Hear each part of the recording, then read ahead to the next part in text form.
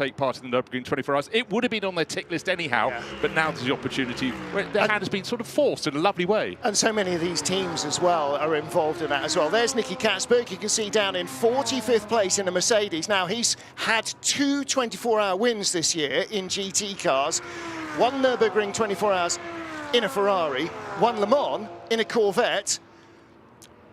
Okay, he's had 2 24-hour wins this year. I'm not suggesting there's going to be a third. I think that is unlikely. Yeah, I think it's very unlikely. However, this race thrives on unlikely. Oh, well, it does. It's its middle name and its second name and third name. But certainly it's a case of working your way if you've fallen down the order. When I was mentioning that Grasser Lamborghini, number 63, down in 51st position, Mirko Bortolotti at the wheel. These are the sort of drivers you expect at the front end. But year on year, you look at the rising standard of the drivers, the teams. GT3 racing is just going through its most purple of purple patches. CrowdStrike have come on board their second year with the naming of this event, and it's just growing and growing. But I think also just the announcement this morning about the calendars for the GT World Challenge in Europe, in the States, and also the tying in with the Intercontinental GT Challenge, kicking off the year in Bathurst.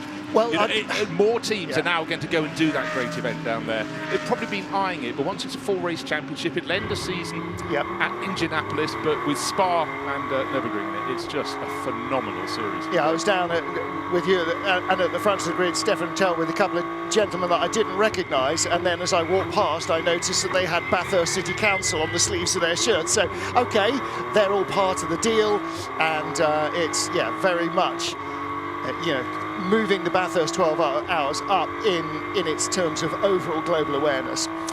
Into the barriers, the number 83, turn 17 for number lovers. That is the exit of Blanchimont. Nowhere scary at all. No. So that car is off it's very Dorian firmly. Pan, it's the Iron Dames Lamborghini. Not that she's only just taken that over, really. Yeah. We saw it in the pits just before we came in to start our 9-hour stint, and she was starting what would have been probably a 1-hour stint, possibly a 2-hour stint. Yep. Dorian, hopefully the damage isn't too bad, but that car now tumbling down the order. Well, the car has not moved, I'm afraid. 53rd position. We've got 2 retirements so far, 132, and the number 7 McLaren, which is the Inception racing car. So Dorian Pan is off driver's right. She will have gone a long way. You can just see the glimmer of the rear lights there behind the barriers. So lights are on, trying to get the car fired up. So this is where the camera crews really earn their corn, trying to find cars. When something rotates, the difference between the brightness of the tail lights and the brightness of the headlights is about as comprehensive as it could be. And certainly hopefully that car can be recovered. Riding on board in traffic, this is always such a great view. You get the view of the speed, the gears the drivers are using at various points of the circuit, and how close traffic is. There's that great shot we had on board of Jules Gounon at the restart, when it sort of looked like full course yellow briefly and then wasn't, and some of the cars' dashes didn't kind of reflect where the racetrack had gone back to green, and he started absolutely flying, and then there were cars there still on the limiter, and the speed differential was absolutely terrifying. Interesting there that as he rode on board with the BMW, that it also in the center of the dash, or the center as we were looking at it, so not the driver's center but actually in the middle of the car, it also was going T15, T16, T17. So the driver doesn't even have to know where he is. If the car stops, the car tells him that he can give the team the correct information. Yeah, so the BMW, which we speak, Sheldon van der Linde, race leader, diving into Eau Rouge, up to Raidillon, all over the tail of the Lamborghini in front of him. But the classic move, a better exit from Raidillon, get the toe, come up the Kemmel Straight, which rises and rises up to Les Combes. Burst out, they're not racing for position, the race leader is ducking behind, out he comes, swerves past the Lamborghini and swerves back in again. Yeah, it didn't get by. Decided not to take the risk. Did not get by the Lamborghini under braking, and that's so much of that's so much of the deal here, is that there are no slower category cars, there are no slower class cars. Everything here is built to the same specification. The only difference between them, they all use the same tyre, They all use the same slick or the same wet tyre. The only difference between them is the speed of the driver. Interesting graphic just came up on the screen. The race leading BMW car number 32 has spent 4 seconds less to the standstill at the pit stop. Yep. The brother's car, Kelvin, so not much in there, but some of the cars further down the order necessarily have taken longer. That's why they're further back. So again, the efficiency of the very top teams, and Team WRT, the local team here, and 12 minutes 2 seconds for car number 9. Not a long time at a standstill in the pits for them, so they've done very well. That's from Boots and VDS. It's obviously something to do with Belgian teams going well in the pits at home. Something like that, Martin. And then you can see right behind Franck Pereira's Lamborghini, 2 minutes longer in the pit lane. You have to, this is not a category in which you can find 2 minutes on track on arrival. Now, one thing I wonder about that graphic though is how many of those cars have served 30 seconds extra at a standstill because of track limits. Yes. That could explain. If you've got 2 or 3 of those visits, there's your minute and a half to add to your time. Right, Dorian Pan's Lamborghini now down in 60th position, because obviously it's been at a standstill, about to be towed clear. And let's face it, that's a very good thing if you're sitting on the outside of the circuit, off the racing line, but still close to the edge. At Blanchimont, you don't want to be sitting there for long. Right, the leader is now free of Lamborghini recalcitrance or encumbrance, because I think the Lambo either got eased out of the way or dived into the pit lane. There is Dorian Pan, there is the Lamborghini, there are lights on, and she's got all the front lights. She's trying to get the car fired up. You can see the marshal there. Okay, at some stage the marshals will be told by race control, okay, it won't start, you need to tow her out of there, because of course the problem is not only in the runoff area from the fastest corner on the circuit have you got a stationary racing car, you've got marshals walking around and you've got a tractor. So that is inherently really, really urgent to deal with that situation. It is, and again, racing under full cover of darkness here at Spa-Francorchamps. Typical moment, the amount of gravel that's off the racing line. Just looking at the cars going out of Les Combes, but just before they dive down to Bruxelles, there is curbing on the left with gravel on it. On the right-hand side, not the racing line, but if someone tucks down the inside, they will hit those marbles. Not marbles, they'll hit those stones. So it'll get very skiddy. At Blanchimont, luckily, the gravel trap is on the exit of the corner, so you're unlikely to have anything on the track in front. But everywhere you look, if someone's come out of the gravel, they do drop it as they continue around the circuit, so it can end up in the most unlikely places. First of all, if you go through one on the inside, bit of ditch hooking, then the splitter digs a huge amount out and then it gets showered everywhere. If you spin, the spinning wheels flick it out and it gets thrown everywhere. And then if you go in and get towed out or drive out on your own account, it's always somewhere in the middle of the car and it gets dropped further down around the circuit as well. So yeah, gravel is a major problem, and in daylight hours, if somebody's gone off before you get there relatively recently, i.e. within your last lap, then in the daylight you suddenly see there's a sea of gravel and you can maybe make that fractional adjustment that allows for it. In the darkness, you don't have that range of vision because the lights won't pick it up, and so you often end up exactly where the gravel puts you. Now, Martin, your point about when you get very close to a car in front of you, it's because it's the same performance of car, a GT3 car, you really have to have a lot more speed. And the Sun Energy One Mercedes sitting across in front of the car, one of the 9 cars carrying our cameras and doing everything right, but just frustrating for the driver who's giving chase, who was our race leader, Sheldon van der Linde. He's got that number 32, Team WRT Audi, through into the lead. He's been patient. We saw him trying to pass the Lamborghini. He just kept himself to himself, just under 10 seconds clear from his brother. And that's Kelvin van der Linde, who's taken over one of the Shearer Sport PHX Audis. That's the team that used to be Phoenix Racing. And just at the Nürburgring 24 Hours, we saw Eric Moser, the boss of it all, retire from racing. Now we've got a slow zone, full course yellow. We've got a full course yellow. This is presumably, so under the cover of this, the Lamborghini of Dorian Pan, the Iron Dames car, can be withdrawn. Now then, if we have a relatively long full course yellow, we may go to safety car, and then we start to get the wave around. Currently, we have only, and this is just a quarter of the race in, we only have 5 cars on the lead lap. Were we to go to a safety car, then we would have 21 cars on the lead lap if the wave around goes. Just waiting. No, I think we've got more than 5. It was just 5 that had crossed the line at that time. Okay, we will see right. a larger number coming through. I reckon we've got probably about 18 to 20 cars on the lead lap. Right. Don't forget, last year we had an equal record, the most cars finishing on the lead lap, which was 8. I think we should be set for something like that. I haven't dared check the weather forecast for what's between us and the end of the race. We'll take darkness now. We'll take the dry every single time. But I tell you what, if you're driving a Mercedes, certainly a Mercedes or Ferrari, the drivers in the early stages of the race went, our only hope in this race is for rain to come. They may yet be right. They may be lucky. Now then, who needs a pit stop? Hello? Rover Racing, they may well have got in already. They're in the upper pits. They're the Grand Prix pits, so they haven't been in that long. And that's Nick Yaloli just running away around the back of that car, in from 6th place, car number 98. One of the 2 Rover Racing BMWs. So that is the car that was leading up to about a quarter of an hour before the 6-hour mark, and then they had to come in for fuel. So he lost the lead, and critically, WRT's Charles Weerts was leading as it got to the 6-hour mark, and that's where the first of 3 points allocation points are.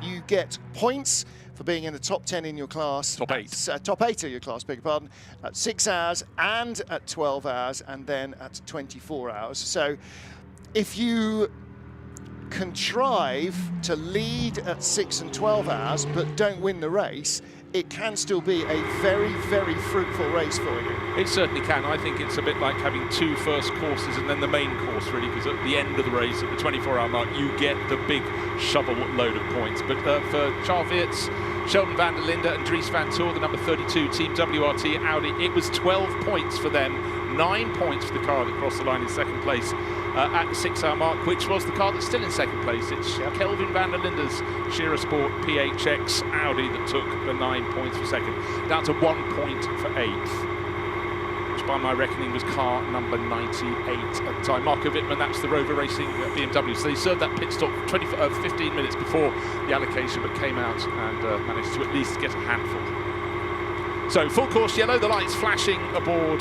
We ride around the circuit slowly. You could see when the lights just shone down a little bit at Blanchimont that not only is Dorian Pin's car, well, we can't see if it's scathed or unscathed, but it's still sitting in the gravel. But the rescue vehicle is there, is hooked up, and I'm sure that'll be withdrawn relatively soon. But unfortunately for the Iron Dames, it's put them down to right down in 64th position, only behind them are the number 216 Benny Simonson driven car, Jean-Francois Bruno, Ulysses de Paul, and that's a car, the number 50 Ferrari that really would have been a lot further up. That's quite a quick crew in there. And Patrick Kujala bringing up the rear, the Barwell Motorsport Lamborghini that had been given a thump by someone else that hadn't helped its cosmetics, or worse than that, its dynamics. Its suspension. And is that, that car is still in the pit lane. We heard from Mark Lemmer 15 minutes ago, 20 minutes ago, 25 minutes ago now that they were hoping to get it out soon.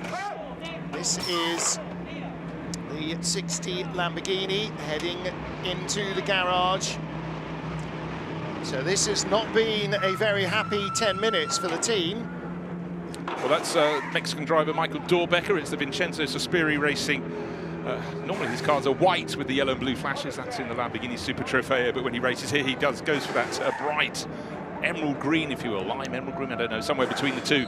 That is beloved, of course. It's the works colour for a Lamborghini. Well, because Grass and Lamborghini have had that green for so long, it seems strange now almost to see a Lamborghini with any other background colour. Certainly does. Now, looking at the nose, the Sun Energy 1 Mercedes sort of reminds me of Jan Lammer's late 1970s Formula 1 shadow, with the Samson shag and the lion's mane running up, but always Kenny Harble's car are run in, great race liveries. And right now you can see 042 on the screen. It's fallen to 42nd position. That started stone last, though, however, due to Kenny Harble being he was injured and wasn't well enough to compete in the race, or not given the all clear, so they had to start in the pits and a lap down. 66 BMW in the pit lane as well. We're hearing the safety car is going to be scrambled. So Team WRT may have got that in just about in the right time. That's the number 31 BMW that poor old Adam Carroll, first of all, was given a clout up the rear by his own teammate, by Valentino Rossi, and then had that puncture very early in the lap and had to limp around. And that's why that is way down the order. Lewis Proctor on board, down in 56th position. In fact, Lewis Proctor just walking away from the car there, so driver change there. So I think that'll probably be Tim Whale getting into that one for this next stint. Take us up to midnight here at Spa-Francorchamps. That car a winner in the support races at the Le Mans 24 Hours just 3 weeks ago. Valentino Rossi also a winner. Led a 1-2 for the team, actually, for WRT. It was a very successful couple of races in the Michelin Le Mans Cup, which uses GT3 category cars as part of their lineup. Well, one of the things one needs to point out is GT3 used to run completely separate to things like the World Endurance Championship, but next year it will be the GT class. So, so many drivers competing here, you know, can now look at serious possibility of racing at the Le Mans 24 Hours, which may not have been on their radar because they were doing GT racing, but now it's really in their lap. Well, now, if you've got a GT3 car and team and driver crew, you can do Daytona 24 Hours, Sebring 12 Hours, Le Mans 24 Hours, Nürburgring 24 Hours, Spa 24 Hours, Bathurst 12 Hours, Petit Le Mans, all of IMSA, all of World Endurance, all of SRO rules racing across the planet. DTM, it's the same car. I mean, that underlines the phenomenal success of GT3 as a platform. TCR, in terms of touring cars, is starting to grow in the way that GT3 did 15 years ago, and for the same reason, because it's affordable and it's level playing field. And this is just an astonishing... Sports car racing has never in its history had a category like this that is A, so long-lived and successful, and B, just continues to grow and spread and grow and spread. And it's an astonishing success story. And again, in motorsport, it's unheralded. In any other sport, I defy you to name something other than a football or a cricket ball and bat or a tennis racket that has been, or a bicycle that's been so universally accepted. So if you are going to do all those races, do remember to send a postcard home. It keeps you popular in the house. Well, no, I don't think you've got a home to go to. I don't think it's possible to go home if you're doing every GT3 race that you could possibly try to. And that's before we get into the winter. That's before we go to the Gulf races and all of the other events. You know, it's just astonishing. Look, and another sign, Martin, beneath GT3 we've got GT4, less high performance cars, but support race here, we had 60 starters in that race. We've got 70 starters or 69 starters taking the start in the 24 hours. It is boom time. Right, the track should be cleared fairly shortly, still waiting for a signal. The safety car will withdraw. You were completely right, Martin, when that rescue needed to be completed of Dorian Pan's pink Lamborghini for the Iron Dames. That doesn't have to come back far, only from Blanchimont to the end of the lap. It's already come past us, in fact, on the back of a flatbed. So the flatbed is in the pit lane, the car is in the pit lane, and we will hopefully get Amanda finding out exactly what the deal is and what the damage is. Out goes the 46 BMW. That's Valentino's Rossi car with Maxime Martin having brought that in. We'll wait to see who drives it out. We have to wait for it to go all the way down the endurance pits and then come out before it triggers a beam that tells us... Maxime Martin, a Spa 24-hour winner himself. His father and uncle also won the Spa 24 hours together. And I said to Maxime, well, so how come you and your brother haven't raced together? They have, in fact. His brother and his father and his uncle have raced here in the Spa 25 hours. Oh, the Fun Cup race. In the Fun Cup race, yeah. But yeah. No, I think it was a wonderful moment when Maxime won it all those years ago. It sort of completed the circle. He'd been trying for quite some while, always in the reckoning, but in the reckoning and Victor is a different thing. So the pit lane is closed now behind the safety car. So those that got in, we were just mentioning the number 46, Team WRT, BMW, they were the lucky ones. And those that didn't quite find themselves at the right part of the circuit, they are going to have to wait until it opens all over again.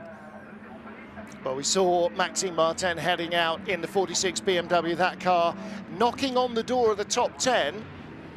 So it's had a good race so far. They did serve a penalty after Valentino Rossi was a bit ambitious in the eyes of John Watson, trying to go up the inside of teammate Adam Carroll. I'm not sure he was trying to make a pass. I think he was just hoping something might happen, and Adam Carroll turned in, as is his right, and unfortunately there was contact between them, so there was a small penalty to serve. However, the car's still in the fringes of the top 10.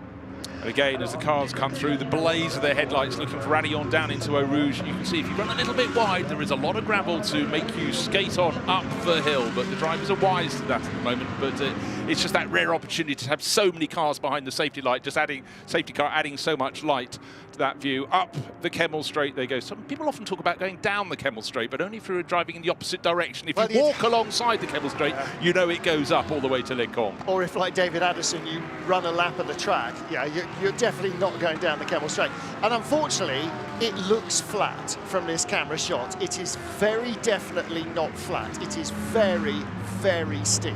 Talking of flat, did they send a flatbed out for David to be brought home on? No, he made it round with that. Well done him. It's his third year running the track, so he never tries to double stint and go for a second lap, but he's still done it more times than I've managed to. And I have brought my running gear here a couple of times and not quite got round to it. In the lead of the race is a Van der Linde, but it's a Kelvin, not a Sheldon, because the number 32 car, Team WRT's BMW, came in for a short pit stop there. Yeah, and you can do that under the safety car, and that was fuel only. And you have to do that because otherwise you're going to run out on the circuit. You can only have effectively a splash. So that's be coming in again. But for the Van der Linde families from South Africa, swap Sheldon for Kelvin for now.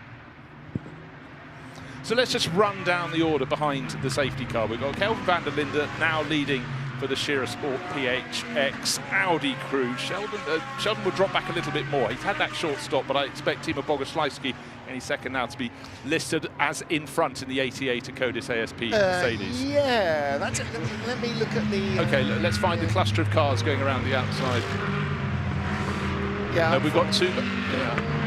Unfortunately, it's we've got a GPS tracker, but things are flying all over the place. And everybody is queued up. The leader, incidentally, is not directly behind the safety car yet. So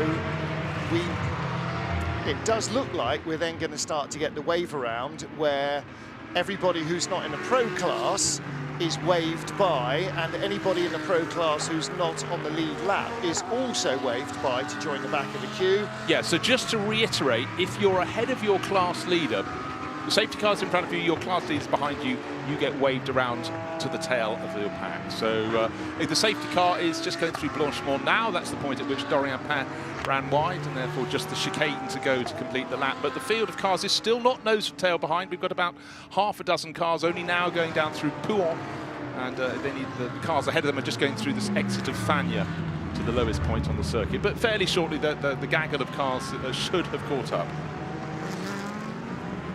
So through the chicane, great grandstand there overlooking the chicane. It's the exit of what we used to call the bus stop, but it's no longer sort of left-right, right-left combo. It's a sort of triangular entry and then just the chicane to complete the lap. But nose to tail, chance for the drivers to check all their controls, see all is good. Just check what's on and off the racing line as well, but we'll have that field nose to tail. The safety car just going through La Source and then coming down. Brilliant shot looking down from Radion. Again, it just emphasises the rise and fall of this majestic circuit at Spa-Francorchamps. Past what we call the endurance pits, those are the original pits, past the start line, down the hill they come and into Eau Rouge, but still with that safety car at the front, controlling the pace of the field. So at the moment, everything in terms of danger on the circuit has been sorted out. So now we're in the shuffling of the deck. So your race leader, Kelvin van der Linde, and Sheldon van der Linde, I'm not sure how many laps they're going to get out of their, here we go, here's the wave by, out of their bingo fuel pit call, but he will need to come in imminently. Okay, one thing I just need to correct. I wasn't sure if Sheldon van der Linde, having pitted from the lead for that short pit stop, would have got back out into second. Would have lost certainly the lead to his brother Kelvin in the number 17 Shearer Sport PHX Audi, but I thought he might have fallen to third behind the 88 Codis ASP Mercedes, but he has not, because Timo Bogoslawski is 3.5 seconds further back. But yes, the wave through is going on. Yeah, that's interesting, because Sheldon was 9 seconds ahead of Kelvin, which made him 12 seconds ahead of Bogoslawski. I would have thought, even at safety car speed, you might have lost 12 seconds with, how long was his pit stop? We haven't got it on our screen, how long his pit stop was, but I would have thought he would have lost more than that. However, it may just be that he got back into queue. I mean, that's another factor here, is that the safety car is out, but the pit lane exit, certainly earlier in the race, remained open, so drivers could file out of the pit lane, come up over the top of Redion in the pit exit road, and just pull into the middle of the safety car queue. Yeah, but when you come in under a safety car, of course, everybody is going very slowly around the track behind the safety car, and yes, you're losing time, but not as much as you would otherwise. So drivers, it's a slightly risky moment actually, because with the safety car and the wave by, you're pulling off the racing line a little bit, maybe to help some of the other people who are being waved by, and that's the moment you could have a bit of a faux pas, a bit of a slip up. But here we are. It's a hiatus, if you will. Now the Dorian power car has been removed, and we're not waiting for anything else to be cleared. We're just waiting for the wave by to be completed. As Martin was explaining, if your class leader is behind you in the safety car queue, you will be waved past the safety car and can rejoin the field at the back of the train. You can gain effectively the best part of a lap if you're very, very lucky relative to your class leader. Well, right now it is showing 19 cars on the lead lap, the last of whom is Maro Engel in the 999, although the team are saying unless there's an almighty hand of God dealt for them, their race is over. 20th place was Lorenzo Petresi in the 99 car, but he has now dropped back down the order. Well, very good news. The wave by has been completed, and so the field can pick up its pace behind the safety car, still controlled by them, but pit lane is open again. You can come in and serve a standard pit stop with no penalty. But just remember, Team WRT took maximum points at the 6-hour mark. That's 12 points in the bank, but they had to come in and take an absolute minimal splash of fuel, and that has dropped them down one position so far. We thought it might have been more, but they will be coming in relatively soon, but presumably after most of the field to make their next pit stop. Their hand was forced. But now, that's interesting. I wonder when the teams were told that the pit lane was open, because this would have been the perfect time to bring in the 32 car, but Sheldon van der Linde is in the queue behind his brother, so he is still second in the queue behind the safety car. Right, we have got cars coming in. We've got Gilles Magnus has come in from 14th position in the number 11 Audi, Christian Engelhardt, and behind the Maxi Goetz, and the car that coulda, shoulda, but it started right down near the back, Maro Engel, the number 999, the Mercedes from Group M. They've dived into the bits. Nobody else? One a little bit further back. Clement Mathieu as well. Clement Mathieu from 32nd place. Yeah, the only other cars in the pit lane are in for other reasons other than an auspicious opportunity to take fuel. And in terms of stint length, there's nobody that desperately needs to come in yet. Right, let's just run down the classes. You mentioned Lorenzo Petresi. Graphic shows us he's leading the Silver Cup class by just over 4.5 seconds from Glenn Van Berlo in the number 85 Lamborghini. So it's Audi from Lamborghini, and to complete that pattern, Lucas Leseret in an Audi is in third, another 21 seconds back. And then Sam Neri in another Lamborghini in fourth overall in the Silver Cup class. And if you're new to this form of GT racing, we have 5 classes. We've got Pro, which is entirely what it says on the tin. We have Gold class, we have Silver, we have Bronze, and we have Pro-Am. And it's a different balance of various driver rankings that you can knit into your mix. And it doesn't just affect the overall performance of your team, it also the amount of minimum driving time for the amateurs in that Pro-Am lineup, and the maximum driving time for the pros. So the teams can really mix and match and choose how they want to do the race and put their teams together. And a lot of the pro teams run only with 3 drivers to cover the 24 hours. And all other crews can have 4 if they so choose, and most of them have. Well, all of our 4 pit stoppers have whistled in and out.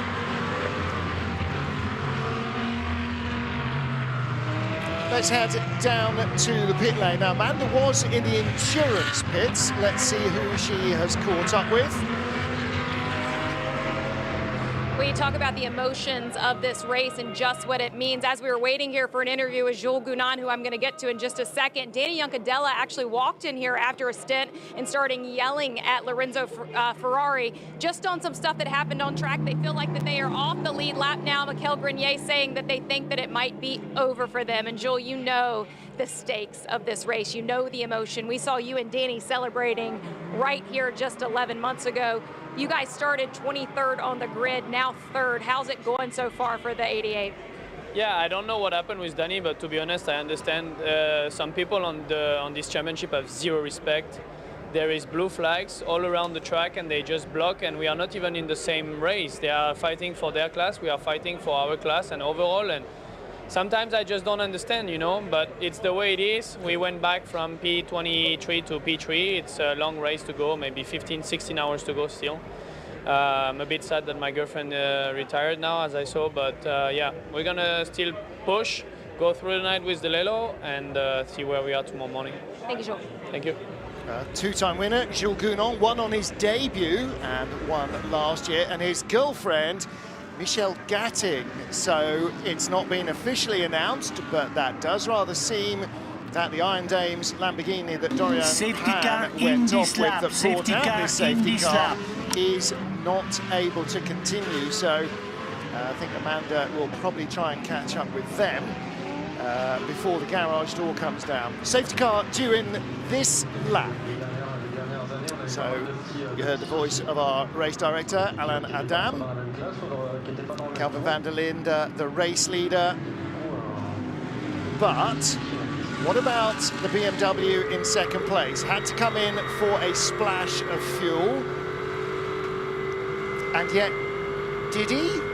Kelvin van der Linde is 34 minutes into his stint, and the BMW in second is only currently 17 minutes in, and was only 10 minutes into its stint when it came in behind under full course yellow. So I don't know how he could have been on bingo fuel only 10 minutes into a stint. No. That is an absolutely classic case of how Team WRT optimise in their minds the best approach to this. Take the splash. You've lost only one position. You're far enough to come in from the lead, only lose one place, and we put more fuel into your car. The minimal amount, but it means they can then stop.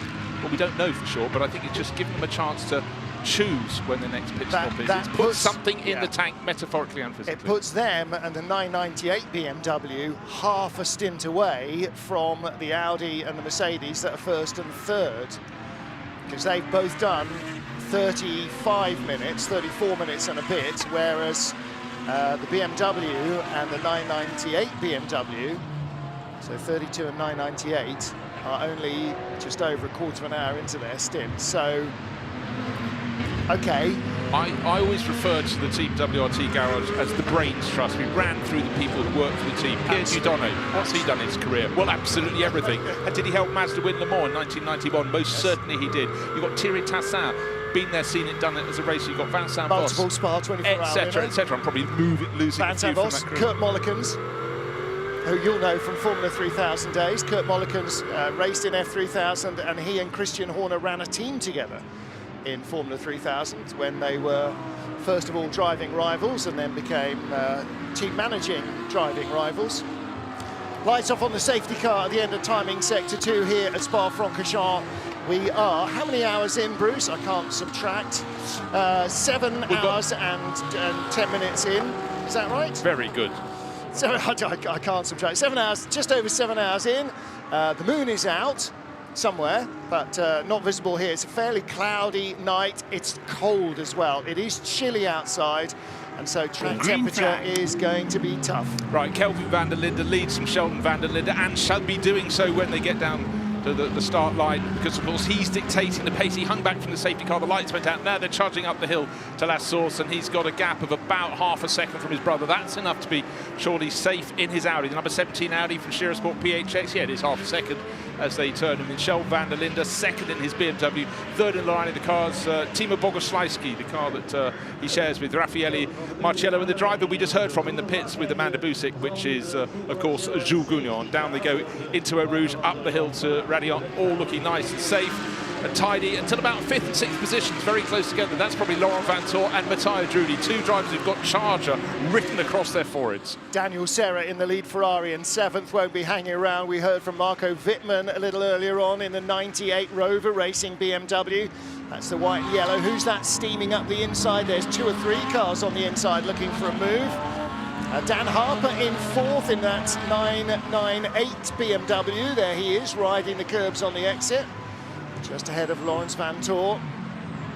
It's quite a hard car to pick out, the BMW Junior car that Dan Harper has shared this year with such success, and that's because it's blue with a sort of bronzy coloured stripe on it, and it doesn't stand out like the white, yellow and black Rover racing car, but it does stand out in terms of its performance.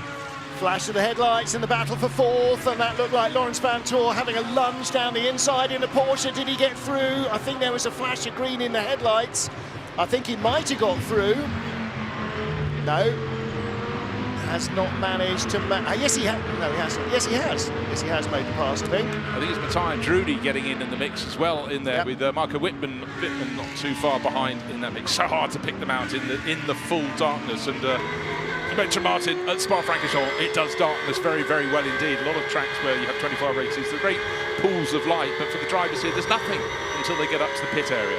Yeah, there's not even a smuggler. Well, it is a smuggler's moon. There's no moonlight to help them either. Not that moonlight's much good when you're driving at the sort of speeds that these guys are. 260, 270 Ks flat out up the hill here. Right, the Van der Lindes have really made good their escape. Kelvin ahead of Sheldon because Timo Bogoslawski is third in that queue, but about to be passed with a big challenge from the number 63 Lamborghini. And of course, where's that in the overall ranking? Way down. It was 51st last time I checked, 53rd at the moment. This is a car that fleetingly led the race slightly artificially near the start and then had 4 laps early on stuck in the garage with brake work, so he's trying to unlap himself and get ahead of this queue. And looking at the pace that the South African racer Jordan Pepper has, third in this queue of cars, well, this is his opportunity to at least just get his nose in front to get back to just being 3 7/8 laps in arrears. Yeah. Any opportunity. I mean, there are no get out of jail free cards played here. If you drop back, you drop back, and everybody is as quick as you. So the only thing you can do is either give up and go home, which isn't really in their DNA, or just drive like the devil's on your tail. And Jordan Pepper is clearly doing that, carving his way back up through the field. Okay, this is a really unusual occurrence in the Spa 24 Hours. The first 3 cars in the train are driven by 3 different South African drivers. So first and second, Kelvin van der Linde in an Audi, Sheldon van der Linde in the BMW that served the quick charge through the pits, and then the car that's all the way down is third in the line of cars, but 53rd overall, Jordan Pepper in that delayed number 63 Lamborghini, and then dropping the rest very, very quickly indeed. Yeah. Fourth car in the line is still Timo Bogoslawski. When I say still, he was just passed by the Lamborghini last time around, but he is third overall, and he's now got Lawrence Van Tor for company. That can't be comfortable. Yeah, Dan Harper is 8/10 behind Bogoslawski, and the second behind him, Lawrence Van Tor. Second behind him, Luca Drudy. 2 seconds behind him is Daniel Serra in the best of the Ferrari. So the Ferrari just losing a little at the restart now. What we see with the Ferrari in GTE trim is that it doesn't heat its tyres very quickly. Somebody in trouble. It's Mercedes pulling off at the side of the circuit, trying to work out which number 2. Number 2, so it's the Get Speed car. It's Andrei Lewandowski, fallen to 57th position, limping home, but doing a great job. He's got a deflated right rear tyre. He's driven off the circuit, the right-hand side of his car. So keen is he to keep out of the way. So really well done to the Polish driver there. Very, very sensible, but just how upsetting. You bide your time through a safety car period, you go through the wave by, and at the fastest point of the circuit, sparks coming off the car. Have we got it grounding? But he's off there at Blanchimont. Well, do you know what's happened is that he has probably come off the safety car and felt a vibration and just thought, okay, the temperature's gone out of the tyres. It's fine. It's not a deal. It's not a problem. That's not him. That's the number 10 Boots and VDS car. So that's an Audi with a left front puncture. Do you think they combined? 2 into 1. Oh, so the Mercedes got clobbered as the Audi cut the inside of the corner, bounced off the curbs into the Mercedes. So that was an error. You've really got to feel for Andrei Lewandowski there, just getting fully up to speed again, and then suddenly a car on the grass on the right side of the track, but not staying there, coming across the track into his path, spun him around. That would have been a real heart-in-mouth moment for Lewandowski there. Yeah, so that's more gravel and dirt onto the track on the approach to Blanchimont corner. But so both those cars ought to get back to the pits. We've certainly seen. Roy Meyerhouse is in the pit lane now in that Boots and VDS car. And Lewandowski, it looked like he was doing all the right things, ticking all the right boxes, but that's going to be so frustratingly slow. He's in the pit lane now, and hopefully there's no knock-on damage. Of course, the problem with being hit in the wheel is that that's the axle, and that's the suspension, and that's the brakes and everything else. And even if they're all still attached now, who knows how attached they're going to be in 6 or 12 or 18 hours since. Yeah, that was also a contact at an angle. Sometimes you're lucky if you're fully side on to a barrier, you don't get those the really severe loading at an angle. It's not made to be pushed through. Right, front two. Kelvin van der Linde, the number 17 Sport PHX Audi, leading this darkness by just over half a second from Sheldon van der Linde, his brother, who is driving a BMW. So you could say the van der Linde family's got they've sort of hedged their bets with their boys, haven't they? Covering the bases, aren't they? Marco Wittmann starting to look quite serious. He's in 8th place, attacking. He's in the 98 Rover Racing BMW, just picked him out all over the tail of Daniel Serra in the 71. Really sort of remaining Ferrari in the mix, because the 51 sister car from AF Corsa Écurie Francorchamps has been in the wars with its puncture and other issues, and really. So right now it's up to 7th place for Daniel Serra, but I think Marco Wittmann has got his tail right up and is certainly closing in. Yeah, the puncture was the real nail in the coffin for the 51 car, started by Alessia Rivera from the front row of the grid. That car qualified second fastest. Great battle now for 3rd place. Timo Bogoslawski at the head of a trio of cars coming down the hill, and the car right in behind him, looking one way, looking the other. The Ulsterman, Dan Harper, in that 998 BMW in 4th place, but for how much longer? He's got the run coming up the hill. Out of Radio he goes. He can only see part of the rear of the car because he's so close, and he's got a car right behind him, blinding, dazzling him, and that's who's doing that? It's Lawrence Vanthoor. Yeah. Well, we're talking about the van der Linde brothers. Of course, the Vanthoors are equally competitive brothers who rarely drive for the same mark, although they frequently drive in the same races. Well, no change there. Here we are on board with Vanthoor. Well, he's really got Bogoslawski under pressure on the exit of Lecombe. Little bit of a mistake, a slip up, looking down the inside at Bruxelles. Ain't happening there. Down to Speaker's Corner. Bogoslawski comes it off, but he's really sort of running a little bit wide and loose, but he's hung on. Down the hill they go. What's next? Oh, double gauche, fabulous corner. What's really interesting about GT3 racing, or anything that's got this sort of balance of performance, is that BOP is designed to produce the same lap time from each of these different cars. Front engine, mid-engine, rear-engined, V6, V8, V10, flat 6, whatever. Turbocharged, normally aspirated. But they generate their lap time in different ways. Some will have more top speed and less cornering speed. Some will have more corner entry and less exit. Some will be better from apex to exit. And so sometimes you'll find that you've got a speed advantage to catch somebody, but when you need to, maybe your car's not as good on brakes or not as good on turning, or he's just a little bit quicker off the corner and opens up that gap again all the way up the straight. The Spa-Francorchamps is a longish circuit, so if you just missed it at the point of the lap where your lap is good, but imagine if your only place you're strong at, say, the Nürburgring is coming out of Schwabenschwanz onto the long run back to the pits, and you muck it up, you've got to wait another 25 kilometres to get in that spot all over again. Yeah, here at least it's only 2.5 minutes, not 9.5 minutes or 8.5 minutes.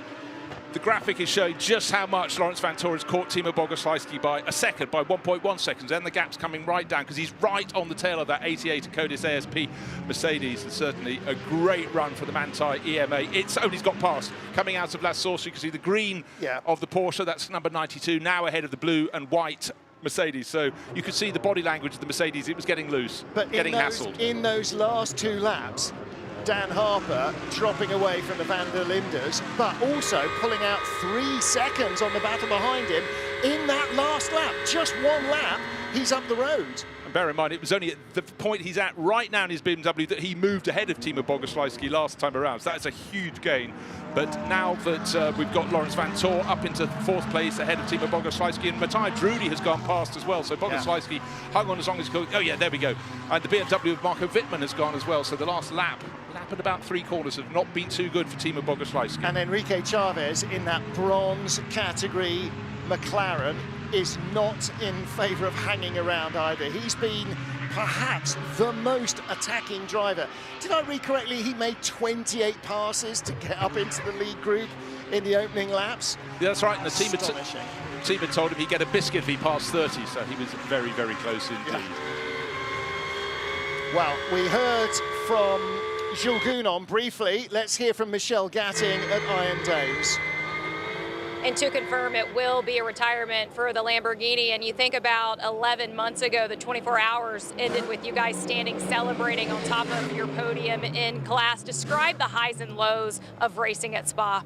Yeah, it's like you say, there are highs and lows. This year it was a low, unfortunately. It's a part of the game. It's a part of the sport that we love so much that these things can happen. We need to analyze and understand exactly what happened and why it happened. Most important thing that Dorian is okay. It's a shame for the team. We knew this would be a tough race with the new car, with the Lamborghini. But I mean, we were getting up the ranking and it was starting to look quite good here in the night, so it's a shame. Thank you, Michelle. Well, they've got such a busy year, this crew, because they're racing in the World Endurance Championship next week in Monza in a Porsche. This week, they're in a Lamborghini. Last week, they were racing in the States in a Lamborghini.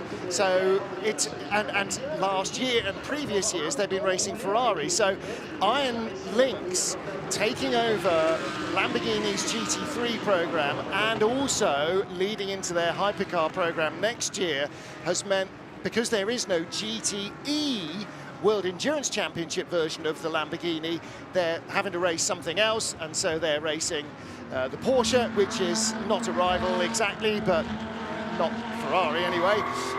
So yeah, I mean, so much racing that all of that crew are doing.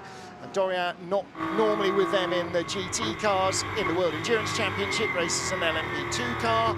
So they're all jumping in from one car to another, week in, week out. It may not provide them with the ultimate results you get if you were in one make of car all year, but it's not half hurting them in terms, not half helping them in terms of just gaining the flexibility you need. And the Iron Dames crew are getting so much exposure as well. They've got such a fantastic PR operation and really, really drawing people in to what they're doing. They're going out and they're racing really hard, so you can sense the frustration, but anyone knows in a field as packed as this, you can have one small incident and it's over and out. But thus far, it's only the third car to have a line put through its number. We've still got 67 of the 70 starters. Exactly so. And you know, you heard again from Amanda, last year on the podium here, this year out before bedtime, basically, you know, barely got a quarter of the way through the race.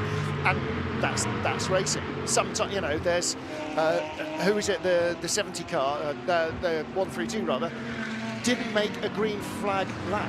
No, because if you weren't with us at the start of the race, it had been damp before the start of the race, and then it was sunny when the cars were down on the grid. Not all the crews changed to slick tyres, and a couple of them dived in after the safety car starts, and one of them going to the top of the hill. It's Carl Washington from GMG Racing, just rotated and clattered the car, and that was out, as you said, before they got up to full racing speed. But and you know, the frustration of that, the build-up of all the time, all the money, all the preparation, all the effort that goes into an epic race like this, and you don't even get to start. All right, they rolled away behind the safety car, but they didn't, you know, 3 drivers didn't get to sit in the car in the race, and even Carl didn't get to turn a green flag lap, and that is bitterly frustrating, and not what anybody wishes on arrival. No, really, really cruel luck for the crew. And Pat Long keeps insisting he's a retired racing driver, and he didn't get a chance to disprove his theory. But he's busy organising things Porsche-wise, state-wise. Right, Kelvin van der Linde is still leading the race. We're looking at him from the car in second place with his brother, Sheldon van der Linde, tucked in behind in the Team WRT number 32 BMW. So that was a reflex action there. 11 years of Team WRT running Audis, and I got 7.5 hours into the race before stumbling. And the car right behind is still the 63 Lamborghini, so that car that's however many 4 laps back, it is still tucked in right behind them, and it is matching them absolutely blow for blow. No, more than that, it's actually caught them. Yeah. It's caught the duo, because they were about 1.5 seconds clear, maybe slightly more than that. But so we've got the cars that are first, second, and 52nd running 1, 2, and 3 on the circuit at the moment. But then there is darkness, because there's quite a gap. There's a gap of, well, it's nearly 10 seconds back to Dan Harper, who's running 4th in this line of cars, 3rd overall, another good result. Harper, Hess, Verhagen, a trio of Verhagen from the States, Hess from Germany, and Dan Harper. This is their 3rd year running in BMW Junior team races. They've been competing in the Nürburgring Langstrecken Series race. They're competing in these GT World Challenge Endurance races, and and they're getting better and better. And it takes me back to the 1980s when BMW had a junior team, and all sorts of names went out in BMW M3s and 320is. Fabulous enterprise, and I love the fact that BMW put so much effort into it. And the 1970s, yeah. And yes, when their machinery was even better, wasn't it? Exactly. You think Ronnie Peterson was equipped with all sorts of fabulous Did we kit. mention that Marco Wittmann in the 98 BMW moved ahead of Mattia Drudi on the last lap for 4th place? If you mentioned it, I was looking at something else. There's the 63 Lamborghini, way back, but again, you know, being tripped up by a hurdle doesn't mean that you're any slower. It just means you've got an awful lot of racing to do. Well, just right with the lead duo, there is the battle for the lead. Audi versus BMW being illuminated by the Lamborghini behind. Yeah, I just spoke to a Lamborghini representative before I came in. He said it's so galling. One little error with the brakes, one little malfunction, but we're lapping as fast as the frontist cars. And since then, he's absolutely proved that to be the case. But alas, 4 laps down. Better exit that time from Radion from the race leader, Kelvin van der Linde. Just found maybe 1/10 of a second to what he's desperately trying to do is stop giving a toe to his brother. And when he gets towards the end of the Kemmel Straight, always the car in behind will gain. But he just gave himself a little bit of a buffer by a better run through Eau Rouge and Radion so he can breathe. Well, not freely, but just another lap where he's keeping Sheldon off his tail, but a better exit from Pief Paf. Down the slope to Bruxelles they go, but all in that time, Sheldon's aware there's someone right behind him as well, someone desperate to get past, and that's the Lamborghini that's 4 laps down, but being driven absolutely superbly at the moment in 52nd position by Jordan Pepper. John, there is a degree, perhaps, where Sheldon van der Linde might let the Lamborghini go by and just sit behind him, pick up a double toe, because right now he's not trying to take the lead from Kelvin, because he knows Kelvin's going to pit 15 to 20 minutes before he needs to, so he can let the Lamborghini go by. The Lamborghini is clearly quicker than both these guys, so if he goes by, then when Kelvin peels into the pit lane and Sheldon's leading, hopefully by that stage the Lamborghini can then start to pull away and won't be holding Sheldon van der Linde up either. And in fact, the Lamborghini was in the pits the same time as Sheldon was, so yes, they will stay on the track together. And Kelvin van der Linde in the car we're looking at the tail of, that's the race-leading Shearer Sport PHX Audi car number 17, will be in, certainly as we pointed out, 15-16 minutes before its rivals. Yeah, Kelvin van der Linde, the race leader, the car you're looking at, is due in within the next 10 minutes, so maybe 4 more laps after this one, possibly at a squeak 5, but you don't, yeah, they'll probably do 5, because he's done 50, no they won't, they'll do 4, because he's done 55 minutes now, and he can't afford to overrun the 65-minute maximum, so that's, you know, we're now in the countdown, and if I can work that out, you know the teams know exactly what's going on.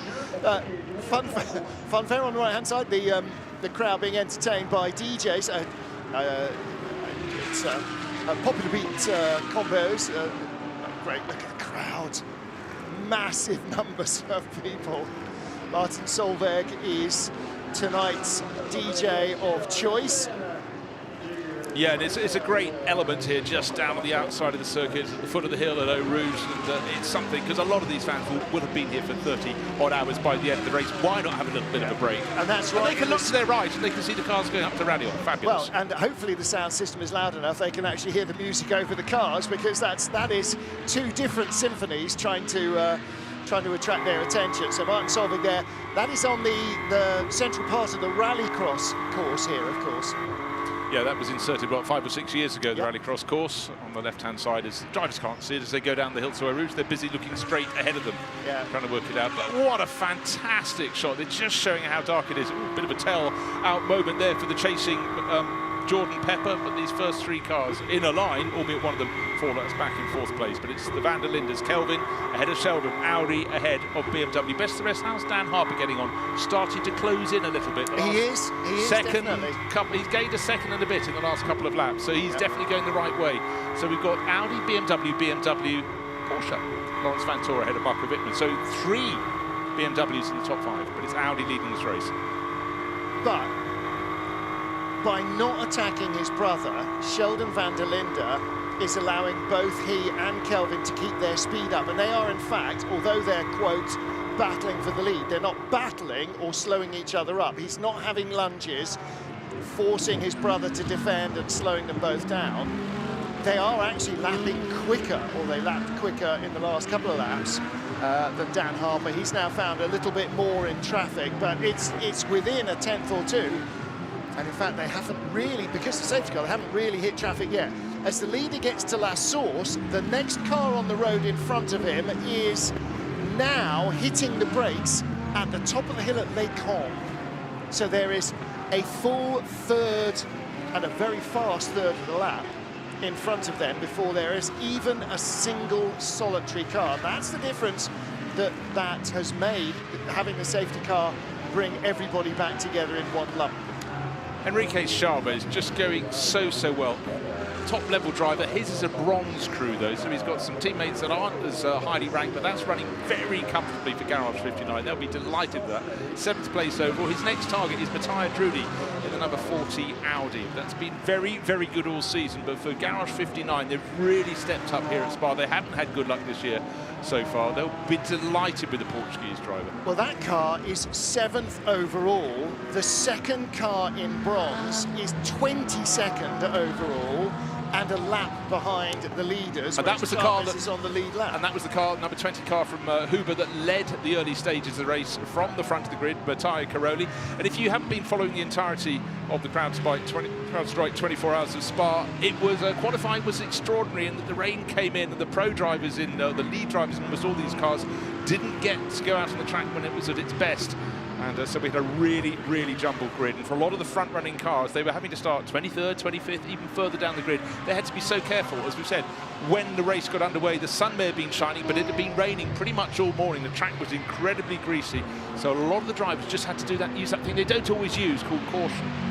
Matthias Drudy, you're looking at here ahead of Enrique Chavez. Feeling the pressure because the tail was right out on the Audi there, coming on the drag towards the bottom of the hill. Kurt Paul Frere about to follow the come out of Fagnes, but that was a very sideways Audi, hanging on to 6th place. But we're talking about Enrique Chavez. He's putting the pressure right on in the number 188 Garage 59 McLaren, and he's got another car right up his chuff. Now that's a lapped car. It's a lap down, isn't it? That's not Boguslavski. He's about 4 seconds behind. So Chavez does have the lights in the rearview mirror. The team will have said that's not for position, but that car is right with them, which means that if he has a bit of a fumble, then he might get collected from behind. So real pressure on Chavez. Whoa, here's the Porsche. That's Earl Bamber, so he's a driver, Le Mans winner down there, down in 43rd, 44th position, 44th for car number 23. And in fact, that's the Grove family Porsche. He's helping to run, but yeah, he's doesn't want to get out of the way, but he's trying not to interrupt this battle. In fact, the best way is to overtake the car in front and pull away. That's what Earl is trying to do. The Kiwi going around the outside on that sort of right-hand kink as they go past the endurance. He's got ahead of Matthias Drudy. Now he's chopped him, so the progress for Drudy will be abated. And coming up, this is the chance now for Chavez to get onto his rear. He'll get a double toe up the hill. Ooh, hang on to your hats up at Les Combes. So Earl went past both of them in one fell swoop on that last lap, but now it means that Matthias Drudy, if he sits behind a Porsche, is getting a bit of a toe, and then Chavez is getting a bit more of a toe. So again, still drive-through penalty to car 90 for causing a collision. Now that was the collision with the Mercedes, wasn't it, that we saw? So that was the one that tagged the Mercedes into a spin and gave the Mercedes the puncture. The Mad Panda Motorsports the Mercedes. Audi.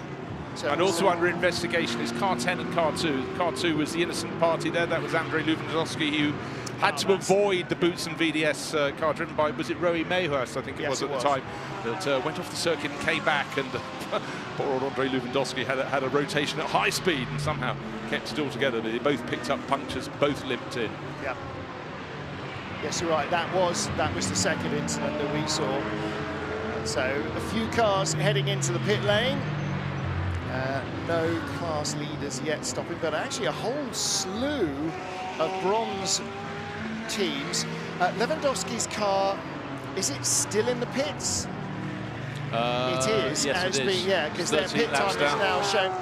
Pit times are measured in minutes and seconds, or over 10 minutes. So Andrei Lewandowski, we said, okay, hopefully it's only a puncture, But when you get hit from the side, or you get hit in the rear corner, or the front corner for that matter, yeah, suspension is not supposed to go side to side. It's supposed to go up and down. Well, Enrique Chavez, the 188 McLaren, still pushing super, super hard. But at the moment, it seems that Matteo Trudi's got the answers. Number 40, Tracer Attempto Racing, Tracer Orange 1 Racing Porsche. A number of cars still diving into the pits in the background, but still the number 40 Audi just ahead of Enrique Chavez. And down they go past the concert, not the concert, the DJ doing his act, down to Eau Rouge, up to Radiant, and maybe this time without the interruption, Will Bamber, who now is going through Eau Rouge, he's pulled out, what, 3 seconds on that battle, having caught the pair of them.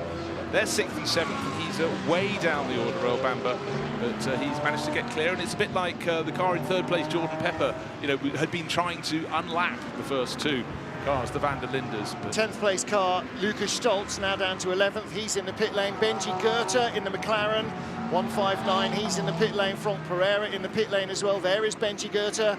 Passenger door open, so he stays in. No driver change. So they'll be topping up drinks, bottles, and so on. Because even though it's night time, track temperature's about 17. Air temperature still claimed to be 15.5. I can believe it. It's quite muggy out there, Martin. Yeah, it is. It didn't feel like 15 degrees as we're walking over for dinner a couple of hours ago. But you're wearing shorts. That is a bit of a bellwether on the cooling air temperature, but it stayed fairly constant. Yes, it hasn't dropped too much. In fact, mid-morning today, with all the rain and the thick cloud we had hanging over the circuit, a very elaborate exit, it was only about 15 degrees mid-morning. Yeah. Then it warmed up a little bit, but it hasn't dropped down too much. Lamborghini of, not sure whose Lamborghini into the pit lane, we'll find out in a moment. Kelvin van der Linde should be in this time, and the leader is coming up to the chicane. There he is. So, does he peel into the pit lane? Yes, he does, because he's done 1 hour and 4 minutes and 15 seconds, so he's got 45 seconds to get to that line there. He is now in the pits. 40 seconds to spare. What was the worry? On the nose, we say. Absolutely. So van der Linde in, out of the lead, and van der Linde stays out and is in the lead. See, that's not confusing even slightly, is it? Try that at 3 in the morning, see how I respond to that. So we swap one for the other, and in fact what they've done is go back into the order they were before the safety car was out, and a little splash and dash for the Team WRT number 32 BMW. And still the other runners into the pit lane. Also in Enrique Chavez with the blue strips across along the top of the side windows. So the McLaren is in from 7th, Boguslawski is in from what was 8th and is now 9th, as Daniel Serra moves up to 8th in the best placed Ferrari. The second best placed Ferrari, Alessia Rivera, is a lap back in 25th place. Now, to me, the big question is, will Timo Boguslawski make it a double stint? Will he just have the pit stop and go back out? Or will we see Jules Gounon, who was at the pit garage not so long ago? So I suggest he is probably the one being readied, because Timo Boguslawski took over the Codis 88 Mercedes from teammate Raffaele Marcello from 3rd place. He's fallen to 8th. He's in the pits. We'll wait to see if there's a driver change, but I would think Jules Gounon, the money would be on him taking that car back out onto the circuit. And our race leader, Kelvin van der Linde's fresh set of Pirellis put onto the number 17 Audi there, Shira Sport PHX. New name for 2023, full service, neat, tidy. Now, in addition to the airline being pulled off, you can see the earthing strap. That's the other line there being pulled off. You have to have that attached so the car is earthed and doesn't create any static sparks during fueling. As David pointed out earlier, a number of these cars now, in fact, I would think probably almost all of them, have a facility where when the airline is pulled off, not only do the air jacks immediately retract, but the engine starts as well. Anything that can save you 1/10 of a second in the pit lane is worth whatever it costs. And some of these things that can save you 1/10 in the pit lane really cost. Kelvin van der Linde heads back out on track. Dan Harper has gone by him, Lawrence Van Tor has gone by him, Marco Wittmann will have gone by him, Matteo Trudi. He'll be out of the top 10. I saw 12th position on the windscreen when he was still in the pit lane. He's probably fallen to about 15th position because we had just around 20 cars on the lead. That may be a fraction over that.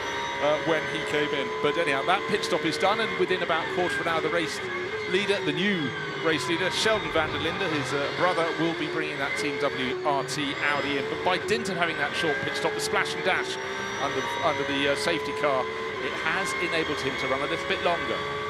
Race leader is out of Rédillon and up the Kemmel Straight, and his brother is just turning left after Bruxelles. So down into Pouon goes the number 17, van der Linde. Kelvin, as into Les Combes at the top of the hill goes Sheldon, his brother. So you lose 4/5 of a lap in a standard pit stop. Not an entire lap, but if you're a minute behind the leader, you will go a lap down until he pits again. We're riding on board the number 92 Manthey EMA Porsche, third place overall, Laurent Vantor. He's got a couple of cars between him and the one he's chasing, Dan Harper. In fact, 1.25 seconds at last timing interval. That's second, Dan Harper, back to Laurence Vantor, third in the Manthey EMA car. But down the hill from Speak we go to John Watson's favourite corner, called Pouon, but these days called Double Gauche, and that's because it's effectively two left-handers dropping all the way through. The number 71 Ferrari in the pits, that was Daniel Serra, moved up to 6th place, was really in 7th place, but of course he gained one position when the race-leading number 17 Audi came into service. The deal now is that you are in whatever position it says on the scoring until you get to the 12-hour mark, and that's when it really matters. And so from the minute that the 6-hour mark was passed, all the teams were really trying to shuffle their beans, get them into the right position and realign their pit strategy so that they'll try and leapfrog as many people by 12 hours and at the 12-hour mark. Well, it's been a busy race so far, and that is only likely to continue. The 75th running of the Spa 24 Hours, the CrowdStrike Spa 24 Hours. After heavy rain this morning, it was a damp start, 4 laps behind the safety car before they got the green, and they were led away by Matteo Cairoli in the bronze class Porsche, with a top pro car behind him, Alessio Rivera in the leading Ferrari. Qualifying had upset the apple cart, and the order all the way through the field was completely jumbled, with some of the most fancied cars starting not in the top 10 or the top 20, but down in the 30s, the 40s, out of 70 cars that took the start. Frantic action right from the get-go. And as ever, with everybody in equal machinery, door handle to door handle racing guaranteed from first to last. Raffaele Marciello starting to bring the 88 Mercedes to the fore, getting a couple of good runs and good passes on in the first stint in the car.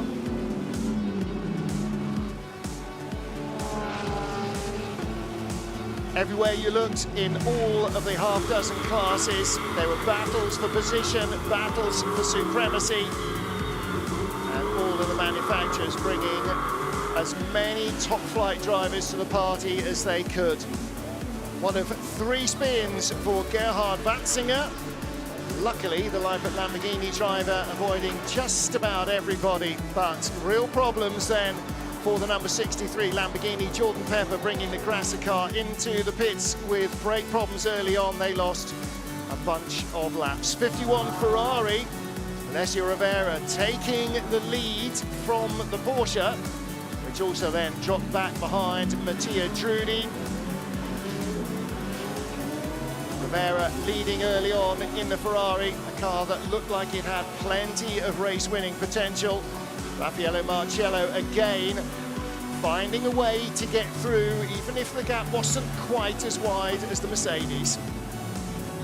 First sign of drama for Kevin Estre, spinning Samantha Tan's Porsche, picking up a penalty, and then a puncture for the 51 Ferrari. Alessio Rivera losing just about a lap by the time they recovered from that.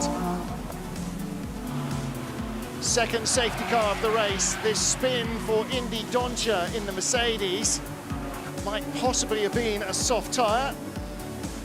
Back to green flag racing, and Nicky Team leading as Kevin Estre Past Denis Marshall for second place. Estre piling on the pressure.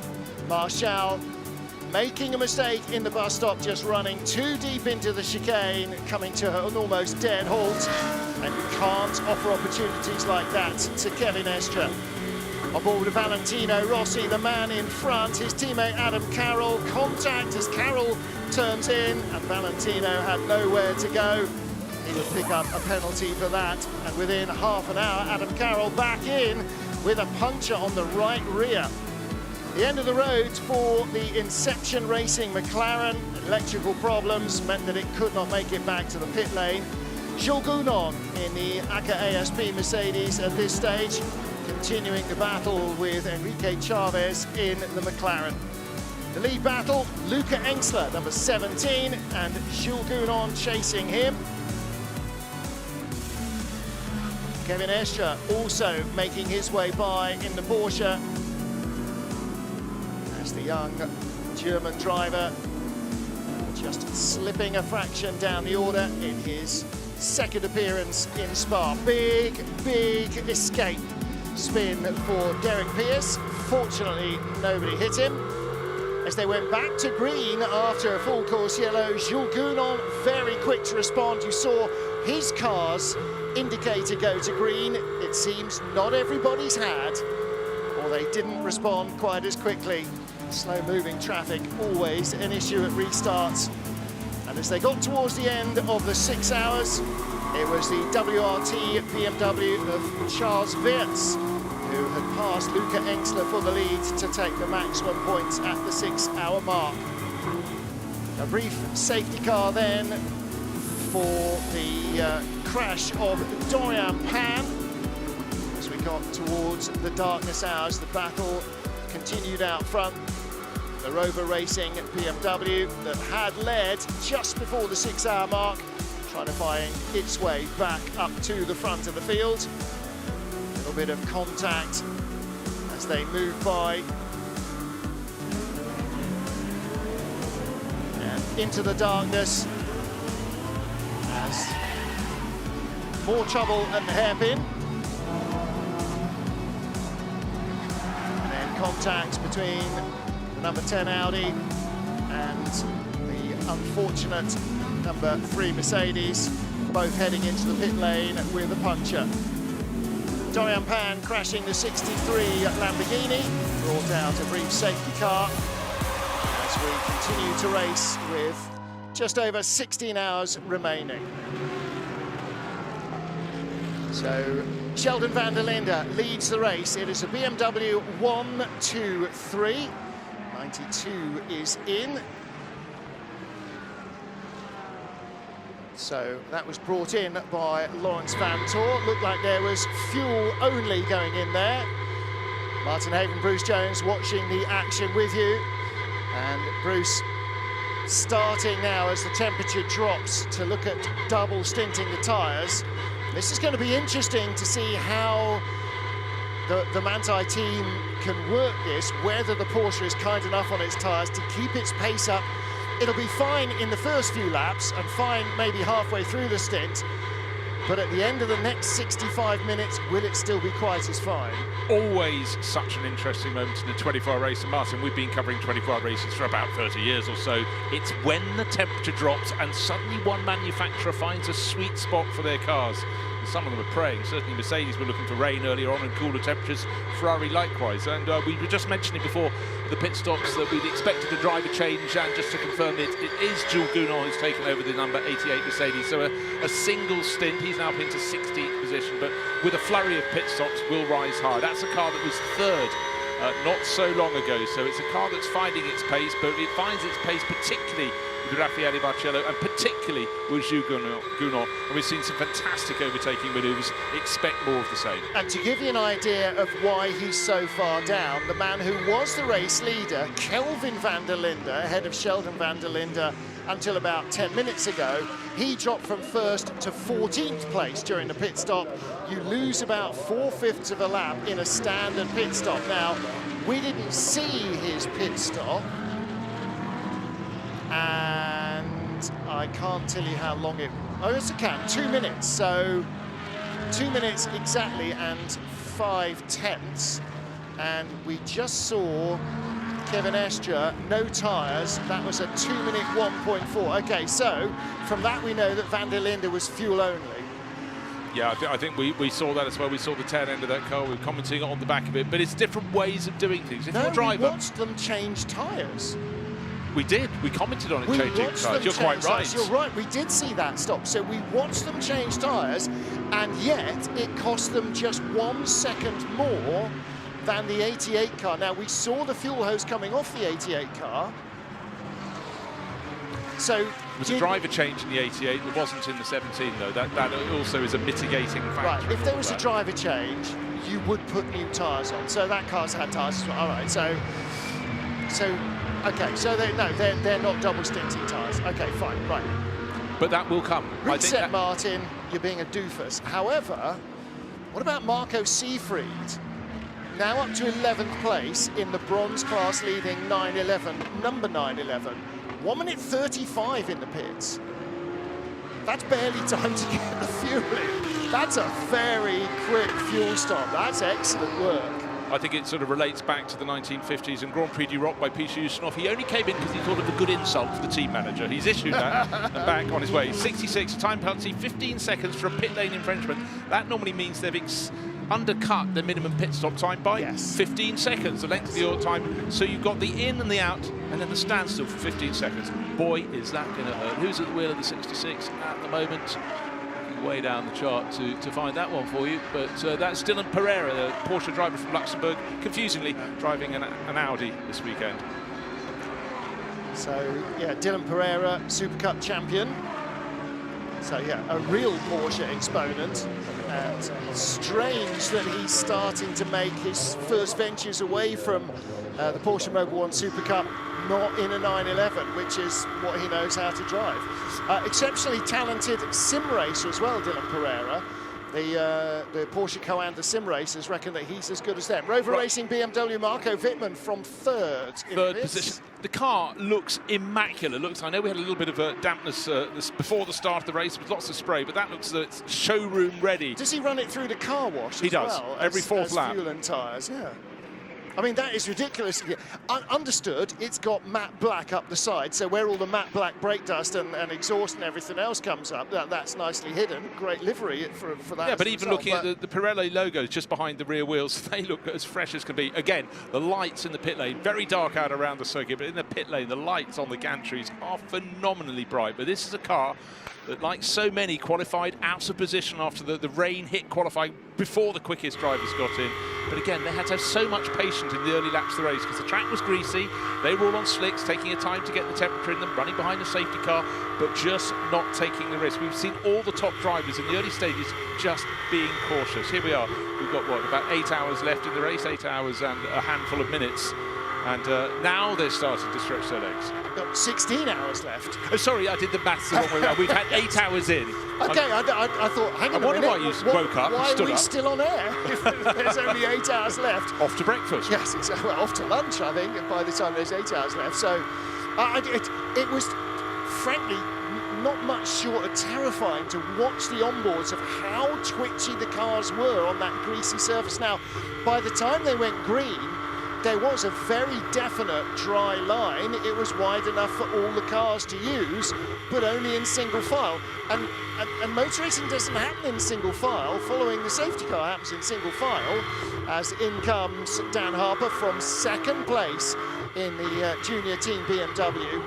And that meant that any time you wanted to try and pass, and if you started 43rd in a car that should have been in the top 5, that was quite a lot.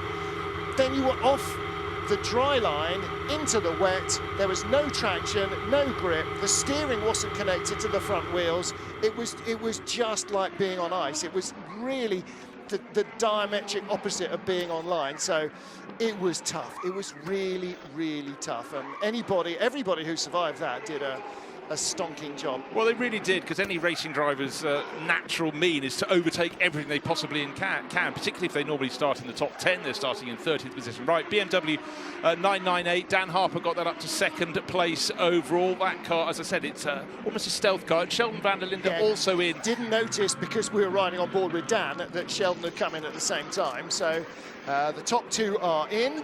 Now the gap, the last handful of laps has been quite good for Sheldon van der Linde, because the gap to Dan Harper had got down to about 8 seconds flat, and it's 13.5 seconds between them when they entered the pit lane. And number 40, who is Mattia Trudi, trying to find him now. He's not flashing on my screen. But he's in third place. He's the race leader. Where now? He should be coming. Well, he will be the race leader. In fact, he is the race leader now. He's gone past them. He's now heading down through the Jackie Hicks curve. So he's already into sector 2 on the lap. And Mattia Trudi is not due in until the end of this lap. Yeah, he should be in this time around. I just noticed as Sheldon van der Linde's 32 BMW, possibly not with him on board, is going down the old pit lane, the endurance pit lane. He had 0.4 flashing on his windscreen, so maybe he'll come out in the top 6. And the BMW that Dan Harper brought in is saying 0.7, but it still has to putter its way down with the speed limiter on until the foot of the hill. Riding on board the Rover Racing BMW. Sheldon van der Linde has left the pit lane, so he's out in front of us. Dan Harper, is it still Dan Harper of this parish? It is. It is. Mattia Trudi is ahead of Thomas Preining, who is also in this lap. Currently third, Maxime Martin in the 46 BMW. He's due in this lap. Behind them in fourth on the road, Christian Engelhardt, 52 minutes into the stint, so he's got another 10 minutes, maybe 3 more laps. Gilles Magnus, who had even more time still to go, has pitted from what is 5th place. Gilles Magnus in the number 11 Audi, one of the Come2 Racing run cars. That's interesting, only 50 minutes in the stint, so that's 15 minutes shy of a full stint, and he's in the pits. I wonder if there's a little story there for the number 11 car. Yeah, one does begin to wonder, because at the moment, with no changing weather conditions, no sign at the moment that there's going to be any rain approaching. That may come later.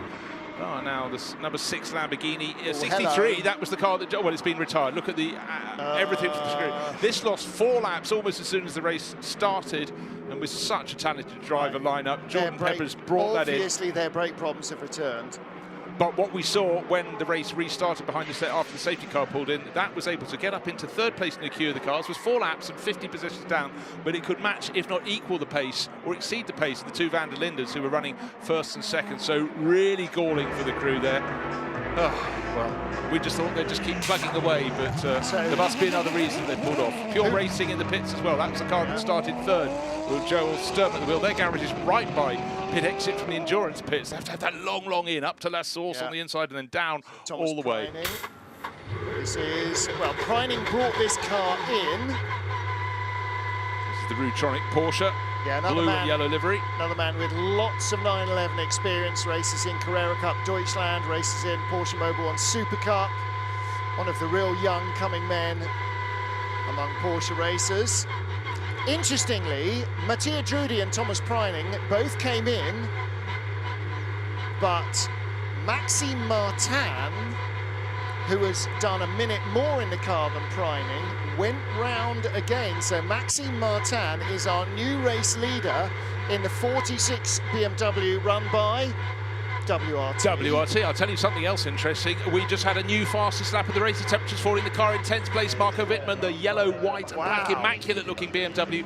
2 minutes 17.7 seconds. Nobody else has got beneath 2 minutes 18.1, I think. And that is on full tanks. He's done 2 laps since his pit stop. All right, fresher tyres, but holy moly. He's following a different plan to all the other drivers out there, you can say. In fact, the race-leading car, Mattia Trudi's car at the moment, of course, that's going to shuffle through when that comes through its pit stop. Oh, it's just left the pit stop, was 2 minutes 18.9. Maxime Martin coming into the pit lane right now. He exits the bus stop and comes down the pit road. So that brings him in with 1 hour, 4 minutes and 44 seconds of his 1 hour, 5 minutes maximum time elapsed. Nice work. 16 seconds of leeway. bags of time. That's how WRT accidentally win races like this so frequently. Fall into it, do they? It's not accident. No, clearly not. Every single thing is considered. And over the years, over the decades, Martin, Lord. as we've looked at the way people have tried to sort of shave time off pit stops, make life simple. Yeah. Just eliminate every possibility that you possibly can have some control of. And we saw it with Audi at Le Mans over the years when they worked out these modular packages they could bring in. This is the kit of tools you need for this draw to change that part. So Maxime Martin, clock still running on that stop, by the way. Martin is in the pit lane right now. Christian Engelhardt. Engelhardt in second place. We'll be in within about 8 minutes. Yeah, another 9 minutes. So too Maxi Gertz, so too Maro Engel. Those two basically are not quite nose to tail on the road. They're 45 seconds apart, or 30 seconds apart, but they all stop together. Then the Van der Lindes, Sheldon ahead of Kelvin, and again Kelvin 20 minutes into his stint, Sheldon only 4 minutes into his stint. Then Kevin Escher, Marco Wittmann, the flying Marco Wittmann, and whoa, Sheldon Van der Linde, 2 minutes 17.618. So another new fastest race lap by the 1300s quicker than the one on the previous lap from Marco Wittmann. Well, it just goes to show. It's just after midnight, it's happy hour. Fresh set of rubber, track in very, very clean conditions at the moment after that safety car period, and the car with 0.5 on the windscreen coming down the slope. Just double checking which of those. Well, Robert Renau's just handed over 91, the second car in the bronze class to brother Albert Renau. Okay, it was the 46. I just wanted to identify the BMW going down the pit lane after its pit stop. So who comes out in? Oh, Maxime Martin stays in. Stays on board. MAM, Maxime Martin. You get on the windscreen, you get alternately with about a 5-second repeat, the flashing positional light or the first 3 letters of someone's name or the code created for them. Again, riding on board here in the 46 BMW, turn 17, turn 18, turn 20, 21, 22, 23. Hang on a minute. He's done a lap and a half. That's more turns than we've got. They're saying 1:28. Oh, 1:29. The meter is running. It's a taxi. I can't read. No, so that's his time in the car, 1 minute and 30 seconds. So that will be reset by the team the moment, or by the car, the moment they come into the pit lane. So his new stint begins. Christian Engelhardt is in the pit lane as the race leader. Maxi Gertz and Maro Engel should follow him in. And here is the 54 Porsche, Christian Engelhardt, the dynamic team. Again, another team that comes from Langstreck Pokal at the Nordschleife, from Carrera Cup Deutschland, Porsche Mobile One Super Cup.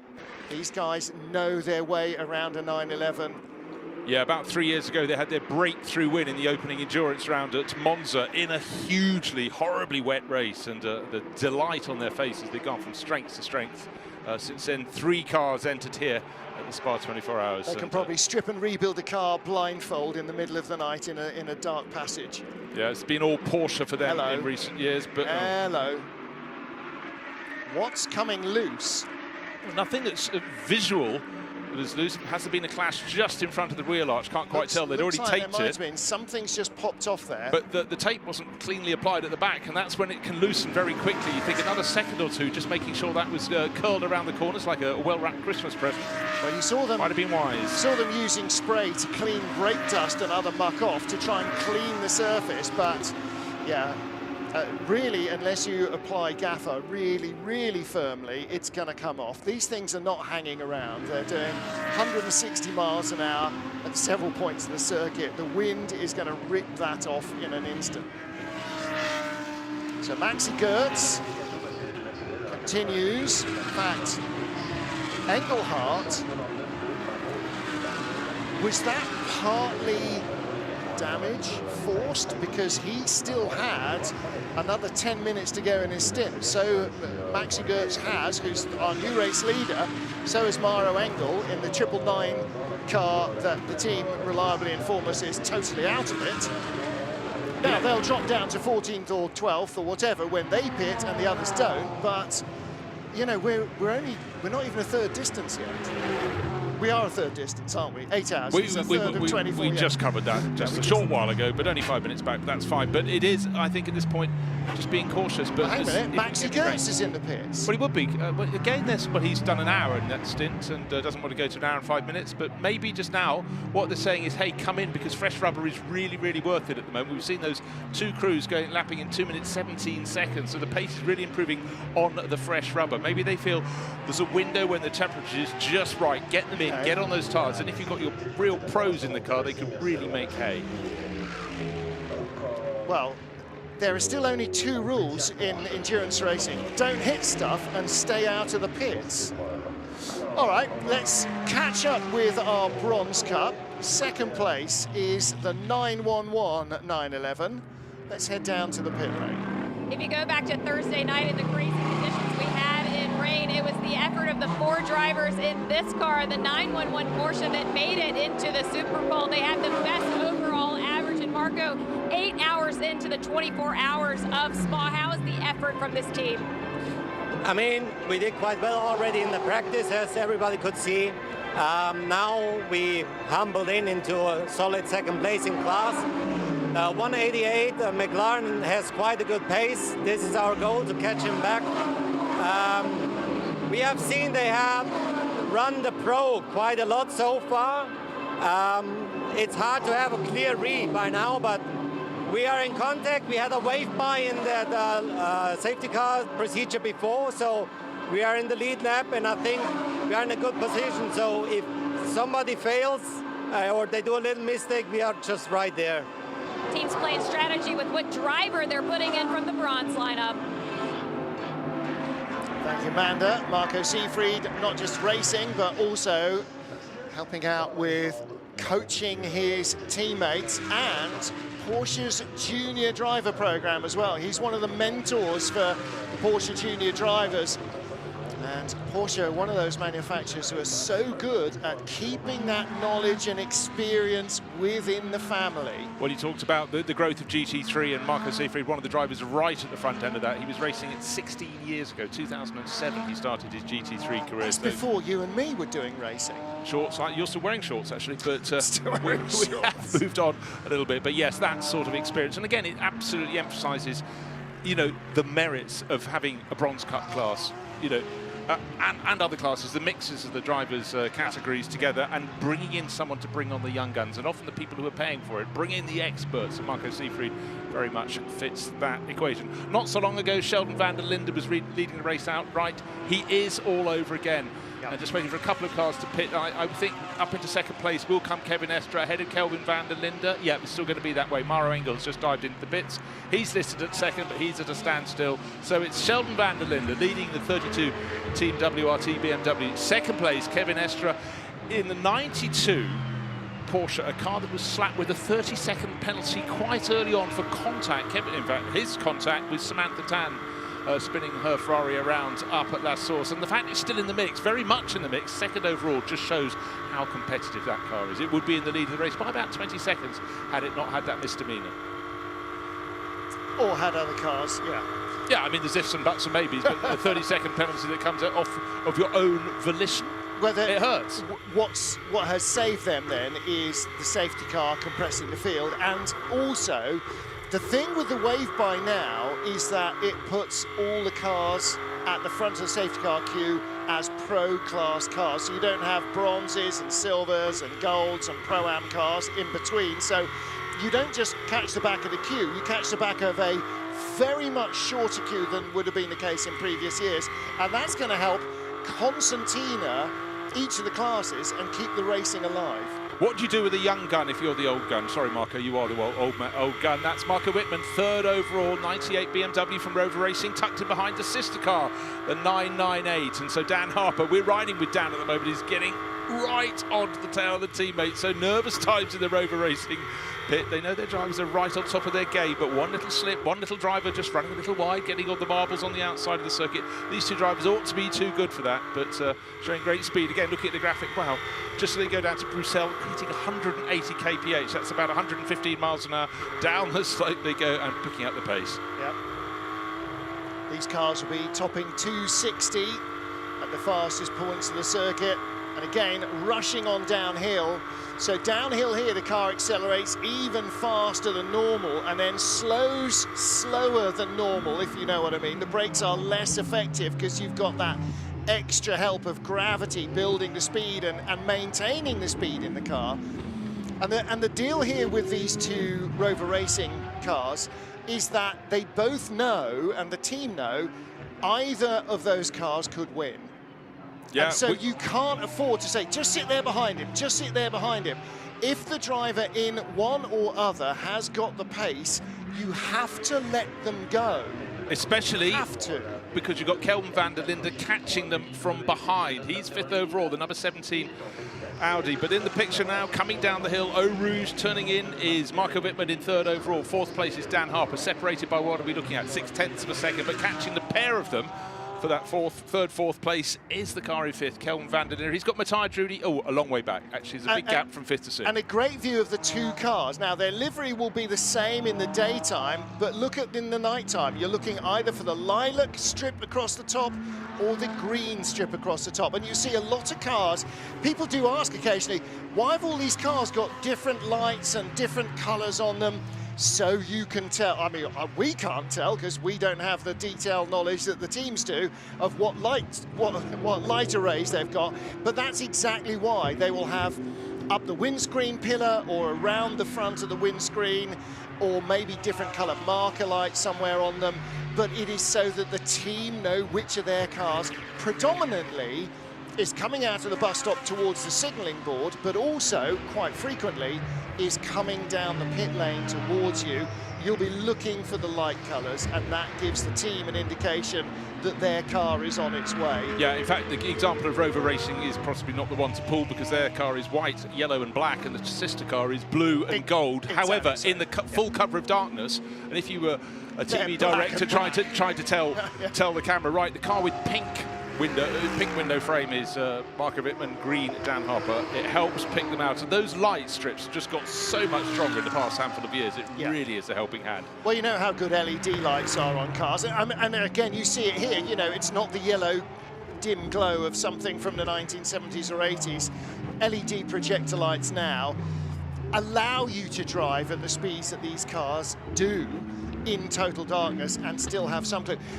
Really interesting to see a contrast. Now, I know a number of teams do it on their social media, the onboard view of the circuit in daylight compared to the onboard view of the circuit at the same point at night. And you suddenly realize when we talk about, when the drivers particularly talk about the loss of peripheral vision and how it becomes a little tunnel of light, that's absolutely what it is. Everything is black except for the two little cones of light in front of you, picking out relatively little, and all of the other periphery, which is sort of soaked up by the drivers and is all part of how they time themselves around the circuit, how they get into that rhythm of where you're braking and how long you're on the gas for and so on. All of those go, and so if you don't drive in the daylight and your first stints are at night, it must be even tougher to build up the rhythm that you haven't had in the daylight. Whereas these guys now, you know, racing from day into night, you've got that feeling, and it starts to become second nature. You don't look for a braking point. You know you've been on the gas long enough. You just hit the right revs. Now we're on the brakes. Now we turn, and so on. So, but the visibility. I mean, you can see it here. The camera doesn't really lie. Your eye will see a little bit more than this, but not a lot more than this. Yeah, brilliant battle for between the BMWs in 3rd and 4th. Michael Wittmann hanging on, but certainly looking at the intervals that we saw a graphic a few moments ago. Certainly Dan Harper has closed in, but catching is one thing, passing is another. Just going to wind the clock back about a mere 30 years or so ago. There was one very famous Spa 24 Hours. It was thick fog, probably raining as well, and after dark, and two cars were lapping as if in another league. It was Manfred Winkelhock, and tucked in behind James Weaver. I think they were a good dozen seconds faster than anyone else. Yeah. And eventually someone asked James afterwards, how did you keep up? He said, I just looked at his lights. Where he braked, I braked. And then one lap, he suddenly lost Manfred, who went straight on at Les Combes, and then bounced back into his path. He's going, I was lost without him. I was quite glad he rejoined the track. But right now, no problem of vision for Dan Harper, all over the tail, but respectfully so, of Marco Wittmann. Are they dropping away from those in front? No, not really, even though they're really duking it out. Kevin Estra is, well, he's 16 seconds off the lead. Sheldon van der Linde and Team WRT, that little splash and dash really worked wonders for them, because remember, before that, he was fighting with brother Kelvin van der Linde, who's what, 28 seconds down in 5th now. Dan Harper is in the situation where he doesn't need to try too hard, because he's got his teammate in front. They're both lapping quickly. They're 3rd and 4th. The only thing that could happen here is that they stop out of sequence, and that is broken up a little bit, and they are about a lap apart on their pit stops. But right now, it's actually helping Dan Harper's fuel economy and his speed to sit behind his teammate, because Marco's punching the hole in the air and Dan is using that. So he's using a couple of 100 RPM less, maybe at the top of the straight getting up to Les Combes, maybe a couple of 100 RPM less on 3 or 4 other straights. The downside of that is when you're in the turbulent air, your engine cooling isn't so good and your brake cooling isn't so good. So you will see him pull out on a straight like this and then pull back in once he's allowed some cooling laminar airflow. Because right now, the air coming into the front of his BMW is hot exhaust gas from the rear of the BMW in front, and that's not great for cooling. So you've got to allow your car a chance to cool down. Now in the silver class, we've still got the ACA Mercedes out front. And I tell you, if it's like it was, Audi rather, if it's like it was down at Paul Ricard for the 6 hours, Lorenzo Patrese' father, Ricardo, will be standing in front of a screen and he'll stay stock still for the entirety of the race. I hope they've had words to say, Ricardo, you maybe should go and sleep tonight. They're running 23rd position overall. Next car in class is car number 85, 4 positions further back with Dutch racer Glenn van Berlo at the wheel. 85 is Grasser Lamborghini, one of the 2 Lamborghinis, but sadly probably the only one from Grasser at the moment, because we saw the 63 parked up. Lucas Leggeret in 3rd. Just been a change for 5th place. Now, is that a driver change? I think it's a pit stop. Yeah, it is a driver change. So, in fact, it has to be a position change. It's a driver change. So, the Silver Cup, they're not a lap apart, are they? They're about... How far behind is Gay van Berlo? 25, just under 30 seconds behind Kira Acker in the 99 class leading Audi. Yeah, so Alex Acker setting good lap times, so he's faster per lap than the chasing Glenn van Berlo by about a second last time around. So that's been a really good crew all year, Alex Arca's car and Lorenzo Patrese. I think I'm fairly sure if I double back to my records, they took their class victory in the 6-hour race at Paul Ricard. So they're really going very, very well indeed. Who else is leading classes? Well, it's still the 188 McLaren that is leading the bronze class. Yeah, American racer Conrad Grunewald's taken that one over, and he's some fantastic stints by his 2 Portuguese teammates, Miguel Ramos, but particularly Enrique Chavez. As you predict, that is how you'd expect that pace to go, but he's doing a very good job, Conrad, at the moment. And they're 13th overall. 14th overall is the gold class leader, Adam Atiki. So that's the number 9 Audi. Then we've had all of our timing screens go completely blank and luckily come back on, otherwise that would be a very long night. Then we've got in 23rd place our silver class leading Audi. And who else am I looking for? Pro-Am being led by the treble 8 entry. It's the Audi of Arthur Rougier. Yes, that is in 32nd place overall. So those are the current class leaders.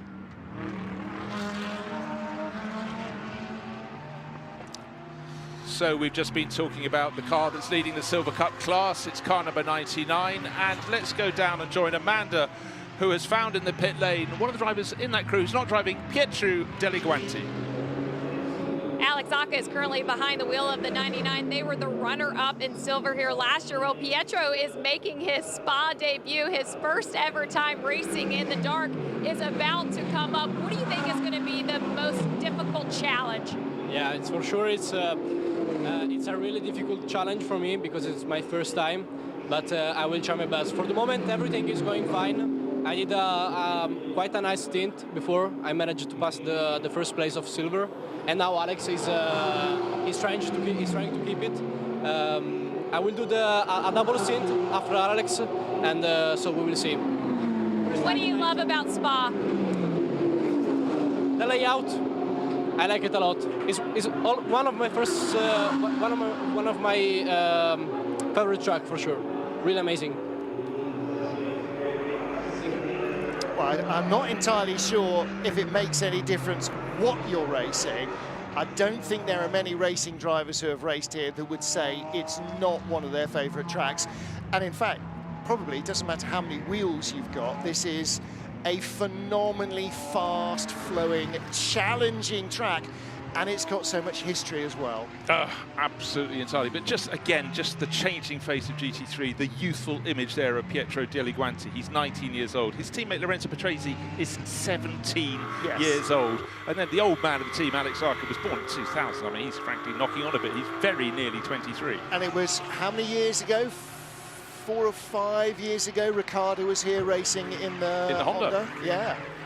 So, haven't done the race together, and I'm not sure Ricardo's particularly going to be coming out of retirement anytime soon. But I've talked to Martin Brundle about the joys of racing with his son, Derek Bell, Nigel Mansell. You know, there's Hans Stuck.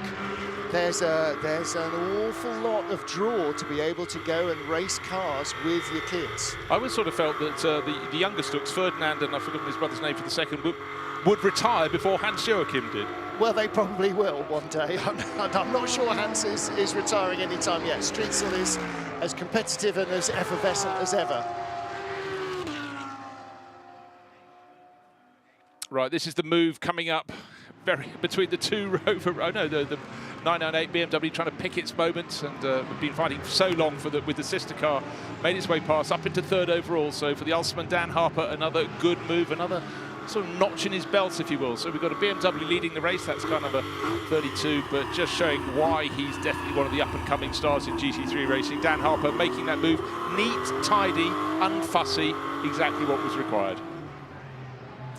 The deal there, again, I talked about that a little bit earlier. You know, for Rover Racing, there is the Rover car, the yellow and black in the background, at the back of the car, at the back of the shot, at the back of that little queue.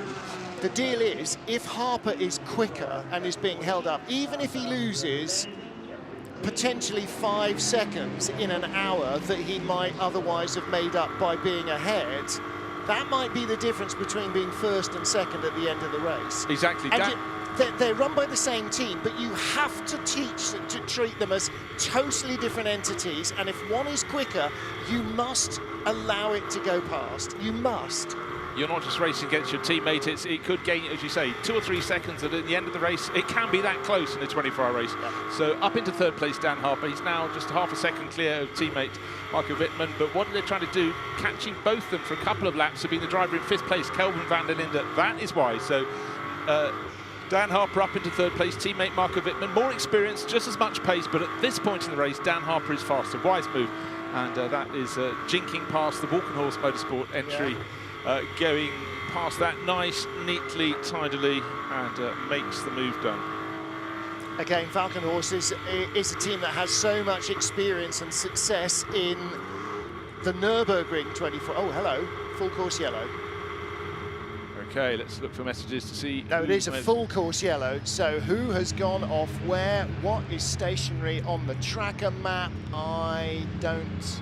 Looking for people falling down the order. Who's got a red arrow by their name? Conrad Grunewald, but I think he's just simply been passed by Franck Pereira. Okay, there is something up on the exit of Les Combes. It is car number 4, and which is Felipe Fraga's Mercedes, and another car there, but the 2 dots of the cars are oh, green, yellow and blue. What's that? Well, that's a Vincenzo Sospiri Lamborghini. We had Michael Dorbecker in the pits. That's probably car number 6 by my reckoning. Okay. No, that's the K-Pax racing car. Sorry, got the wrong number there. So the marshals doing their job. So this is the gravel blue everywhere. there, by the way, was the onboard camera. When the driver goes Control-Alt-Delete to start the car, it also puts the onboard camera on the fritz.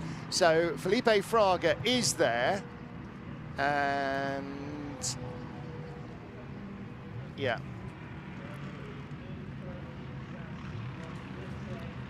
So just as the race was settling down, it's hardly been unsettled. In fact, we've got cars coming back onto the rescue vehicle coming into position, probably to tow someone away. It'd be quite nice if we had one with a brush that could clear that gravel off the track. And here comes the tail end of the other car involved. Dennis Lind has. Oh, it's the Samantha Tan car. Oh, is it? Right. So okay, let's take a look from onboard, and this will be the onboard of the number 4 car. So Felipe Fraga. Felipe was in 37th place. So this is into Les Combes. There's the Vincenzo Sospiri Racing car, VSR on the rear wing, right up in front. Now what happens next? Side by side, and round it rotates, and there is nowhere to go for the number 4 at all. Very bad luck for the CrowdStrike Racing by Riley entry there. But if you get caught in the gravel, well, look, there is nowhere to go with the Lamborghini spinning in front, and the 3rd car came through. That was the ST Racing car as well. So who was in front? Who was that green tail end that... Right, so the number 30... initial contact. The number 38 ST Racing by Rinaldi Ferrari was the one at the back of that group that was caught up. We had the spinning green Lamborghini. That was the VSR entry. Is still shown there. Interestingly, 75 is shown as stationary at the entrance to Les Combes. Well, that's the Sun Energy one Mercedes. That wasn't one that we saw in that picture. So, no, and it's moving again now. Anyway, but the safety car is going by the scene. Car 58 is stopped at pit entry. That's one of the Grasso Lamborghinis. That's Fabrizio Crestani, Sam Neri, Gerhard Twereza, Ricky Carpo. And 438 and 60 are the cars in the gravel bed, and that is the CrowdStrike by Racing. Sorry, CrowdStrike by Racing by Riley Mercedes. That's car number 4. 38 is the Samantha Tan Racing with Rinaldi Ferrari, and car number 60 to complete the trio is the Vincenzo Sospiri. Couldn't find it on the charts. Baptiste Moulin, Artem Petrov, Michael Dorbecker, Marcus Pavarud, Lamborghini, and. That is just waiting to be tugged out of the gravel. Car 58, message on the screen, stopped at pit entry. So the Ferrari's in, nose to tail, 71 ahead of 51. Daniel Serra still as the name on the windscreen, but there is a driver change. You can see the short figure with the red helmet of Daniel Serra climbing out. And the 88 Codis ASP Mercedes, everybody who's worth their salt in the pit lane at the moment. And by the time we've dragged 3 cars out of the gravel, we might go safety car, and we might see the whole field bunched up again. Jules Gounon in from what was 7th place. Sheldon van der Linde, the race leader, from Kevin Escher and Dan Harper. Philip Eng has taken over the 98 Rover Racing BMW. Nicky Thiem back in the 17 Audi. Mattia Drudi stays, or has not pitted. Jules Gounon, though, takes over 88. There he goes. So he is new into that car. Fabian Schiller, there's been a change in the 159 Garage 59 car as well. Benji Goethe out, and Nicholas Kiergaard is in. Antonio Fuoco took over the 71 Ferrari. That is the better placed of the 2. And the 51, Robert Schwartzman. So, Robert Schwartzman, Alessio Rivera, Nick Nielsen, that is the lineup in the 51 Francorchamps Motors AF Corsa Ferrari. Those cars that haven't pitted as yet will be on their way in. You can see a lot of drivers waiting in the pit lane. Just whatever it is, this is the time to scramble. Well, anybody who was within 10 or 15 minutes of a pit window, boom, in you come now. If you'd only done half an hour, so we're looking at Sheldon van der Linde, Kevin Escher, Dan Harper, and the rest. Do you come in? I don't think you do, but then that's possibly why I'm talking nonsense rather than running a professional team. 2-on-6 in the pit lane as well. So this is the Modena Motorsport Pro-Am Porsche. No driver change. Well, John Shen and Francis Scheer have been sharing for many, many years, racing all sorts of cars all around the world. Matthias Besch, long-time teammate. I've seen them race a Renault Clio together in the Dubai 24 Hours, but far better suited to this level of machinery. Yeah, Matthias Besch raced all sorts of stuff. GT3s here plainly, LMP1s, LMP2s, hypercar. He's got a pretty broad portfolio. Well, lots of whistling in and out of the pit lane. Christopher Haase has taken over the number 11 Come To You Audi, and who was that was from Gilles Magnus. He was in there before. Charlie Fagg in the pit lane in the number 5 McLaren. Nicholas Croyton in the number 30 BMW. That is the A team WRT BMW. Nick Croyton sharing with Callum Williams and JB Simonauer. Again, Simonauer has done plenty of Porsche racing. Done a couple of years of Carrera Cup, Deutschland and Super Cup. Also a rallycross champion. He can turn left on the approach to Eau Rouge, to the rallycross track. He can turn anywhere on anything with JB Simonauer. Yeah, a proper renaissance man. So our top 3 runners in the pit lane at the moment. Sheldon van der Linde, we're looking at the 92 car in from second place. Kevin Estre, Dan Harper, who just moved up ahead of teammate Marco Wittmann in this time around. Marco came in last time around. Let's play Spa 24-Hour Team Manager Pro. Okay, so Vantor, Estre, Harper, half an hour into their stint, over half an hour left to go, safety car's out, you've given up track position to take fuel you didn't need. Why? Because no one notices, it's after dark. There we are. Because it's full course yellow, and they're gambling. We're then going to go to safety car, which then means they don't give up a lot of track position, they give up a little track position, because they'll go back to the tail of the cars in the pro class. And what are the tools they have? They have the radio to communicate with their cars. They also have the tracker map, and all 3 cars that went into the gravel at turn 7 have been removed from that gravel bed. Yes. However, so essentially race directors tend to think a little bit like this. If half the field have an opportunity to pit in full course yellow, you keep the full course yellow until everybody's had at least one pass of the pit entrance to give so you don't deliberately disadvantage potentially half your field to try and the race director has to keep it safe.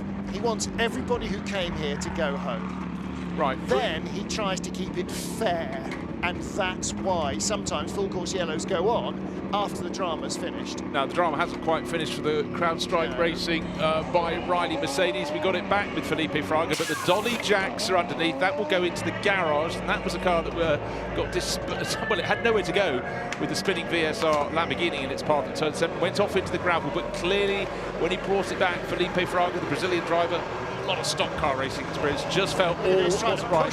Heavy Mercedes, over a little lip into the garage. Good job by the mechanics. Here we are, long into the race. They've got a bit of power, but a little bit of a memento. Well, they'll go out with the Hoover and hoover that up. Henry the Hoover will be in action, but well, let's take another look back at how this happened. I can tell you what, the number 4 Mercedes and Felipe Fraga, they were the innocent party. Clearly, the garage, the crew feels as though a new splitter at the front is required. It must have been rattled loose as it went in backwards over the curbing. Let's take a look. Coming up, that's at the crest of the hill, Les Comps, first part. Watch out for the green, yellow, blue Lamborghini in front. That's going to do something untoward and leave no option. A bit of contact. Well, it got its nose cut off going into the corner, and nowhere for Fraga to go. We're riding on board with him. And then the third car, the number 38 Samantha Tan Racing, ST Racing Ferrari, had nowhere to go. That went round the outside. That was John Miller on board, the American racer, who really had no option. Felipe Fraga had no option. They've been delayed. But let's go down because Amanda Busick is right down in the pit garage. Number 4, let's hear what's happening. Well, as you guys see, the work is on the way on the 4 CrowdStrike Mercedes. They're going to replace the front end. The dive plane was off, and the bottom of the front fender also hanging down there. To the left of the Mercedes is Bill Riley overlooking the change on this CrowdStrike Mercedes to get it back on track.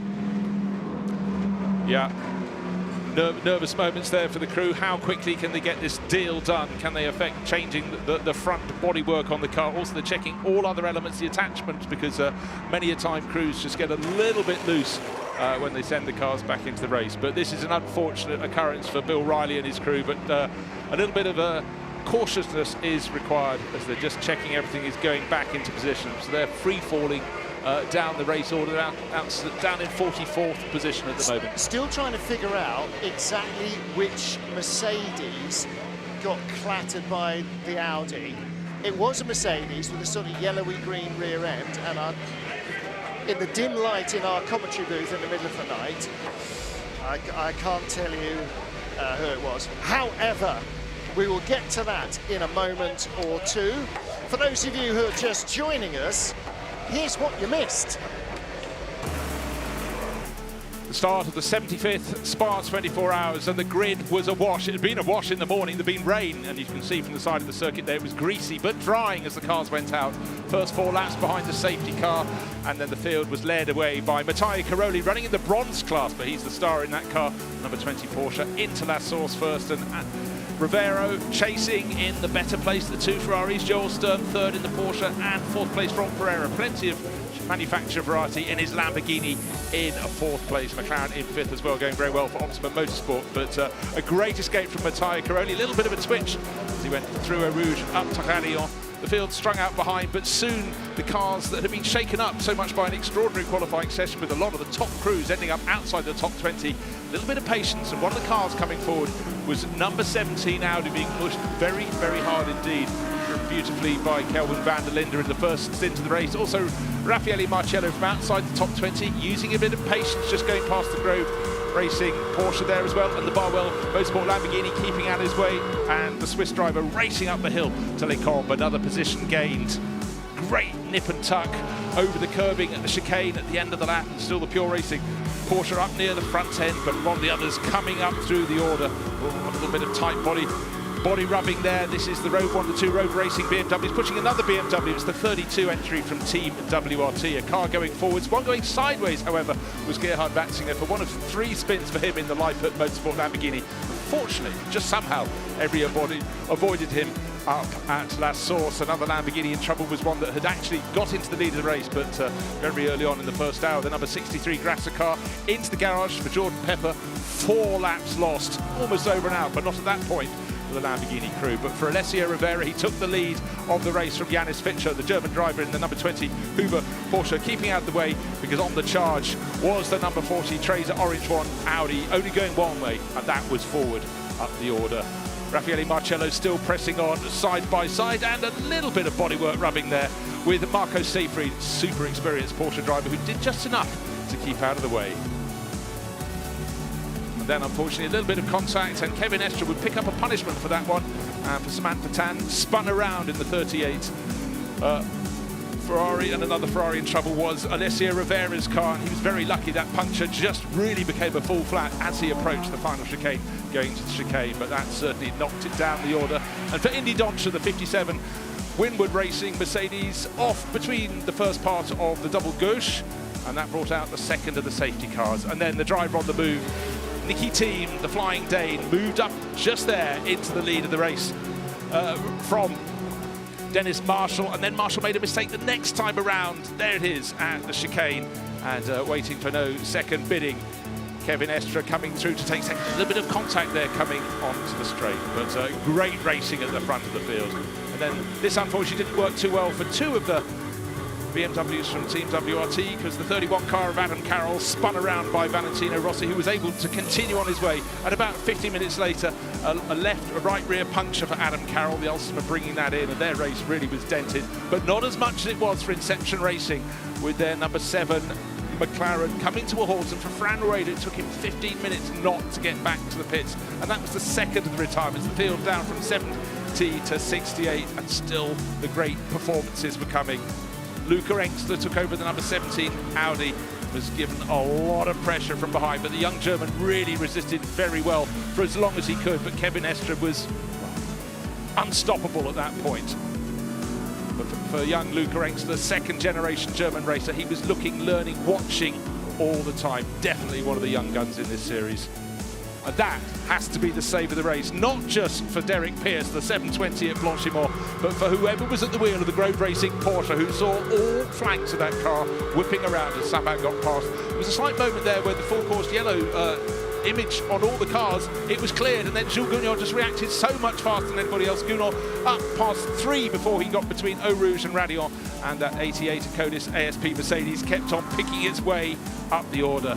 And then we had the battle at the front. One Van der Linde ahead of another, one Audi ahead of BMW, and then those positions were swapped around. But the efforts were huge. In fact, at this point, it was Charles Weerts on board the number 32 BMW for Team WRT. It started down the order, and with every hour it rose further and further up, and there was the move to take the lead of the race. Down the hill they went, out of speakers corners, and a great scrap. But then darkness fell, and some of the greatest racing involved Dan Harper in the 998 BMW from Rover Racing, and some really, really good scraps. And also Marco Wittmann in the sister 98 BMW from Rover Racing, working his way neatly into the top 10 and still advancing. Fully dark at Spa-Francorchamps, with the only exception being the 2 pit straights. And then a spin. Bear in mind, this is 1 of 2 spins in fairly short order for the number 10 Boutsen VDS Audi. Here's the second one. They had a driver change, and really unfortunately for the number 4 Mercedes on the outside, number 2 Mercedes on the outside was spun around. Both cars came in with punctures and both greatly delayed, but that was quite a miss there at Blanchimont. But unfortunately for the number 2 Mercedes, Andre Lewandowski, a lot of time in the pit lane. And then a real flurry up at turn 7, 3 cars into the gravel, but we're back, racing and green.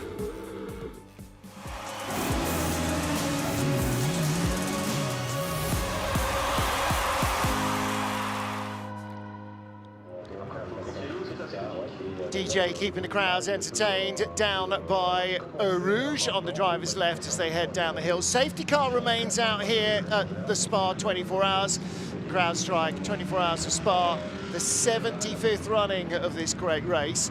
And we now are closing in on 9 hours in and 15 hours to go. The wave by has started, by which anybody who is not in the pro class gets waved by, and anybody in the pro class who is a lap down or more on the leader, who is in the pro class, also gets waved by. So this usually, I mean, and helpfully happens on the Camel Straight. One of the great things about Spa is there are a number of long, fast sections which allows wave by with plenty of clarity, and it's not stinking with rain and all of that, which helps even though it's dark, but it also gives them plenty of opportunity to come round and join the safety car queue quickly, because when you're doing 160 miles an hour and everybody else in front of you is only doing 50, makes it quite a lot easier to catch them.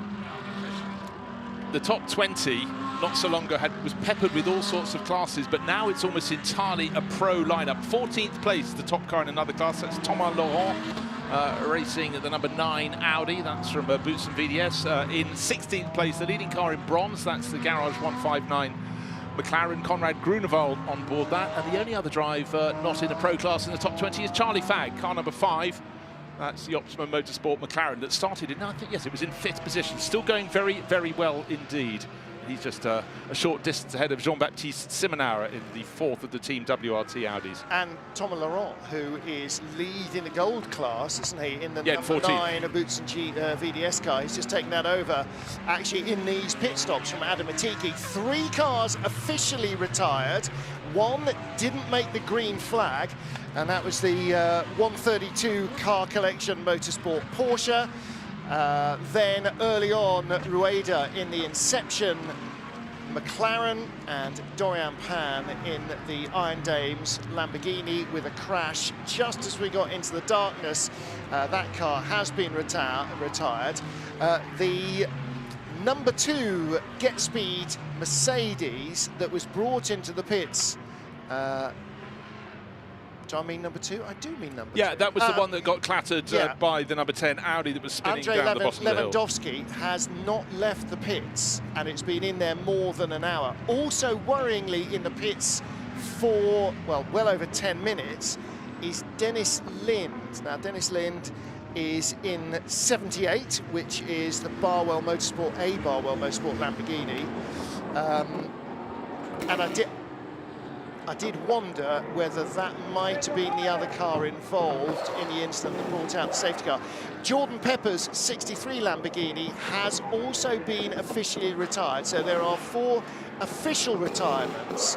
The number 10 Audi has left the pit lane. That was the one that clattered the number 4 car, Felipe Fraga. No, yeah, it was the one that clattered Lewandowski. He clattered Lewandowski, and Rayo Mejas had just taken that car over because one of his teammates drove it. We saw in the replay package that going for a spin. That was Loris Cabiru had the spin up at La Source. They did a driver change, and then very shortly after that, bouncing across the grass on the right-hand side as the drivers accelerate out of Curb Paul Frere, approaching Franchement, a corner that focuses the mind in wet, dry, whatever conditions. But when you're arriving on the grass, that's not so good. And then his car snapped to the left, and there was absolutely nowhere for Andrei Lewandowski to go in that number 2 Get Speed Mercedes, and he's the one that's lost out. One thing I just want to pick up, we're still under safety car conditions. You mentioned Kyle Washington spinning, not getting a green flag lap. Yeah. The race needs reiterating. Started with, it was going to be 2 laps under the safety car. It had just been the announcement coming through that the safety car would be coming in. We just had that announcement right now, as if to a nice bit of synchronicity, but just before that happened, Kyle Washington had come in and changed onto slick tyres, accelerated out of the pit lane, that steep climb to the top, went for a rotation. So the race had started, but not full green. Yeah. So just to clarify that. So safety car in at the end of this lap. We've got the race led.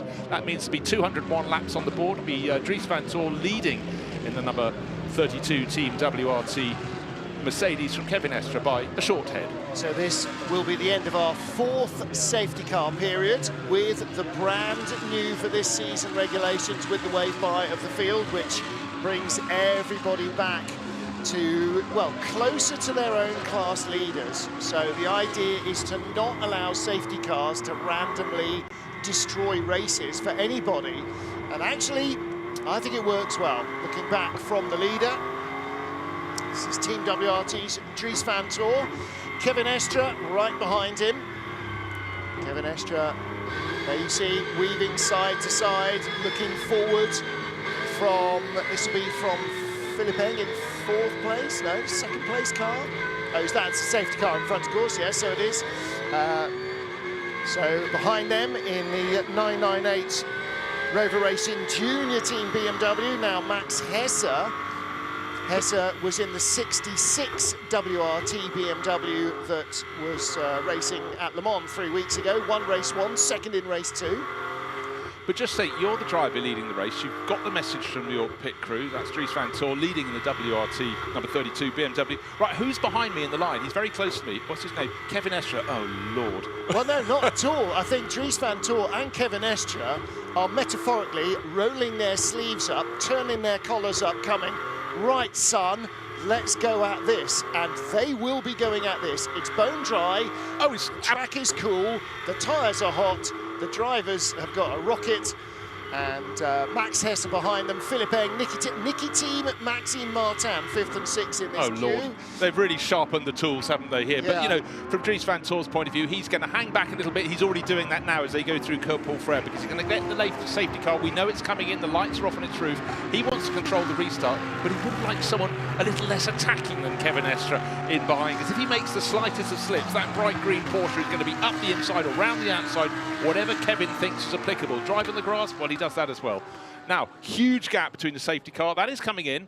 Wait for it, wait for it, wait for it. And then eventually we'll get this queue of cars coming in. And the main thing from Kevin Estre's point of view, he's going to be as close as he possibly can. He can't overtake before they get to the start-finish line, or the finish line, which is on the Grand Prix straight after the final chicane. But he's trying to anticipate when and only when Dries van Tor floors the throttle. But it's such a tricky track for this, Martin, with that really tight chicane. They're there now, and you can be sure the pedal is right to the metal on the throttle. And oh, what a great response from Kevin Estre. He's got this bang on, but it's a short run up to La Source. Didn't you see the way that Estre swung out really wide to the right-hand side to square it off, to V off the corner and try and give himself the longest run down to La Source? Even an extra yard makes a difference, and through he goes, straight through into the lead. Well, that was over and done and dusted. Or was it? Well, the thing to me there was the fact that I thought that all he's going to be offered is the outside line, but just unfortunately looked as though Dries van Tor maybe eye off the ball for a nanosecond, just braked a little too deep, and that's why he ran too deep, too high up into the corner of La Source, into the hairpin, and Kevin Estre was always going to try and dive up the inside there once the door was vaguely open. Look how he's escaping. Down the hill he goes towards Eau Rouge, then up the hill towards up the cable straight to the top to Le Comedy. He's already got about half-second advantage, so that was a fantastic move from Kevin Estre's point of view, and it just goes back to prove that Dries van Tor was quite right to fear the attack coming from the Frenchman. Now, Max Hesse is the next car on the road, then Philippe Eng in the 98 black, white and yellow. So those are the two cars. Oh, hang on, there's been a change. No, Philippe Eng's got ahead of Max Hesse immediately because the lilac windscreen strip, we now know, Bruce, because we've been educating ourselves, is the yellow, white and black traditional Rover racing car, and the green windscreen strip is the junior blue and bronze car. So there was a degree of pouncing, going on there right at the restart, wasn't there? And the cover of darkness, Martin, it's absolutely Philippe fine. Eng and Kevin Estre both picking up a spot. And I think a lot of that happened while the lead battle was being sorted out at La Source and cars were trying to work out where to go. And I think Max Hesse probably maybe guessed wrong, and Philippe Eng didn't need a second invitation. But right now, if you're coming from Munich, you're probably pretty happy because 4 of the top 6 cars are BMWs, one leading the race. Is now not leading the race. It's Kevin Estre leading in the Porsche. Then come 3 BMWs, Dries van Tor, Max Hesse, Philippe Eng. Then comes Nicky Team, who's bound to be attacking in his number 17 Audi, and Maxime Martin in 6th place. Can I just point out that the lead non-Bavarian car is in 12th place? That's Nick Kiergaard in the McLaren. Everything in front is either from Stuttgart, Ingolstadt or Munich. Something in the water. There really, really is. And there's a Ferrari in 13th place as well, Antonio Fuoco. And then a Lamborghini in 15th. Well, let's take a look again at a lap ago. And this will be the onboard view from Kevin Estre's Porsche. Yeah. Right, coming up the hill past the pits, he's only going to be presented with the outside line. That's what you think at this point. He jumps to the outside, but then look, Dries van Tor just brakes a little bit late and goes out, can't get the BMW to turn in. And Kevin Estre really worked his physics very nicely indeed to grab the lead up the inside. And I think Estre, again, we saw him going into the bus stop. He went very far to the right-hand side, much further than was necessary to get a straight drag strip run all the way down into La Source. And then he knew that Dries van Tor would have to defend the inside, so he forced him to do even more defending on the inside, knowing that Dries would run out wide. The advantage was all with Estre. Right, there's so much gravel up at turn 7. I think one of the Audis, I think it was number 40, went very, very wide indeed. Dennis Marshall, perhaps, he was running 7th, but I was just about to say, look at the amount of gravel. First few cars getting a bit looser, and then the one in about 7th place. It's tripled because of those 3 cars that were off in the gravel trap there, all being dragged out and bringing the gravel with them. And the problem then is that there's not a sweeper truck there to sweep it all up. I mean, the concert is going on in the actual rallycross venue, but unfortunately now Le Combe is much more like a rallycross venue than it's got any right to be, and we've still got 15 hours of racing. Now, some of that will get brushed away, picked up on tyres and flicked off in other places, and so all of these cars, the 65 that we've still got running, will clean up the racing line, but that gravel will get pushed more to the offline areas. I mean, look at it. So the Rouge Porsche goes through. Yeah, Dennis Marshall, that was a massive save, and he's right in front of the number 88, Jules Gounon Mercedes. So Gounon may have been able to dive down up the inside into Bruxelles. You'd have to think. I'm not sure he's still ahead. Well, there is Gounon, and and... Well, Gounod's gained 2 positions. He's got ahead of Thrutronic Porsche. In fact, that must have been a phenomenal lap from Jules Gounod. So he won't be in 8th place, should be in about 6th, and his next target should be Maxime Martin. Let's take a look at that. So he got by Thomas Preining, who stayed in that Porsche. Maxi Goertz going backwards. Why has Maxi Goertz just lost 2 places? Thomas Preining and Fabian Schiller both gone by him. Yeah, his lap was a lot slow. He was about 4 seconds, 5 seconds slower than some of the cars ahead of him, possibly making evasive action up at turn 7. And Antonio Fuoco in the 71 Ferrari has moved up as well, got ahead of Nick Kiergaard. So Fuoco up to 12th, and Maxi Goertz coming back towards him. Fuoco's first sector on this last lap was his fastest or that car's fastest of the entire race. And there's a trend. Max Hesse, Niki Thiem, Thomas Preining, Fabian Schiller, 4 cars in the top 10, all setting their fastest first sector of the entire race. Now, not for the driver, but for the car. Yeah, but what's included in that first sector, the Kemmel Straight, this is a chance you can get a double treble toe up there at the moment because the cars are running nose to tail. Plus, I guess it'll be a little bit slow through turn 7 because still that gravel is going to be there to almost catch them out. So a lot of the cars, a lot of the front runners going a little bit sideways, but right now temperature continues to fall. Just saw the rear ends, the blue and lime green of the 46 BMW of Maxime Martin, just creeping away now from the Marshall Gounod battle. There's Gounod, the blue rear of his car. There's Marshall in that Audi just ahead of him. And then Thomas Preining in the Porsche illuminating the back of Gounod's car. In fact, he and Fabian Schiller getting closer. Fabian Schiller about 2 seconds behind Thomas Preining in the queue, but Preining right on the back of Jules Gounod's car. He lapped quicker than Gounod last lap. A little further down the order, another Porsche factory driver, Anchan Duverne, highly rated Porsche factory driver in 18th place in the 54 911. Just say that again. Ayhan Shankuven in 18th place. When you've got that level of driver talent, only just in the top 20, it really shows how the Spa 24 Hours and GT3 racing is just getting more and more quality at the top. And it's brutal. It is absolutely brutal. And in 24 hours, if you blink more than once, that's it. It's over. I mean, it's not. You'll get there to the end because these things are as reliable as they are fast. But boy, oh boy, you know, there is no, and qualifying has, you know, mixed the field up so much that there are still cars out of position because of qualifying, even after 4 safety cars. 4, I was just about to say, is it 3 or 4 safety cars we've had? That has given the field the chance to bunch up, but every time you get a restart, if you're caught behind someone, they're not quite at your pace. I really feel at the moment for Jules Gounod because we've been riding on board with him in the 88 Codis ASP Mercedes, but we can see, and from the cameras around the circuit, that Dennis Marshall at this very corner got very sideways, but other corners too.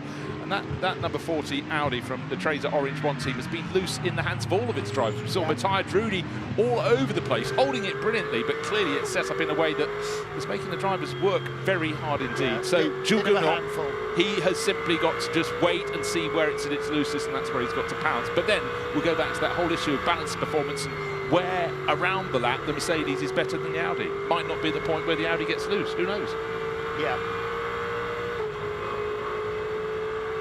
But still, you know, there is still the magic of riding on board day or night, but particularly at night, in a battle like this, on a circuit as great as Spa-Francorchamps. You can understand why people want to come from all around the world to compete here.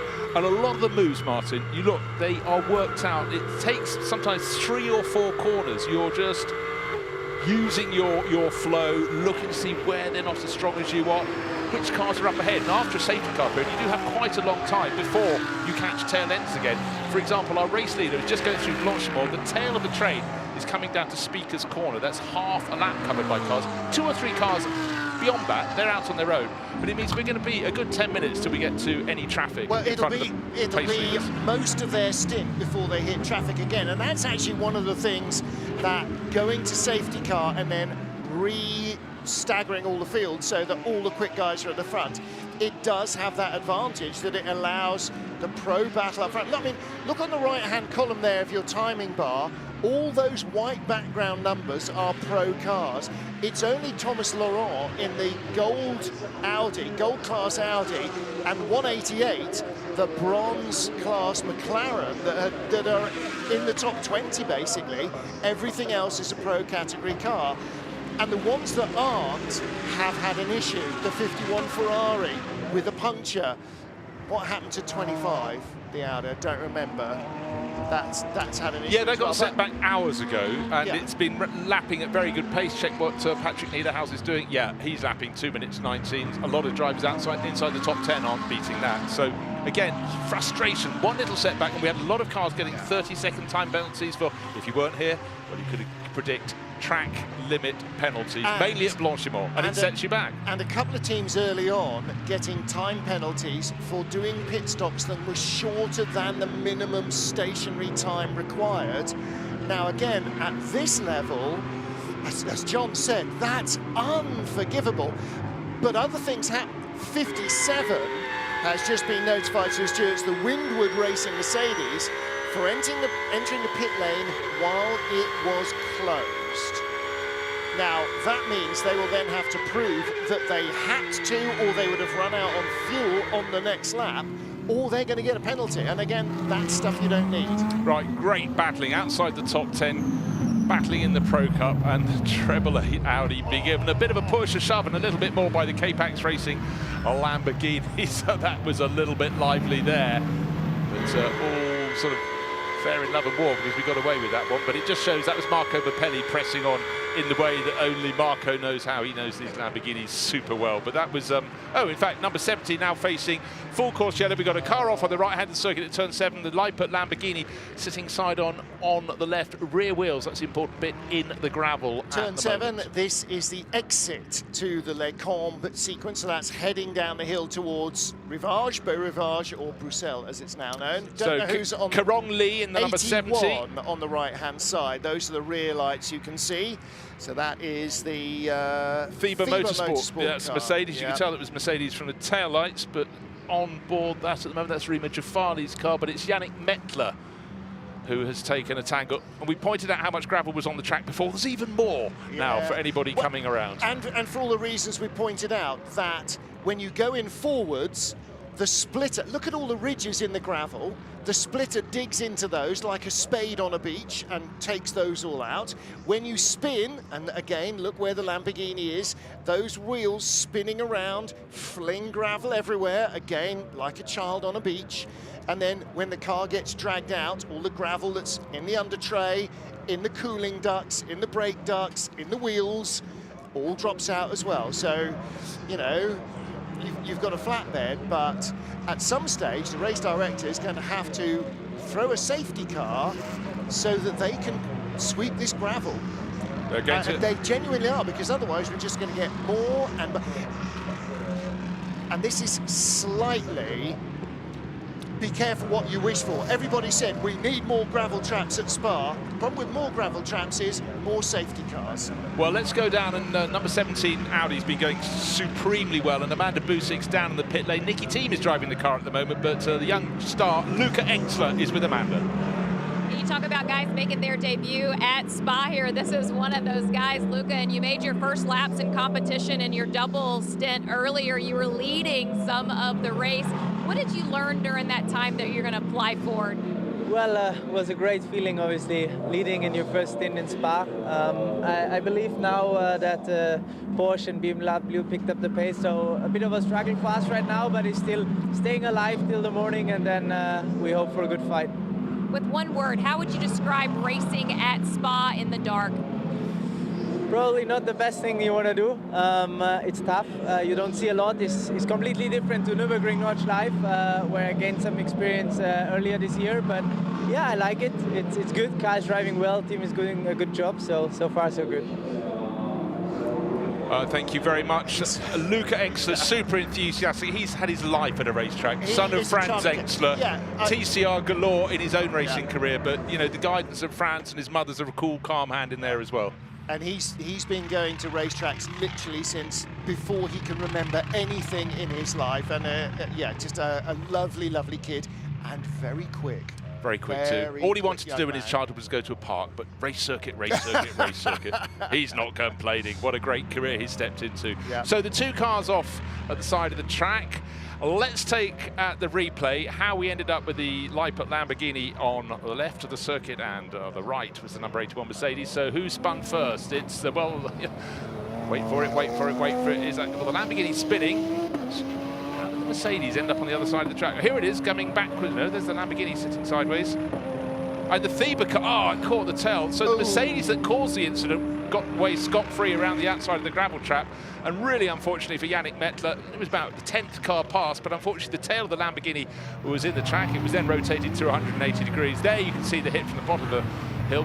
Great direction there to pick up all of that, and neither party was the guilty party in that equation. Top work on the cameras. There is, okay, boys, so excellent work on the cameras. So there's the 81 car. I fear for the continuation in the race of that car. I think the Lamborghini is done. When you get hit in the wheel that hard, that's gearbox. If it hasn't wrecked the gearbox, I'd be astonished. If it hasn't torn the gearbox and the mountings off the engine, I'd be equally astonished. I don't think we're going to see those cars again. It's amazing how many times, particularly under cover of darkness. Oh yeah, definitely looking at the car on the flatbed, that is really rather trash. Well, the side we saw was the good side. Exactly. Yeah, it was the bit we didn't see originally. Yeah. But that's the thing, you know, you hear there's been an incident. Here's the sweeper, by the way. Yeah. That's why. Look where at the curb behind this track as it backs up. That's the difference. Right at the bottom of your picture, unswept. Right where the tractor is now, swept. So we will have the full course yellow out and the safety car out for a while, or full course yellow. I think we will go safety car because they can't have just cars coming by randomly. They need them all to come by in a stream and then give the guys 3 minutes before they come back again. We need to go safety car because this sweeper needs to spend more time here. Yeah, and just to reiterate, the Leipzig Lamborghini driven by Kerong Lee, absolutely not to blame. He was avoiding an unnamed Mercedes that went off on the left of the circuit right in front of him at turn 7, and then 5, 6, maybe as many 10 cars came through, and unfortunately the Leipzig Lamborghini just coming back over the curbing out of the gravel and then was clonked very hard by the Thieber Motorsports Mercedes, and in fact one of the wheels for that car is just being wheeled away on the right-hand side of the circuit to get that clear. I wondered what the marshals were running up for, actually. You could see them running up the hill, and I thought, I don't know what they're coming back up for. But you know what? If you're there, it's so dark away from where you've got headlights, a black wheel and a black tyre sitting against it on the dark, unlit grass. Yep. So well done for spotting it, but obviously when they got the car onto the flatbed, the Thieber Mercedes, they probably spotted there were 1, 2, 3, oh, what's missing? Number 4, the 4th wheel. So well done to the crew there. Well, right, not surprising. The safety car is going to come out now. This happens, you send out the full, make it a full course yellow, see what can be cleared up, but still a lot to be done up there. And your point about clearing the track, Martin, very sensible. So our race leader, Kevin Estra, the 92 Porsche, he was 7.5 seconds clear from Dries Van Tor, but a lot of cars dived into the pits, and Team WRT never missed an opportunity to do that. So they were halfway through a stint, they're coming for a splash. Yeah. Well, again, you know, when you're in a race that's this tight, it may end up being a fuel race in the last 30 minutes. So there's two things. And again, American racing teaches us this. It's about track position or never miss the opportunity to fuel. You have no idea how you're going to be on fuel. And that's not so much at the end of 24. Don't forget, it's at the end of 12 hours we're now starting to count back from. So in amongst all the other calculations are, where are we going to be in 2 hours and 51 minutes when it's 12 hours to go and they're going to hand out another bunch of points? And all of that now goes back into the mix. And they always say the first casualty of war is truth. The first thing that happens when a race goes green is plan A gets thrown away, and you're immediately adapting plan A to whatever extent you need to, depending on what happens, whether it's a 10-lapper, 10-hour race, or a 24-hour race. So the teams now, this is, and especially as it gets later and longer into the race, and when the sun's up, it's tomorrow, but they haven't, you know, these guys got up at 6 o'clock this morning, or yesterday morning, because it's now Sunday morning here, and they will be absolutely hanging and still having to make these mental arithmetic, mental gymnastics calculations that decide whether they win or lose the race. Now, another thing that they need to sort of consider is how long is this safety car period going to be? Because a handful of cars did not come into the pits that time around. Maybe they feel by going another lap, they may gain a position in the queue or two. So that's the 92 race leader, Kevin Estre, Dries van Tor for second place, Team WRT BMW, and the car third that didn't come into the pit lane was 8th at the time. That's Thomas Preining. Well, the other thing that you saw there was one dynamic Porsche left and the other one arrived. Now, they could do that because they were half a lap apart. If they are, let's say, like the two Rover Racing BMWs, half a car length apart, ideally you don't want to stop them on the same lap. Now, there's two things. We saw the sweeper is out. We also saw that it's like Brighton Beach up there at the top. It's just a sea of shingle up at Lake Combe. So that's going to be more than a couple of laps. Yeah, we are going to. I never like to second guess a race director, but I wouldn't mind betting that almost every marshal's post has got a little list of jobs that they could do if we went to a safety car now. Picking up some debris, we've got a bit there, we can sweep that curb, we can move a bit of gravel, we can tidy things up. Sometimes the job list gets long enough that even if there's no damage to barriers or cars have been moved, you actually try to do a bit of housekeeping as well once this situation is forced upon you. Nobody's going to go, right, we're going safety car to do some tidying up.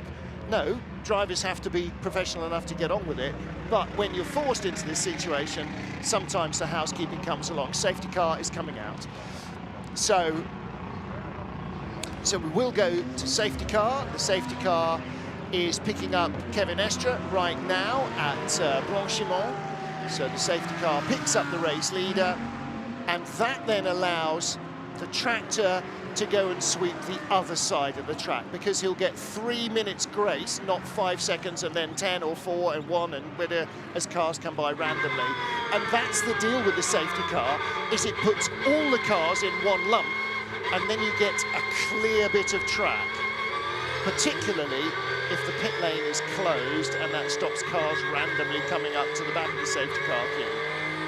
So it makes life safe for the marshals, who are, as we all know, unpaid volunteers doing their best to try and keep this race alive. Okay, let's talk about this element here. We've got two Porsches, first and second. Kevin Estre has not come in. He's got another, what,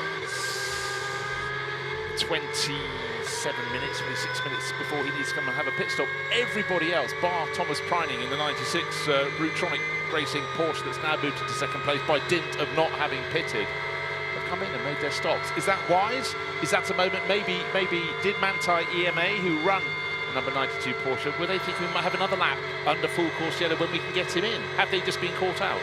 Could be, but the 20 cars behind them have all stopped in the last 5 minutes. So either it's a work of genius and they're going to be right at the top of the pile when we get down to the points in 2 hours 45 minutes, or they've miscued. Exactly. But it's, again, 2 hours 45 minutes, that's 2 3/4 stints, or at least 2.5 stints away from now. They're half a stint in, the others are just starting one. So the others will have to stop half a stint away from the 12-hour mark. Are they actually being very, very good here and giving themselves just 2 straight stints to get to the 12-hour mark with only 2 cars effectively battling for the top points? Well, what's complicated, an integer or a fraction? Fractions are quite complicated, aren't they, really? I can't even remember what an integer is. That's a word I haven't heard since about 1976. So please phone in, call in, call in, listeners. Well, no, because 1976 it'll be answers on a postcard, and maybe and a penny black. Yes, maybe by at the end of the season we've got an answer telling us what an integer is. Here's the doctor. Interesting, actually, of all the things that happened this week, of all the press sort of releases and stuff. A round table with Valentino Rossi on his own in the media centre, because he's Valentino Rossi and nobody's pretending that he's not a big story and he's not a big name, but he is just loving this so much. He was so excited at Le Mans. He's so excited to be here. This is utterly, utterly different from everything he's been doing since he was 8, and yet he just seems to be taking to it like a duck to water.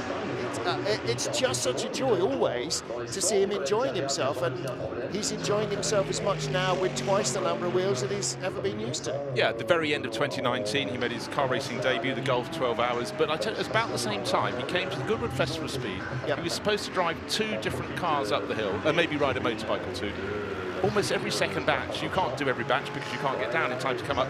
He was in another car, and he said, I just went up to someone, and you can't resist Valentino Rossi. No. Such a lovely guy. I remember this child from when I was a child, you know. Yeah. So, of course, you hand over your Lancia sports prototype to him, and up he comes and he jumps out. He is box office gold, even if he'd never raced a motorbike in his life. Not just raced a motorbike, won everything there is to win a motorbike. He is such an enthusiastic, charming figure. No wonder he's so popular. Yeah, absolutely. And a joy to work with as well from everybody in the team, which, you know, they might say in public if they needed to, even if it was a right pain in the backside. But in private, they will tell you that the only downside of having Valentino Rossi in the team is that it takes you longer to go anywhere than if it with any other driver they've ever used. 153 is in. 159, it's one of the 2 Garage 59 McLarens, and it's probably doing a technical pit stop because you can, no, hold on, we haven't got to the halfway point of the race yet. You can't do that yet. But there are, that's a shattered... that's a very broken brake, yeah. No. Okay, so what does that hit? Well, I'll give you a choice. Well, it's just a pair, sorry, it's a pair of... That's just a shattered disc. That's...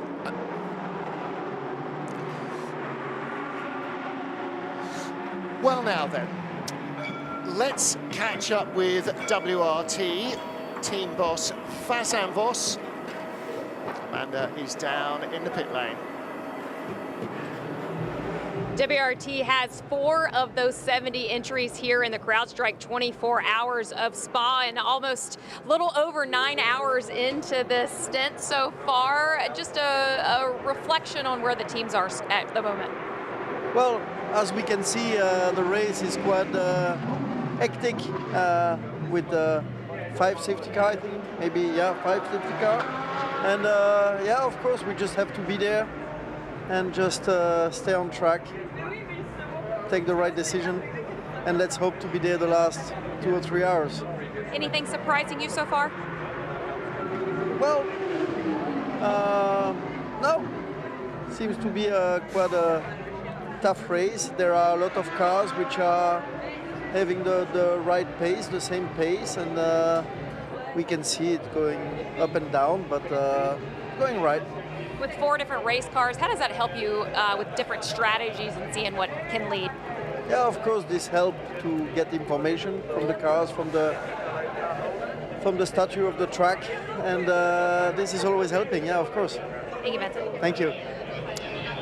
Vincent Vos, been there, seen it, done it, but still wants it all the more, particularly since they changed to BMW. They've had a fantastic start to the series this year. Now the lights are off on the roof of the safety car, the field being led around by Kevin Estre in that 92 Manthey EMA Porsche, ready for the restart. Let's hope this one's better. Let's hope all that gravel at turn 7 has been swept off the track. But the Manthey EMI, we're riding on board with them in the full darkness, coming up to Blanchimont.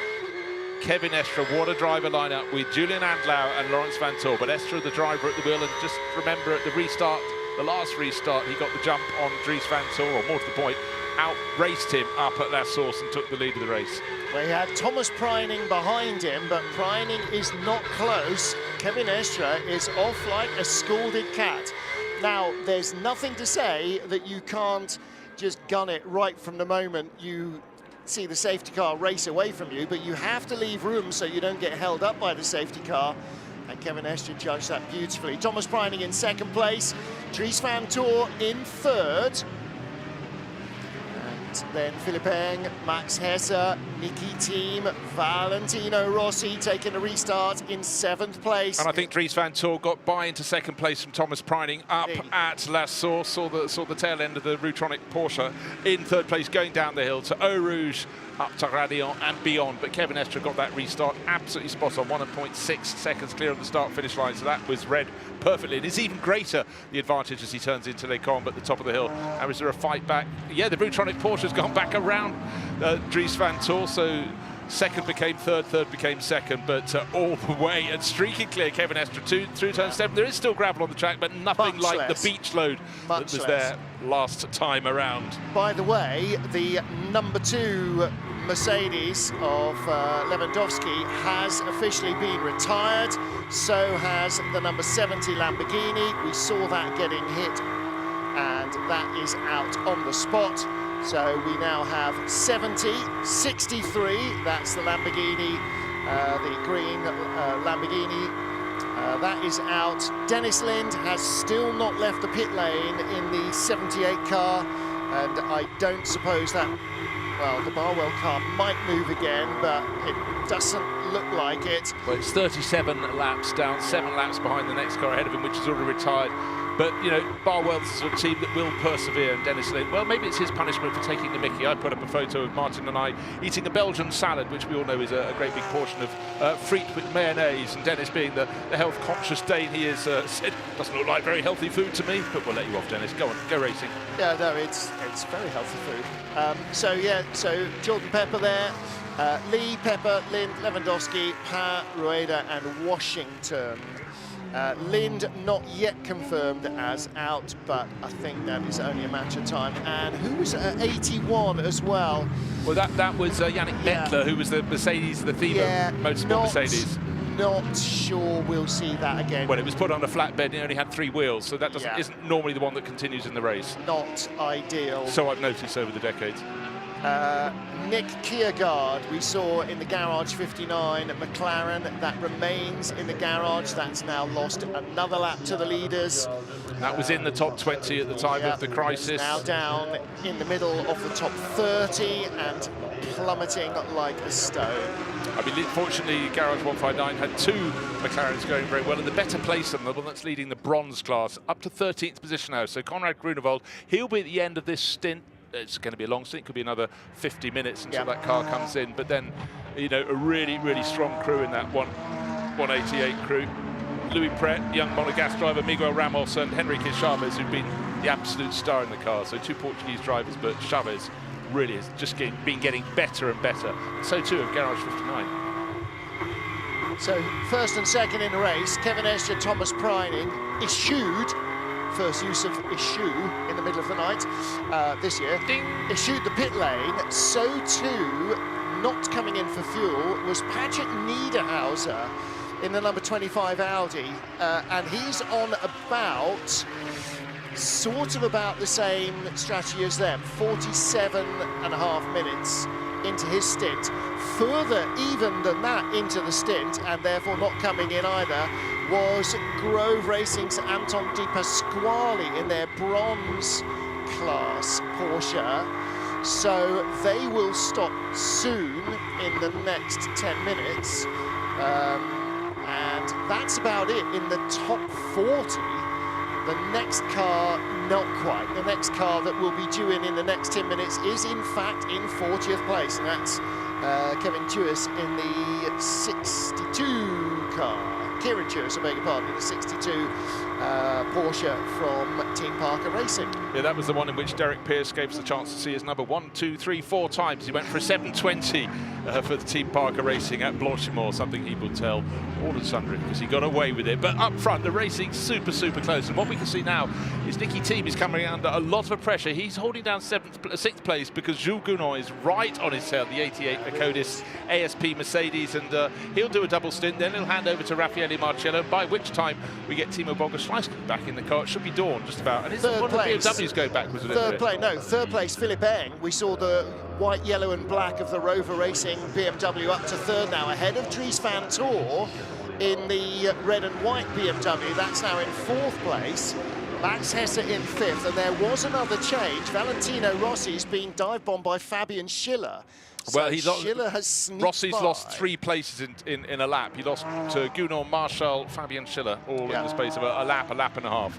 Up to the top of the hill, Dries van Toor, not losing any further places, but Max Hesse all over his tail now. So it's been the restarts haven't been so great for Team WRT. So, but again, you know, the slide rule brains of the crew down there, they're working out what happens when we're 12 hours in. That's the next dollar per points. If you're leading the race at that point, you get that point of the race, the halfway point, you get 12 points in the bag. I've not seen a lot of Hesse racing, but I really liked what he did at Le Mans 3 weeks ago in the GT3 cars. I thought he was really very sharp.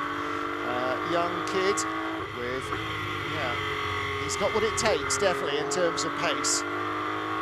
One thing that was very, very interesting to me during the pandemic, very quickly we shifted across to, a lot of these drivers went and did sim racing and stuff, but BMW, for which he was racing at the time, they actually put their race engineers across. They also kept their PR team on. Yes. To keep them sharp, because you know, lose it for 6 months, or we didn't know if it was going to be 6 years of exactly pandemic. Right. But exactly right. It really worked. A lot of the engineers really found a lot, and the drivers, the real world, the full metal drivers, I call them, learned a lot from the sim racers and vice versa. It's certainly been blurred, I think, the difference between them. It was a remarkable, you know, crossing of the streams from which everybody benefited. I think everybody learned a lot from that. The sim racers were just astonished that they go into a debrief and they'd be like 18 or 20 engineers. And normally they go into a debrief and there's the 2 or 3 drivers that are in a car and an engineer. And likewise, particularly, you know, things like virtual Le Mans, drivers who race Le Mans go, you can't do that, and the sim racers going, you have to do that or you will be dog slow. Yeah, but you can't attack the curbs like that. But trust us, you have to. Engineers go, you can't run tyre pressures that low. Oh, it's the only way you can be quick. So there was a huge crossover, and you're absolutely right. When lockdown started and nobody had any idea whether it would be days, weeks, months, or years, it was a really good way of keeping teams and engineers sharp. Talking about keeping sharp, Nicky Tim is keeping Dries van Toor right on his toes. Nicky taking a look as they work their way up the hill. Just in the back of this pack, they're running in 4th and 5th. Dries van Toor, the 32 BMW, tucked in behind. And bear in mind, Dries's car with Dries on board, earlier in the race with Sheldon van der Linde on board, the 17, which now Nicky Tim is driving, had Kelvin van der Linde on board. They were leading the race, after 11 o'clock when we came into the booth. Antonio Fuoco in the leading Ferrari is in the pit lane from the tail of the top 10. Why? He's only done 16 minutes in a stint. So he stopped at the same time as everybody else apart from the lead 2. Why is the 71 Ferrari in the pit lane? I think I'll probably put my hand up and say, how about a puncture? Looking at his split times, the first 2 stints. Right. Oh! Whole front end change, we're here. So, not suspension, but the body. So, nose of the car has been changed. Well, so either a bit of, front to back action, he's bumped into somebody who presumably will need not a splitter, a diffuser. The splitter, that little sort of flat tray that sticks out at the bottom of the nose, absolutely the most critical element in the aerodynamic package. If you lose that, you lose everything. And if it starts to separate from the nose and flap around, then not only does it feel and sound horrible, but your aerodynamics go absolutely out the window. They're on, they're off, they're on, they're off. Absolutely. Just so ghastly. Porpoising Formula One, hold my beer. That's what that is. Philip Engi just saw right behind Thomas Preining. Kevin Estre has not got away at all, has he? And then he has. He's 6 seconds clear, so he's already through that source. Lapped car. Yeah. Thomas So, Preining hanging on at the moment, but really the pressure is coming on. Philip Eng is looking very, very busy indeed, the 98 Rover Racing BMW. You've got a car that's in 23rd position. Patrick Niederhauser, he's quick, but he is a lap down. Remember that Niederhauser car, number 25, Santaloc Junior Team. That is a great car with a great lineup. Christopher Mies, Patrick Niederhauser, Simon Gachet. That is a lap down. They've spent all the time, for about the past 7 hours, trying to get back onto the lead lap. But they've had that one little problem, and it's cost them so much. But right now, they can run with the front runners. come back, baby. Well, I think that was the number 17 Audi. I think that was Nicky Team. No, hold on, he was back in the line. Is that Max Hess on his tail? Yeah, it was. I think someone went on a little bit deep up the escape road at their cob, has rejoined. They may have to give some positions back. I fear it was the number 17 Audi that was 5th at the start of the lap with Nicky Team on board. Ben Constantino's pointing out that on the steward's screen, which I wasn't looking at, black and orange flag for the 71 Ferrari. Apparently its lights weren't working. Right, object identification. You're the commentary team at home. Who goes off here? Nicky Team is muscled to the outside. His battle. He was trying to get past Dries Van Tor, and he got elbowed out, so just simply couldn't turn him where he wanted to. He had to go through the gravel trap where the track went right and then left. He went straight on and then right and left. See, Nicky Team not in an Aston Martin. At least Audi starts with the same letter, I suppose. The Dane, well, the only Dane in that Dane train. So, strictly speaking, I suppose, not really a Dane train at all, is it? The Shera Sport Audi Nicky Team still hanging in there in 5th place in this queue.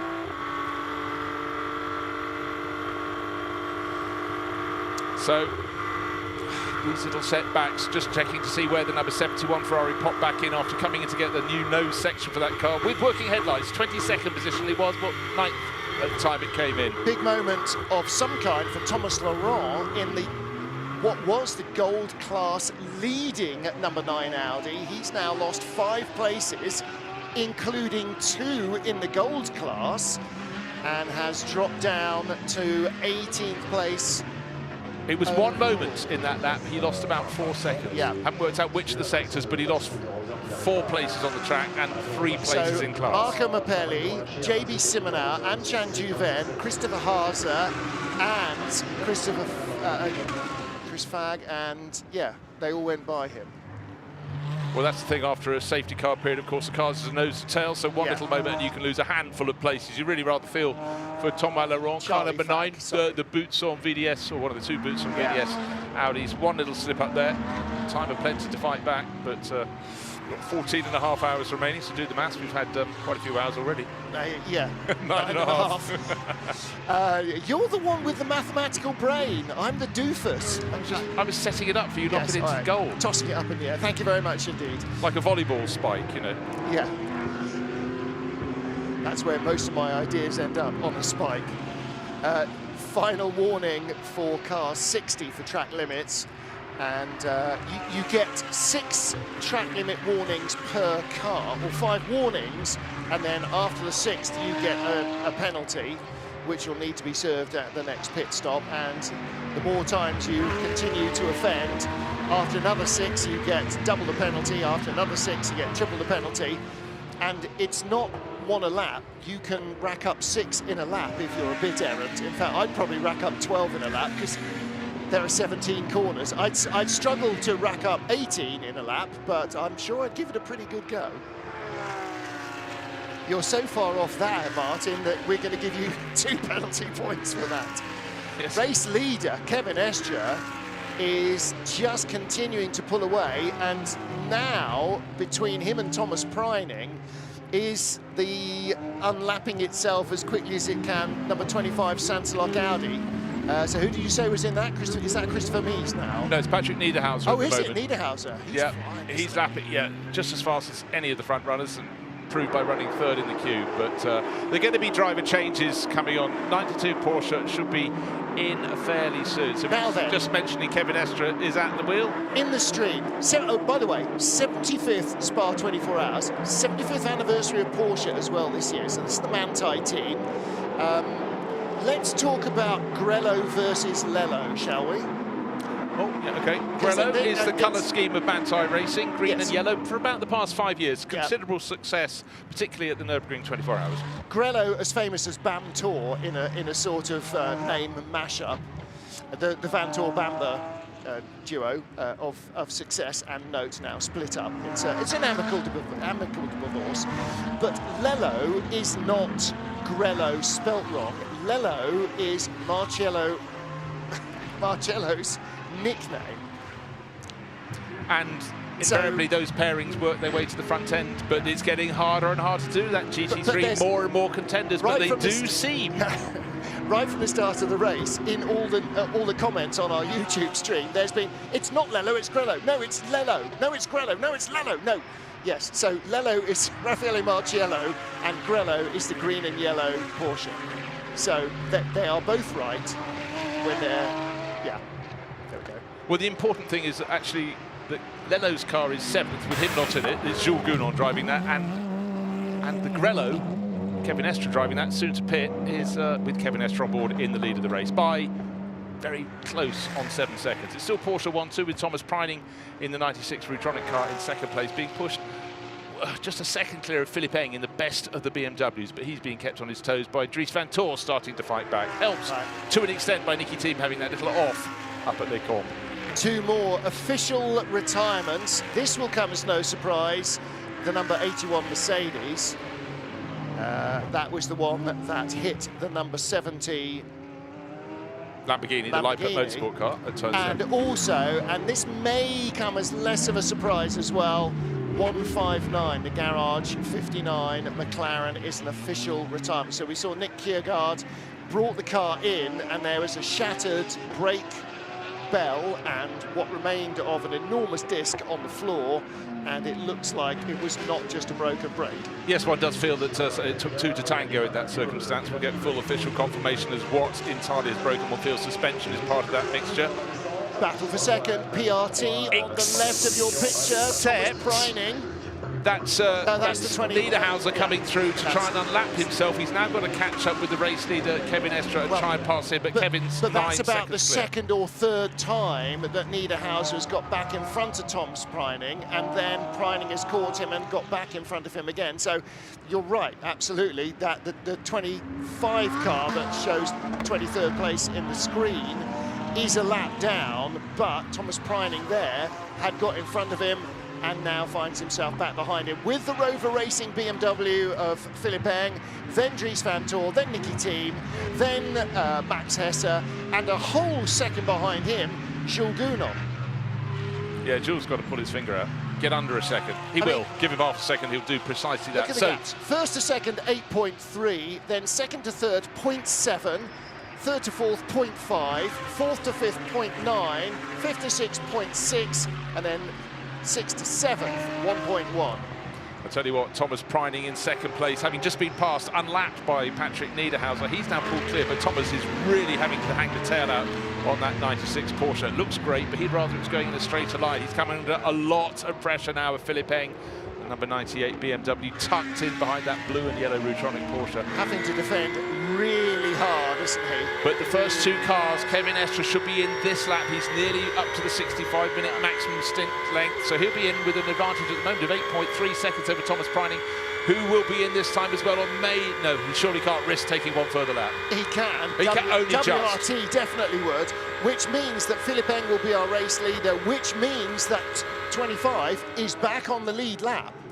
Good point. Because the current leader, who he's behind on the road, will go into the pits. Right, Preining is pitted as predicted. Kevin Estre has already come in. Yeah. Okay, so Kevin could have just squeaked in one more lap. No point taking the risk there. In fact, he couldn't now. No, Kevin he couldn't. And Tom Preining... Yeah, sorry, it was the other way around. He could possibly... By seconds. If it was WRT, they'd have risked it for a Swiss kit. Ask your father. So the lead 2 are in, which means Philippe Eng is our race leader by nanoseconds from Dries van Tor, Niki Thiem, Max Hesse, Jules Gounon, and then Marshall, Schiller, Rossi are a little sort of 3-second clump. Right, so that should be Julian Andlau, I reckon, getting in after Kevin Estre, who tries once and then twice to be sure that door is closed. Yeah, quite right. You don't want to come back in because the door didn't shut. You only had 2 jobs to do. Yep, get out and get the door shut. So 96 is in as well. So this is the onboard view. Was there a driver change there, or has Thomas Preining stayed in? He stayed in the last stop, but that was a half-stint stop. Were there fresh Pirellis? We didn't see enough of the stop to know, because fuel takes longer than tyres and drivers. Same way it does when you're doing it at home. Actually, it might be Laurens van Tor who's taken over the 92. just trying to remember who was driving it before it was put into the hands of Kevin Estre, but well, are we going to time flows on. I think it should be Lawrence, Fantor actually. brothers as opposed to Van der Linde brothers? Let's wait and see. But of course, coming in from the Julian Andlauer is the name already flicking up on the screen. So again, Down you to can't always 19th predict. from first. That's what a safety car does in terms of packing the field together. We've got a bronze class car now up into 10th position overall, 24 seconds down on the race leader, Conrad Grunewald. So we just had Garage 59 having their 159 McLaren retire from the race. Still waiting for full notification on that front as to the reason it was pushed back into the garage there. But the sister car has been going so well all race with Conrad Grunewald at the wheel. Is he near to his pit stop? No, he's got another half stint at least to do. Yeah, he stopped with all the rest of the field apart from the top two. So Julian Andlauer is in. Lauren Heinrich takes over from Thomas Preining in the 96 Porsche that was in second place. So Julian Andlauer, former Porsche junior factory driver, and Lauren Heinrich, another one of the young stars of the Porsche Super Cup and Carrera Cup Deutschland World. So two drivers extremely well grounded in getting the best out of a 911. However, the top Porsche is now Ançan Güven in 13th place. So the Turkish driver in the 54 Porsche, the Huber Racing car. He races with Huber in... That's okay.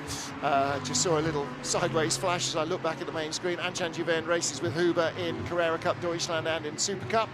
So he knows them well and they him. Philippe Eng, the race leader then in the Rover Racing BMW from Dries Vanthoor. Second place for Dries Vanthoor in the WRT BMW. That's the red and white car. That's the car that picks up the most points at the 6-hour mark, because the Rover Racing car was half a stint out. Now they are about half a minute apart in their pit windows, so Rover have jiggled and wiggled themselves back into the frame on the same footing as everybody else. Catch me out once. Okay, good for you. You're not going to catch me out again with the same trick. So, not so long ago, before this sudden flurry of pit stops after the safety car period, we had this period with very quick laps coming in, and because the race leaders didn't have anybody in their way, but the race leaders at the moment going to Blanchimont, turn 16 of this circuit.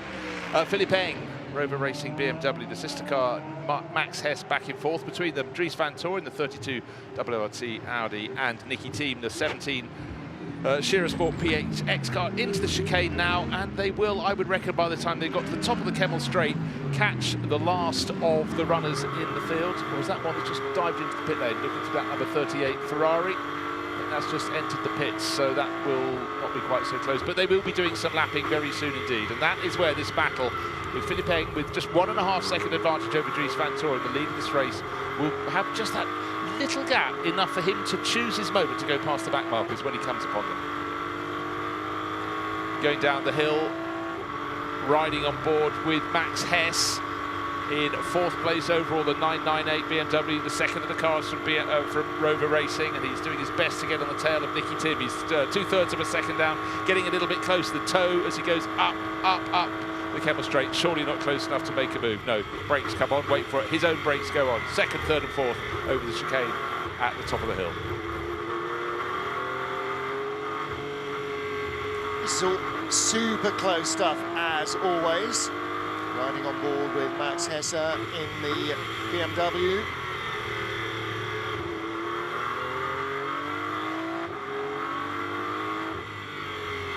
Going down the hill, pressing, but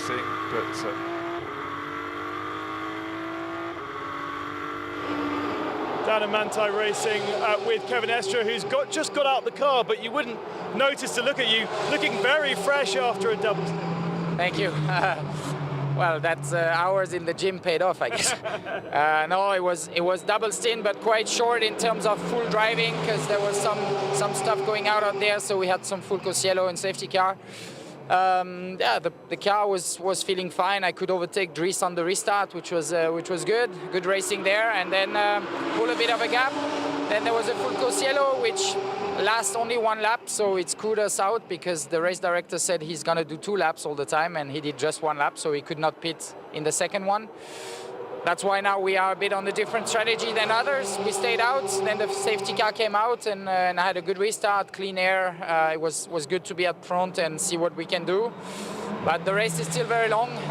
Now we are cycled back towards the midfield because we are a bit different strategy, but the car feels good. I hope that we'll have a clean night, and we'll see where we are tomorrow morning. Ideally, would you have liked to have pitted with the rest? Yeah, because then you are in the same rhythm. It makes yourself, I mean, you're more relaxed because now if a safety car comes at the wrong time, you might lose a lap. Like right now, for example, we lost a lot because we pitted, the other not. If there's a full course yellow, they can all pit on the full course yellow, and we are stuck there. So it's not great, but that's the way it is. We have a good car. The team executes well. We are doing well, so all good. Thank you very much. Get some practice. Thank you very much. Good to have Ben Constanduros now taking over the pit lane, and Kevin Estre feeling exposed there, being out of kilter with the other teams. But a good bit of news for him is his car, although it's fallen to 19th position, Julian Andlauer has just taken it over and banged in the fastest lap of the race. So it's absolutely flying. A sensational shot of the moon.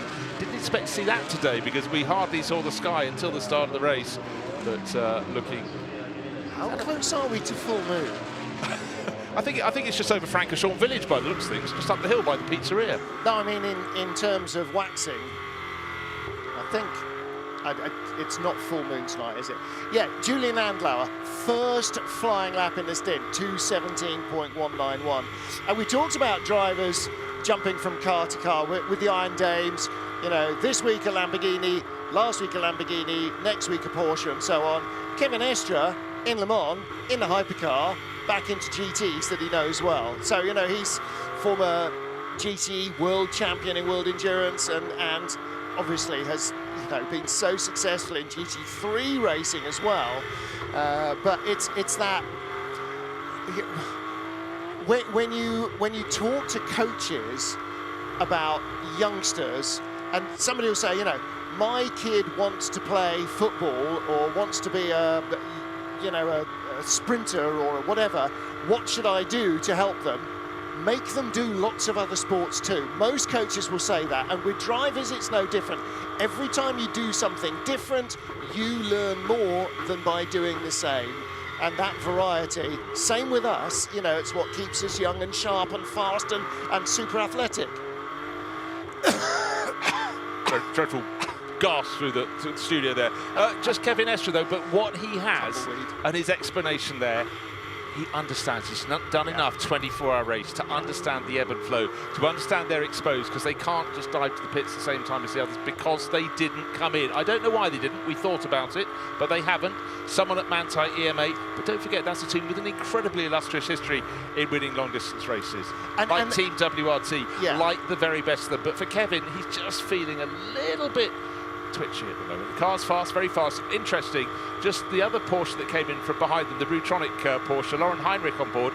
His best lap was that car's best lap, also in the 270s, just after he came out of the pits as well. And you, I mean, and again, I said this before, that's why I do this instead of being on the pit wall, being a team manager. But if there are 30 pro cars and 28 thought this is the time to stop, either two different teams, not two cars in the same team, are being very clever or potentially could get really badly caught out. And actually Kevin was very clear there about, look, we've just done a green flag pit stop. If now there's a full course yellow in the next 30 minutes or 40 minutes or 45, no, because the others have got 30 minutes to go. In the next half hour, if there's a full course yellow, even for one lap, the rest of the field can get a much less slow pit stop and lose less time than those two cars lost when they did a green flag pit stop. And that's the danger of being an outlier. Outliers often don't survive. and there's a reason for that. And they, you know, for 30 minutes, they've just got to hope that now that the field is all packed together and racing door handle to door handle for position, nobody falls over somebody else. Otherwise, they could be the ones that are out of bed. So, class leaders, pro class overall, 98 Rover Racing BMW, that's Philippe Eng. Look down the leaderboard, 11th place, that's our bronze class leader. It's still the 188 McLaren.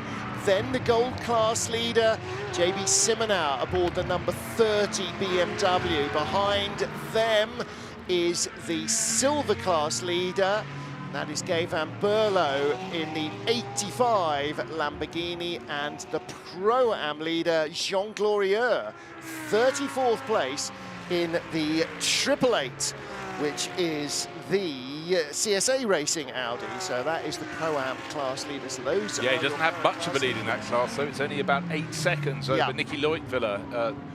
And Chaz Mostert is third, and they're all on the same lap as each other. So Nicky Leutwiler, Car Collection Motorsport, Porsche. Whenever it's Nicky Leutwiler, it's going to be a Porsche, isn't it? Chaz Mostert, Car 75, Sun Energy 1 Mercedes. The car that, don't forget, started sort of effectively a lap down on everybody else because they had the driver change. And in fact, it was because the chassis was changed after the damage caused when Kenny Harble had his off that ruled him out of the race. His car, but he couldn't get to play in it. Yep. So they're doing very well, picking their way back up the order. Chassis, brand new car, and a brand new driver as well, who is the Sun Energy team boss. So it's a weird pattern occasionally, the way these things happen. Thomas Laurent in the pit lane, so too is Colin Brown, so the number 9 and the number 2. So 2 cars in the pit lane and only 2 digits used. A very rare thing. Sometimes there'll be 2 cars in the pit lane with 6 digits used. We had any warnings on the warning screen recently of relevance, personal? Endless. It's like a rolling ticker tape in many ways. Well, Gruppe M's Mercedes, Maro Engel, Mikkel Grenier and Danny Junkadea, who's at the wheel of that. Grenier, a black and white flag for track limits. That's sort of almost into final warning territory. So you just have, marshals can't see quite so clearly as they can in the daylight the colour of the car, but the illuminated number panels means it's much harder to escape. What tends to happen at night is places like Rédillon, turn 4, will still have a camera on it, and that will, take your happy, snappy picture, and you will be busted. In other places where you can gain ground by running wide, sometimes it's a little harder to tell, but marshals have eyes, and you've got illuminated numbers on the side of the car, so it's a lot harder to get away with stuff. Temperature down now to 13 degrees air temperature, and track still remains at 15, nearly 16 degrees. So actually relatively mild, and with no rain so far since the start, almost since the start of the race.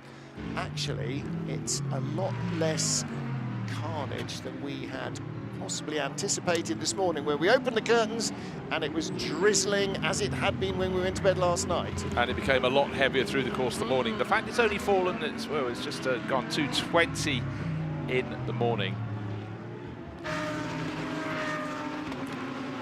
Yes, I'm getting my team owners mixed up. It's the Get Speed team boss who took over that damaged car, or is the Kenny Harble was injured. He's the boss of Sun Energy 1, and it was Adam Mosieka who was brought in. Liam Talbot started flying from Australia. They realised he wasn't going to get here in time. I again didn't quite. We were told that Liam Talbot was the likely replacement, and then it became clear overnight that in fact he probably wouldn't have landed in Belgium till about now, which isn't much use. So they turned him around at Doha, and back he had to go. I don't know whether he, really, he had got on a plane? I believe so, yes. Okay, somebody really didn't work out that Australia's half a day ahead, did they? They wanted it to be a day and a half ahead, and that would have built the leeway in. So the number 50 Ferrari in, this was the car that the driver lineup led by Simon Mann. That got delayed very early on in the race. Simon, in fact, just brought that in 58th position, but that's only effectively got, what, about 3 cars behind it in the running order. I can't remember why they lost so much time, but great to have Francorchamps motors on the side. So important. Yes. I'm not sure how many cars behind they're running. Samantha Tan in that 38 Ferrari that's been clattered a couple of times has been in the pits for more than 10 minutes. The 58 Lamborghini, that is the Grasser racing car brought in by Ricky Capo. That's been in the pit lane for more than an hour. Is not yet an official retirement, and the only other car behind the 81, which is now an official, behind Nico Varoni in the 50 car, which is not an official retirement, is Dennis Lind in the 78 car that has also spent more than an hour in the pit lane. One other you can throw into that mix, this is 63rd position, Andrea Kohler, the number 10. That is one of the 2 Boots and VDS Audis, and that was one that had 2 moments. One where it went off at La Source with Loris Cabarrou at the wheel, and then one where Roy Meau has dropped it, and that's what took the number 2 Get Speed Mercedes out of the race on the climb from Curb Paul Frere up towards Blanchimont. I think we've got 58 cars running. So Nico Varone, winner at Le Mans, with Ben Keating in the Corvette in the GTE AM class. That is currently in 58th place, car number 50, and that is the AF Corsa car, as you said. Simon Mann, Julien Piguet, and Ulysse de Pauw. Ulysse de Pauw, who had a crash early on in the Ferrari 21, it was, at Le Mans, that he shares with Simon Mann in the World Endurance Championship. I don't think I've seen anybody quite so gutted without them having lost Le Mans on the final lap. He was inconsolable. Yeah, absolutely awful when you see that, when someone's had an issue, and he's definitely a rising star. So it's not going to be his result here today either, but to go out early on, and it was just one of those things. There's nowhere to hide when a car has been dropped. Right, leading the race, it's still 0.6 of a second between Philippe Eng, Dries Van Tor, BMW, ahead of the number 32 Audi, sorry, I've done it again, BMW, which is being harried very hard in turn because Nicky Tim has decided he wants to put his Audi up into that mix. It's the 2 BMWs. Eng, gap, wait for the 1.9 seconds now clear of Dries Van Tor, who's just half a second clear of Nicky Tim, who's got Max Hess 1.5 seconds back and 2 seconds back to Jules Gounon. So the top Mercedes in 5th place. That's car number 88. Not quite matching the pace of the cars in front, Jules, at the moment. And they're all in the same pit window. There is Philippe Eng with that lilac strip, purpley strip across the top of the windscreen, which also, luckily, matches the illuminated number of the race leader, which is a sort of pinky purpley colour on our timing screen, on our GPS tracker, so that works well. Then right behind, there's Dries Van Tor there, and the next set of headlights is Nicky Tim. So he was half a second behind and remains so. And again, like so many battles between these top drivers in GT3, they can be close, but they know they've got to be appreciably fast. They get a really good tow, often helped by having a back marker that may obstruct the car they're trying to overtake. Just to lay them slightly, say, between Eau Rouge and Rallion, they won't get, you know, the drive out of the corner, and the car behind will get a fantastic tow. But at the moment, Nicky Tim, when they were approaching the top of the Kemmel Straight, thought, I'm close, not close enough, tuck in behind. Wait. But there is going to be traffic up ahead of them very, very soon indeed. In fact, as the field goes down, turning left and left again at double gauche, that's 2nd and 3rd place cars running through over the curbing on the exit. It's very tight indeed. They're looking for a back marker, either to help them or to hinder their rival. So who are we on board with here? Is this Dries Van Tor? And why is it saying minus 99.59? Clearly, Clock's going backwards. They didn't reset it very well, did they? The stint timer has absolutely gone on the fritz. That's like somebody's just unplugged the microwave, isn't it? Yeah, it's Dries Van Tor, because I'm fairly sure up ahead it's Philippe Eng. I think that is as well. But Philippe appears to be being a bit cautious going past the back marker, waiting to be sure. Oh, getting very, very close to the edge of the circuit, and that's as they're coming up to, now they're at Blanchimont, and Philippe Eng has been waiting, and he's about to be gobbled up, surely. Oh no, sorry, it's not Philippe Eng, it's the Grove Porsche up in front of Philippe Eng, had just gone around the outside, but instead of being 1.9 seconds clear of Dries Van Tor in second place, one car between the pair of them, but it's probably down to just a second flat between first and second, and Nicky Tim will be all over the tail of Dries Van Tor. The car 32 BMW going over the line, 0.992 of a second between first and second, so the traffic there of the Grove Porsche rather delaying the race leader, but he decided caution was the better part of valour. And just hung on, waited for his moment, got past the Grove Porsche and is now starting to pull clear again. And the Grove Porsche is still there to be passed by the driver in second place, Dries Van Tor, up over the rise at Radion. He'll get the tow from the Porsche. Nice tidy exit for both of them up, and then as soon as you get out of Radion, you've got to arc to the right and then all the way up the Kemmel Straight. We might be about to lose another car. Ben Constantinos reporting from the pits that the number 60 Lamborghini has got an overheating issue, so that's the... that was the Ricky Capo car. Yeah, the VSR car. So... Oh, not Ricky Capo, sorry, 60. Marcus Pavarud brought it in. So Vincenzo Sospiri's team with an overheating issue on that car, and that's this lap. I've been in the pits that long, only 4.5 minutes. No, 3 laps till Nico Varoni gets a spot back. Yeah, it's only been in recently, but overheating may not be a quick fix. Sorry, 4.5 minutes into its stint, sorry, rather than the pit stop time. No, it was a pit stop time, it's still running up, so it's still in the pits now. Marcus Pavarud, yeah. Ben also saying that 58 Lamborghini is done, and 63 is a goner, so those have yet to be officially notified on the timing screen. Okay, so the 58 Lamborghini was the Grasser one. We mentioned Ricky Kappa having stopped at pit in. Remember, it was all sorts of things happening. We said the 58 car was stopped outside the pits. They've obviously got it into the pits, but it's been an hour and more, so that's not looking good. 10, 78 and 63, all retirements. So they haven't quite yet been officially sorted, and we might have to add 60 to that. So we could have 57 cars running at... Oh, hello, we've just gone inside or beyond the 10-hour mark.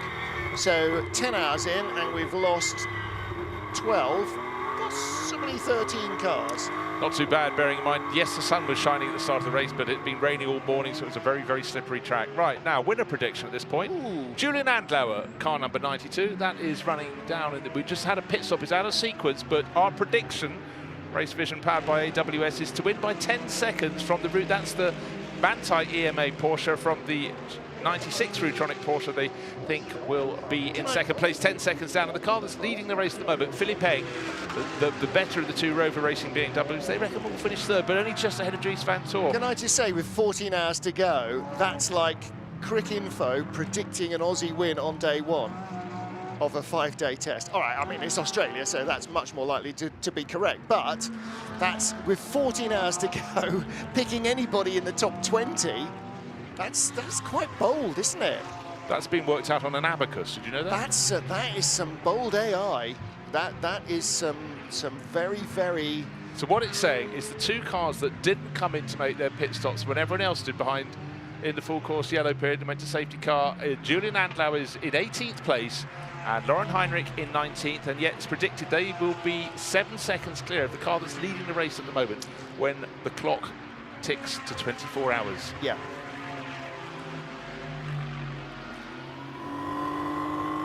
Now, Nicky Team has been pressing very, very hard indeed. Now, he's just trying to go up the tail. This is, oh, look on the left, who's suddenly got an attack.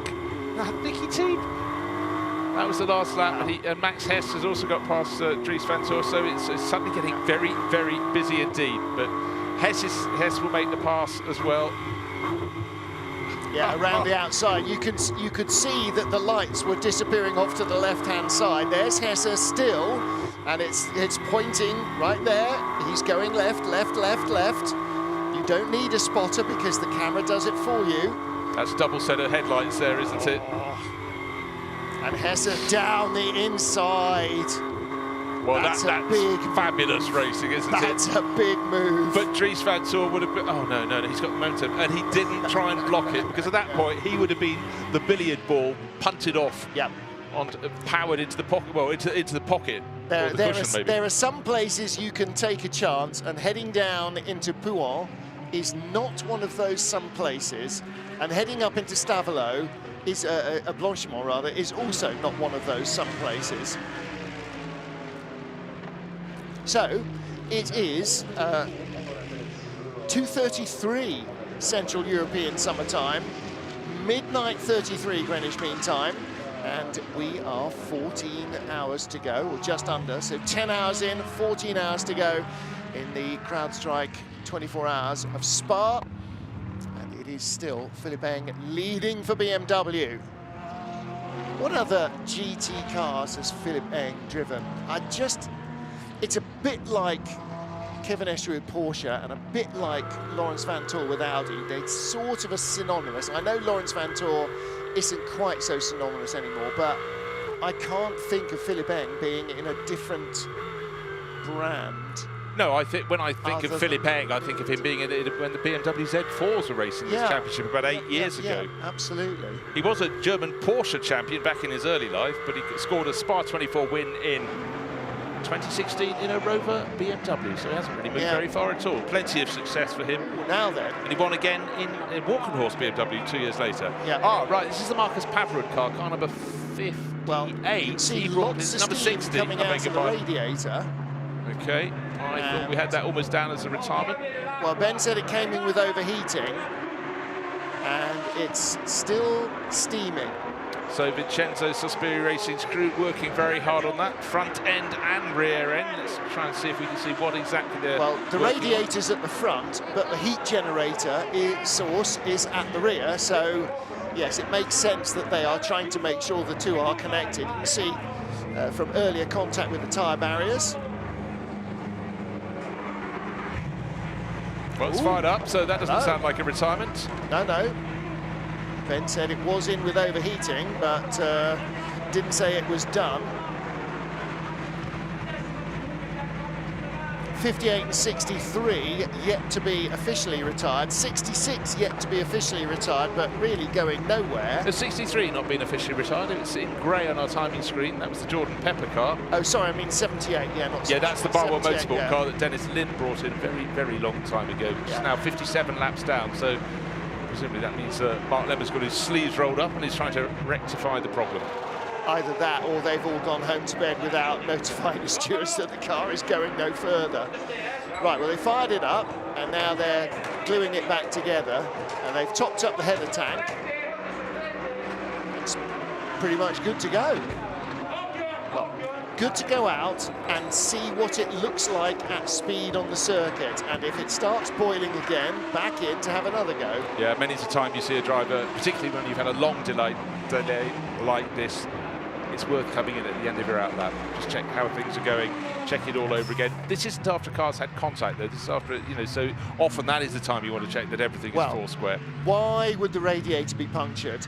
Look at all the gravel, and then you've got 60 cars. So that's why the radiator's punctured, because you're just driving through a sea of gravel, and those stones get flung up all over the place. So, well, Marcus Pavarud brought it in.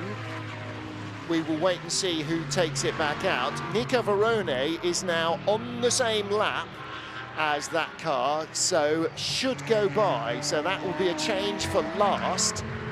Right, we've passed the 10-hour mark in this race. The top three cars are covered by 1.057 seconds. Philippe Eng leading the BMW from Rover Racing. Second place, Niki Thiem, the Shearer Sport PHX Audi. Third place, the second of the two BMWs from Rover Racing, Max Hess at the wheel, and he's got a huge margin of 1.2 seconds over Dries Vanthoor in the third of the BMWs in the top four positions. And Jules Gounon closing in, he's under a second down in fifth place. So top 5 cars covered by 3.25 seconds, absolutely nothing. Dennis Marshall a little bit further back, 6 seconds further back in sixth, but still very, very competitive. Well, 10 hours in and 20 plus cars still on the lead lap. Now, one of the things that is going to happen because of this new safety car rule, the wave bars and everything else, is that suddenly all previous stats are going to be rendered not quite as relevant for cars that finish on the lead lap gaps between the leaders and so on and so forth, because there's not been a situation before where, you know, possibly even up to the last hour, the entire field gets reset and all brought back together again. So that doesn't affect the pro class, though. Dries Van Tor just... well, it does, because it takes all of the others out shuffles of the them way away. in the safety Okay, car good point. queue, and anybody who's a lap down can get their lap back. So outside the pro class, anybody in the other classes can have wave by, but the pro class doesn't. But your point about removing the others who would have been between them is one that, yeah, very well made indeed, because it does mean when we go racing again, all the pros should be, well, it means that if in a sensible position, unless you have a class leader who is just running second. If you do a pit stop, instead of coming at the back of a 50-car queue, you'll come back at the back of the pro class, and you'll still be on the same lap. Oh, that's why he did dive into up into fourth place, because Dries Van Tor came into the pits. So let's see, he came in with about 58.5 minutes on the clock, so he was getting quite deep into his stint. Could have got it out to 65. But you know what? I think they've just had a little think at Team WRT, thinking he's the back of this pack. He's running in fourth position, just a second down the ultimate pace. Bring him in a lap or two ahead of the others. Let's see if that moves him to the top. He only needs to find a second and a half. And if everybody else in front of him, Philippe Eng, Nicky Thiem and Max Hess, come in, serve their pit stops, and they've just squeaked a little advantage. They could be back from fourth into the lead of this race. And they're actually going to put him out in a relatively clean bit of track as well. And there's something in that that may well be part of their calculation, because when he comes back out of the pit lane, there shouldn't be an awful lot of traffic in front of him. So there's, as the 32 car now comes out of pit exit, it's now coming up out of Rédillon, and the next car in front of him on the road is basically braking at the top of the hill. So that's a lap or two on fresh tyres where he won't have slower cars in front of him. Now, one little point you raised a couple of hours ago is when you're running very close to the cars in front, you don't get enough air in your radiator. Yes. This might be a little chance he's coming 2 laps ahead, possibly 3 laps ahead. No, 2 laps ahead of when he could have pitted. He's going out onto a clean stretch of track, clear air on that car. That could be very, very clever indeed. And if he's got new rubber on there, he can really fire it up. That could be enough to put him in the lead of this race. That's Team WRT thinking out loud. Only slight problem is 2 cars came steaming up out of Eau Rouge beside him, and he's now in a 3-car tussle. One is Jean Glorieux in the 888 Pro-Am leading car, and he's managed to fend that off, and in fact down into Pouhon. He has also got back past the number 9 Boutsen VDS car, which came alongside him as well, and that car is also several laps down. That's Aurélien Panis in 51st place, but Aurélien Panis is very quick. The Boutsen VDS Audi is also very quick, so he's had to shake them off, but he has got in front of them. And so now, as he starts to climb out of Cours Paul Frère, the next traffic in front of him is actually braking for the bus stop. We ride a little bit further back, down through Rivage. And this is on board with Max Hesse, currently in 3rd place. Now, just to let you know how well the BMW M4 GT3s have been going this year, went to Monza for the opening round of the Endurance Series, and the first 4 cars on the grid were BMWs. The first car to the finish was the car that's leading right now. Philippe Eng sharing with Marco Wittmann and Nick Jaloli, and then this car that finished 2nd was the car that's 3rd right now. That's Max Hess, Neil Verhagen and Dan Harper. And then they went to Paul Ricard and they finished 3rd and 6th respectively. So really, really strong start for Rover Racing. We know the Paul Ricard race, the 6 hours, was won by number 88 Mercedes. Where's that in the queue at the moment? 4th overall. Again, did these Max cars Hesse just dive into the pits? Yeah, Philippe Eng, yes, Nicky Thiem, Max Hesse. Here we go, full field pit stops. Jules Gounon in from 4th. Right, thing we need to look out for is the number 32, Dries Van Tor BMW, fell from 4th in that line of cars. It's 16th at the moment, and with everybody else that had been in front and those immediately behind making a pit stop now, just what, 1 lap later, was that 2 laps later? 2 laps later, this could be the chance for that number 32 BMW to go up and jump the 2 Rover racing cars and jump the number 17 Shira Sport PHX Audi. Philippe in that yellow, black and white car, and right behind with the green windscreen strip, that's Max Hesse. Max Hesse raced with WRT BMW at Le Mans. Not in the 24 hours of Le Mans, but in the 2 Road to Le Mans support races. So same brand, rival team. And that's one of the interesting little facets in different championships. If you are a favoured driver for a manufacturer, you can just be shuffled around from team to team. And why is it so important for these drivers to gain experience of Le Mans? Because the Le Mans, the BMW Hypercar program will be in the World Endurance Championship next year, and a lot of these drivers may have just shifted up a gear or 5. And GTE ceases to exist next year, and WRT will be running a pair of GT3 BMWs in the GT3 category. So as well as running the Hypercar program, they'll be running the GT3 program. Expect to see that man, Valentino Rossi, in one of those cars. Okay, so with the 46, last car in the top of the pit lane, tried to pull out, had the yellow board lollipop whacked down on the windscreen to stop him, then tried again, and the second time of asking nearly took someone else out. So in the flurry to get out is it still the doctor at the wheel? We'll wait and find out in a minute, but again, everybody in the top dozen cars is in. Julian Andlauer and Lauren Heinrich will bounce back to the top of the pile because they're half an hour into their stints. Dries Van Tor and Fabian Schiller. Fabian Schiller came in on the same lap as Dries Van Tor, so they're on their first flying lap after their pit stops. Well, the important thing is to find out. Luca Engston's taken over from Nicky Tim. Did Dries Van Tor get ahead as they went through? Still shown in the car. So it said Eng on sorry, that's Philippe Eng. I saw Eng on the windscreen before I identified. Sorry, in the lights up Max Hesse, Raffaele Marcello. So Lello is back in the 88. Driver change in car number 40 as well. Who brought that in? Dennis Marshall. Yeah, Dennis okay, Marshall so that's go. So he's handed out over to Ricardo Feller. So number 40, Audi Sport Trésor Orange 1 Audi. There is the pink windscreen strip of our race leader, Philippe Eng. From Nicky Thiem and Max Hesse. So is that a change in position? Feller in 5th, Valentino Rossi in 6th. Thank you, George, our producer. Yes, that was a change in position. So Nicky Thiem is up to 2nd, splitting the Audis. Valentino Rossi stays 6th. And right, effectively that's as they were before the pit stops. The only difference is so Dries Van Tor, so the 2 Porsches that are out of sync, we heard from Kevin Estre, the car 92 Porsche from Mante EMA, is the one that is out of sync, along with the Rutronic 96 Porsche, Lauren Heinrich in the wheel. They're 1st and 2nd. So Dries Van Tor has jumped Eng, Hesse, Thiem and Marcello.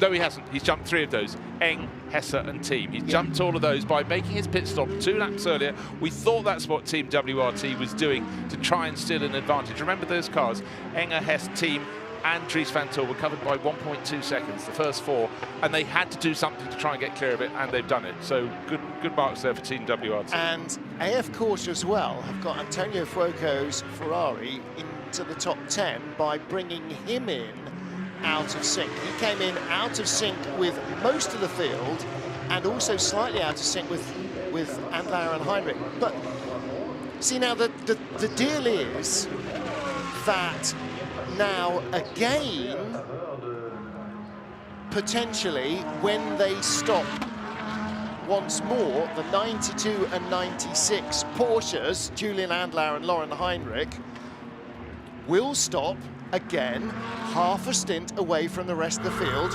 which means again after their next stop for another 30 minutes they are wide open, if there's a full course yellow or a safety car, to losing out. So having that problem identified by Kevin Estre, clearly the team are aware of that as well. and are okay with that, whereas the drivers, patently, or Estra, patently was not okay with that. But they haven't done anything to rectify it. They could have come in at the same time as everybody else. It would have been a shorter fuel stop as well, because they needed to take less on, and that would have put them in the pack with everybody else.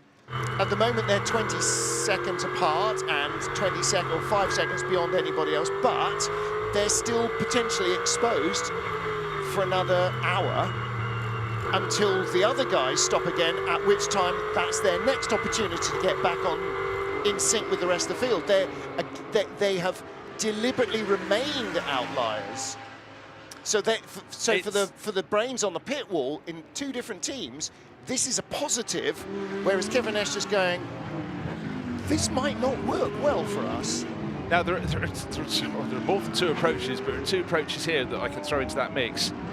Are you going to try and ensure that you're at the head to pick up the points after 12 hours, or are you going, forget that, we're trying to win this race. We've got an hour and 41 and a bit minutes to the 12-hour mark in the race, to the next helping of points. If the two Porsches that are running first and second, Julian Andlauer and Lauren Heinrich, they're separated by 18 seconds, so there's quite a gap between them. They have to come in. They've just hit 40.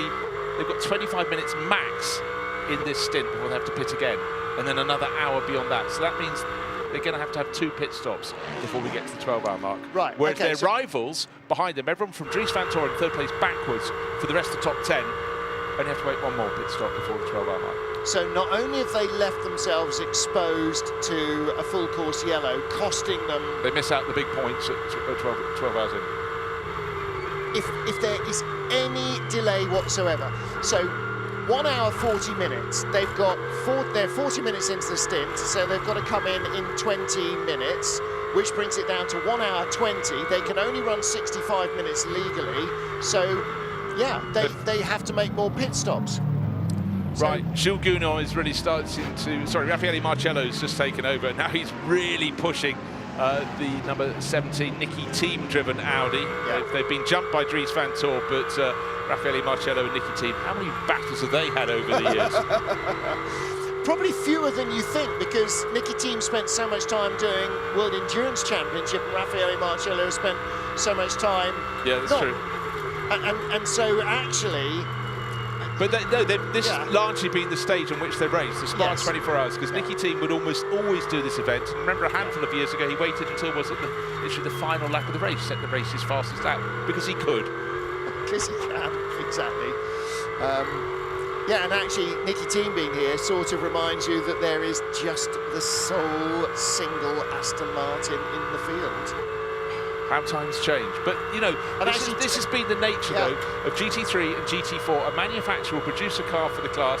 They're all out of kilter with each other, so you have a development year, then maybe your best year. While rivals, their cars are now getting a little bit old, and then they get replaced. And down in the paddock here, huge amount of attention to the GT3 and GT4 Ford Mustangs. They look fantastic. Maybe next year won't be their best, but again, it's a moving stage, and all along the level of...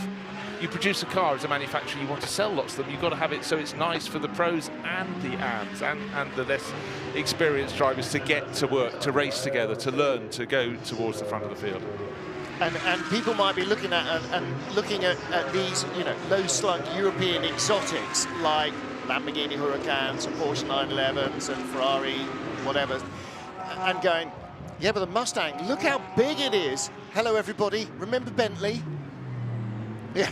A less likely road car to be a GT3 race car, I think you would struggle to imagine, and yet it was a phenomenally good race car once it was developed for GT3 racing, and yeah, I think there'd be a lot of people who would still be very pleased to see Bentley's racing. Aston Martin, well, just the one Aston Martin in the race, but still. There's its tail, the Bullet racing car, running downhill, but you know, think too of the BMW M6, just like the Bentley Continentals, the drivers almost needed a cushion to see out. They sat so low, but again, great. And they were the most popular cars for years. Before that, the M8, I mean, a huge thing, a vast thing. And actually, you look at the M4, and then you look at the Ferrari or the Lamborghini beside it, and it's again another head and shoulders above And that's one of the joys of BOP in GT3 racing, and that's what GT3 was designed to do. We'll equate everything, and initially it was a very organic manual exercise. You brought your GT3 racer to Paul Ricard. Jean-Marc Gounon thrashed the daylights out of it for 3 days, and then they figured out how quick it could go, and then they based balance of performance on that. Now, nowadays, it's much more, not organically, but a much more computer monitored and controlled process, and highly sophisticated, but it produces the same deal. You can bring almost anything to the party and be on parity, and that without dragging everybody down to, you know, some base level that's ridiculously underperforming.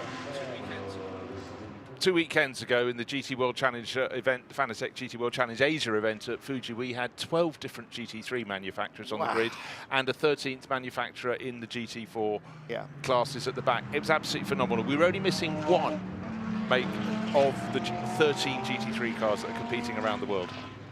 And you know, I talked about this earlier, and we are in absolutely a golden era of sports car racing. And if you're watching this race now, there has never been a more competitive sports car world.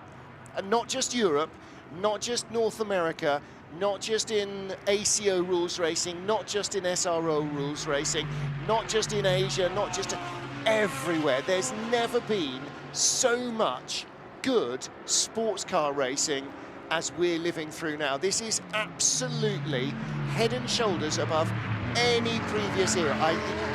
Bring your Group C, bring your Ford versus Ferrari, bring any era you like, GT1, anything. Nothing beat this for manufacturer involvement, for variety of brands, of looks, of sounds, and that's just in GT racing, and sports car racing as a whole is just rising like a balloon and has done for years. Burgeoning doesn't even start to cover it, Martin, with all the hypercars and the great manufacturers coming back. But I tell you what, this year was a centenary of the Le Mans 24 Hours, as well you know. But just doing research of that, and you go back, you think of the period, and you go, oh, there were only a dozen competitive cars, and what were these things at the back? And we're only looking 30 years ago at Le Mans. Yeah. We could even be looking 20 years ago at Le Mans. Time changes. Yeah, sometimes 10 years ago. Driver who knows his Le Mans very well, Davide Rigon, waiting to take over the better place of those two effectively work Ferraris. The of course, the Francorchamps motors, the glorious, sleek-looking 296 GT3 Ferraris, the best-looking racing Ferrari has been for a very, very long time in the GT3 class. We've been through the various years, the various different makes, the 458 Italia, the 488 GT3, but at the moment it's not looking too great. It's in the top 10, but it's just not been able to sort of set the pace of the others, and its best lap is 1 minute, sorry, 1 minute would be good, 2 minutes 18.7, so that's, what's the best lap? A 2 minutes 17.1 we saw a while ago. Yes, by the car that leads the race, Julian Andlauer's at the wheel of the 92 anti-EMA Porsche. It's a Porsche 1-2, Lauren Heinrich, literally some way back, 16 seconds back in second place, but for Ferrari, it's just not been working for them here this weekend. But then again, I talked about the cycle of cars in each of the classes, and in GT3, this is the brand new car for 2023. It took victory in the Nürburgring 24 Hours, but here, well, and that's exactly right. And it's the same car. It's just a different streak of luck. And sometimes that's the only difference. And particularly when you've got, I mean, let's take a look at, you know, the Rover BMWs.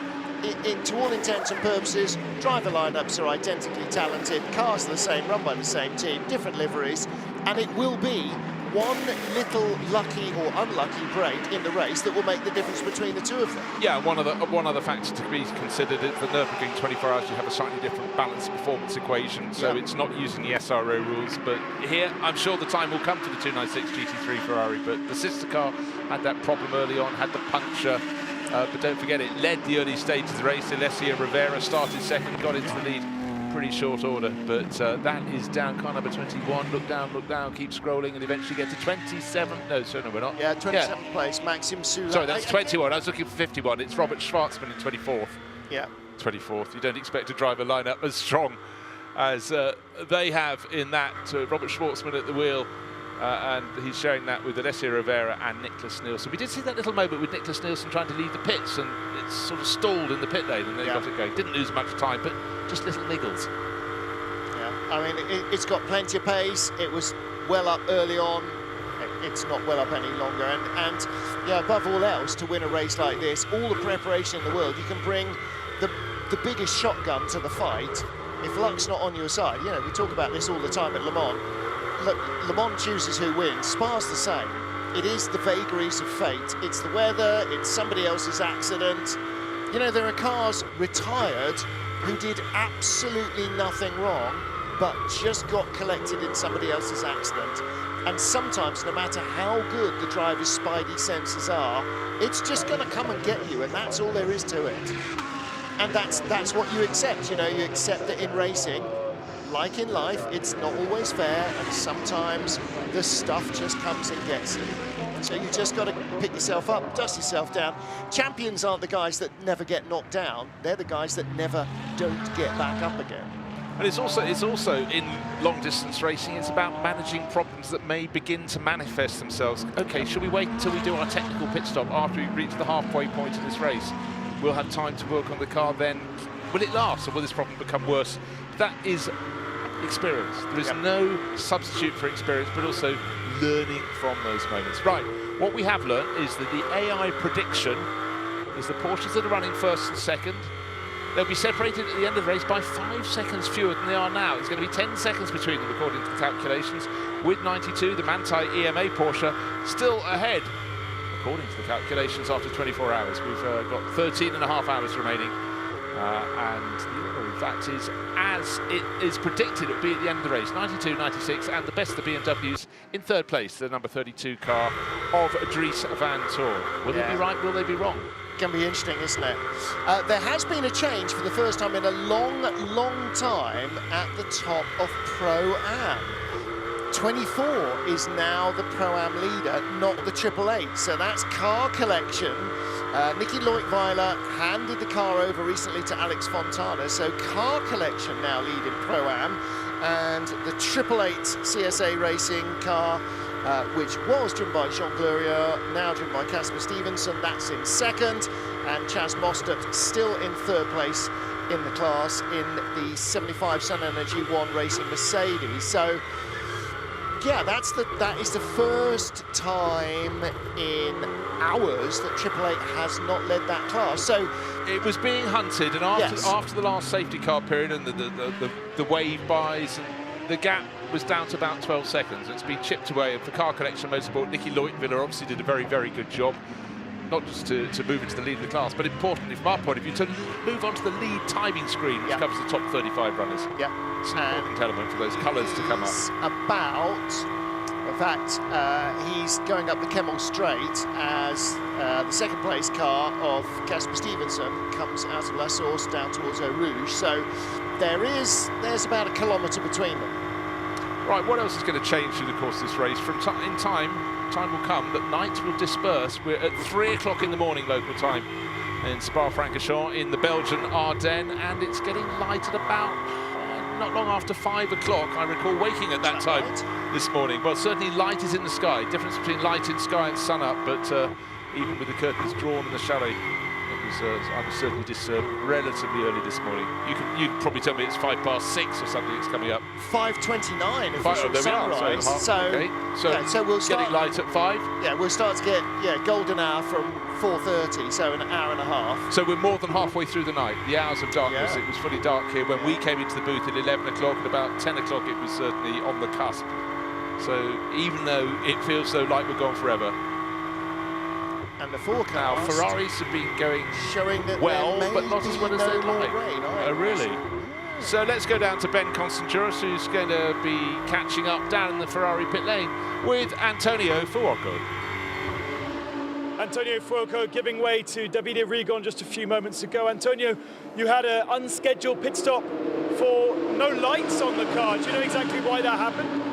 We had a small contact on the restart with the car in front, and yeah, unfortunately we had one pit stop more, so we are still there, still on the race, but it looks like it's quite tough. So we try to do our best to recover, and then we see at the end. Brand new car for this year, the 296. How does it fare against all the different marks out here at Spa? I mean, it's quite visible that we are missing something, but we try to do our best. We have this at the moment, and we try to push until the end. And tell me, how does the Spa 24 Hours compare to the Le Mans 24 Hours and all the other famous races around the world that go around the clock? Yeah, it's quite different, honestly. I mean, on Le Mans we have different type of cars, so it's quite easy to split the cars. Yeah, it's always quite difficult with the blue flag. A lot of people didn't respect the blue flag, so it's quite tough to be honest. But anyway, it's quite special race also this one. Grazie, thank you very much. Thank you very much, Ben Constanduris and Ferrari driver there, driver par excellence, Antonio Fuoco. And that's not the first driver who said that drivers haven't been respecting the blue flag. It's not always easy to do, though. Of course, the blue flag is waved when a faster car is coming up upon you, and with 20 cars in the pro class, there are plenty of real flyers. And also, don't forget, you have cars in the bronze, in the gold, in the silver class, with some real pros on board, but in these mixed driver lineups, and the Pro-Am as well. But right now, working his way through the traffic and stretching his legs, Julian Andlauer. Number 92 Porsche. He's sharing that with Lawrence Vantour and Kevin Estre. Should be Lawrence next in the translation to go in. But here we are. We've crossed the divide. We've got 13.5 hours remaining. We have just past 3 o'clock. Let's go back and take a look at the start of the race. We've had rain, it went to sunshine, but it's been fabulous. We've got Porsches first and second right now. Let's look back at the highlights. It was the 75th anniversary of the Spa 24 Hours. The track was wet all morning. It started to dry before the start of the race. The safety car led them round, and when they were released after 4 laps, it was Matteo Caroli leading away, the number 20 Huber Racing Porsche in the lead of the race, chased by Alessia Rivera in the better place of the 2 Ferraris, car number 51. Joel Sturm in 3rd place in the Porsche, and from Pereira, Lamborghini, then McLaren, making it 5 makes in the first 5, going down the hill into Eau Rouge and up to Radion. Nice, clean and tidy once they've been released from behind that safety car, but really only properly dry on the racing line. But some great charges coming up the field, and certainly the orange one, Audi making the gains, and also the number 17 Shira Sport PHX Audi also gaining places, and very much nip and tuck, but neat and tidy. Raffaele Marcello started outside the top 20 because of a peculiar qualifying where lots of the quickest drivers didn't go out when the track was at its driest, and it certainly got wetter and wetter, but Marcello, the Swiss racer, picking off cars almost at will.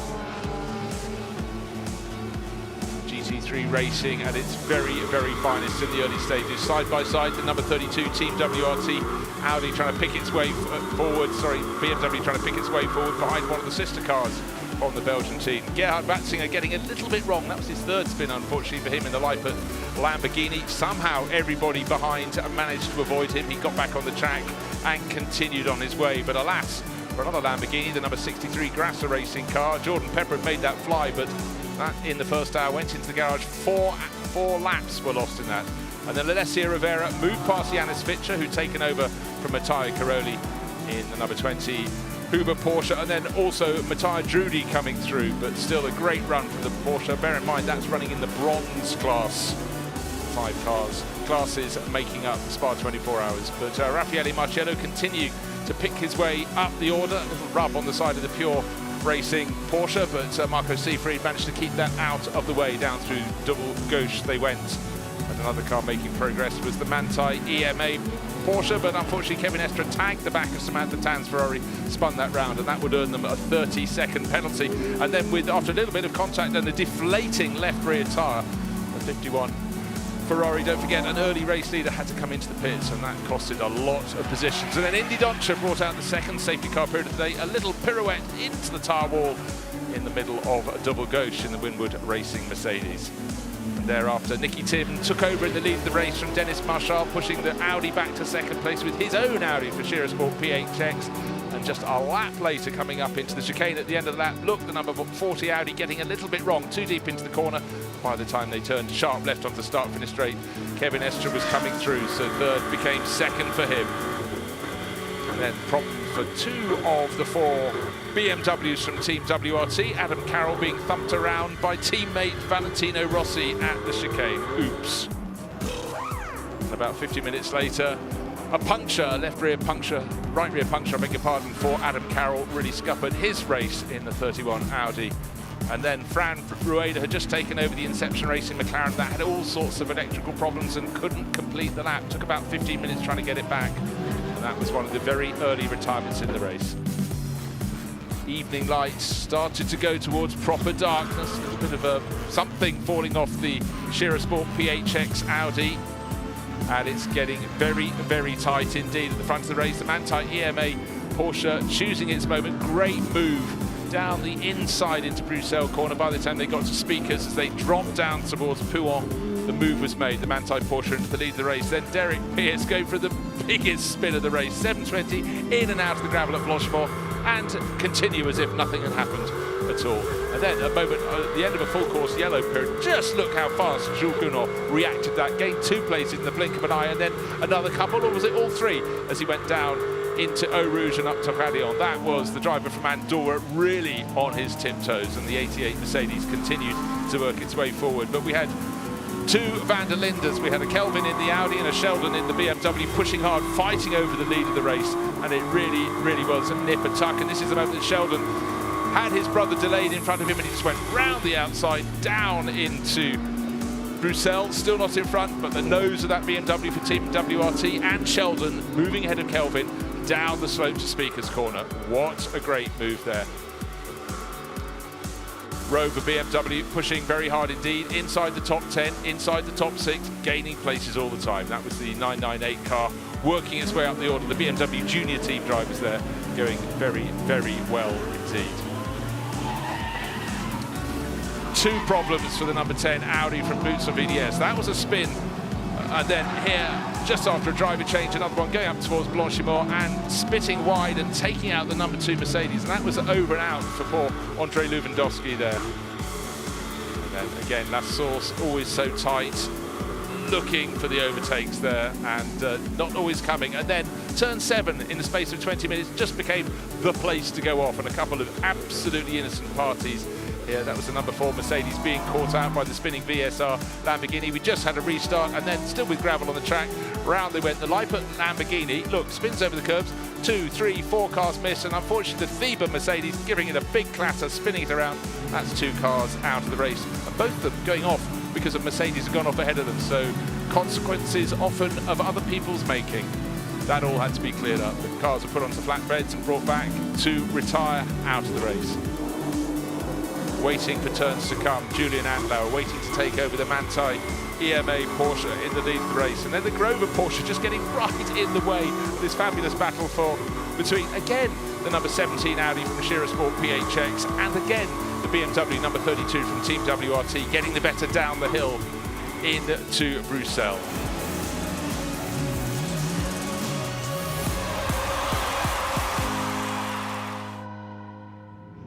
We are currently under full course yellow, triggering a slew of pit stops, and it is because Colin Brown going off in the gold class number 4 car. Top of the screen, this is down into and exiting Campus and loops it around on the exit. Carried on a tiny bit of extra speed. Here we go on board. It wasn't the speed, it was too much curb on the inside. This is Piff Puff, so this is X now Piff Puff, and you're coming down the hill into Campus. No, it was, changed his mind midway round, and I'm afraid that's always going to be the case. He was worried he was going out too wide and backing out of the throttle. So Colin Brown, that's the number 4 car that had problems earlier on. Felipe Fraga was collected by somebody, and that car in the gravel. Now, that should have worked really well for Julian Andlauer and Lauren Heinrich, unfortunately, who needed a fuel stop. Unfortunately, it's allowed everybody else to come in for a fuel stop as well. And with an hour and 17 minutes before the midway point, when all the points get awarded, anybody who gambles on staying out for another 10 minutes, in the assumption there'll be a safety car coming, I think that's too long of a gamble. I don't think that's happening. This is the number 4 car. So Colin Brown in the car, bringing it back in. He got out of the gravel without assistance from outside. So this will be a short full course yellow. So what this will do is basically reset half the pro field, because not coming in so far, Nicky Team, Raffaele Marciello. Oh no, there's only actually 4 cars in the pro field, down to about 16th or 17th, who have not come in. Now, every car of the top 5 runners that's come in, they've just come out again onto the track. They have to make one further pit stop. That is the important thing. They can't finish this stint before. Well, they finish this stint and have to start the next one before. Cars led by Nicky Team, who have not stopped yet, and Nicky Team will now be our de facto race leader. And he's got Raffaele Marciello right behind him. 29 minutes into the stint, and there's an hour and 16 minutes. So 13 minutes, 30 minutes in the stint, an hour and a quarter left. And then it's a 65-minute stop. So everybody needs to stop, but the 4 cars that have not stopped on this lap need... Who's going to have gone into the pit lane? No, they'll cycle back to the front again, won't they? They've got a 20-minute buffer on everybody else. Yeah. Those 4 cars that now cycle to the front. But they're coming into the pits, just to scupper that Nicky story. Team's coming in. But is Raffaele Marciello coming in? He should be just behind him. Has he continued? Just wait and see who's coming across the start-finish line. Is that Marciello still on the track? Yes, it is. Yeah. But of course, he's running at low pace. Marciello. But he's 30 minutes into his stint, which so he can do another same again. He can do 30 to 35 minutes. Let's say he does 30 minutes. That will leave him with 45 minutes. Everybody else can run for 70 minutes, and it's 75. It's just so agonising for the teams. If it had been another 5 minutes later, it's agonising enough for Colin Brown off on his own, and not so long ago Felipe Fraga was taken off of. So for the number 4 CrowdStrike Racing by Riley, that is very frustrating. But Nicky Team out of the 17 Audi, and in goes Luca Engstler. He's been slotted on board that one. Yeah, so the young Bavarian hops in.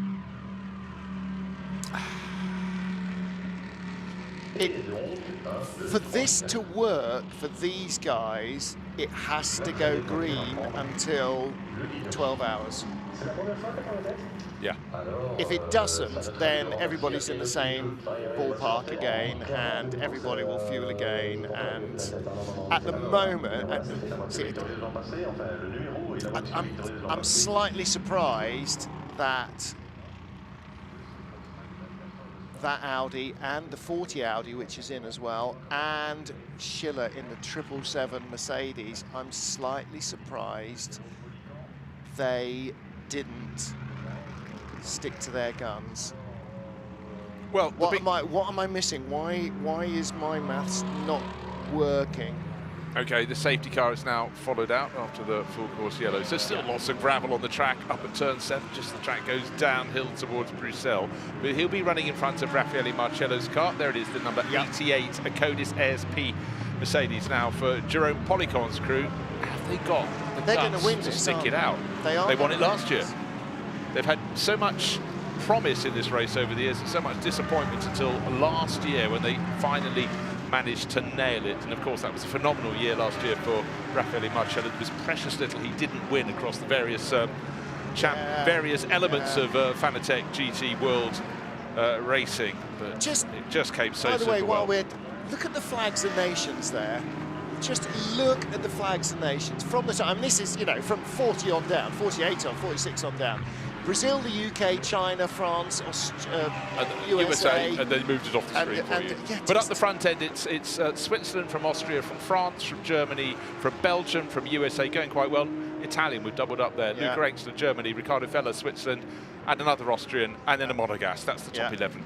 And then a British driver, there we are, Sandy Mitchell. And that's just the drivers who are in the car right now. You know,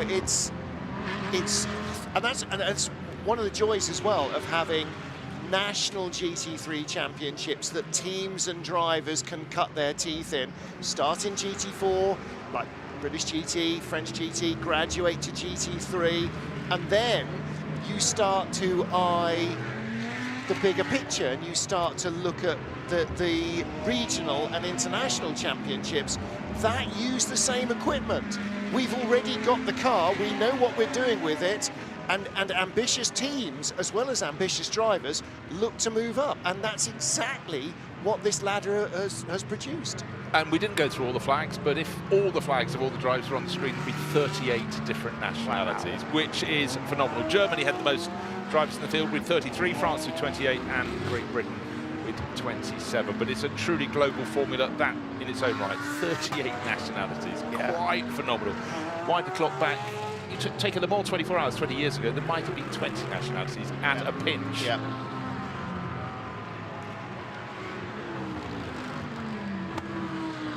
So running around safety car period, Raffaele Marcello leading by next to nothing from Luca Engstler, which is the number 17 Audi, back out the Shira Sport PHX. But the important news there is the 88 Codis ASP Mercedes has 34 minutes under its belt in this stint. The cars behind that complete the top 10, none has done more than 8 minutes. They've all dived for the pits while they could, but the 88 Mercedes has stayed out, rumbling, burbling away behind the safety car, going through chicane again. The light's still on the safety car, so that means there'll be at least one further lap. Pit entry, though, is closed, so there is no choice for Raffaele Marcello to come in right now. Pit entry is closed. 2 cars in the pits. One is still the 78 Mercedes that Dennis Lind brought in several hours ago. Don't suspect that will ever leave, or not under its own steam anyway. 58, unlikely to leave as well. That's not actually shown as being in the pit lane but in the pit lane is the number 90 Mercedes. One thing that has happened here is that Chaz Mostert has moved into the lead of the Pro-Am class. The 75 Mercedes is at the front of the field, the Sun Energy One racing car. And the wave by begins. So all the classes now being shuffled up with the leader at the front of the field. And if the leader in your class is behind you in the safety car queue, you get waved by. So we're looking back from Raffaele Marcello's camera, and you will see cars going by up the straights. There you go. So the teams will know where they are compared to the leaders in their category, and they will tell their drivers, okay, when the wave by comes, you'll pull out, you'll go by on the right-hand side, follow the other cars. So the wave by is happening, and it looks like we are just about done. The Mad Panda Mercedes, the number 90 car, slightly worried that that hasn't moved. Jesse Salmonalcha brought it in, but it's still in the pit lane and not moving, so I'm not quite sure why that would be. However, almost everybody else is now either being waved by or have been waved by. Chaz Mostert's just been waved by the safety car. He's the leader of Pro-Am. Should that have happened? I'm not entirely sure. There's a message on the screen saying the wave by has been completed. The pit lane is now open. Will Raffaele Marcello dive in? I can't see any reason for him to do so. He could run nearly another half hour, or certainly about 27 minutes or so before he needs to come. If they've chosen not to now, they must be really, really well aware of what they're not. The other thing as well here is Louis Pret in the top AM class car is in 11th. That's 46 minutes into the stint. They've got another 10 minutes. They might be the overall race leader at 12 hours. This could fall, I mean, I'm being slightly over-ambitious for them because that's not necessarily what they're bothered about, getting maximum points in the bronze category, but they might be the overall race leaders. It's a mathematician's delight. Am I wrong? I think you're slightly wrong, but maybe we'll just wait a little bit. We've still got, what, an hour and 7 minutes until we reach the 12-hour mark, halfway. 10 minutes to go, and then they'll make their, they'll make their stop, and then they'll drop way They've got back 18 down minutes the to queue. They'll go way back down the queue, and yeah, okay. No. But they're firmly established back in the lead of their class, in the bronze class. So it's been just a really solidly good run for the 188 McLaren crew from Garage 59.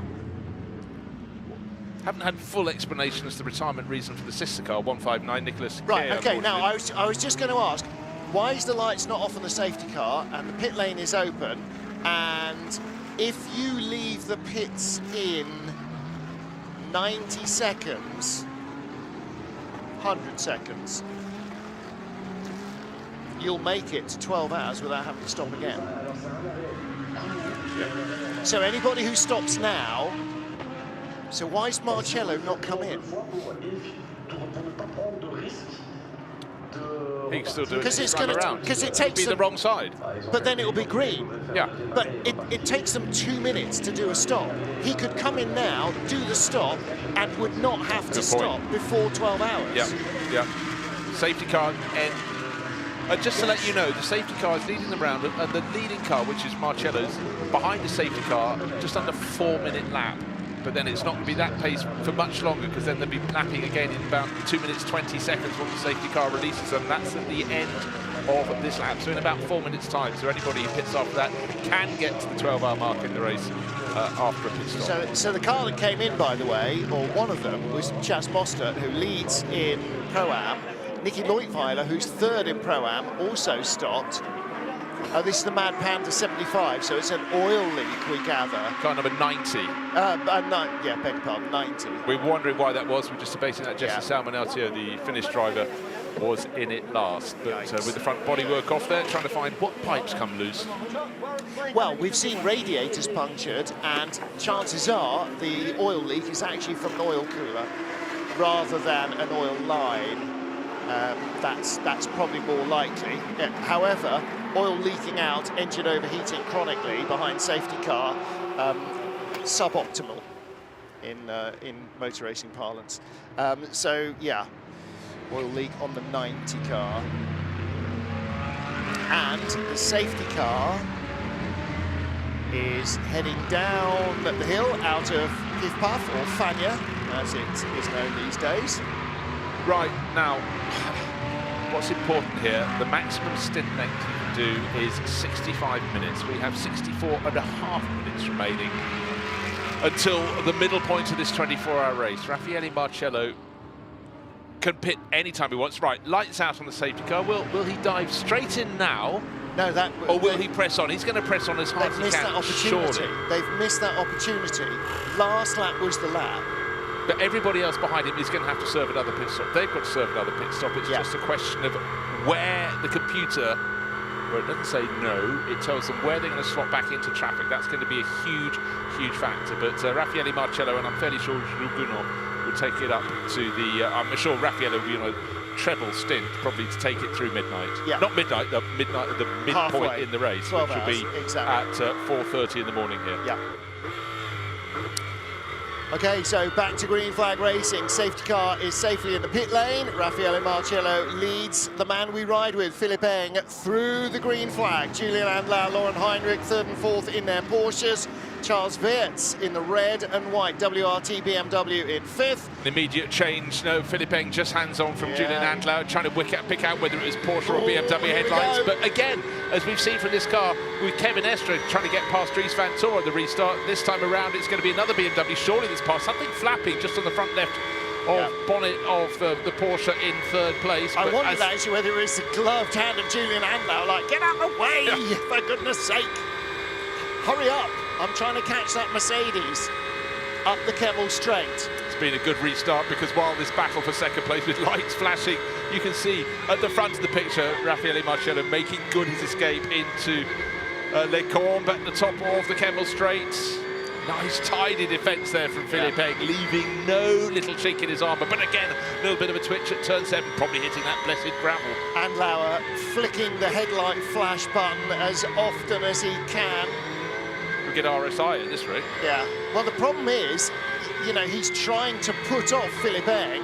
Problem is, he's getting all that glaring reflection back in his own eye, so it's actually probably not helping him a great deal either. And Lauren Heinrich is right on his tail in the Rutronic Porsche, the blue and yellow Porsche, in 4th place. And so Raffaele Marcello has escaped like he's been fired out of a catapult.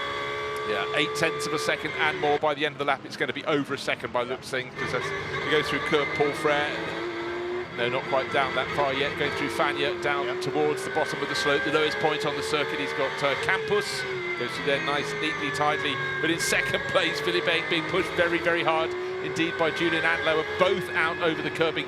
Maybe that'll provide an opportunity. In fact, Andlauer's fallen back, and he's now got, well, he's lost grip of the car there, and he's been pushed hard by 1, 2, 3, 4 cars. Lauren Heinrich, Charles Wirtz, Neil Verhagen, and Valentino Rossi. He'll be loving this, right up in the mix, just 4 seconds down from the race leader in 7th. Well, and Valle is only under 2 tenths ahead of Luca Engstler, who's 3 tenths ahead of Feller, who's 5 tenths ahead of Auer, and then a huge gap of over a second back to Louis Pret in the bronze class McLaren. So it is, as you would expect, they've just been a lap released from behind a safety car. They are all breathing each other's exhaust fumes in. Except Raffaele Marcello, who's a little more refined, because he's 1.5 seconds clear. He's the one with breathing space. Predicted the restart very, very well indeed. He'll have to pit before everybody else behind him. He could do another 20 minutes before he needs to come in, whereas the rest of them will have about 45 minutes until they need to come in. But the crux of the matter, with just almost exactly 1 hour to go to get to the halfway point in the race, is all of the drivers in this field are going to have to pit one more time at the minimum. Yes. They want to be there to pick up the second dollop of points. If you're leading at the half point of this race, 12 points to be leading, 9 points for second, down to 1 point for 8. All valuable points to be added to the pile for the season.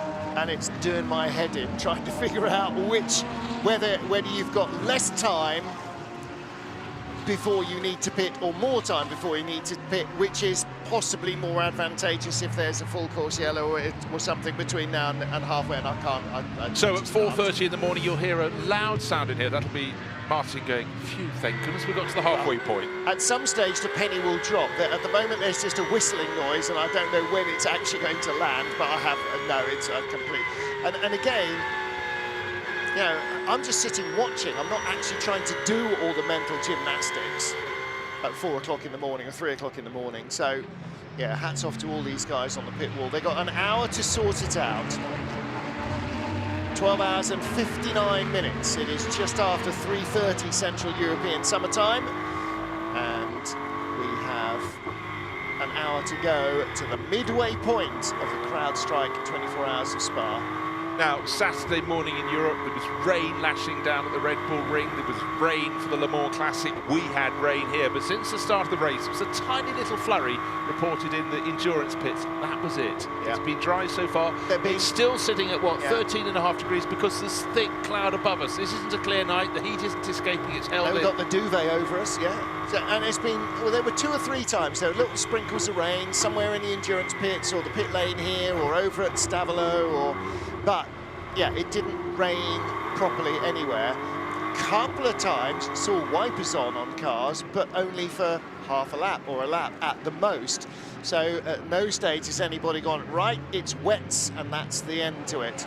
Raffaele Marcello leads in the 88 Mercedes. 1.8 seconds now ahead of Philippe Eng. Changes behind, though, because Luca Engstler and Lucas Auer both have deposed Valentino Rossi. So Rossi in the 46 WRT BMW down to 10th place. Second, third and fourth is where the action is. Philippe Eng, Julian Andlauer and Lauren Heinrich. BMW, Porsche. But the race-leading Mercedes, Raffaele Marcello, nearly 2 seconds. He's 1.8 seconds clear. Nobody troubling. And beautiful thing, after a safety car period, he's just turned into Les Combes. He's got no one ahead of him. Yeah. no lights in front of him. I mean, none at all, not on the track or of cars.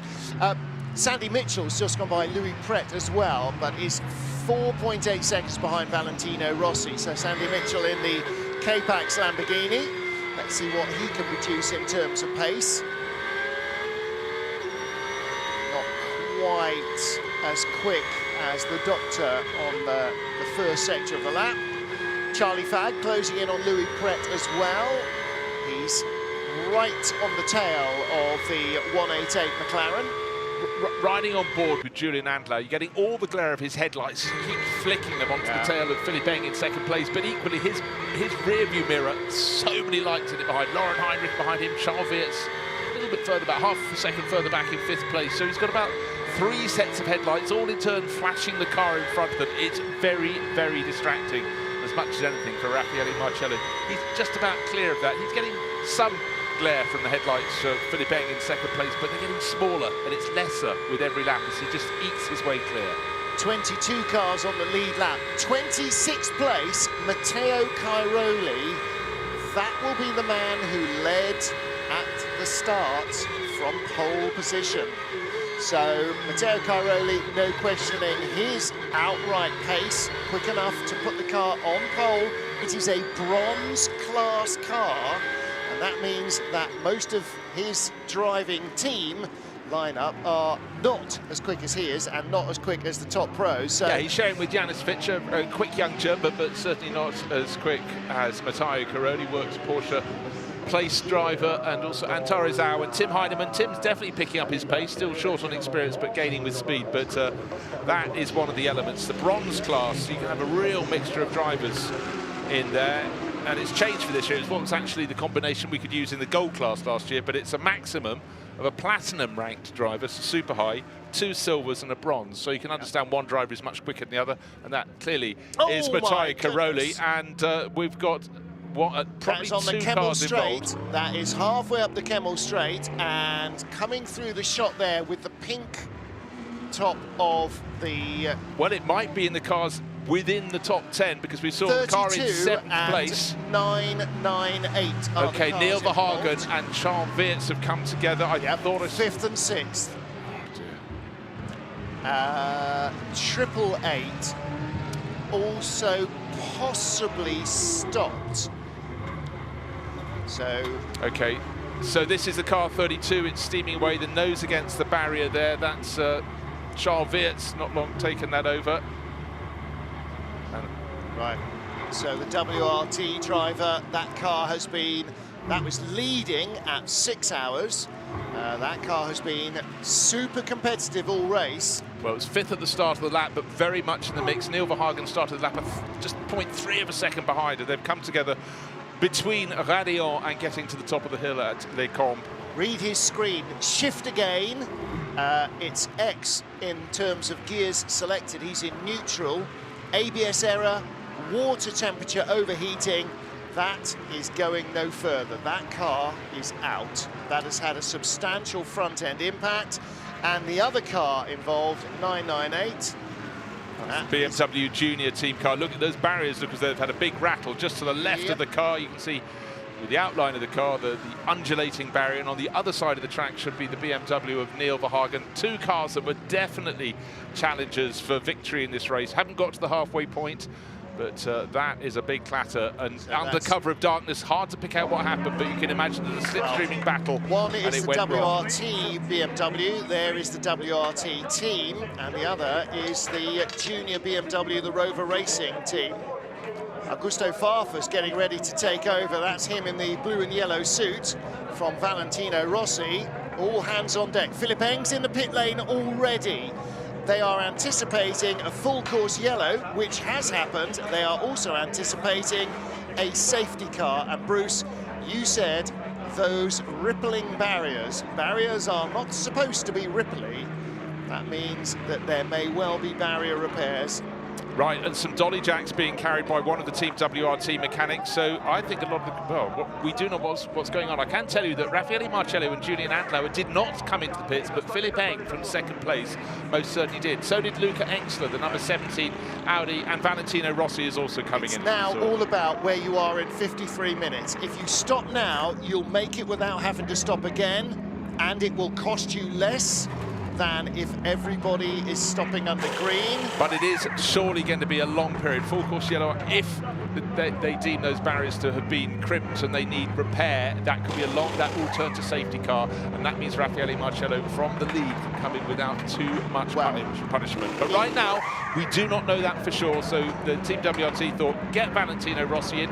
We saw his teammate Augusto Farfus ready to get in and play in that 46 Audi. The problem is, Marcello can only go for another 10 minutes before he is forced to come into the pit lane or exceed his driver time. So it's not a tactical choice. The clock is running.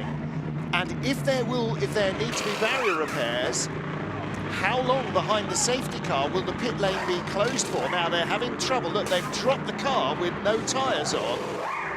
So it's coming back into the garage. They knew it was coming into the garage because they ran out with the dolly jacks earlier. But they had to do. Is it in? Has he run into the back of somebody? No. No, the car. It's not halfway. It's not halfway. Well, you're waiting for a technical change there, but here they've just decided to do the brake change.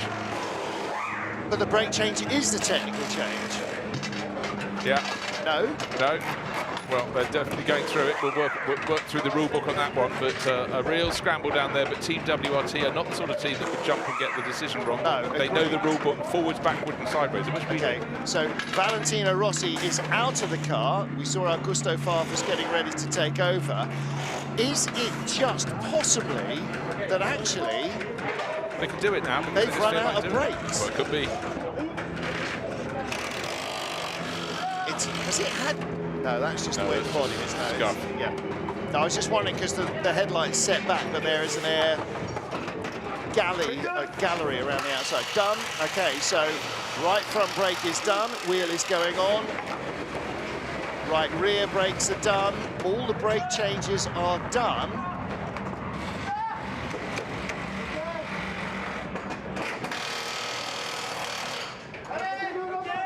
These guys, I mean, and I don't just mean WRT, I mean all of these guys. 30 is having a brake change as well. That was impressive work. That was very, very quick. Back out, set of Pirelli rubber on, and out they go. And actually, I saw one of the mechanics sort of going, yeah.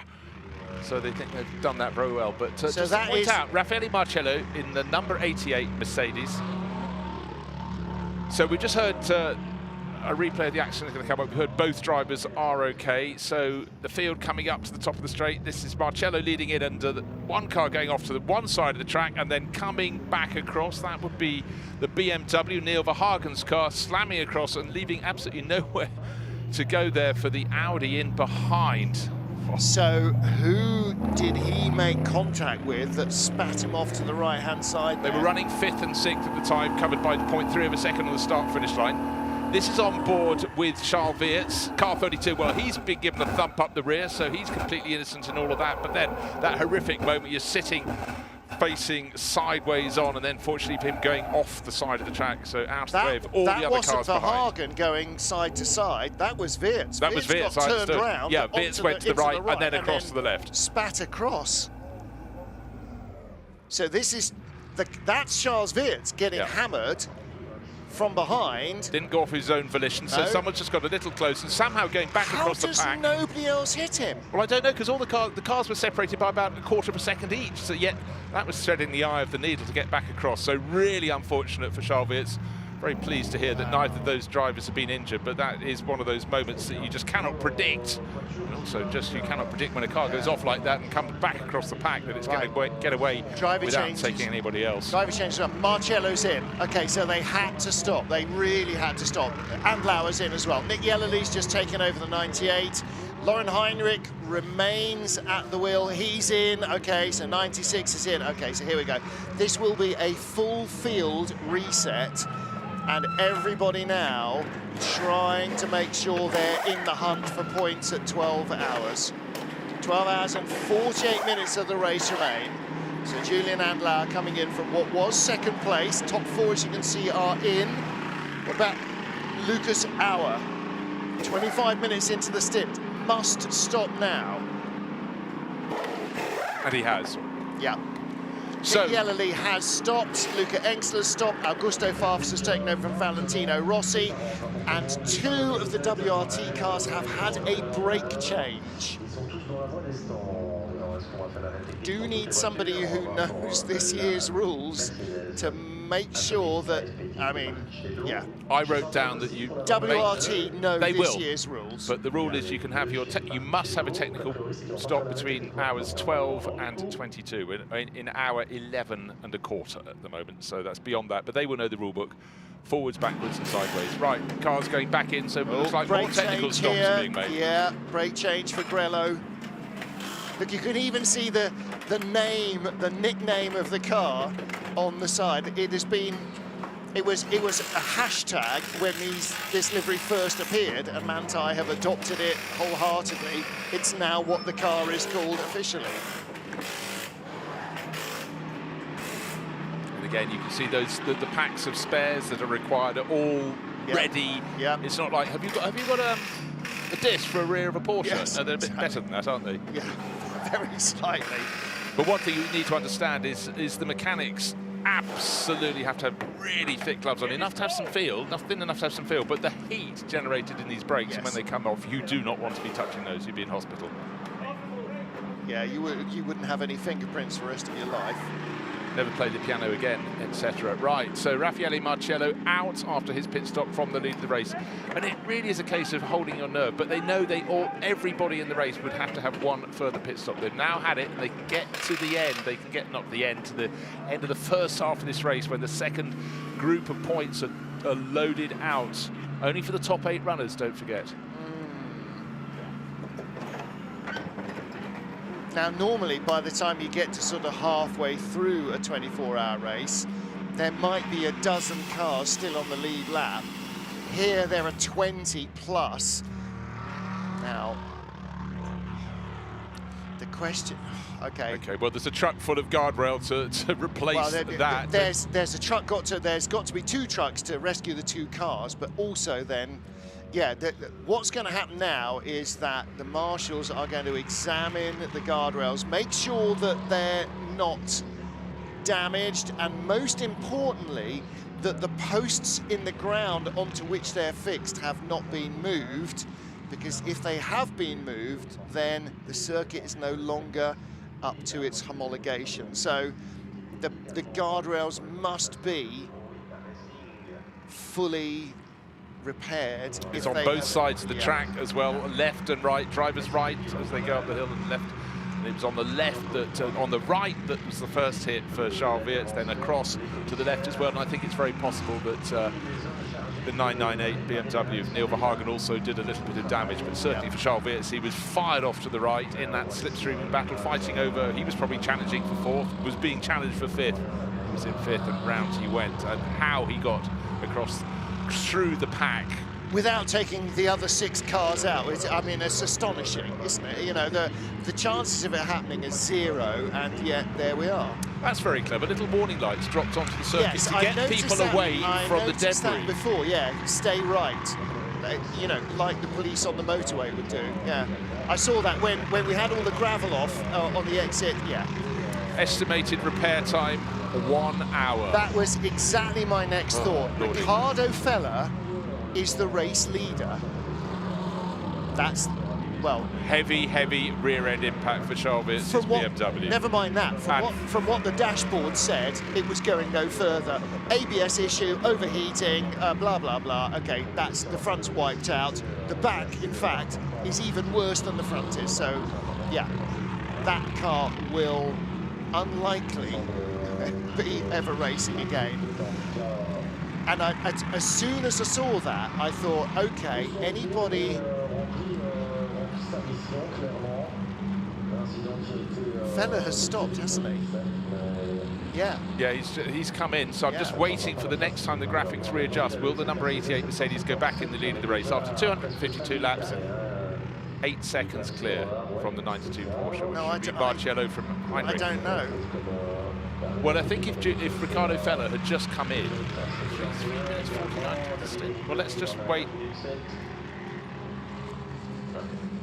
Okay, so there will be a lot of barrier repairs on the Kemmel Straight. So if it's an hour, if it's more than an hour, whoever, when this field is readjusted, just as those cars come out from those pit stops, if they're at the front, they will take the maximum haul of points at the halfway point in this race. There's a lot of debris scattered up the track there with after that double collision, and you really feel for Charles Weerts. It was quite pretty.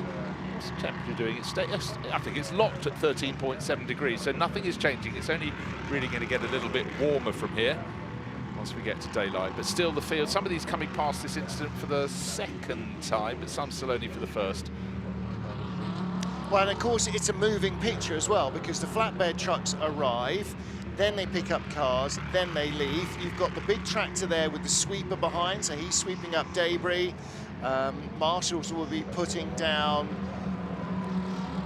quick dry, because when the BMW speared off into the barriers and it smashed the radiators, it then shot backwards across the road. So all of that coolant, and it's probably destroyed the oil intercooler as well. So there'll be coolant and oil all over the track. So that's got to be, soaked up.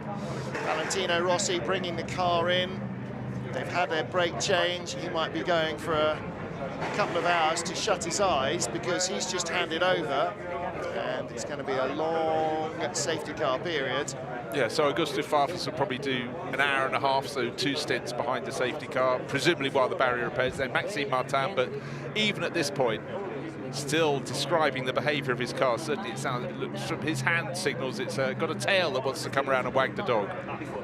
Is he talking about his car, or is he talking about something that happened just in front of him? Well, we know what happened just in front of him. 4 places further up. Don't know why.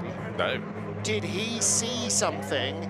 Did he see what happened to Charles Weerts, his teammate? Well, I think he's describing his own handling, because I think his hand signals have been much more violent. And I think Charles was about 4 or 5 positions further up. In a slipstreaming pack, he wouldn't have clear line of sight. You'd be stuck behind. In front of him,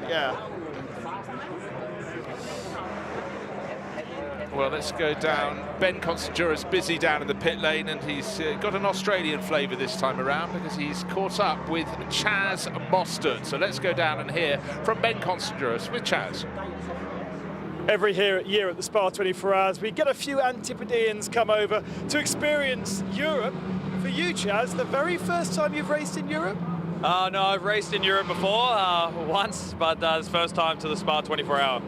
And this is a legendary circuit. How have you experienced? You've had a bit of a topsy-turvy week, but how has it been just being here and racing around this track? Yeah, it's been a super tough week for the 75 Sun Energy One Mercedes. So yeah, look, I've enjoyed every moment of it. I think the most fun I've had is obviously just gelling with this team. As everyone knows, Sun Energy One has probably a larger-than-life personality. Obviously the team leader being Kenny. So yeah, it's a real shame he's not racing with us this weekend, but we're racing as hard as we can to try and get him the results. So yeah, other than that, I'm really enjoying the circuit. It's very challenging. The GT car I don't do too much racing with anymore, so the first couple of stints I felt pretty rusty out there, but I started to get the hang of it towards the end. And how about the racing? 70-odd cars out there, all the same class? Yeah, it's super crazy. The pros out there are super talented in these cars. It takes a pretty high commitment to go flat out through some of these corners here. Rouge is unbelievable. So yeah, I'm glad I brought the car back. Put Nicky in now. I think we lost a little bit of time at the last stop, but we're only at the halfway point of the race, so there's a long way to go. But Nicky's been super fast. He's our main leader, so we'll see how we go to the rest of the race. You got out of the car about half an hour ago. I'm surprised you've not gone to sleep. No, I won't sleep. There's no way. I think I'm back into the Australian time now, so it's I don't think it's even quite midday yet. So look, it's the jet lag's probably working with me at the moment, so I'll have a good run home. But I felt a little bit tight in the neck before I got in the car, but it's funny when you get in a hot car and you loosen up and feel good. So yeah, I could have happily kept going. So like I said, we got Nick in the car. Thanks very much. Yeah, I just want to say a quick hello to my girls back home in Gold Coast. So hi Ree and the girls and Sandy. So love yous. Chaz Mostert, the voice of Bris Vegas there this evening, or tomorrow, or yesterday week, whatever it is, on his body clock, coming to the other side of the planet for the first time. You know, everybody who's, to Spa for the first time, everybody who's been to Bathurst, having watched it for years, is just like so excited to get there and just to experience it. And I can imagine that's exactly the same for him coming all the way here to Spa. So great to see him. And it has been a topsy-turvy week for the team, but they were leading. He brought the car in from the lead of the class. Nicky Katzberg's back in it again now. So there's definitely a really strong shout of a podium. You've just got to have that little bit of lady luck on your side. Well, they're third in the Prime class. We've seen so many runners now minding their own business and having other people's moments in front of them, taking them out. I felt very much for the number 4 crew. Colin Brown just had a little moment, but before Felipe Fraga was shoved off. That's 4th in class, but many laps down. But it's really between the Treble A, the CSA Racing Audi that's leading the class. Casper Stevenson at the wheel, young British driver. Nicky Leutwiler in a Porsche in 2nd place. That's car number 24 for Car Collection Motorsport. And then 3rd, having started a lap down after having to start from the pit lane, Nicky Katzberger's taking it over. They're in the mix, but the barrier repairs have started.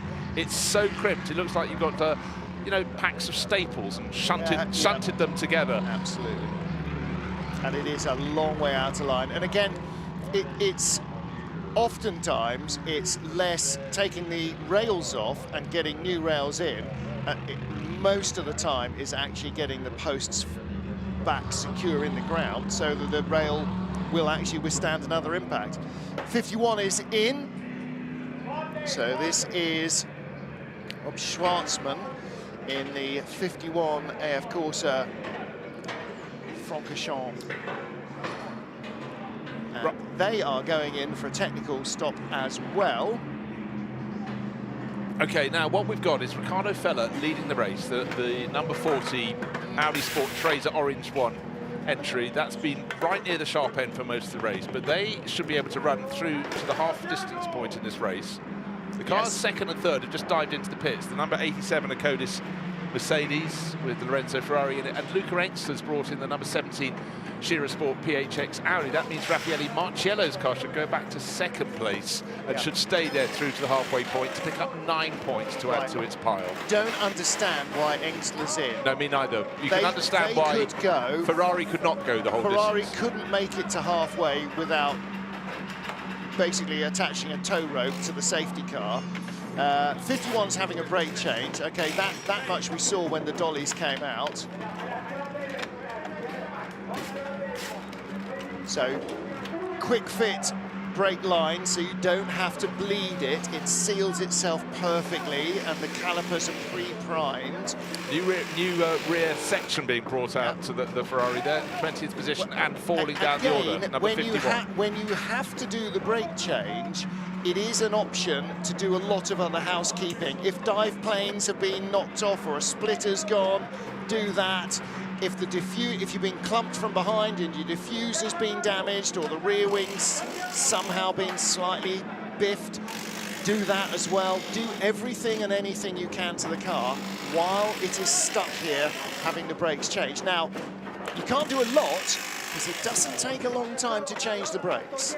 No, but if someone was looking at a session at a pit garage like this, they've never seen motor racing before, they'd be amazed that everyone seems to know what they're doing. Someone's at the front just clearing out the radiators. They know how many people are needed on each of the brake changes, what to check for. Little torch is already in place. This is the value of a team like AF Corsa, Amato Ferrari's team that's been so thick as thieves with Ferrari for so long. The ideal people to run their cars. They've run them in, of course, the World Endurance Championship for years, but to get the hypercar program as well, it's been a real feather in the cap. But it's just not tripping over yourself.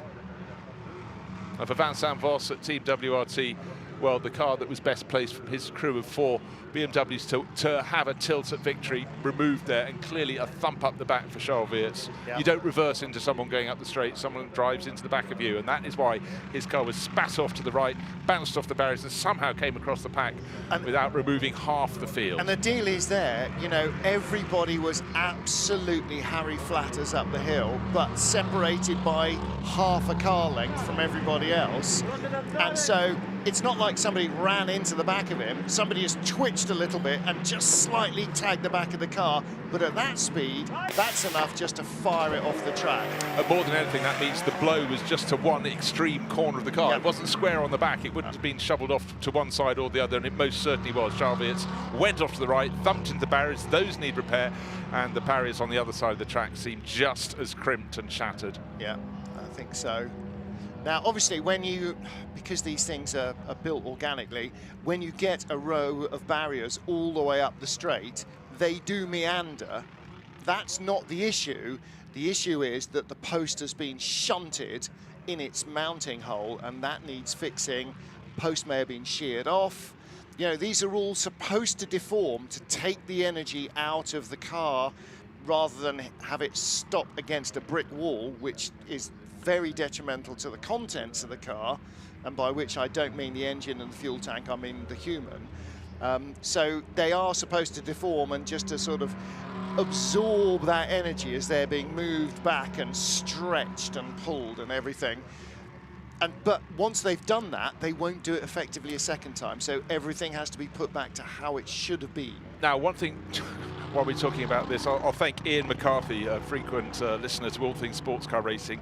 We were talking about the technical stop and why it was being done before 12 hours were done. He said it's open in the 12th hour, which means it starts just after 11 hours in to the 22nd. So thank you, Ian McCarthy. So clarifying all the teams, of course they know what they're doing, but I just suddenly kept thinking it's after 12 hours. No, into the 12th hour. So it's 11 hours and 1 minute into the race. So all the teams know what they're doing. And Ian McCarthy, who every weekend listens to sports car racing. Bless him, watched it all. Thank you very much indeed, Ian.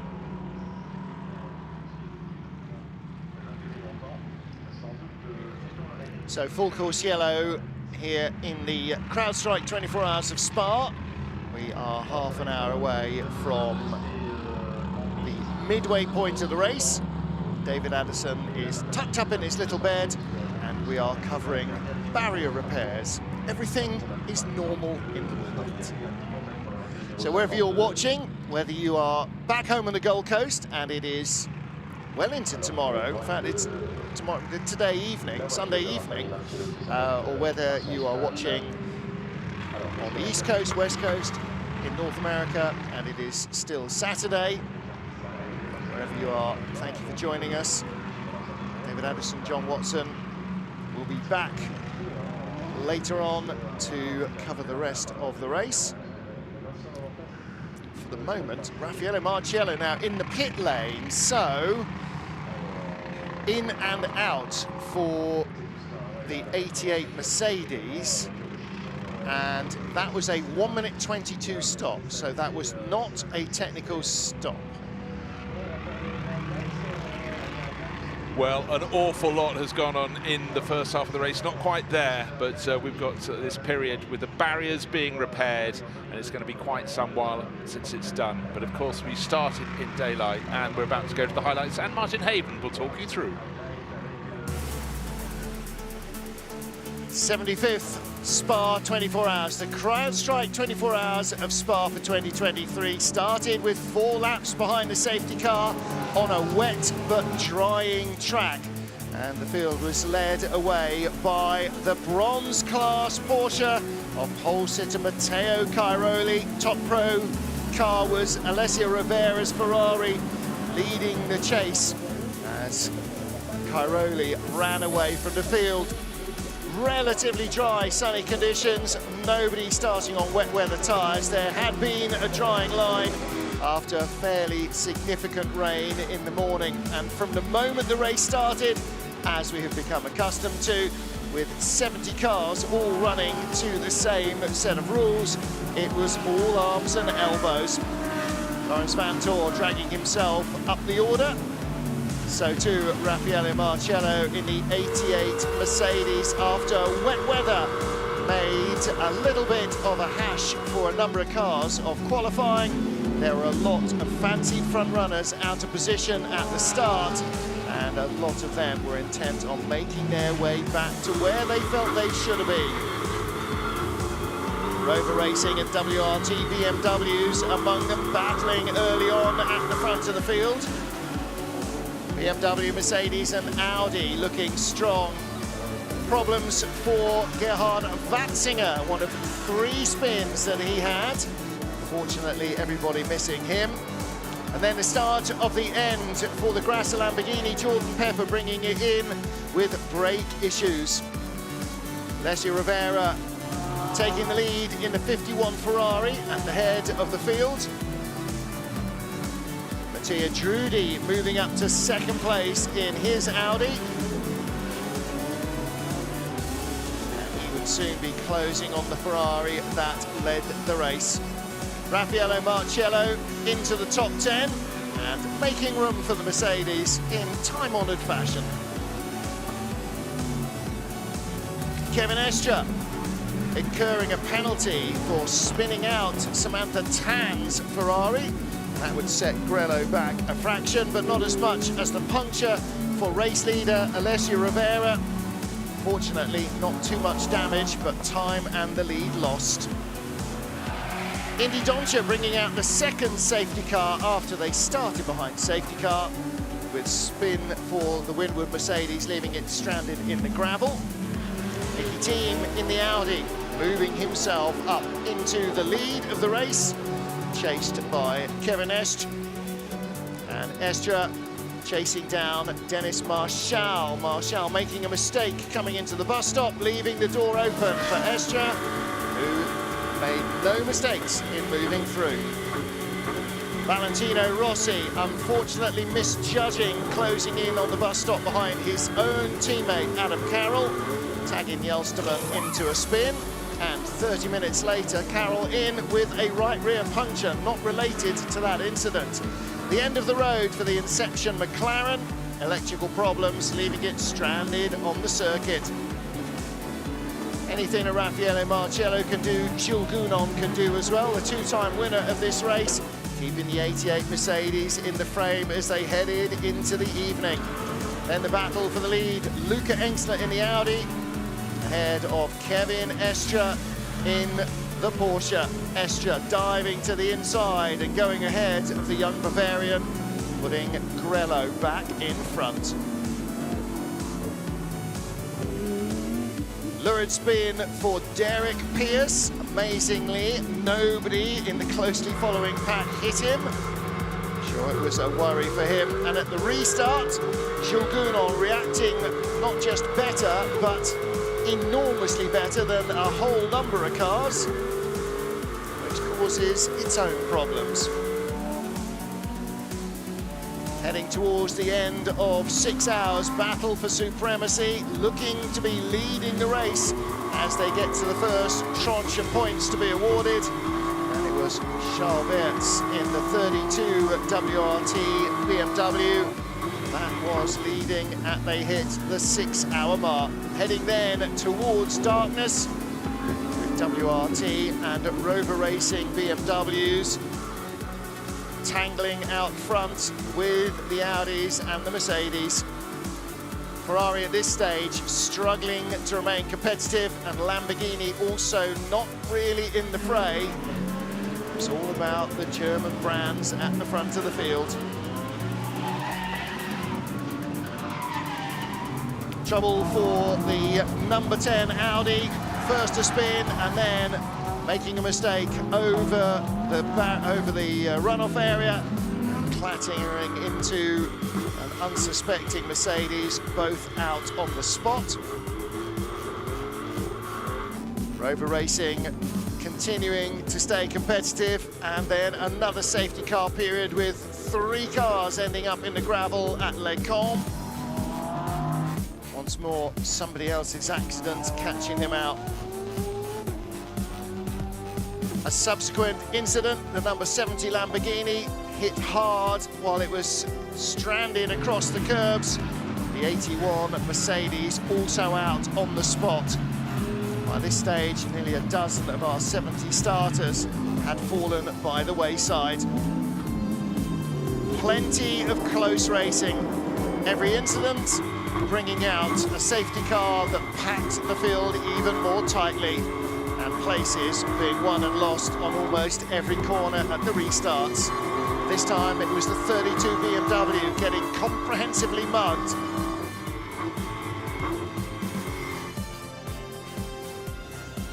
as they raced towards the halfway mark. A big double shunt on the straight brings us back to our 6th safety car period.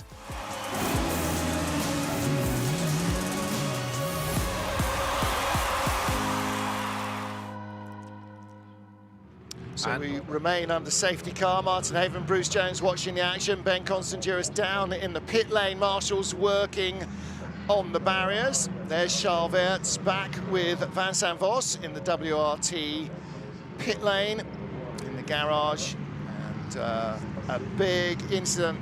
Charles got fired across the track, hard right into the barriers on the driver's right-hand side on the Kemmel Straight, and then straight across the road into the barriers on the other side. That car absolutely destroyed. Nothing usable front or center, but again, the incredible strength of modern racing cars. You know, he walks away, he'll be stiff in the morning, but you know, the car was absolutely totaled, sacrificed, doing its job. And the 998 BMW of their arch rivals, Rover Racing, the junior BMW, that car, which was being driven at the time by Nico Verhagen, that out on the spot as well. Don't think the two were initially involved, Bruce. It didn't look like. It looked like Verhagen couldn't avoid Charles Weerts' car as it came back off the barriers the second time. Yeah, but what we don't know is that Verhagen was the car that started the lap 6, just 0.3 of a second down behind Charles Weerts, so he's probably behind him at the time the Modena Motorsport Porsche in the pit lane there. But it's with so many onboard cameras now, and there were 9 cars carrying him in this race, it does mean that crews like there, you can see Charles Weerts with his father Yves, shareholder in the team, looking down. They at least can analyse, because under cover of darkness, you know, what can you see? The best footage is provided by onboard cameras. It's so difficult. And that run from Radion up the Kemmel Straight, it's a long way between cameras as well. So it can, you know, give you some answers to things in the past. They were covered by darkness. You simply didn't know. WRT, by the way, Weerts Racing Team. That's what the WRT is. So yeah, it's very much a family business. And being involved with with Vincent Vos since Vincent was racing himself, and that's, you know, 2 decades ago now. Yeah, but it's just when you look at the team and how it's grown. But bear in mind, you know, a decade ago in the back of the garage was Laurens van Tor was leading everything and picking up the results. But it was a young Dries, brother of Laurens, and the young Charles, who's a few years younger. Yep.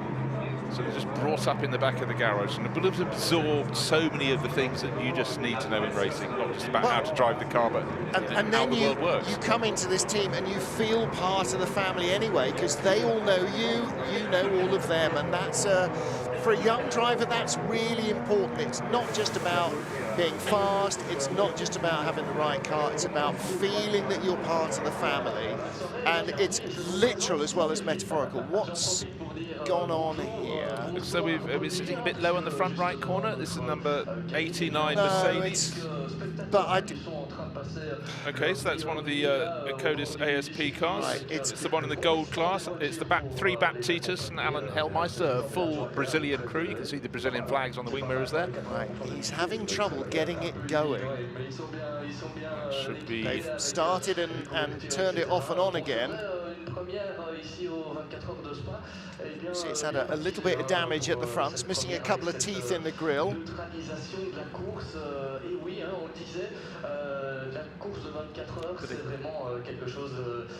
So he's trying to get the car to go. See, he's rolled down the hill. He's in the Comledegar Racing Team opening at the moment. So the team member's running back up the hill to where he's come from. And fetching a lollipop. Okay, not sure how that's actually going to get the car sorted, but it might allow them to warn others. So well, let's take a look at a replay and see what happened. Adalberto Batista at the wheel. The car sort of jerked, gets down on the deck, and then it gets going, but not really very fast at all. And then gravity takes hold of it. That's just trickling down under no motive power.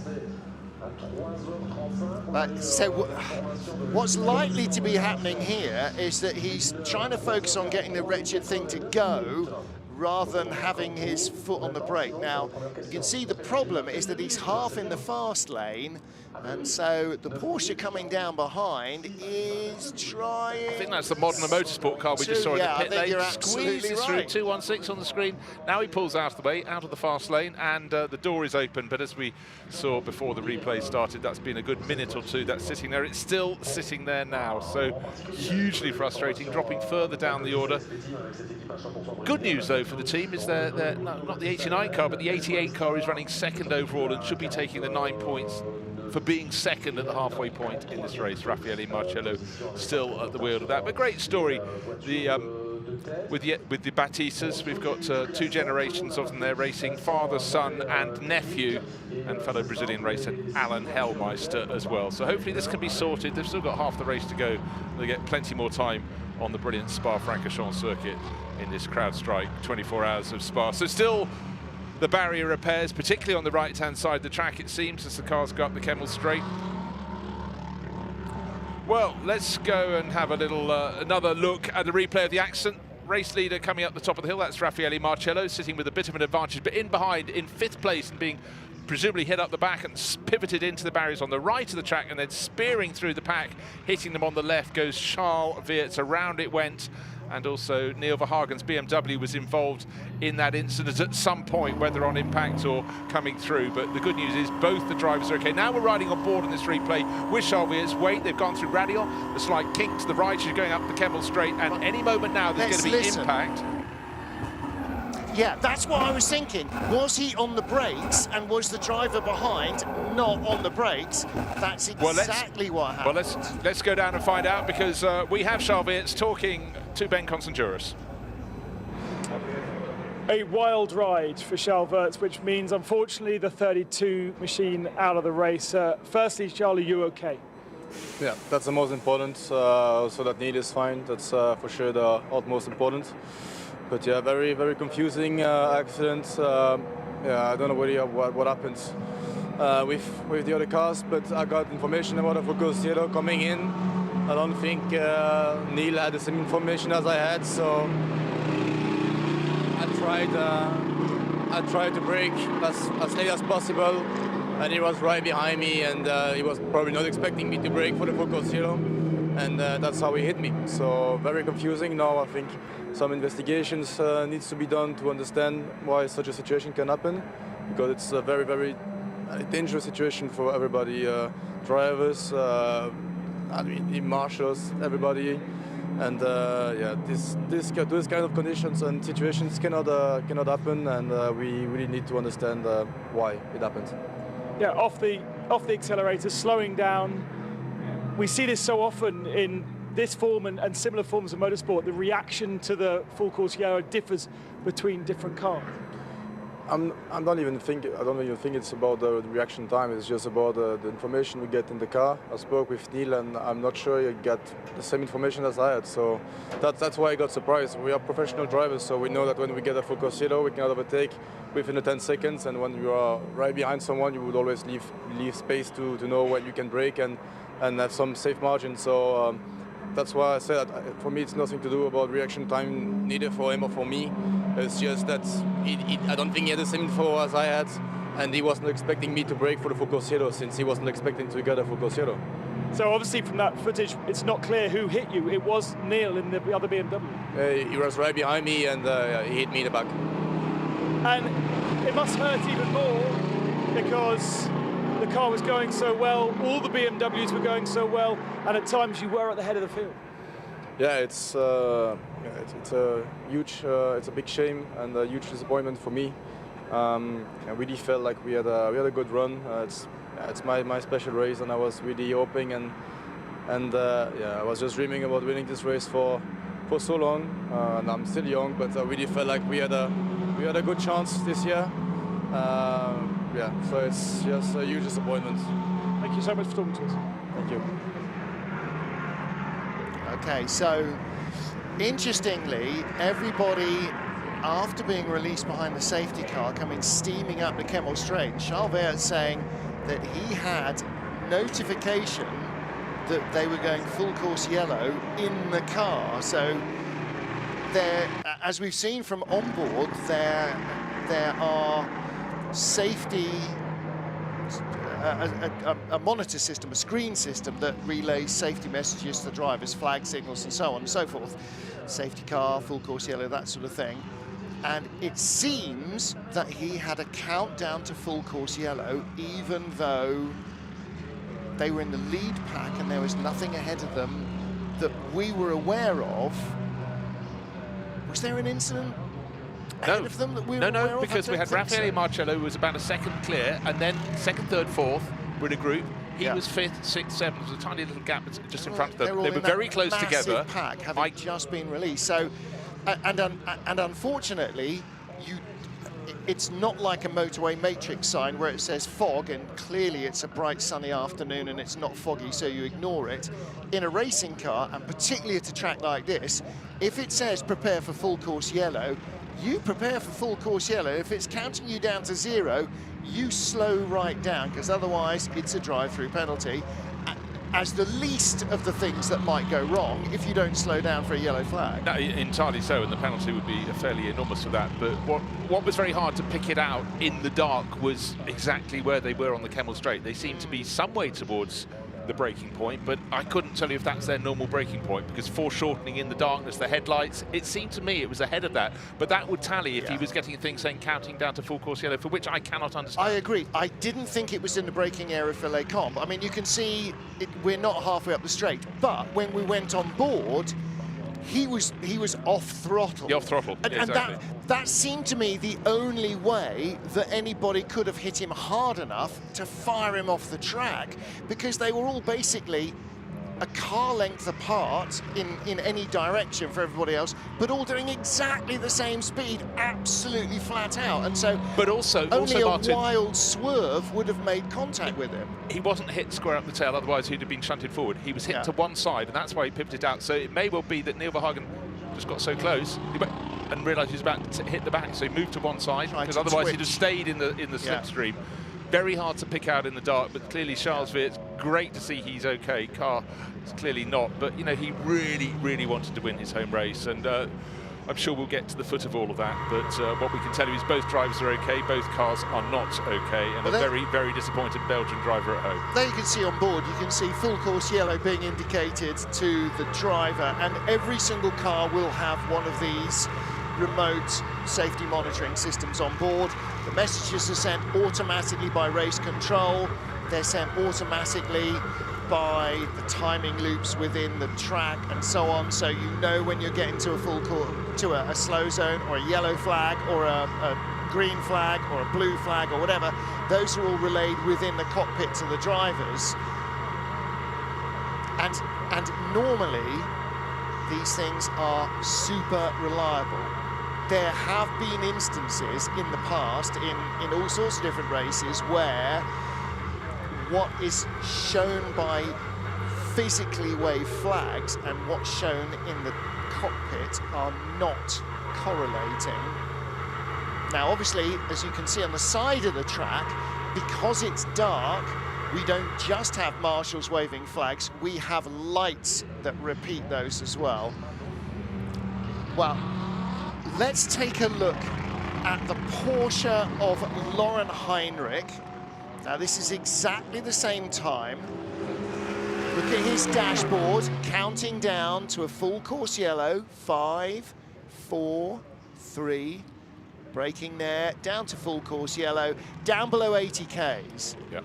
So he's got that sort of green and red, green and red. Okay, you're safe there. So he's just ahead. Now we're running with Charles Weerts. Yeah. Look for the message on his dashboard. So it's below the 2402. 9, 8, 7. Okay, so he's getting the same countdown, and he's 5 seconds away from it being full course yellow when he gets hit from behind. Now, I can't understand why it said full course yellow, but it clearly did on his car and the car immediately in front, so presumably it'd be for Neil Verhagen as well. Well, they were clearing something else up at the bottom of the hill. Campus. Down at Campus, so it looks as though, yes, sometimes we get a message on the radio from race control, sometimes we don't. There was a car off in the gravel, wasn't there? Well, I don't remember that, but hold on, we had the field coming, the safety car had released them, they accelerated through up to last source, and they're racing up here. But clearly not all the field. Somebody had gone off presumably someone had gone off behind the safety car. Behind the safety car at the back of the queue, and there was a tractor in the gravel apparently towing somebody out at campus. Okay, now look on the left-hand side of the screen. Going into campus, there'll be a car off in the gravel being towed. Let's see, can't see it, can't see it. Oh, there we have it. Yeah. Well, Okay. from that, can't quite pick out which car that is. So just under a minute before the full course yellow was due to come out, so that's the reason for it. I'm looking to see which other cars have fallen from the reckoning. Was that behind the the Winwood Racing Mercedes, perhaps 157? That's been retired from the race. We think. Oh, apparently it might be the 16. Oh, red on the flag, Uno Racing Team car. Oh, I don't know. It would be about the right colour. It did have that sort of pinky hue to it. Yeah, but I thought it was white on the front, but that could be the car's headlights hitting it, and you know, if it's sitting still. I thought for a second it might be Grove Racing, because that Porsche is white and red, but there's anyhow, not, there we too many pinky cars. But okay, great detective work by the TV crews to pick out those for us, because otherwise we really were. As ever, the cameramen the finding the cars in the darkness, and the guys in EVS finding the onboards and the replays. Yeah, stellar work, everybody in the truck. Well done. And yeah, thank you to George for leading us through that by the nose. Here's what you're going to see. Here's look at where you're going to see it. But you know what? When you see the lights going out on the roof. So an incident, we're being told, between 46 and 16 at turn 14, and that is, oh yeah, so it is. It's just been pinged up on the screen, actually 20 minutes ago, that an incident between 46, 46 is Valentino Rossi. That's what all the hand signals were about with Valentino Rossi. That's why they were suddenly panicking to get Farfus ready. That's why they had the dolly jacks ready as well for that car. Now, but bear in mind, we had seen the lights going out or being reported, the safety car at the end of this lap. So you start focusing on the leading car of the group. That was Raffaele Marcello, waiting for him to come up through Blanchimont, through the chicane, and then power away, which he did. Admiring all that, just unaware that that had already half a lap behind them, had two cars clashing just ahead of the safety car, releasing the field all over again. And therefore, the full course yellow signal, as you said, years gone by, it would have been down to the marshals to wave flags at people there, but now with all the notifications the drivers have on the dash of their cars, the message comes across, but it clearly was responded to by the first few cars, and maybe, I don't know, unsighted, whatever. We do not have presumption that everything we've seen is what the drivers have all seen, but for Neil Verhagen, clearly he's clattered into the back of Charles Weerts. The barrier repairs still being affected now under full cover of darkness. You know how I said that Louis Pret in the 188 McLaren was going to be leading the race? I wasn't far away. 5th place with 5 minutes to go until we get halfway points. I wasn't far away. What I wasn't expecting is for the number 5 McLaren, the gold class leader, to be in 4th place overall. But again, there has been some spectacularly good pit work by the Trezor Orange 1 Audi team, because they have again stopped and not lost the lead with Riccardo Fella. Riccardo Fella is only 10 minutes into his stint, and Raffaele Marcello is 28 minutes in. The car in 3rd place, Grenier, is 47 minutes into his stint. So somehow, Fella's Audi had enough of a lead that they could come in, do a short stop, and go back out again.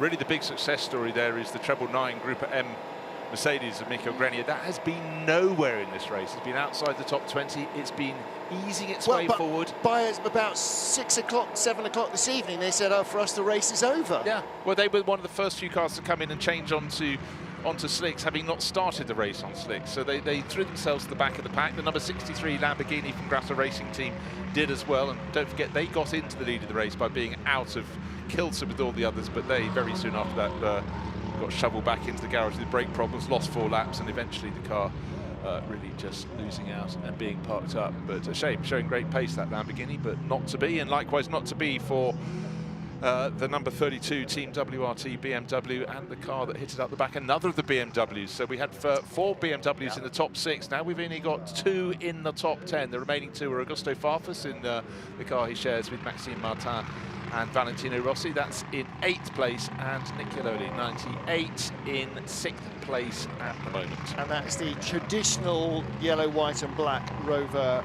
Racing liveried Rover BMW. Little bit of ferreting for Ben. What's happened to Nico Jama?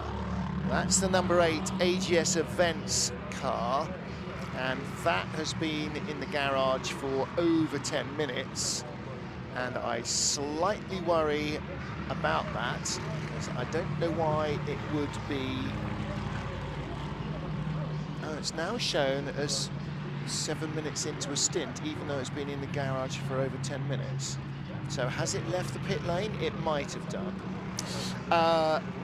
However, we are going to lose 998 and 32 for Hagen and Wert's BMWs, which will reduce the running cars to 55 out of our 70 starters. So we're 12 hours in, we've lost 15 cars. We're actually losing, the run rate is going up. We are losing more per hour now than we had earlier, because we've just had a couple of, a couple go in a cluster. Yeah, we were a long way into the race. We were 6 hours into the race. We only had 2 retirements, but obviously it is the nature of the beast under darkness. Darkness is a cruel mistress. It really is. From 41st, that's Adrian Delena. Now, I don't know if there was a driver change there. That car, that's the 56 Porsche. Looks like no driver change, so Adrian Delena stays in. Lucas Auer is in. Charlie Williams is in. Nick Nielsen is in the 51 Ferrari. And the barrier repairs continue. And you often see this, having to cut the damaged barriers apart because they're so mangled and tortured that you can't actually unbolt them. And of course, all of that, it's all time and effort and struggle for the crews who are already, like everybody else, been up since 6 o'clock this morning, yesterday morning, Saturday morning, and are hanging. Tractor going down past the pits, so there is a lot of clear-up operation going on around the circuit. The sweepers will be out trying to clear as much gravel as possible. And again, the race director, when you're faced with a big, long repair like this, then okay, everybody else, what jobs need doing? What can we do? What facilities have we got? Who can we get out on track? And try and, when we go back to green, get the track as clean and as raceable as possible. A little bit of a mid-race munch, as we are now at the mid-race. Busted. We are now halfway through the CrowdStrike 24 Hours of Spa for 2023. It is 2023, isn't it? I'm even questioning what year it is now. There was a sudden flurry of pit stops just before the 1 hour mark. We can tell you that Ricardo Feller's car, the number 40 Audi from Audi Sport Tracer Orange 1, has taken the 12 points for leading at the halfway point, but just goes down to 8th place. We had a sudden little flurry of change with 92, Julian Antlauer's car. And also, the 999 from 3rd place is currently in the pits. Now, the clock's been running on it for 40 seconds, and we're not 60 seconds into the... we just are, actually. You just managed to achieve that. I think... I mean, you're 3rd place until the next car behind you passes you at the start-finish line, so I think they have taken 3rd place. But they are in, McDonald is in, Pret is in, So third, fourth and fifth have all stopped. And let's see if there are going to be some driver change in the 999 Mercedes. 188, this is the bronze class leading McLaren. Came in from 5th overall. This has been running effectively in a class of its own for Garage 59. Yeah. Sister car out of the race some while back. That was the 159 McLaren, but it's just been going like clockwork. We're halfway point. We're through there, still under full course yellow, still barrier repairs being made, still the track being swept. Next best car in bronze is Chris Froggatt in the Sky McLaren, which is in 16th place overall, but second in the class, and third place is the 91 car, so that's Ralph Bone. It is Ralph Bone, currently in the pit lane, but sort of at the wheel of that car. And while he looked away from the screen, the 188 McLaren pushed back in. Louis Pret has taken it over, but it looks like it's coming in having repairs in the garage, and therefore the technical. Yeah, perfect time to do it. You've got the points, and there's another 12 hours to line up to get more points, but really much more importantly now, they're halfway in, they're leading their class, they want to be on the top step in another 12 hours time. Certainly do. A while back when we looked down the timing screens, you noticed the top, I think it was 15 cars all manufactured in a small area of Germany from from Porsche, Mercedes and BMW. We've now got McLaren's listed at the moment, even though the 188's in the pits. It's 4th and 5th overall. So Woking is fighting back. Exactly, Woking is in with a shout. Maranello, less so. Yeah, but we do have Sandy Mitchell's Porsche from, Lamborghini from 11th place, K-Pax Racing. So Santa That's Gata, in the mix as well. Santa Gata keeping the Tricolore flying. Yeah, so, I mean, it's not really turned into Lamborghini's race or Ferrari's race, has it? It's just been... Best place Ferrari, car number 71, Davide Rigon in 18th place. May rise a little bit, a few cars ahead of it, serving their pit stops. The 51 sister car, Nicholas Nielsen, the Dane, wouldn't have expected to find himself down in 25th position with that early puncture for them. The car that led the early stages of the race, 25th position, 2 laps down at the moment, maybe only 1.5 actually by the time we get to another minute from now. Silver Cup being led by Glenn Van Berlo. So one Lamborghini at least is leading a class, and that's GRT Grasser Racing Team. Yeah, always like that. GRT stands for Grasser Racing Team, and then they repeat it. It was like Peter Thompson Motorsport, PTM, Peter Thompson Motorsport, yeah. PTM Motorsport. Yeah. Still, with plenty of success. They had the last laugh. Absolutely so.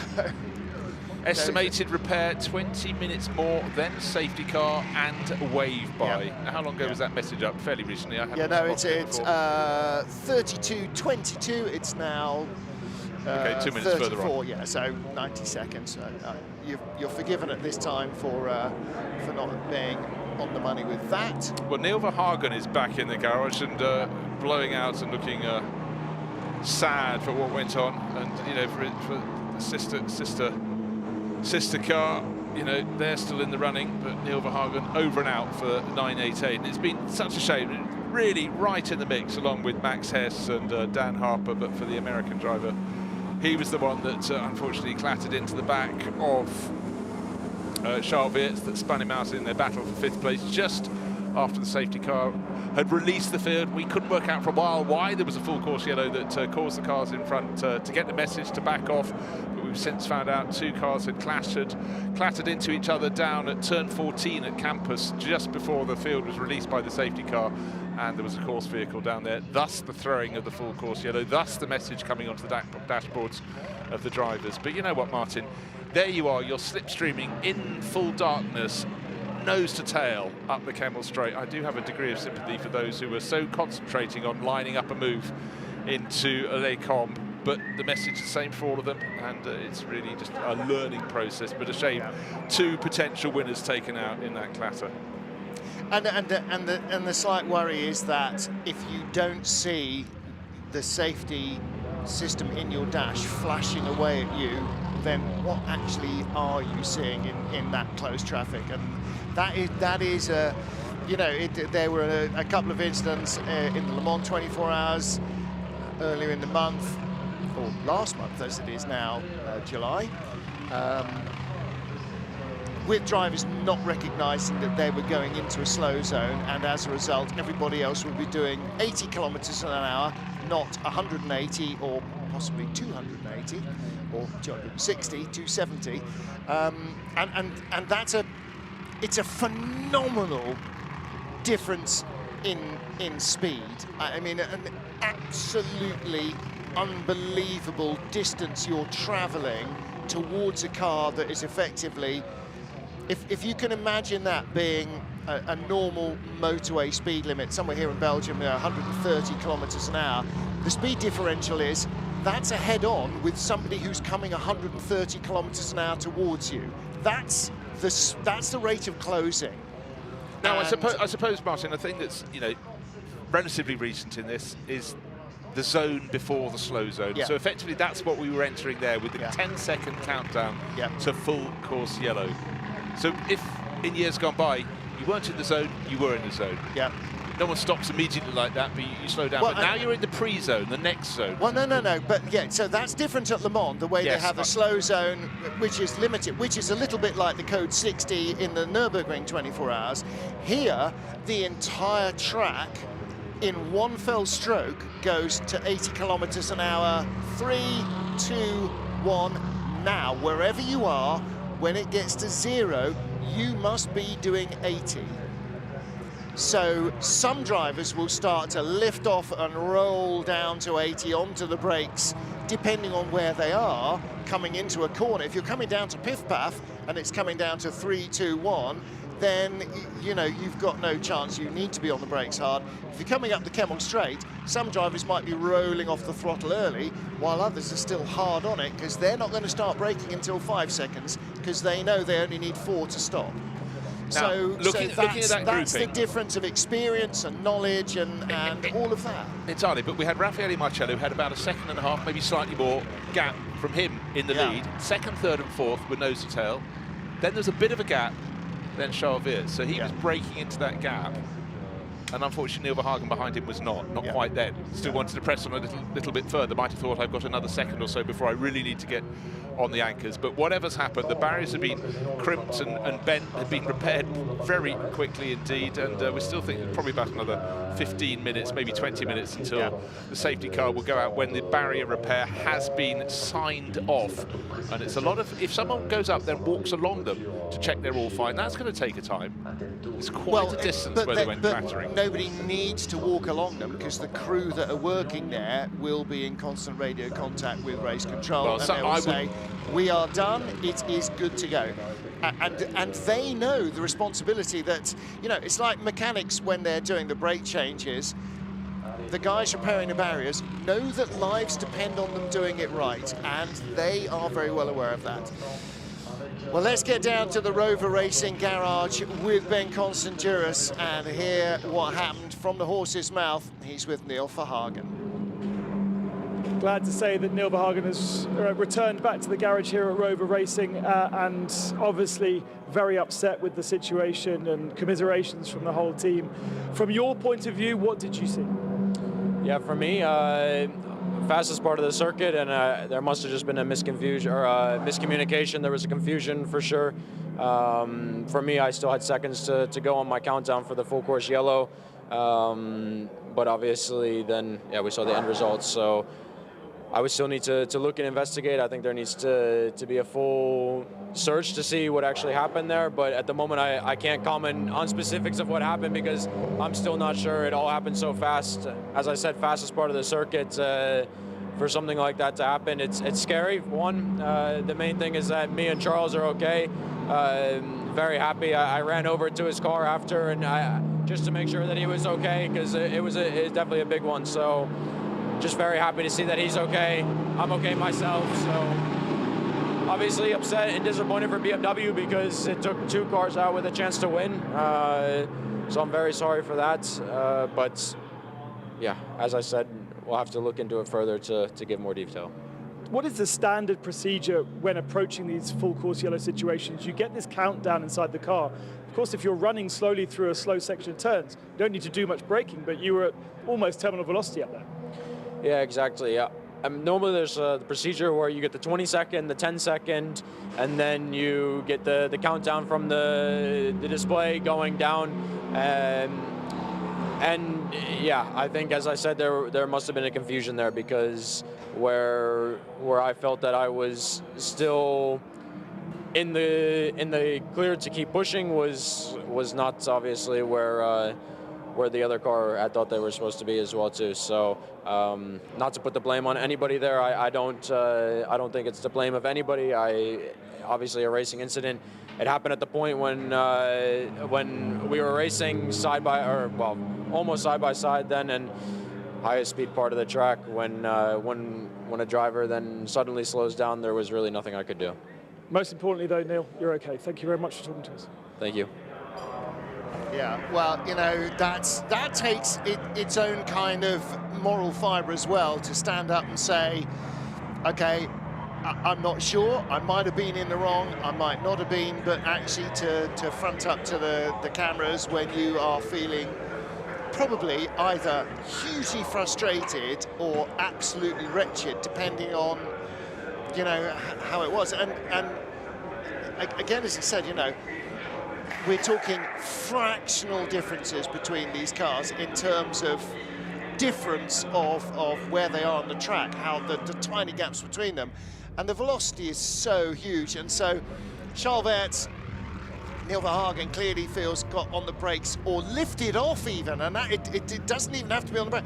Just a lift off the throttle is enough to basically reverse him into Neil Verhagen's hard accelerating car. And the end result is a slight contact that fires the car off into the barriers. It comes straight across through the pack. And this is on board with Charles Weerts. Listen again.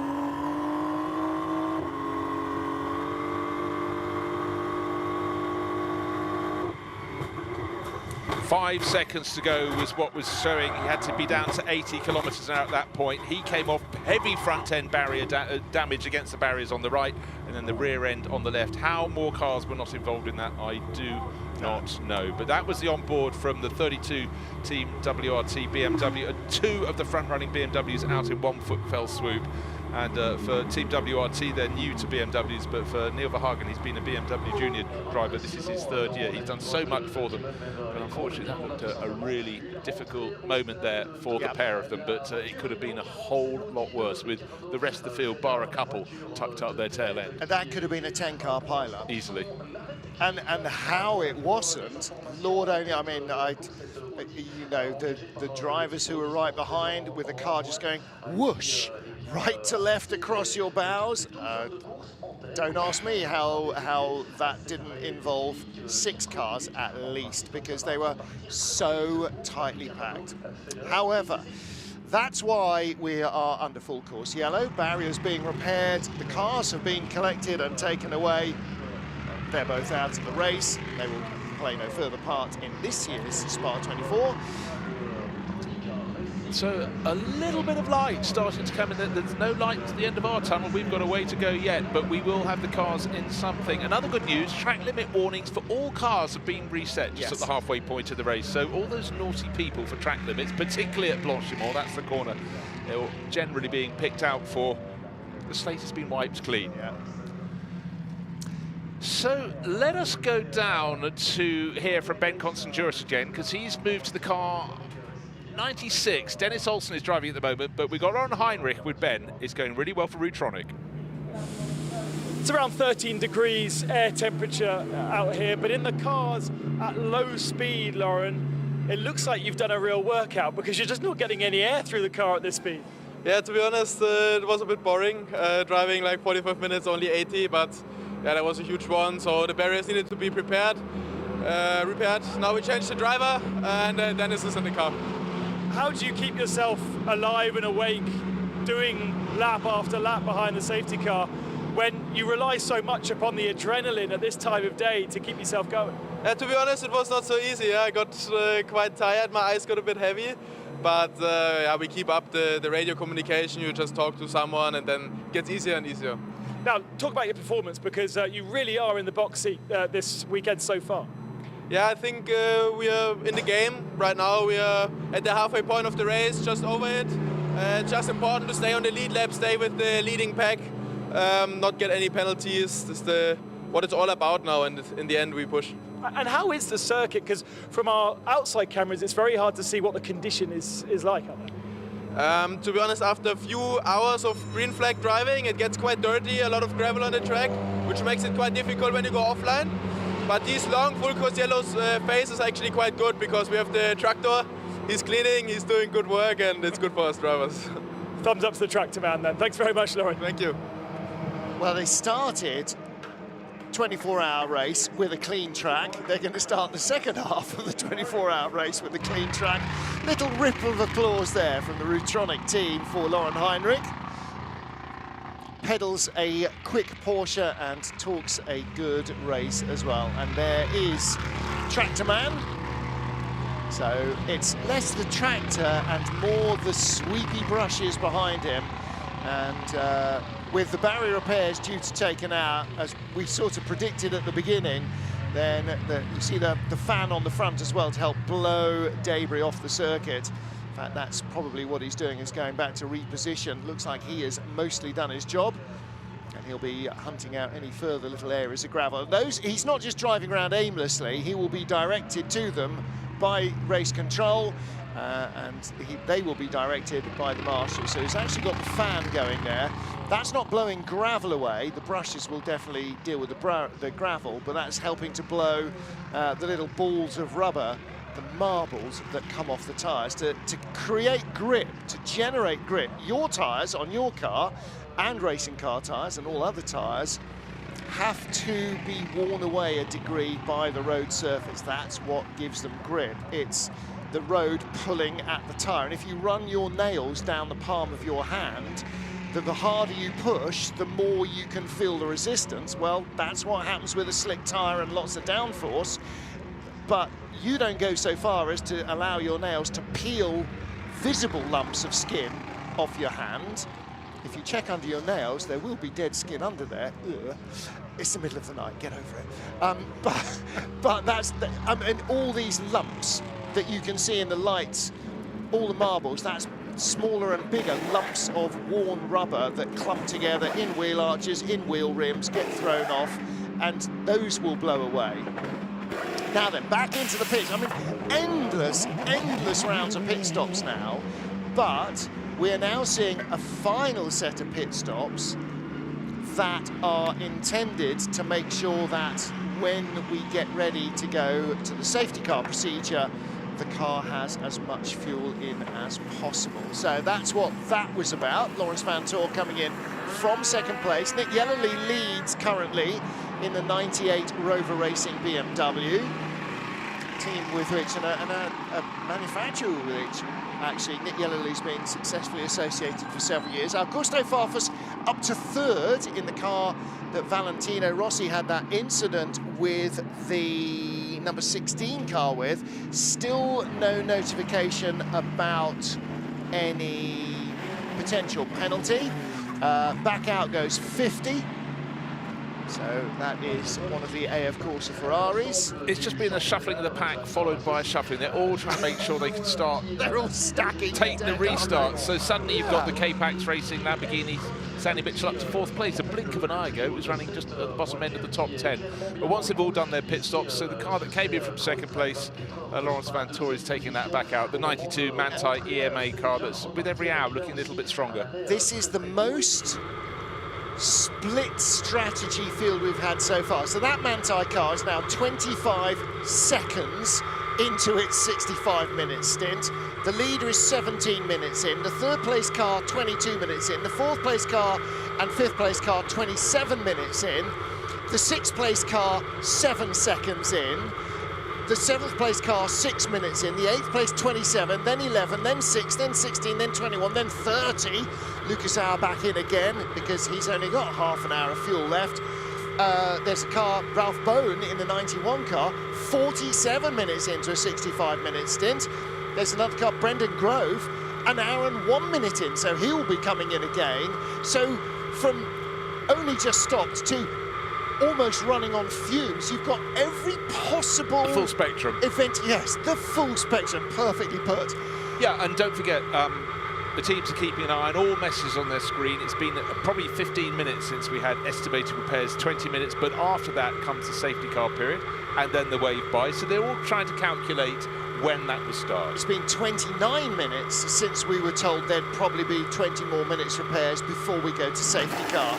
So we're already more than the hour and more than another 20 minutes. We're 30 minutes into that 20 minutes. So again, that sort of open-ended, you know, we're waiting for the guillotine to come down when the safety car is scrambled and the pit lane is closed. And so still, I mean, this is the full fit. Is this Ralph Bonin? No, this is Philip Sager, 37th position overall, one of the dynamic Huber cars. Glenn van Berlo is in as well. The Burkhardt BMW is in. Nicky Leutweiler's in. Alexandre Dequin is in as well. Still the barrier repairs go on. That's welding still, it's on the other side of the track, the left-hand side of the track that's being worked on now. That is still cutting out bits of barrier. That's another 30 minutes. It might be 20, but it ain't 10. That's not new barrier going in. That's a grinder, not a welder. Well, 20 minutes could become 40 minutes, and then some of the cars may have to pit again. And the other thing with the barriers is you don't weld them on, you bolt them on, because they're supposed to be bolt on and offable. Of course, once they've been cream crackered, then they no longer bolt off. Well, one of the cars that was rather late into its stint is Grove Racing's Porsche. Yep. The Australian car, Brenton Grove, has brought that in. I think he's staying on board, sharing with Father Stephen, Anton de Pasquale, and Le Mans winner Earl Bamber. Yeah, the pair Afis Grove have also raced together in the Porsche Super Cup 2 or 3 seasons ago. So, yeah, they enjoy racing their Porsches and do quite a lot of it here in Europe.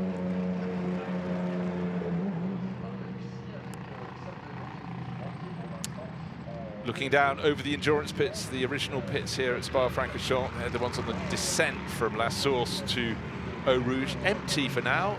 Of course, half the cars are berthed, or their pit garages are on the Grand Prix pits, which the cars are passing right now. Car number 93, idling its way through. Sky Tempesta Racing's McLaren, and Jonathan Cui, drive from Hong Kong at the wheel at the moment. All the drivers waiting to be released, but every time they go up the Kemmel Straight, they still see the course vehicles are there. They still see work is being done on those barriers to repair those. And just looking to see Jonathan Cui running 4th in the bronze class, just behind Alex Malikin in the pure racing Porsche. So it's a pretty good run for the McLarens at the moment. Not in the top 10 anymore. We're in 14th, which is the bronze class leader, Conrad Grunewald. And Sam DeHaan has just taken over the number 5 Optimum McLaren in 16th place, and Jonathan Cui in 20th while in the pit lane for Sky Tempesta Racing. I think there is not a healthy car in the pit lane. I think the only cars that are in the pit lane are cars that are not going to come out, and chief among those, prime among those, is still the car that Marcus Pavra brought in with overheating to Vincenzo Sospiri Racing, VSR, shown nominally as having Petrov at the wheel, but actually there is a timer running, so that actually that car might be a genuine pit stop. Rather, oh no, it is, it's moving. They're now on their way out. So that car continues. Nico Jamin, though, Nico Jamin, the number 8 car, is still showing us more than 10 minutes in the pits, but that was ages ago. And then it stalls and then fires up. Doesn't matter losing another second, but don't stall too much. Of course, we saw the problem for the Adalberto's car, Adalberto Batista. Always made the pit lane a rather slippery pace. Watch out, Ben Constanduros, when you're down there. Thank goodness the key team coming out to clear that up. So thank you to Vincenzo Sospiri Racing. But the car clearly has problems of its own, I think. Yeah, incontinent, I'm afraid, a little. And that is a worry. Right, no further investigation between car 46 and 16, the two cars that clashed that caused the full course yellow to be triggered just as the safety car was releasing the field and led to the incident that took that'll out be very good Chauvet. news for the number 46 car, which currently lies in second place. Yeah, that's the BMW with Augusto Farfus at the wheel, but it was Valentino Rossi at the time of the contact with the number 16 Uno Racing Team Audi that led to that being stuck in the gravel. So barrier repairs still going on. We've passed the halfway point in the race, and the number 40 Audi took the 12 points up on offer to be the race leader at that point. We've had an awful lot happen in the course of this race. We're working our way through darkness, but let's go back and take a look at the highlights for the 75th anniversary of Spa-Francorchamps. It had been raining most of the morning. The sun came out before the start, but the track was greasy. This race was started with several laps behind the safety car. Then the field was released, and Matteo Caroni made his escape from pole position in the blue, white and red Huber Racing Porsche, leading Antonio Rivera's Ferrari up through the first couple of corners. Sorry, Alessio Rivera, third place Joel Sturm in his Porsche, fourth place Franck Pereira and the Optimum Motorsport McLaren in fifth. So great manufacture variety at the front of the field. But the racing line was dry. Anything off was still a little bit greasy. Certainly some of the drivers were caught out. Some of the crews put their cars out into the race on intermediate tyres. They all had to come in very soon and change onto slicks. But then with the sun beating down, the track drying out, we saw some of the cars working their way forward, because qualifying had been a real jumble with the rain coming down before the fastest drivers got out there.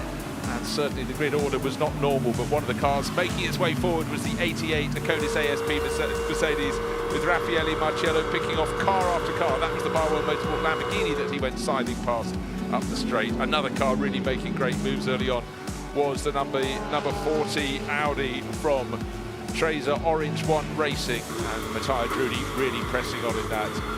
Rover, BMW, two cars in the race, both pushing on, and one trying to rub the tail of another BMW. That was the car number 32 from Team WRT, and how's that for a rub? Again, more trouble for the Barwell Lamborghini, but it was the Lippert Lamborghini that went around with Gerhard Batzinger. Incredibly lucky not to be caught by ball runners. It's all Lamborghini at this point, all Lamborghini having problems, that is, because the 63 Grasser Racing Team car with Jordan Pepper was brought in within the first hour with brake problems. It cost them 4 laps and took them out of the running. Rivera hit the front of the race, having just passed Janis Fitcher, the young German driver, who was second in the car that started from pole, and then he was picked off by Dennis Marshall going through in that number 40 Audi from Tracer Orange One. Raffaele Marciello continued to make his way up the order, trying to take 8th place, and indeed doing so, giving a bit of a rub to Marco Seefried in the Pure Racing Porsche, as the Swiss driver worked his way forward into the top 10 and keeping on advancing. And then unfortunately Kevin Estre hitting the back of Samantha Tan's ST Racing with Rinaldi Ferrari, spinning it around. That earned him a 30-second penalty. Then the 51 Rivera driven Ferrari, problem of its own, and the tyre going down completely into the chicane. Luckily he could just then pull into the pits. And a little bit of a slip down into double ghost, and halfway between the first and the second, that was Indy Doncha, the Winwood Racing Mercedes, causing the second yellow, the full course yellow and safety car period of the race. Then Nicky Thiem on the restart immediately jumped into the lead of the race, and then Dennis Marshall under a lot of pressure at the end of the following lap got it wrong at the chicane, and Kevin Estre in the bright green Manthey EMA Racing Porsche didn't need a second invitation, moved through. Was the contact there on the entrance to start finish straight? I think there quite possibly could have been, but I tell you where there was contact, right here, right now. Two cars, two BMWs, both from Team WRT.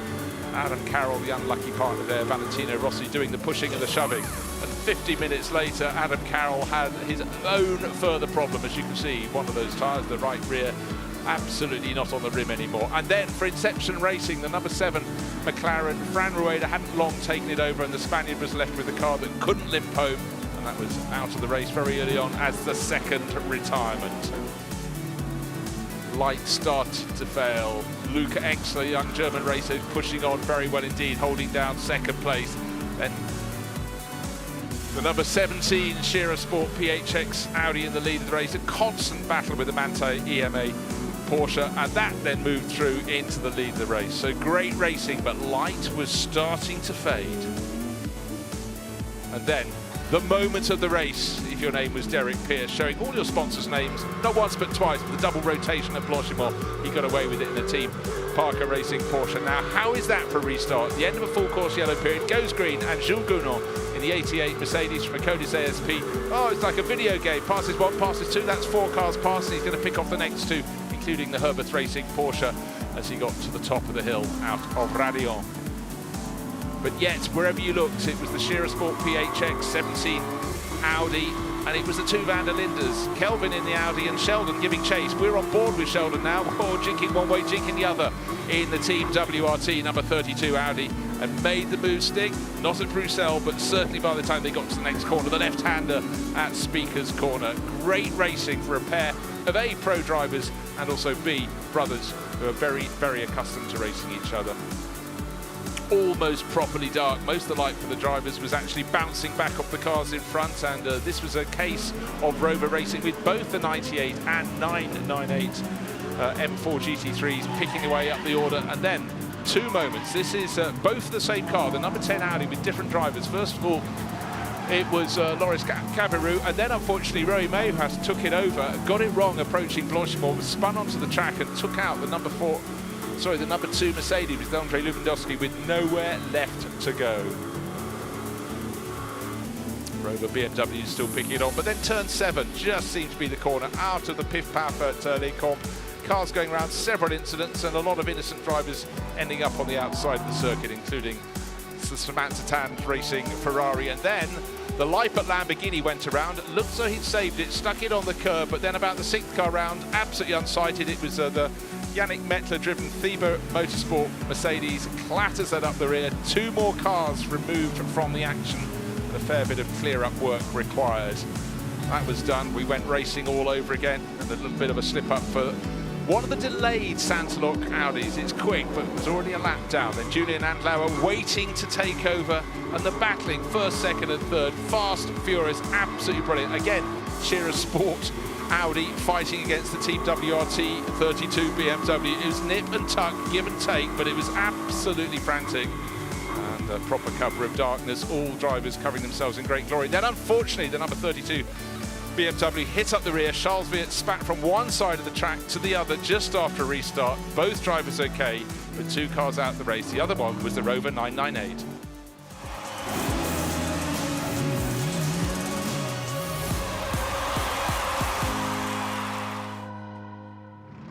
We remain under full course yellow in the CrowdStrike 24 Hours of Spa 2023. And there is the other driver that was involved, Neil Verhagen, the American in the BMW Junior team car, was caught out by Charles Viet, just slowing a fraction quicker than him.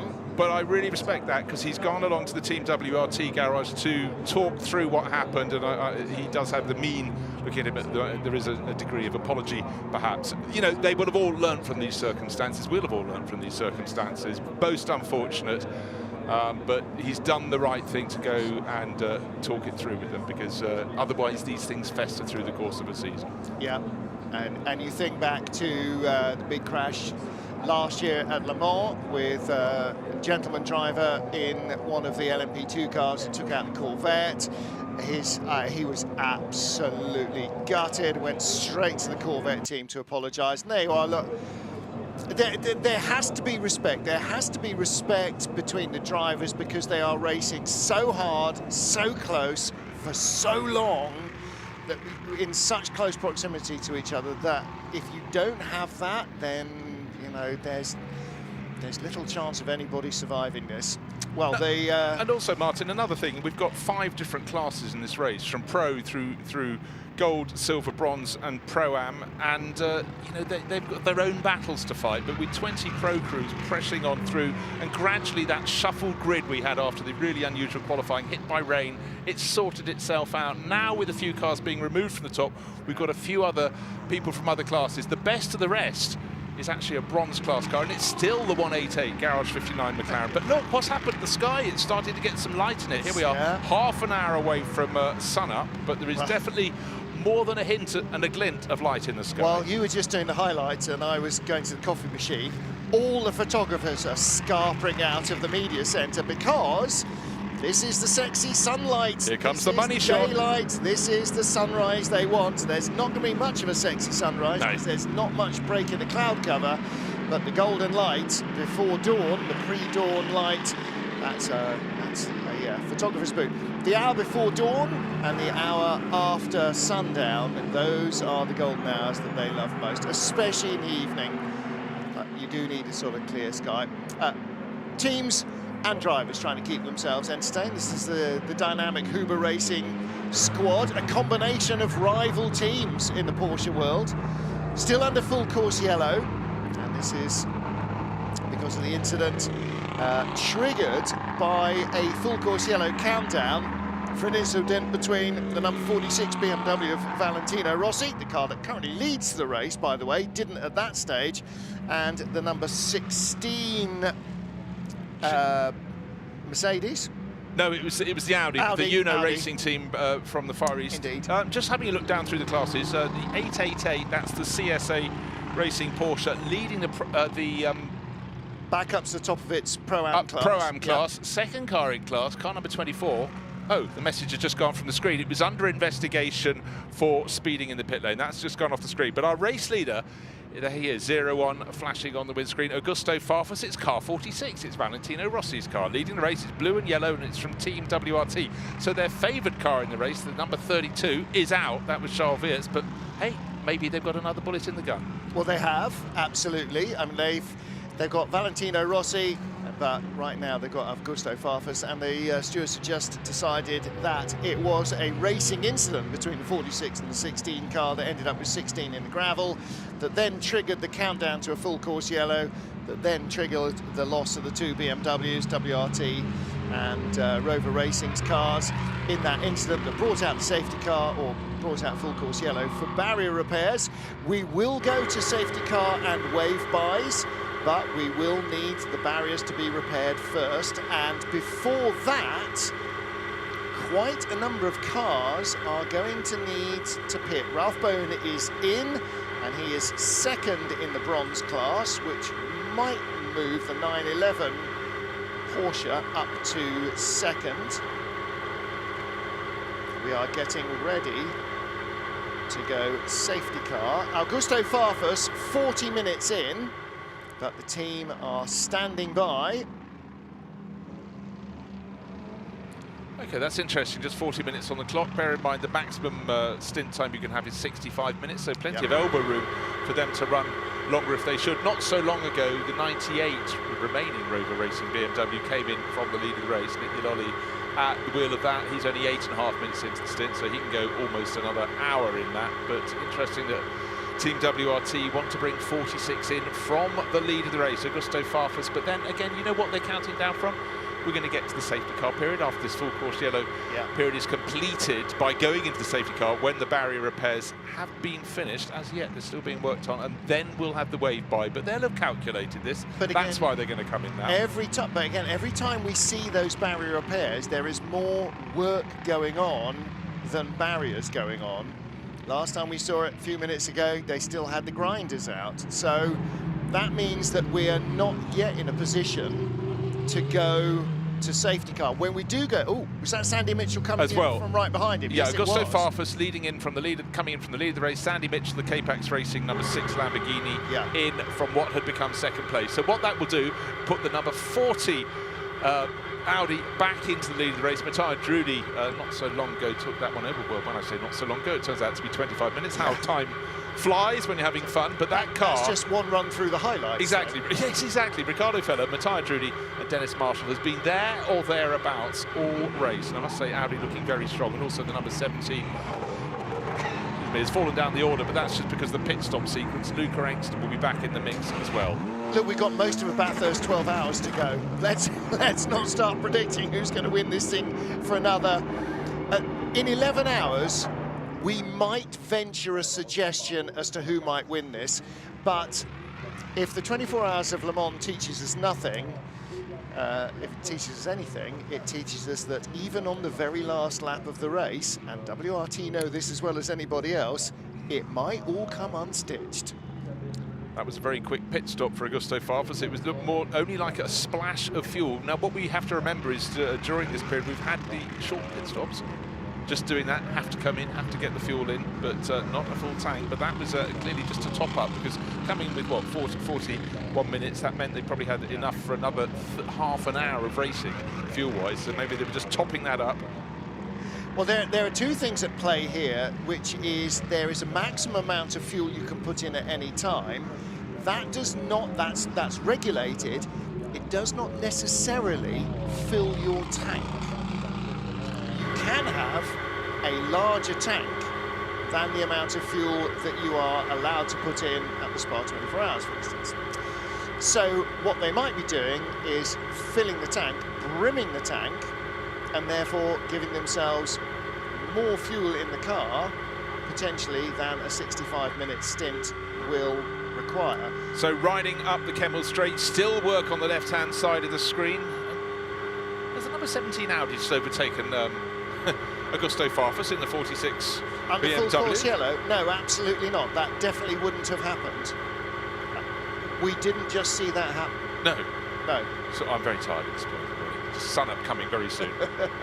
It might have been just, we may have been absolutely alongside when we cut over to this car to have a look into the 46 WRT BMW. That was a very quick pit stop. I didn't see actually how long it was at a standstill, but it wasn't a long one. Well, total time 1 minute 21 as opposed to 2:20, which would be or 2:02 rather, which would be a standard full fuel stop. And the car that came in immediately behind, the K-Pax Racing Lamborghini, was another 25 seconds, but they did a driver change in that time. Sandy Mitchell out, Frank Pereira, the driver who started the car long ago, more than 12 hours ago, back on board that one.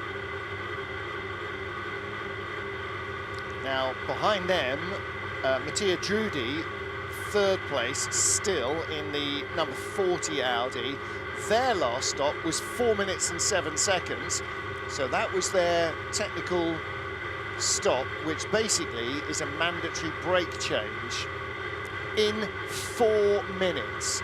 I defy you to jack your car up and get the wheel off in 4 minutes. This is Farfus coming out, has to go a long way up the blend line. Look in his left-hand mirror.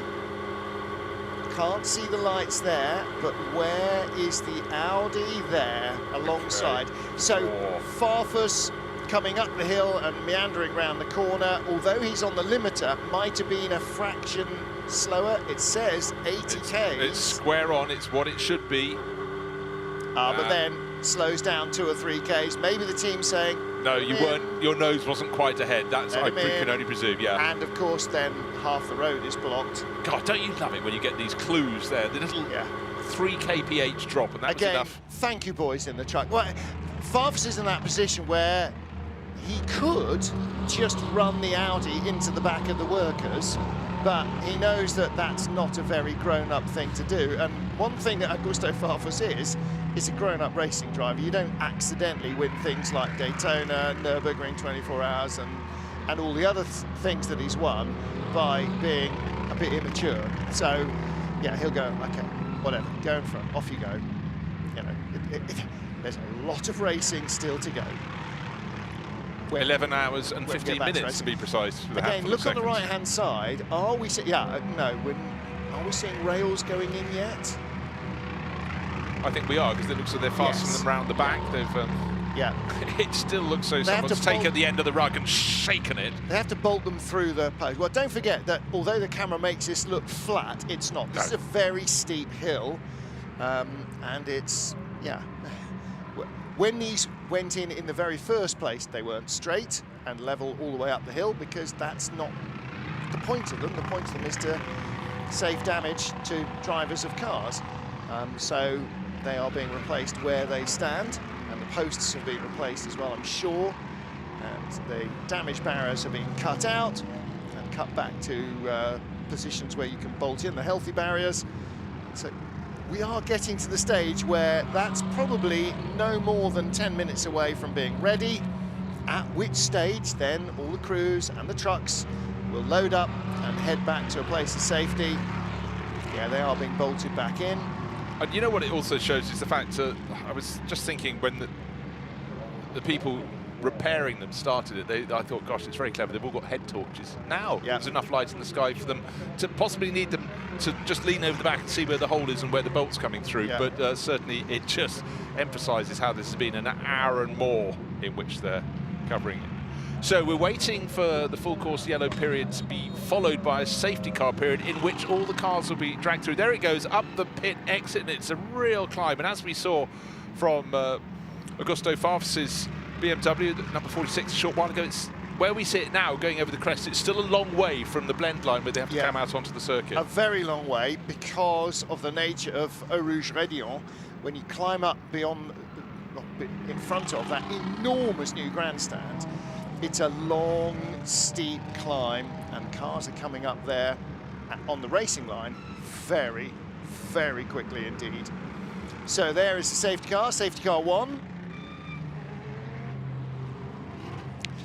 So the number 46 BMW has dropped down the order, but here's a chance to catch up, courtesy of Gemma. Good morning, Gemma, with Maxime Martin. The night may have been long, but for you it was a short sleep, just an hour.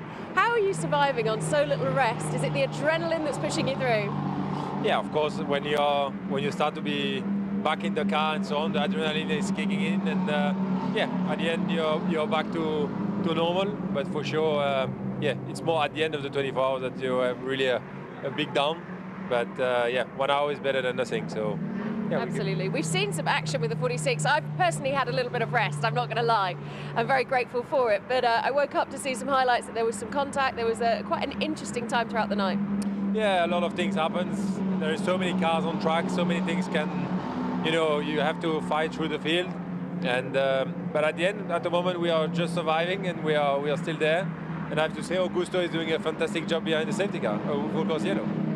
That must be tough for him, staying focused behind that safety car for so long, or the full course yellow for so long. Yeah, when you're 1 hour, 1 hour 30 behind the full course yellow, it's a long time, but he's very fast there. It's good.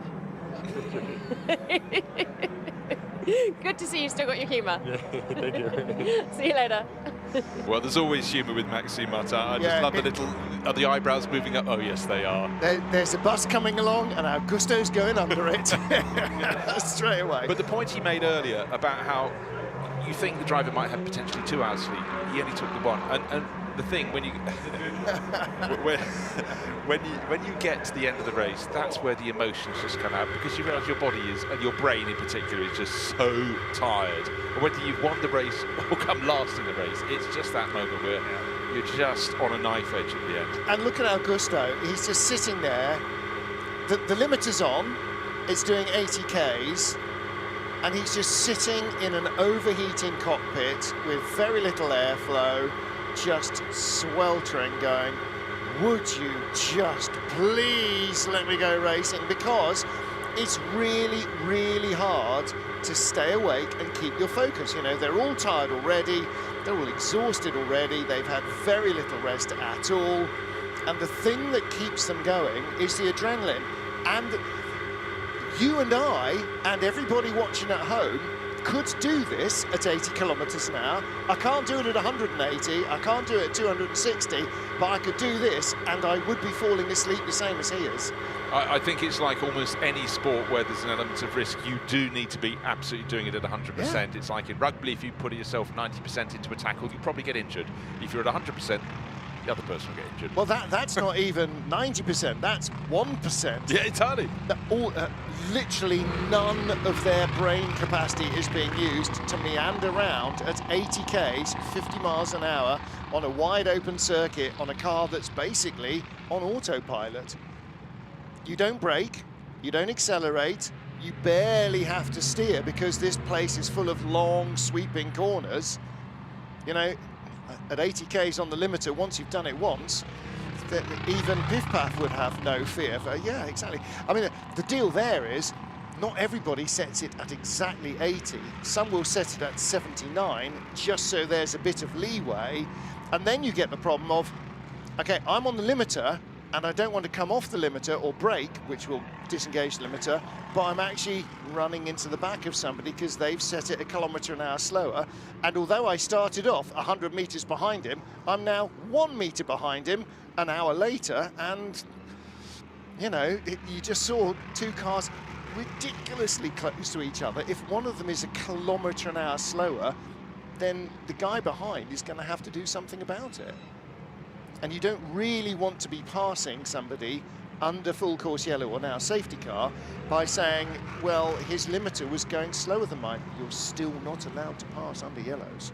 So factor in, as you pointed out, the heat in the cockpit, the fact that any driver out there, whether they got 1 hour's sleep, 2 hours sleep, no hours sleep, they're going to be feeling very, very weary. There is some sustenance for them in there is light coming into the sky. It is that bit easier, but we had a properly dark night. It's not a very bright morning, to be frank. There's a big, thick, grey cloud cover. But for the drivers, any extra scintilla of light is being just welcomed for them. For a lot of these drivers, they're probably just thinking, how much time have I got left in my stint? The race leader, Matthias Drudi, well, he could have another nearly half an hour, but he only just took that car over, well, what, 37 minutes ago, but he'll be doing a double stint for sure. Raffaele Marciello, the 88 Mercedes, now up into second place. He's just under a second down, running behind the safety car.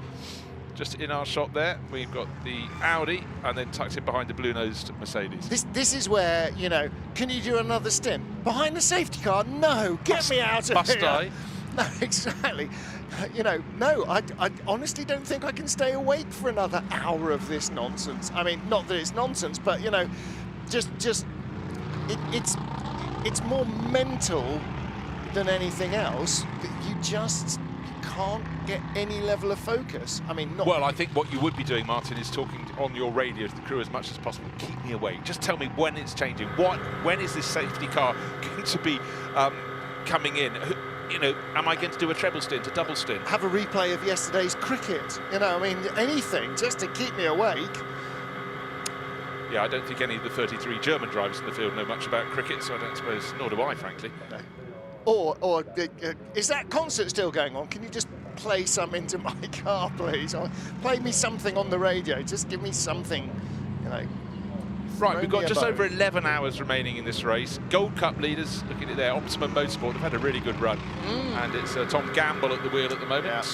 McLaren's working their way forward through the pack, so we've got, well, that's the best place in 12th overall. We've got Conrad Grunewald in 17th, leading the bronze class, and Jonathan Hui 4th in the bronze class in his McLaren. So they've fared well in this race. We lost two of them, the 159 Nicholas Caird Garage 59 car, and very early in the race, Fran Rueda, with just 74 laps on the board. Some problem that stopped him not long into his stint. That was the second retirement. Now, the good news is one of the trucks on the Kemmel Straight has clearly finished the barrier repair on one side of the track, and that's going up to the gap in the barriers, and that will pull off back into position unless there is an accident later in the race or a car that needs clearing up. So bit by bit, we're getting there. Yeah. Now trying to work out when we went full course yellow. 3:33. It is now. We're getting on for 2 hours. 5:24. David Addison is going to be snorting with excitement when he finds out we've had to film 2 hours of barrier repairs while he was asleep. What goes around, David, comes around. Yeah, rarely does, though. No, I know. Rarely does. Rarely does. He leads a charmed life. Sam de Haan leading the Gold Cup in his McLaren, as he said. That car, how far ahead now is he? He's 12th overall, and the second place car is 16th overall. So currently being driven by Kian Williams. The silent eye. Well, these people need to... You know, people look at this going, how can you possibly be sleeping when racing cars are going by? When you're tired, you can sleep if racing cars are going by. Don't you worry. It always used to perplex me. These seats that they're sleeping on in the grandstand are, you know, bottom-sized, relatively so.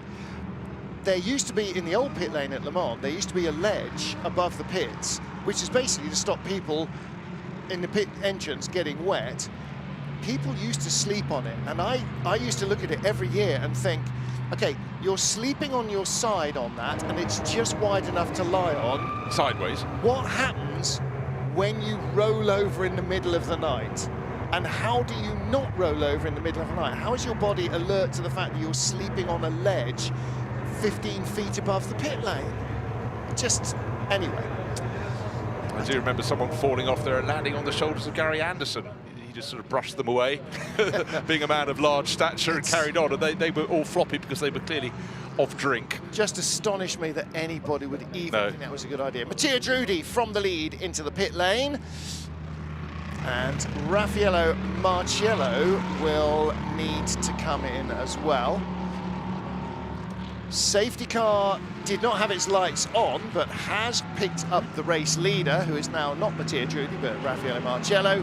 And we will now start the safety car procedure, which means everybody releases their 80km/h speed limiter and catches up with the blue Mercedes and the safety car, obviously. But up to now, the safety car's been going around just in front of the leaders in preparation for this moment, but everybody has been sitting on full course yellow limiter doing 80Ks. Now, the track is clear and clean and pristine and ready to go. Now we catch up behind the safety car, we form a safety car queue, and then we will wave by our various different classes until all of our Pro class cars are in the queue at the front. One thing I want to put in the mix here is that Raffaele Marciello leading this race. It could do potentially just under half an hour more before it has to come in. Of course, hasn't been using much fuel. It's been running very, very slowly, but 65 minutes is still the maximum stint time. length. Yeah. However, some of the cars behind, in fact, Mattia Drudi has just come out onto the circuit, have fallen away from second place. Nick Iannoli can come in another 20 minutes after our race leader. But one little thing, Marciello's 88 Mercedes from the Codis ASP, only 13 pit stops to its name. Mattia Drudi's just come in the number 40 Audi. That's just made it 16th pit stop. And then you go down the order, 16, 15, 15. Also on 13 pit stops is another car from Codis ASP. It's Lorenzo Ferrari in the 87 Mercedes. So that's been the tactic they've been using, not coming in the pits as much as the others. But then again, it's also the length of each of those pit stops that is quite a factor. We'll get a graphic, it comes up from time to time, showing the amount of time they spent at a standstill. Another car that's only done 13 stops is our bronze leader in 17th place, Grunewald, in that 188 McLaren. So that, again, has only done 13 stops. Even more parsimonious, Jonathan Hui, that car in 20th place, that McLaren, has only done 12 stops. And we're 13 hours in. And Ben Constantinos is clearing off to go to bed. It's a 3-hour stint. That's very cruel of him to come in, did that? 3-hour stint in the pit lane. That apparently amounts to... That's been pointed out from the truck that Ben's waiting until we go back to green before he heads off to bed, having filled through the dead 2 hours of airtime that we've just had to deal with. So we went full course yellow. Are you writing this down, by the way? Because David will need to know. It was 3:33, I think you said, because we're coming close on 2 hours. 3:33, and it is now 5:29. Well, let's call that 2 hours between friends. Well, by the time we go green, it will be 2 hours. So that'll be another 4 minutes. That'll be one more lap behind the safety car. Yes, and at the moment they're lapping the wave around yet. 5 1/4 minutes behind the safety car last time around, and that's we're riding on board with Raffaele Marciello. The next in the sequence, surely there would be Timo Boguslavski. He hasn't been in the car for quite some while. He's done 2, I think, sort of effectively 1 hour stints, so he's got plenty of racing to do. We're in the second half of the race. Yes, he's done less in the dark than his 2 teammates, but he will have to do more in the day. He won't have to do as much in the daylight, because depending on your ranking and your rating, there is a minimum that you have to do as a bronze or a silver or a gold or a platinum. There's also a maximum that you may do as a platinum or a gold or a silver, or possibly a bronze as well. Yeah, there's a maximum for any driver. We're waiting at the moment for catch-ups. There are 1, 2, 3, 4, 5, 6, 7, 8, 9, 10 cars. 7 cars still yet to catch the train, the first of whom is the 75 car that has now joined in at the back. Sun Energy 1 Mercedes, the one that started square last. Yep. As has worked its way up through the class. Just to point out, for Timo Bogoslawski, you can basically, there are no restrictions really within the pro class in terms of a minimum amount of time, as far as I understand. I didn't note it down. But for example, in the gold class, the silver ranked driver, the junior driver in the outfit, has to do at least 4 hours. So it means your sort of driver with the lowest ranking cannot shirk away and just do a couple of hours and try and say that's that for them. Great view, drone shot, looking down over the chicane, and the flow of cars going through at a little more pace than before, but now they're slowed down because they're behind a safety car all over again. And we've got a pit visitor in there. It looks like a Lamborghini from above. It could be the AGS events car, I think, number 8, possibly diving into the pits.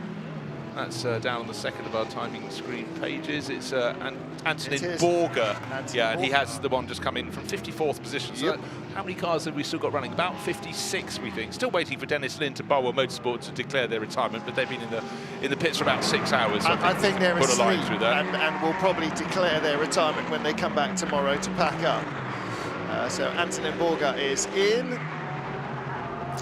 And 55, because Charles Wirtz is still shown as not retired, but we know that car's definitely going nowhere. So we have 55 cars running and only one in the pit lane, and that is Antonin Borger. So 54 cars on track, wave by underway.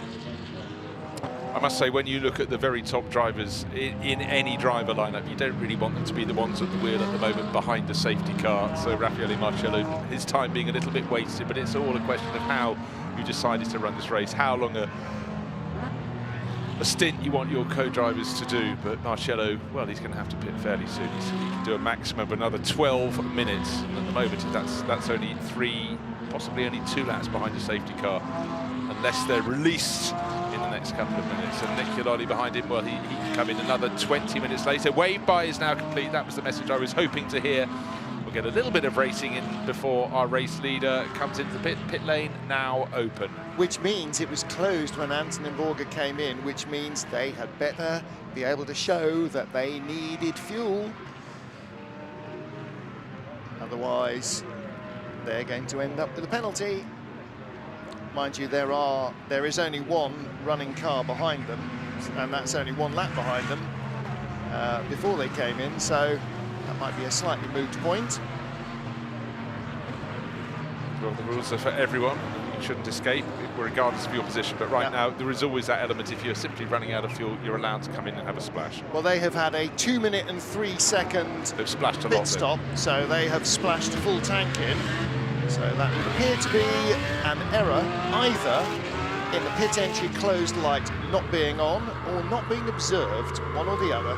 Right, so far the restarts have been very, very good. In fact, the only one I think where we've had the race leader on a restart being passed is when Dries van Tor went a little bit deep and then Kevin Estre dived down. Looks like he lost out going to La Source, but the green Porsche stuck its nose in front by the time they were accelerating down the hill. And that is what Raffaele Marcello in the ATA Taconis ASP Mercedes in the lead of this race does not want to allow to happen, because Nick Ghilardi certainly is just having the most fantastic year, both sides of the Atlantic, and he would fancy putting his Rover BMW into the lead of the race. And for BMW that started this season with such success at Monza at the opening round, looking very good here, but they've lost 2 of their 4 front-running cars, and that is a big issue for them. It is, but only one of them can win the race. So, yeah, you know, I mean, it is a truism to say that you can only win with 1 car, but the more cars you start with that are loaded for bear, like they are, you know, BMW said that last year 2 cars probably not enough. This year 4 cars, probably about right. Someone's dived in. I think it might be Sam de Haan from 12th place, the car leading its class. Christian no, it was Christian Engelhardt Engelhardt from 11th. That was a good shout there. And Sam de Haan, okay. I get a point. Yep. So 2 came in. Lights still on the safety car because not everybody caught the safety car. Well, the last car in the line is just coming down towards Pouhon as the safety car leads the field. Fabulous high shot from above La Source, showing the flow of this circuit, uphill, down dale, through the trees, and all around again. So dynamic 54 Porsche came in exactly at the right time. Christian Engelhardt, just after the pit lane opened. That's a car that's been bobbing up and down the course just outside the top 10 for much of the race. But for Dynamic Huber, running 3 GT Porsches here down on the deck. That had the repairs very early on. Still, actually, the sticky tape holding on. We thought that would peel off. I think they've added more. Yeah, I think they've added more. Well, again, it's about losing time. I mean, you think to a NASCAR race, right? Come in, get out, don't drop off the lead lap, come back in next lap, do a bit more, get out, don't go off the lead lap. It's slightly different here. There's slightly less time pressure than in the half mile at Bristol, but the deal is the same.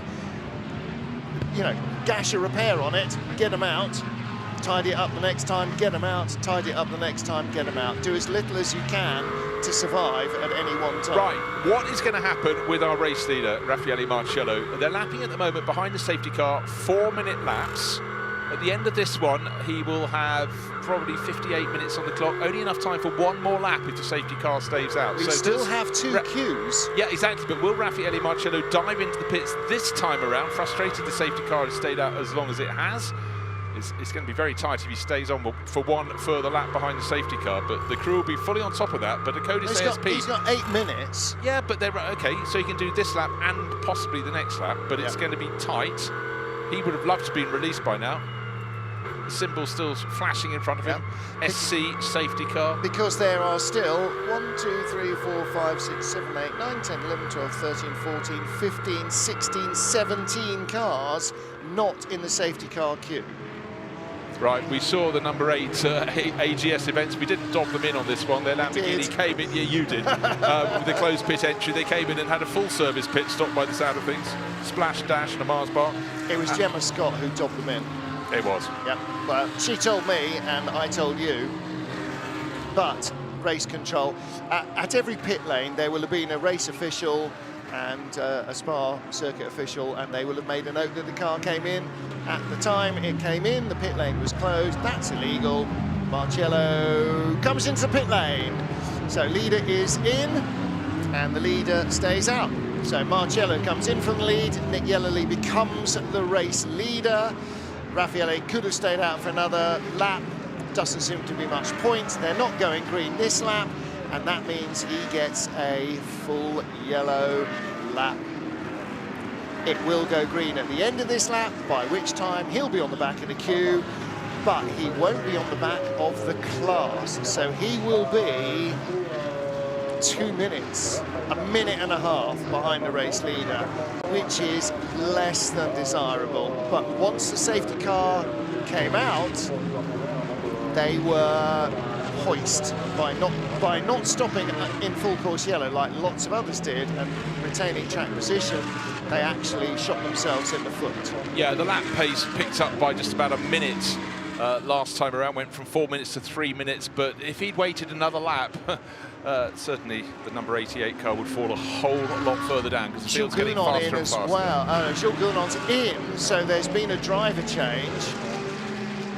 They've already flicked before Jules has got into the car, they've already got his name on the screen. That was Raffaele in the car. The driver thing around. That's real heads up. So there will be a driver change, and maybe it was a time in the car issue, as well as a driver stint or a stint length issue.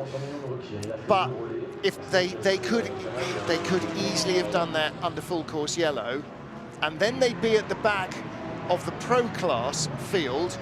Now they're going to rejoin at the end of the entire safety car train, and that is a major amount of metal they have to move through to get back on terms with the rest of their peers, and that's a mistake. It's very unfortunate for them. So Jules Gounon will take off. 19th is the position at the moment. Dan came in from first. But it's the cars behind it, that were behind it, are going to come in at 20 minutes, nearly 25 minutes But later. it's not unfortunate. They weren't caught out. No, they just didn't do it. So that, I don't see why they wouldn't do it. That looks like a big error of judgment. Yeah, and also another car from that class, from that team. Does that just come in the pits? 87, no, Lorenzo Ferrari still staying out. That's gone up to 4th place. So lights off on the safety car. That will be at the end of this lap. So who's going to control the restart? It's not going to be Raffaele Marcello because he's just pitted. It'll be Nick Yellerly in the 98 Rover BMW. Now, although Raffaele Marcello switched 88 over to Reed Gounon, what our timing and scoring tells us is that it's Boguslavski who's now at the wheel of the car. So he tried his best and was then stymied by the wrong driver getting in. However, there we go. Nick Yellerly, Luca Engstler, Augusto Farfus. That's your top three: BMW, Audi, BMW. But not only was that pit stop just at the wrong time for them, drop them right down, you just wasted so much time with your fastest driver, or equal fastest driver with Jules Gounon in that car, with Raffaele Marcello running behind the safety car. Other crews would have had that problem as well. It's just how they'd sort of structured their race in the night. Timo Bogoslawski, of course it was him with the blue and white helmet climbing on board. So Nick Yellerly up to La Source, being followed in there by Luca Engstler, Augusto Farfus, Lorenzo Ferrari and Lawrence Vantor, EMA. It looks like he was the one making a move going up into La Source as well. Never misses an opportunity. That Manthey EMA Porsche, it's made for diving up the inside into the first corner on the restart. There it is in fifth. Best place Ferrari in the race is in fourth place, but it's not a Ferrari car, it's a Ferrari driver. The best place Ferrari in the race is in 10th place in the hands of Davide Rigon. So Luca Ferrari in the fourth place, Mercedes. And again, it is all German machinery down to Franck Pereira in 8th position. Oh, getting very, very close. 2 abreast, nearly 3 abreast, going to the kink after Radion, then a gaggle of 5 cars running in about 20th position, but nose to tail as they go up the straight past the barrier repairs. We can't see them, but we can see the barriers because it's getting light properly here. Here comes a pass. Who's that going the long way around the outside of whom was that? Lucas Auer going by Davide Rigon's Ferrari. I think it was. I think that's the change for 10th place. Somebody, I think that was Lucas Auer, had a really good run and moved up into 10th. So the lead trio breaking away, Yellerly and Engstler going together. And of course, the Engstler family with so much association with BMW. Franz Engstler, a BMW driver for more than a quarter of a century in touring cars. Augusto Farfus about half a second back in third. Then Luca Ferrari ahead of Lawrence Vantor, Dennis Olsen, Maro Engel, Franck Pereira, Mattia Drudi, Davide Rigon, or I think Lucas Auer now ahead of Davide Rigon. And behind them, then a tiny break of another third of a second to Gilles Magnus. And then Magnus in 12th place, about a second ahead of the gold class leader. But here comes the race leader, Nick Yellerly, back up to green flag racing after 2 hours plus of safety car, well, at the end safety car, but full course yellow, and that was our 8th full course yellow period, which then translated into our 7th safety car period. A couple of laps, 3 or 4 laps of safety car, just to shuffle everybody back into position. Yellerly leads in the Rover Racing BMW, Luca Engstler in 2nd place in the Audi, and then Augusto Farfus in the 46 BMW in 3rd. There he is. 4th is the green car, Lawrence Vantor, then Luca Ferrari, Dennis Olsen, Engel, Pereira, Drudi, Auer, Rigon. Yeah, Auer did get by Rigon last time round. Magnus, then Williams and Grunewald and Bernard. Yeah, as you can see, all still nose to tail. Yeah, but bear in mind that Konrad Grunewald still hanging on in the lead of the bronze class, but he's only got 7-second advantage. The safety car closed it all up. And I tell you what, Herbert Motorsport, the 91 crew, they've been running the 24-hour 8 series for years. They are masters of working out the best way of handling things. Car 46, a 10-second penalty for unsafe release. That, I think, is from quite a while ago. Until we saw, not once, but twice, did Valentino Rossi pull clear. The first time, the yellow lollipop was slammed down across the screen, and then he set off again afterwards and very nearly collected someone else. So it was unless he's done it darkness. again. No, it was definitely darkness, yeah. And that was when Valle was in the car at about 2 o'clock this morning. Okay, so add 10 seconds to its current time. It'll have to be served at the next pit stop. That will not be 3rd place anymore. That will drop them down to about outside the top 10. So really unfortunate. WRT have had their setbacks. They've lost their lead car, the number 32. Just over 2 hours ago, before the 2-hour barrier repairs, 2 hours and a bit. But what's surprising me now is the pace of the first two. The 98, they've been quick all race, the 98 Rover Racing BMW, the 117 Shearer Sport PHX Audi. There it is, number 117. And then a bit of a gap back to the 46, the blue and yellow Team WRT BMW being hunted down now by Laurens Vanthoor, but Laurens would have been told by Manthey EMA the car in front of you will have to serve an extra 10 seconds at its next pit stop, so don't take too many risks in trying to get past it. Yeah, Catch it by all means. But he needs to, because Laurens Vanthoor having just gone by Luca Ferrari, Vanthoor will stop on the same lap as the 46 car, so actually, if he's going quicker now, he doesn't want to spend 10, 20 minutes following this thing. He wants to go by it now. Because the time you lose on every corner of every lap being stuck behind a fractionally slower car will end up being 10 seconds behind the guys who are ahead of you in the queue by the time you stop. Right, the first car of the lead bunch that's going to need to stop will stop within 10 minutes, and that's the car in 5th place. It's the leading Ferrari, as you called it, the Lorenzo Ferrari. Yeah. But that is 87. So Akonis ASP, they seem to have got the tactics right for them.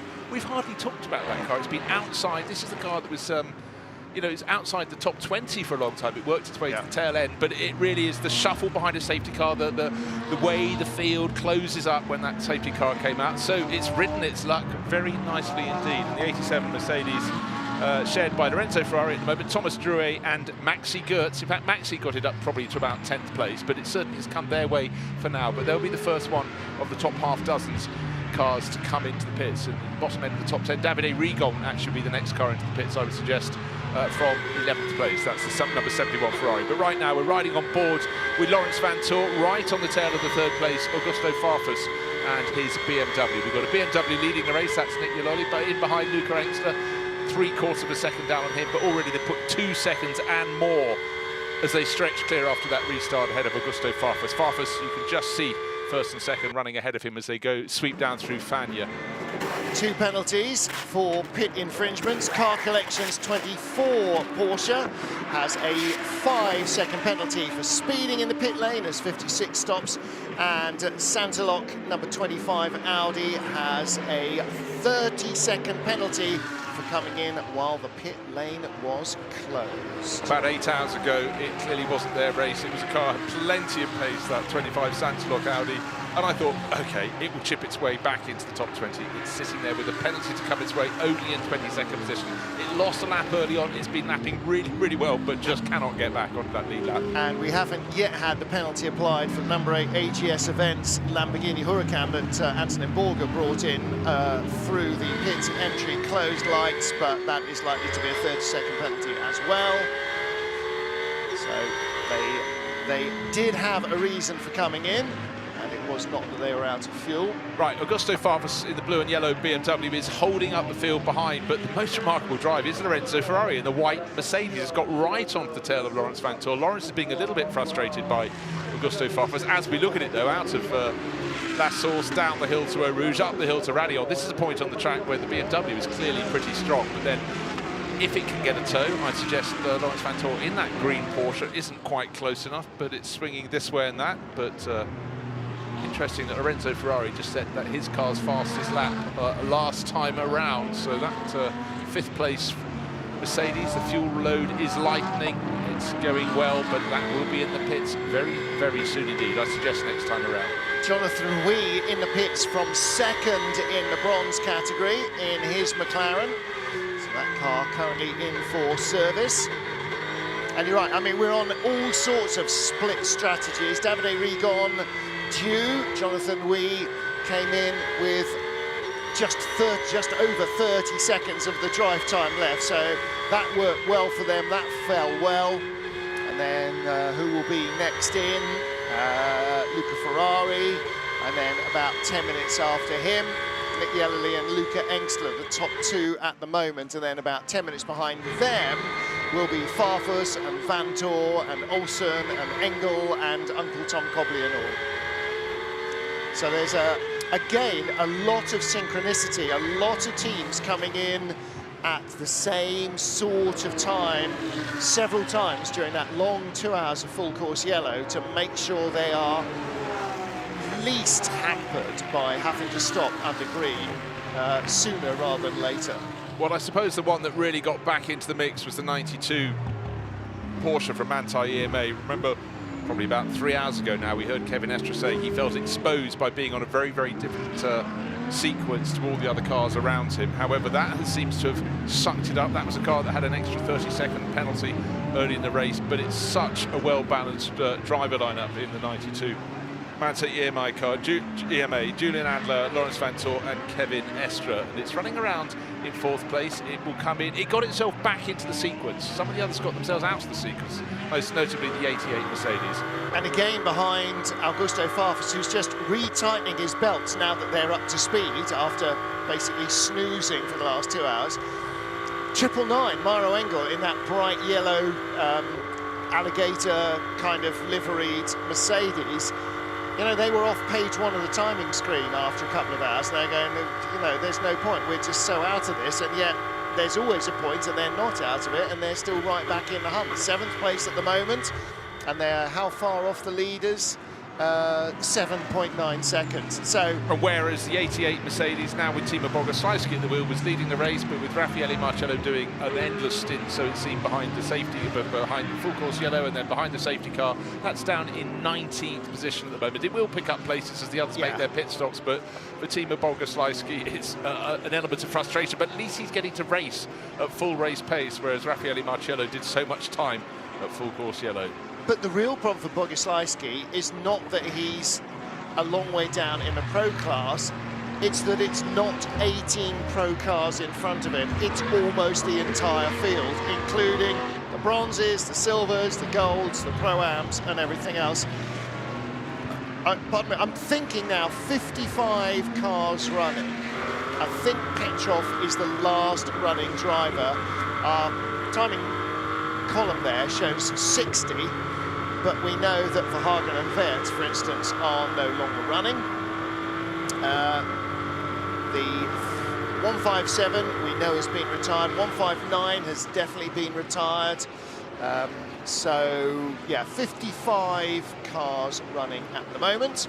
And only one of them in the pit lane. And that's the 71 Ferrari that Daniel Serra has taken over. That's now dropped from 11th place to 12th place. It was brought in by Davide Rigon. So that is our leading Ferrari car, as opposed to our leading Ferrari driver. Right, traffic up ahead for the race-leading duo as Nick Gilloli turns into La Source, about 1/3 of a second clear, maybe half a second clear of the Audi of Luca Engstler. That's the Shearer Sport PHX. In fairness, it's very limited traffic. It is just one car. Oh, it's one car. It is. It's red and it's in front of them. It's car number 50. It's Elise de Pauw, yeah. It's Elise de Pauw in the number 50 Ferrari. So it is just one car, and then there is a yawning gap. The next car in front of them, as they come out of Eau Rouge, is already on the brakes at the top of the hill, and that is the number, ironically, the number 20 car. So that's the Huber Motorsport car. The early race leader, the car that started from pole position, Absolutely. but it was always going to tumble down from that lofty position. Not only did it nail qualifying when qualifying was so difficult in mixed conditions and the grid was very jumbled, but it had Bataille and Caroli at the wheel at the wheel at that point. But it's a bronze class car, so you've got a real mixture of drivers in there. But it went very well. Janice Fitcher went well, but they were the 2 highest ranking drivers in that car, so they did what they had to do. And there is the first bit of traffic in front of them. You could just see the tail lights as we rode with Nick Gilloli, the race leader. And again, in the onboard, you can see it now from outside. You can see them reeling in the number 50 Ferrari. So Elise de Pauw, having had a disastrous Le Mans car that the number 21 AF Corse Ferrari he shared with likes of Simon Mann, is hoping for a much better outcome to this second 24-hour race of June. That started in June, ends in July. That doesn't happen very often, does it, I suppose? No, I keep thinking it's July going into August. That's when the race has always been. Well, normally, yes, we're at the end hours. of July, but rather greedily, Formula One has nicked the weekend after the traditional weekend for Spa 24 Hours, and you can't do anything on the track for weeks before Formula One arrives because, love, you're not allowed.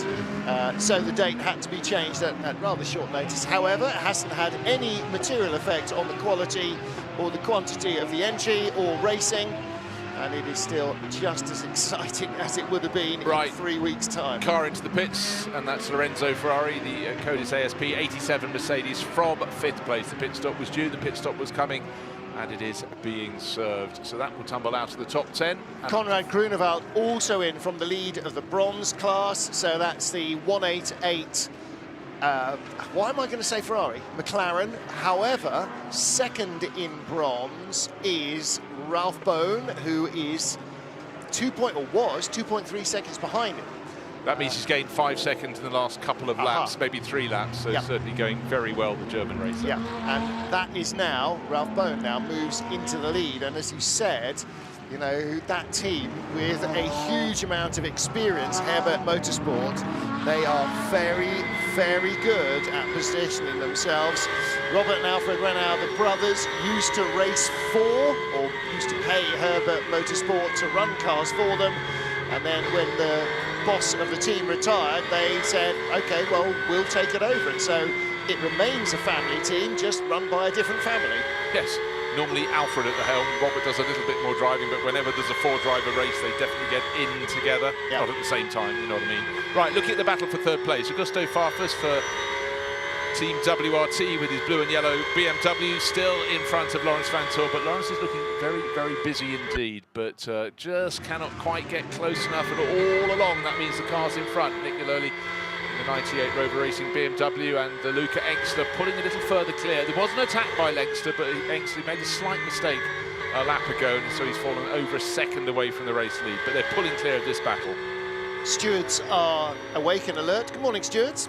Team manager of car 8 has been summoned to the stewards for entering when the pit lane was closed, and the team manager of car number 16 has also been summoned to the stewards with regard to their refueling time. And number 16 is the Uno Racing Audi, and that was one that was shoveled off into the gravel down so that would turn campus. That would mean that they have spent too much time refueling rather than too little. I'm assuming you can put in as little as you want, but you're not allowed to put in more than you're allowed. Just saw Lawrence Vantor grinding the car over the curbs at what we still call the bus stop, even though it's officially not still called the bus stop.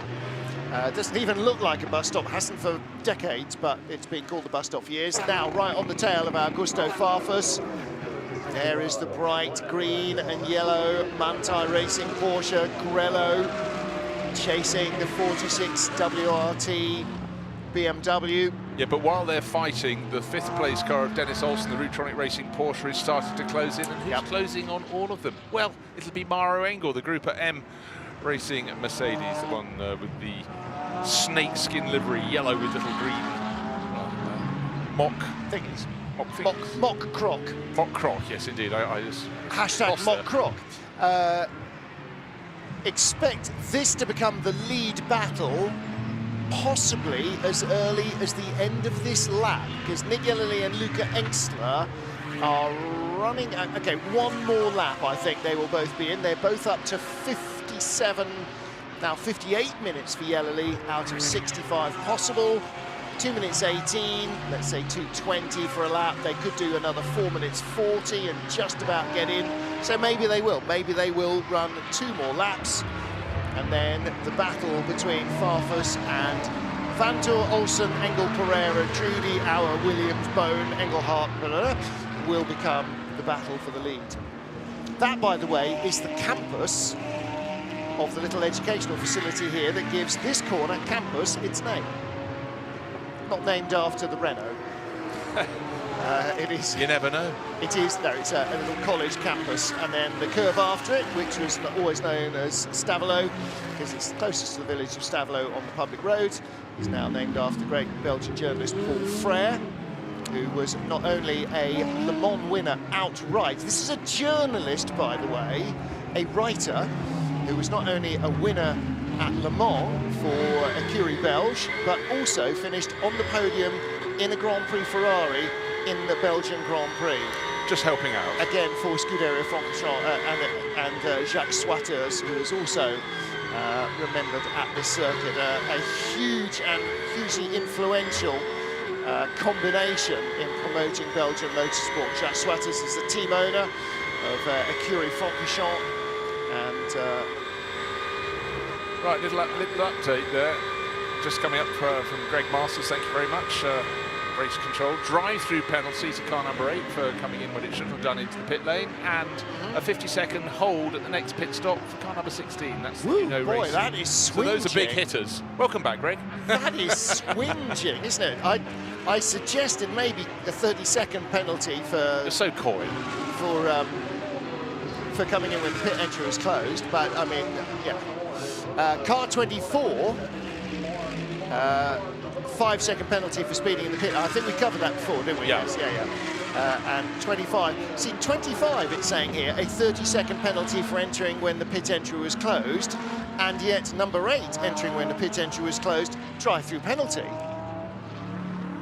So some discrepancy there. Yeah, well, it might also be that when they came in when the pit was closed, they had a much longer pit stop, so they clearly put in more fuel, where it may well just be that the other one came in and got the shorter penalty for just coming in and having a shorter time in the pits, putting less fuel on board. I sort of thought if you came in because you had to, or you run out and you only put in the limited minimum, you didn't get any penalty.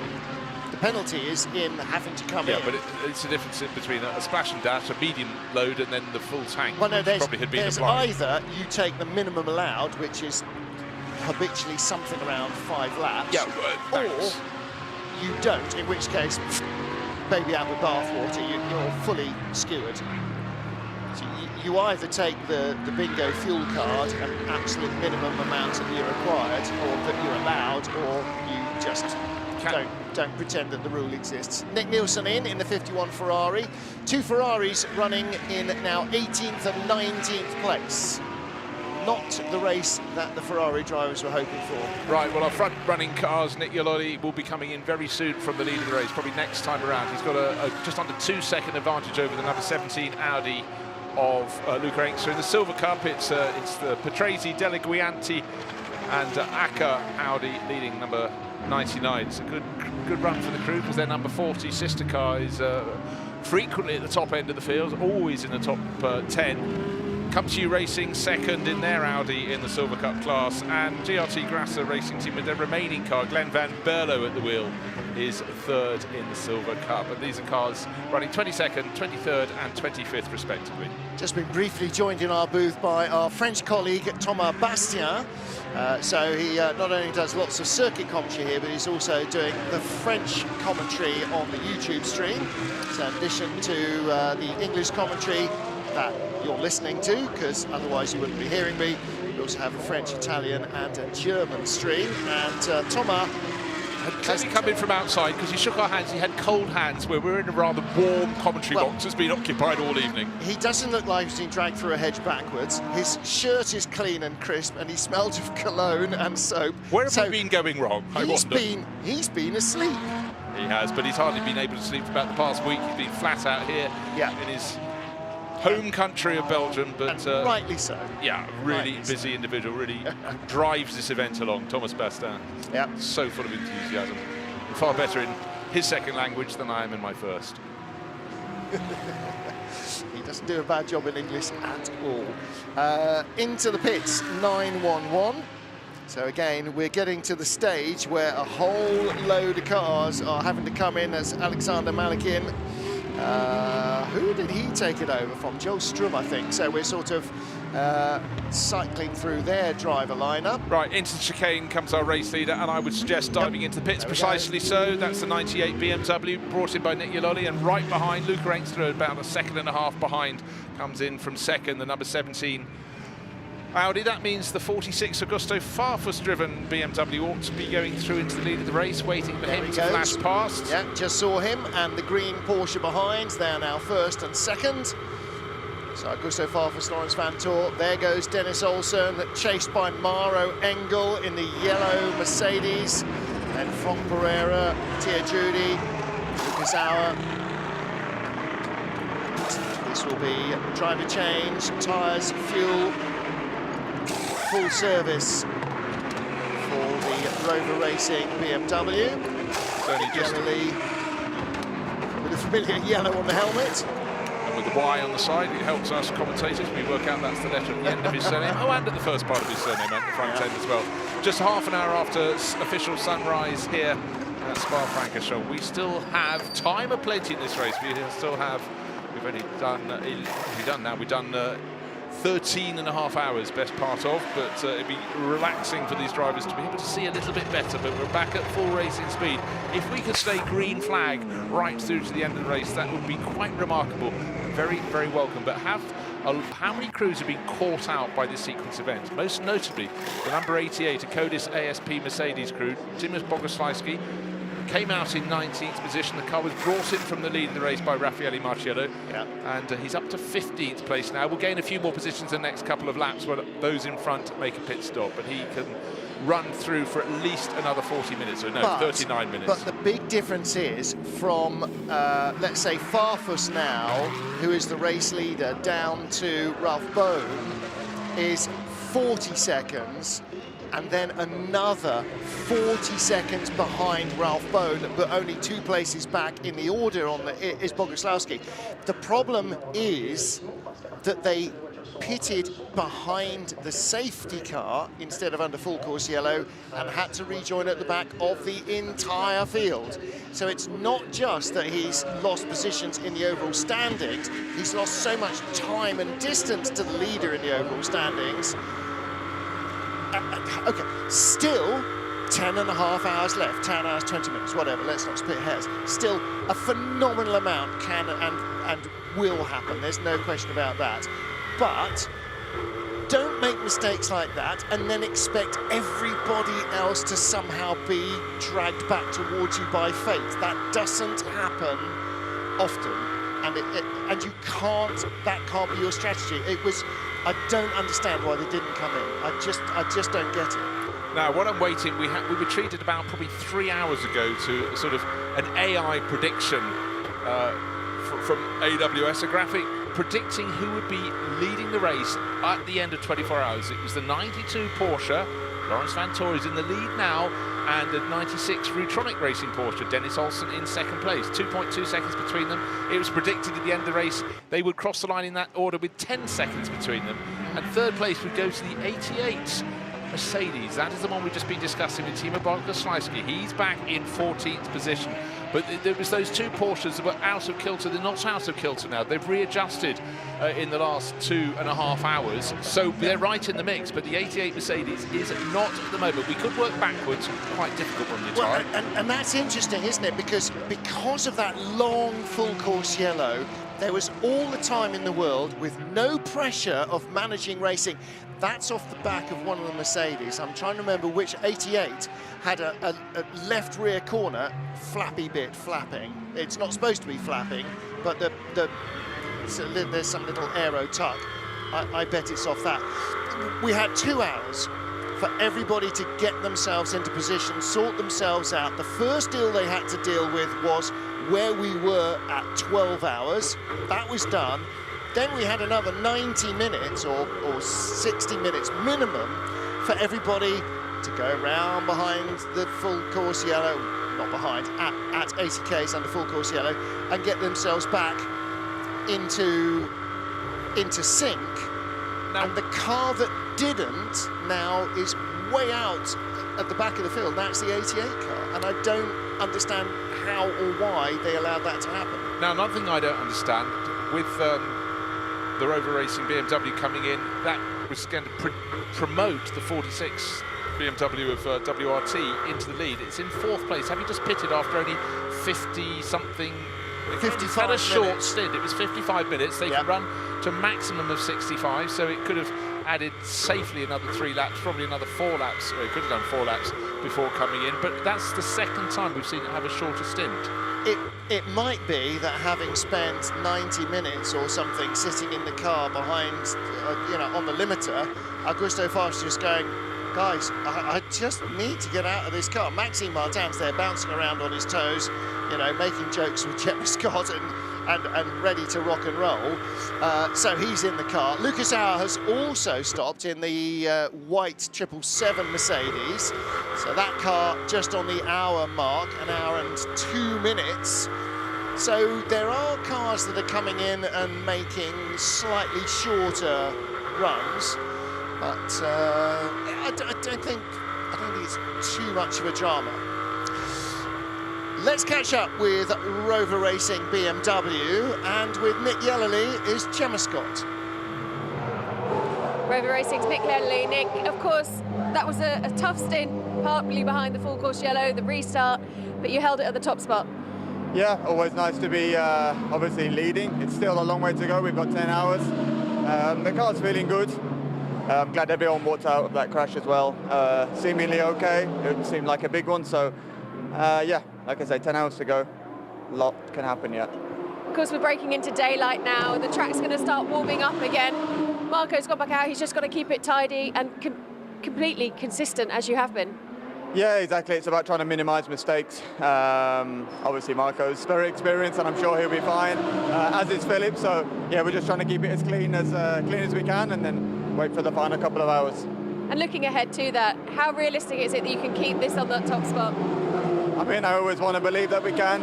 We'll just have to wait and see if the conditions come to us or different manufacturers, better or worse. But fingers crossed, it's yeah, with us. I was stood with your dad watching on, and we've all been friends for many years, and I know he's rooting for you, as we all are. So enjoy the next 10 hours. Thanks, Nick. Cool. Thank you.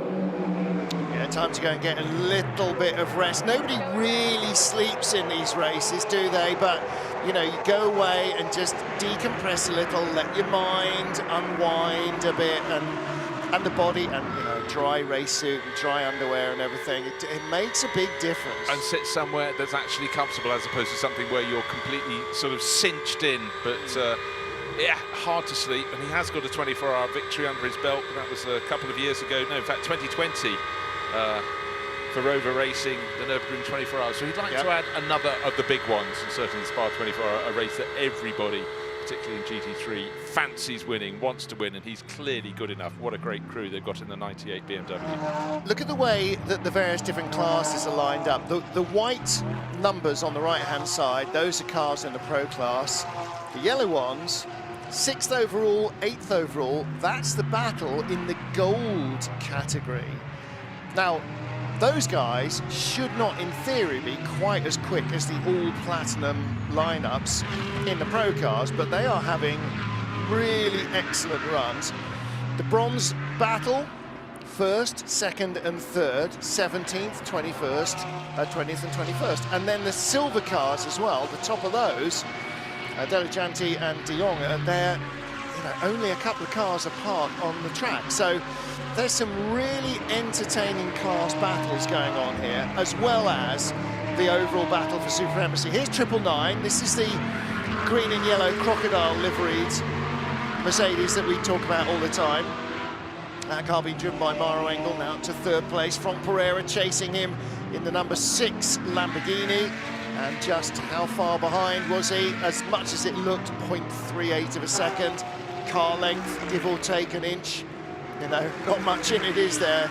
And still, and like Nick said, you know, 10 hours of racing to go. That's 2, 3, 4 regular endurance races, isn't it? You know, it's like doing any task that you don't want to see how little you've achieved. Don't look at it, just keep plodding on. And they're doing that, and the reward of getting through the night. Who knows what today's going to bring? It's very thick cloud here in Spa-Francorchamps, but it stayed almost entirely dry since the start of the race. Mauro Engel just dives in from 3rd place overall. The Group M Mercedes in. That's a 1 hour and 2 minute stint. That's fine. But Franck Pereira, who was right behind him, has done 5 seconds less drive time and didn't come in. Interesting. So you're allowed 65 minutes. Right now, Franck Pereira has done 62 minutes and 20 seconds. Yeah, but they're lapping in just over 2 minutes, 21 seconds. He can squeak it in, so he's pushing it hard. But that has been the story of K-Pax Racing's last few hours. They're chipping away. They're getting ever closer to the front. Sandy Mitchell, Marco Mappelli, Franck Pereira. It's the French driver at the wheel at the moment, Franck Pereira. But yeah, they're really just going for every increment. They might have a single-digit number of seconds left. And if he runs out wide and makes any kind of an error, they might not have that much left. We'll watch that with interest at the end of this next lap. Franck Pereira, meanwhile, is... where he is on the spotters. Has he got through the first timing sector? Yes, he has. He's got through the first third of the lap. Got that under his belt. Lawrence Vantor, Dennis Olsen first and second, nose to tail. Franck Pereira in third, Mattia Drudi in fourth. Maro Engel staying on board the treble 9, the Group M Mercedes. Fresh set of Pirelli slicks going onto that. It's been the story of slicks this race. Handful of cars, including this one, did start on intermediates. They had to very quickly, while the safety car was leading the field around for the first couple of laps, come in and get slicks. That dropped them down the order, but it's been a really strong run from the treble 9 Mercedes crew. Maro Engel will stay on board. He's sharing that car with Miko Grenier and Daniel Juncadella. That is a mighty crew in terms of driving experience. When they've made up the ground, quietly, no mistakes, pick their way back up the order to the front end of the field. And this is one of the fan favourite liveries as well. The man filters yellow and green, snakeskin, crocodile, whatever you like to call it, snakeskin, I guess it is. And you know, so often associated with the AMG Mercedes as well. Just really works on this car. And like you said, such a great driver lineup. Now, they did come in with a couple of minutes grace. Right, stint length for Franck Pereira's, it can only go to 65 minutes. It's at 64 minutes and very nearly 20 64 seconds. and a quarter. And where is he now on our plotter? He's just coming into the pit lane. He's just made it into the pit lane. There you go.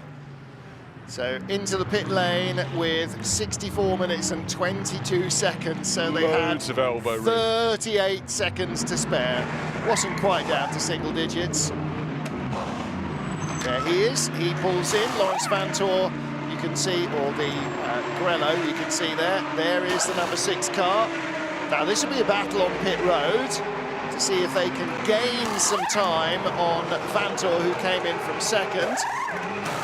Also in from 5th place is Kian Williams in the WRT number 30 car.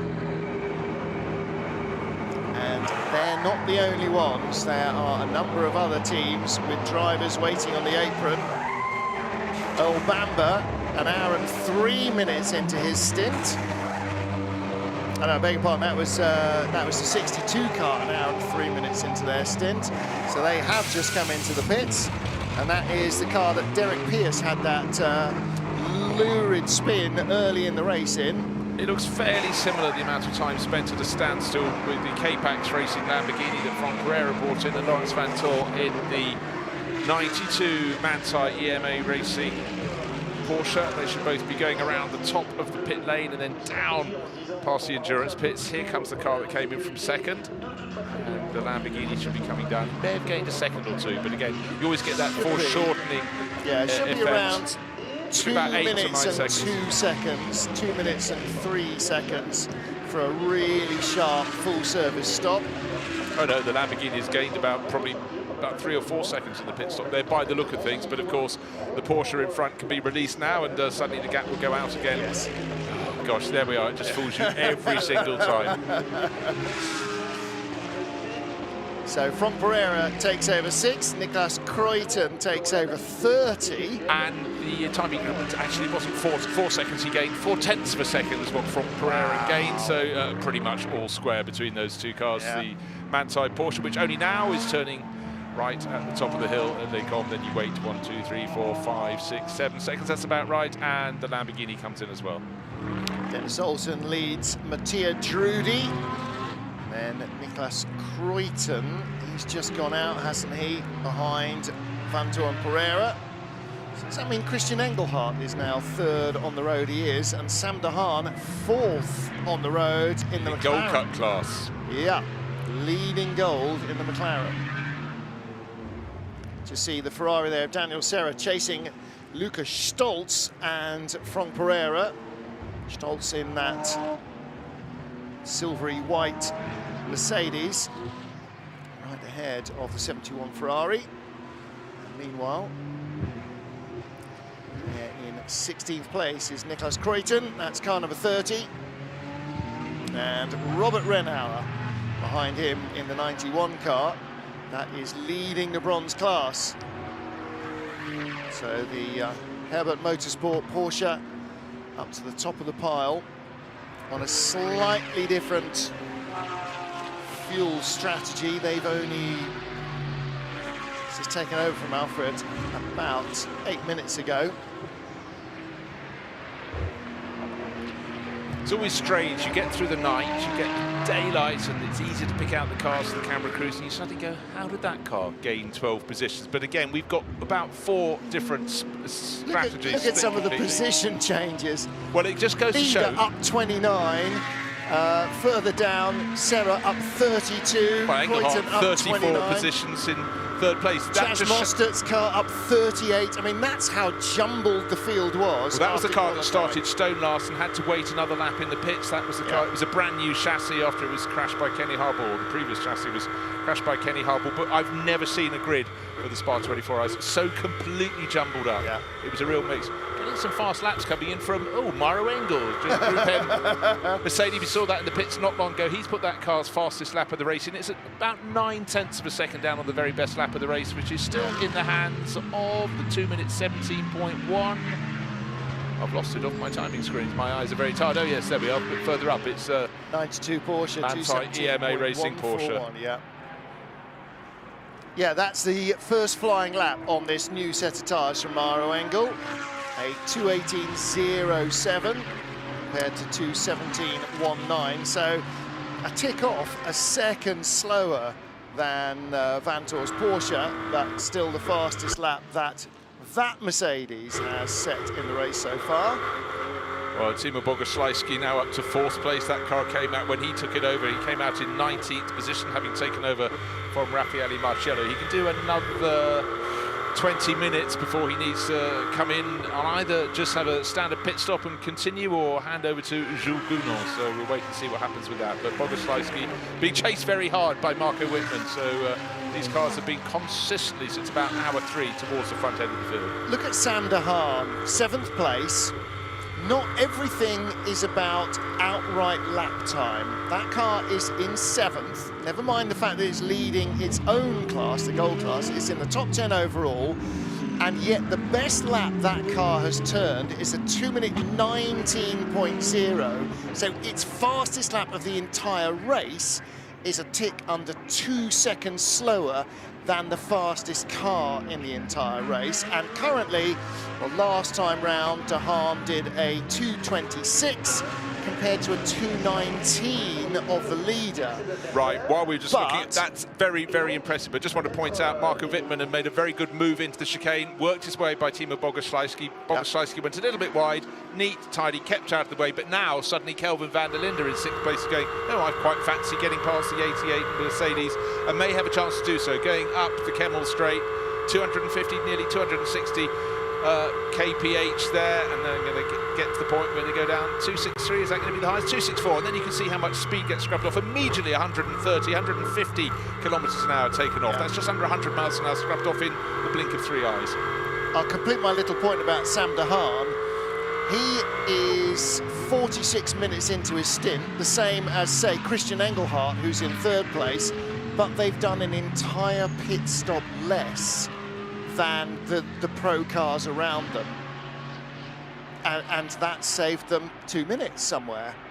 Now, I don't know how or why they've done an entire pit stop less, but again, the basic rules of endurance racing: stay out of the pits, don't hit things. They've done both of those. Yeah, but one of the other rules of endurance racing is always top up whenever you can. Right, top speed at Pouhon is interesting. The number 50 Ferrari has been so much sort of delayed early in the race. It's right down at the tail of the field. Ulysse de Power, better than anybody else. 206 kph through the Pouhon speed trap. That wonderful trap as they go down the hill and turn left twice. And Philippe Eng, the car, the BMW that's running in the hands of Marco Wittmann at the moment, is right in behind, just 2 kph down, and Robert Schwarzman. So 2 Ferraris in the top 3 positions there. So they're good at that point on the circuit, but it just hasn't worked all the way around the lap. And again, it's how you make your speed, and they're clearly good in the technical element, which is sector 2. That's where that speed trap is.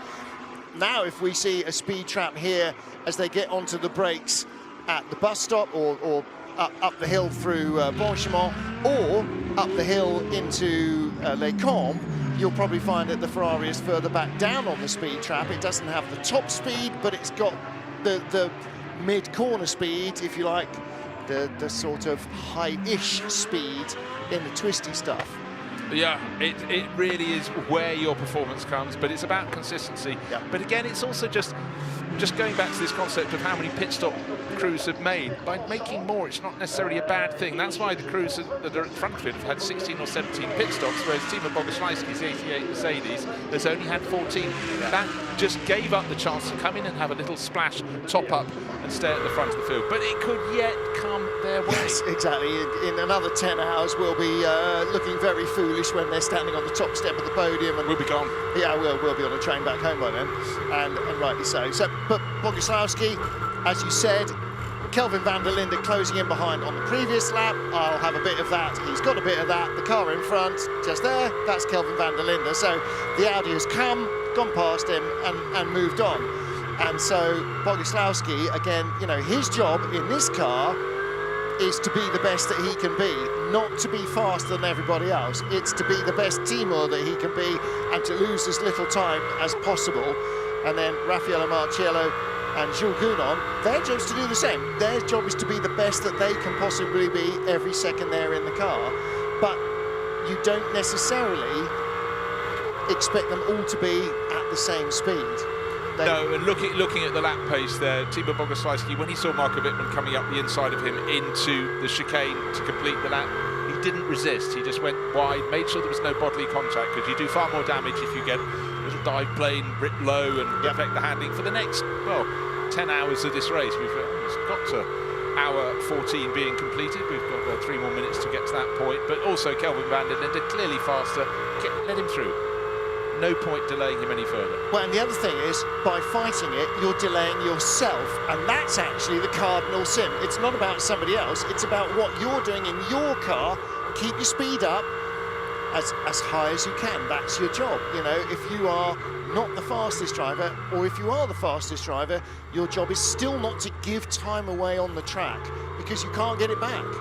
And once you've lost that time to everybody around you, it's not coming back. So if somebody comes up and they're quicker just because of their fresher tyres or their lower fuel load or their whatever, let them go.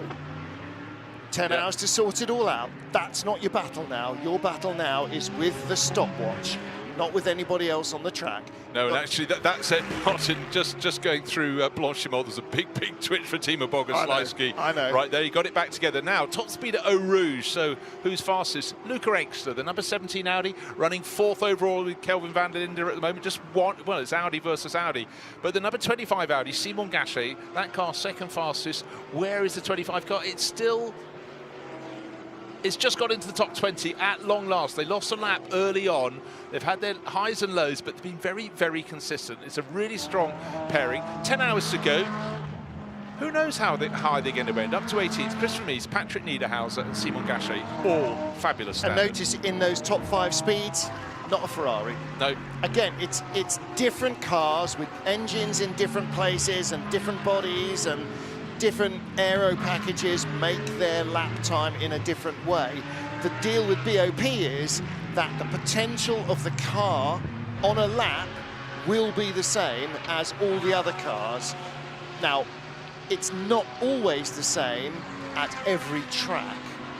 What you try and do with BOP is make sure there will always be a track that suits one car better than another, or any of the others, and you try and mitigate against that being too extreme, so that nobody can ever beat Ferrari at Monza, or nobody can ever beat Mercedes at Spa, or whatever.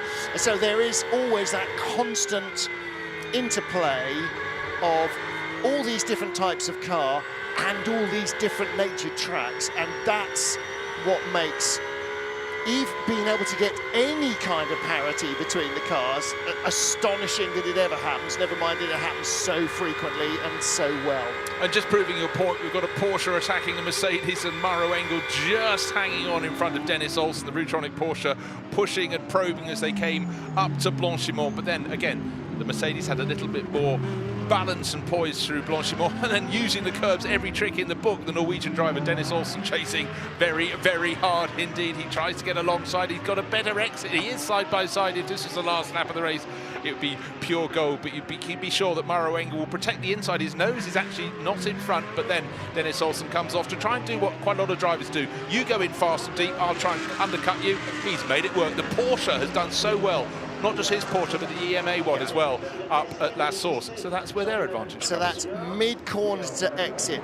He's carrying in the speed better than Mercedes, he's rotating better than the Mercedes, and as a result, from the mid-corner to the exit, he's got that little bit of advantage.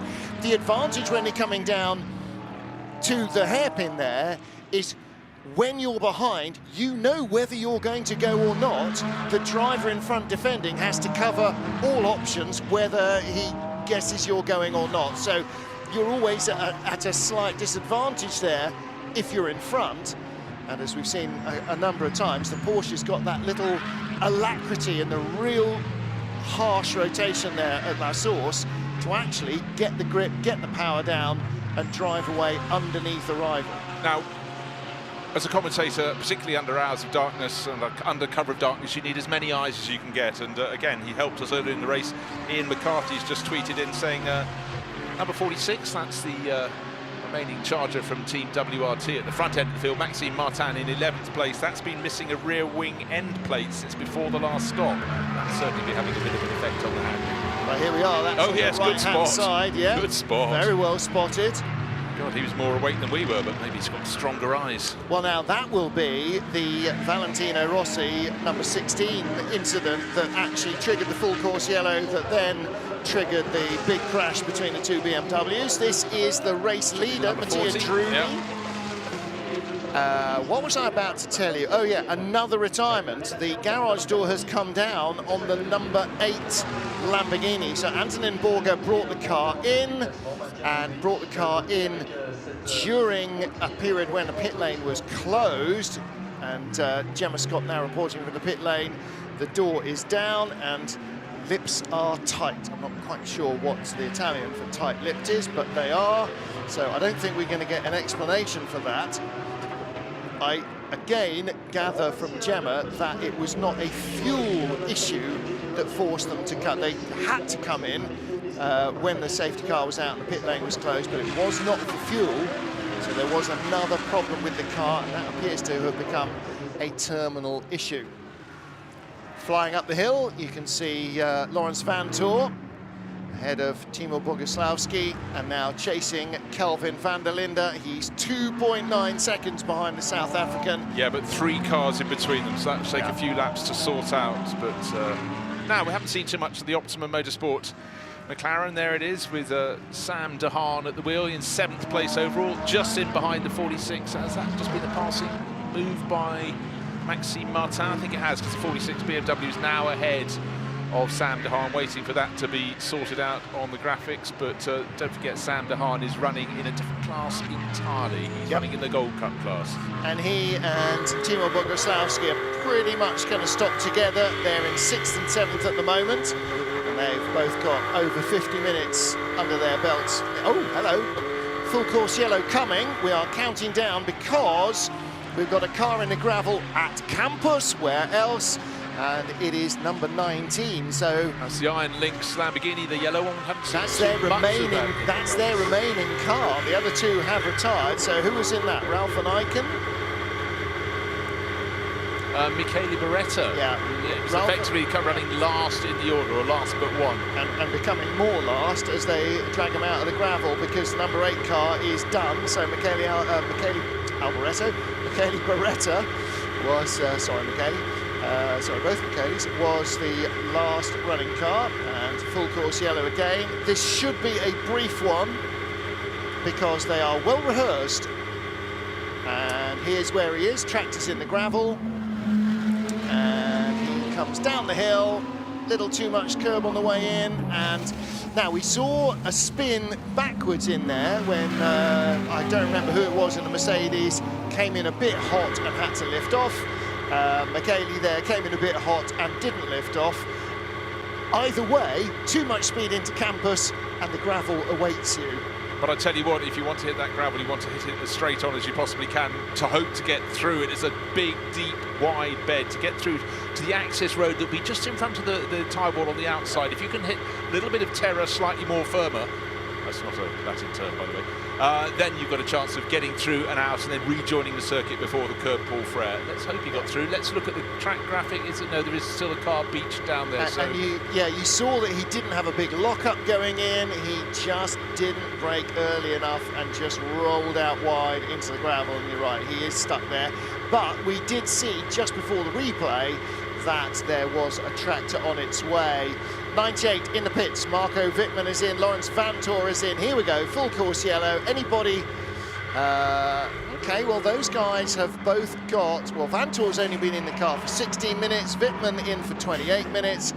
This will probably be the opportunity it is for Bogusławski to stop, and will Sam de Haan come in as well? Yeah, Lawrence Vantor overshot his pit. The car had to be pushed back. That would be a few precious seconds that were squandered. There was another car that had to go around the nose of. I think it was a Dynamic Huber Porsche, but that will be a few seconds lost to the car that came in from fourth, so bear that in mind. Wow, this is going to be a busy pit lane. Marco Wittmann, Lawrence Vantor, Jules Gounon in as well in the 88 car. They'll take fuel now and try not to lose too much ground. That's a get-out-of-jail card for the 88 car. It really is. It puts them right back in the mix, and then, again, that magnifies the possible mistake for Lawrence Vantor. Yeah. Maybe he had no scope. Sparks coming off the left rear corner of the number 46 car. They haven't got a chance. There's no time there to replace that rear wing end plate. That's going to stay missing on the 46 BMW. But, Maxime Martin stays in. Gilles Magnus is in as well, just ahead of him in the number 11 Audi. Come to you run car. Gilles made his touring car debut, or world touring car debut, with Come to You, and has remained with the team for the last 3 seasons, 4 seasons now. This is his 4th year with the crew. Moved from TCR into GT3. It's the 31 car at a stop. So who else is in? Daniel Serra, Nick Croyton, Nick Nielsen. Maxime Martin has taken over the 46 car. No, he was in it already, wasn't he? He stayed in. So this will be fuel only. I don't think this is going to be a long one, although still showing the 19 cars not having moved. I'm sure we saw the Manitou heading across the gravel trap to it, though. Yeah, but certainly we saw it in the background of the shot, just sort of waiting for a replay, and it was sort of already on the move across the back, but we don't know how deep into the gravel bed, and then vertically how deep into the gravel itself that would have gone with Michele Beretta on board. I thought he looked so he was carrying enough speed going in, and by keeping the front wheels as straight as possible when hitting the gravel, you got half a chance, but that's all.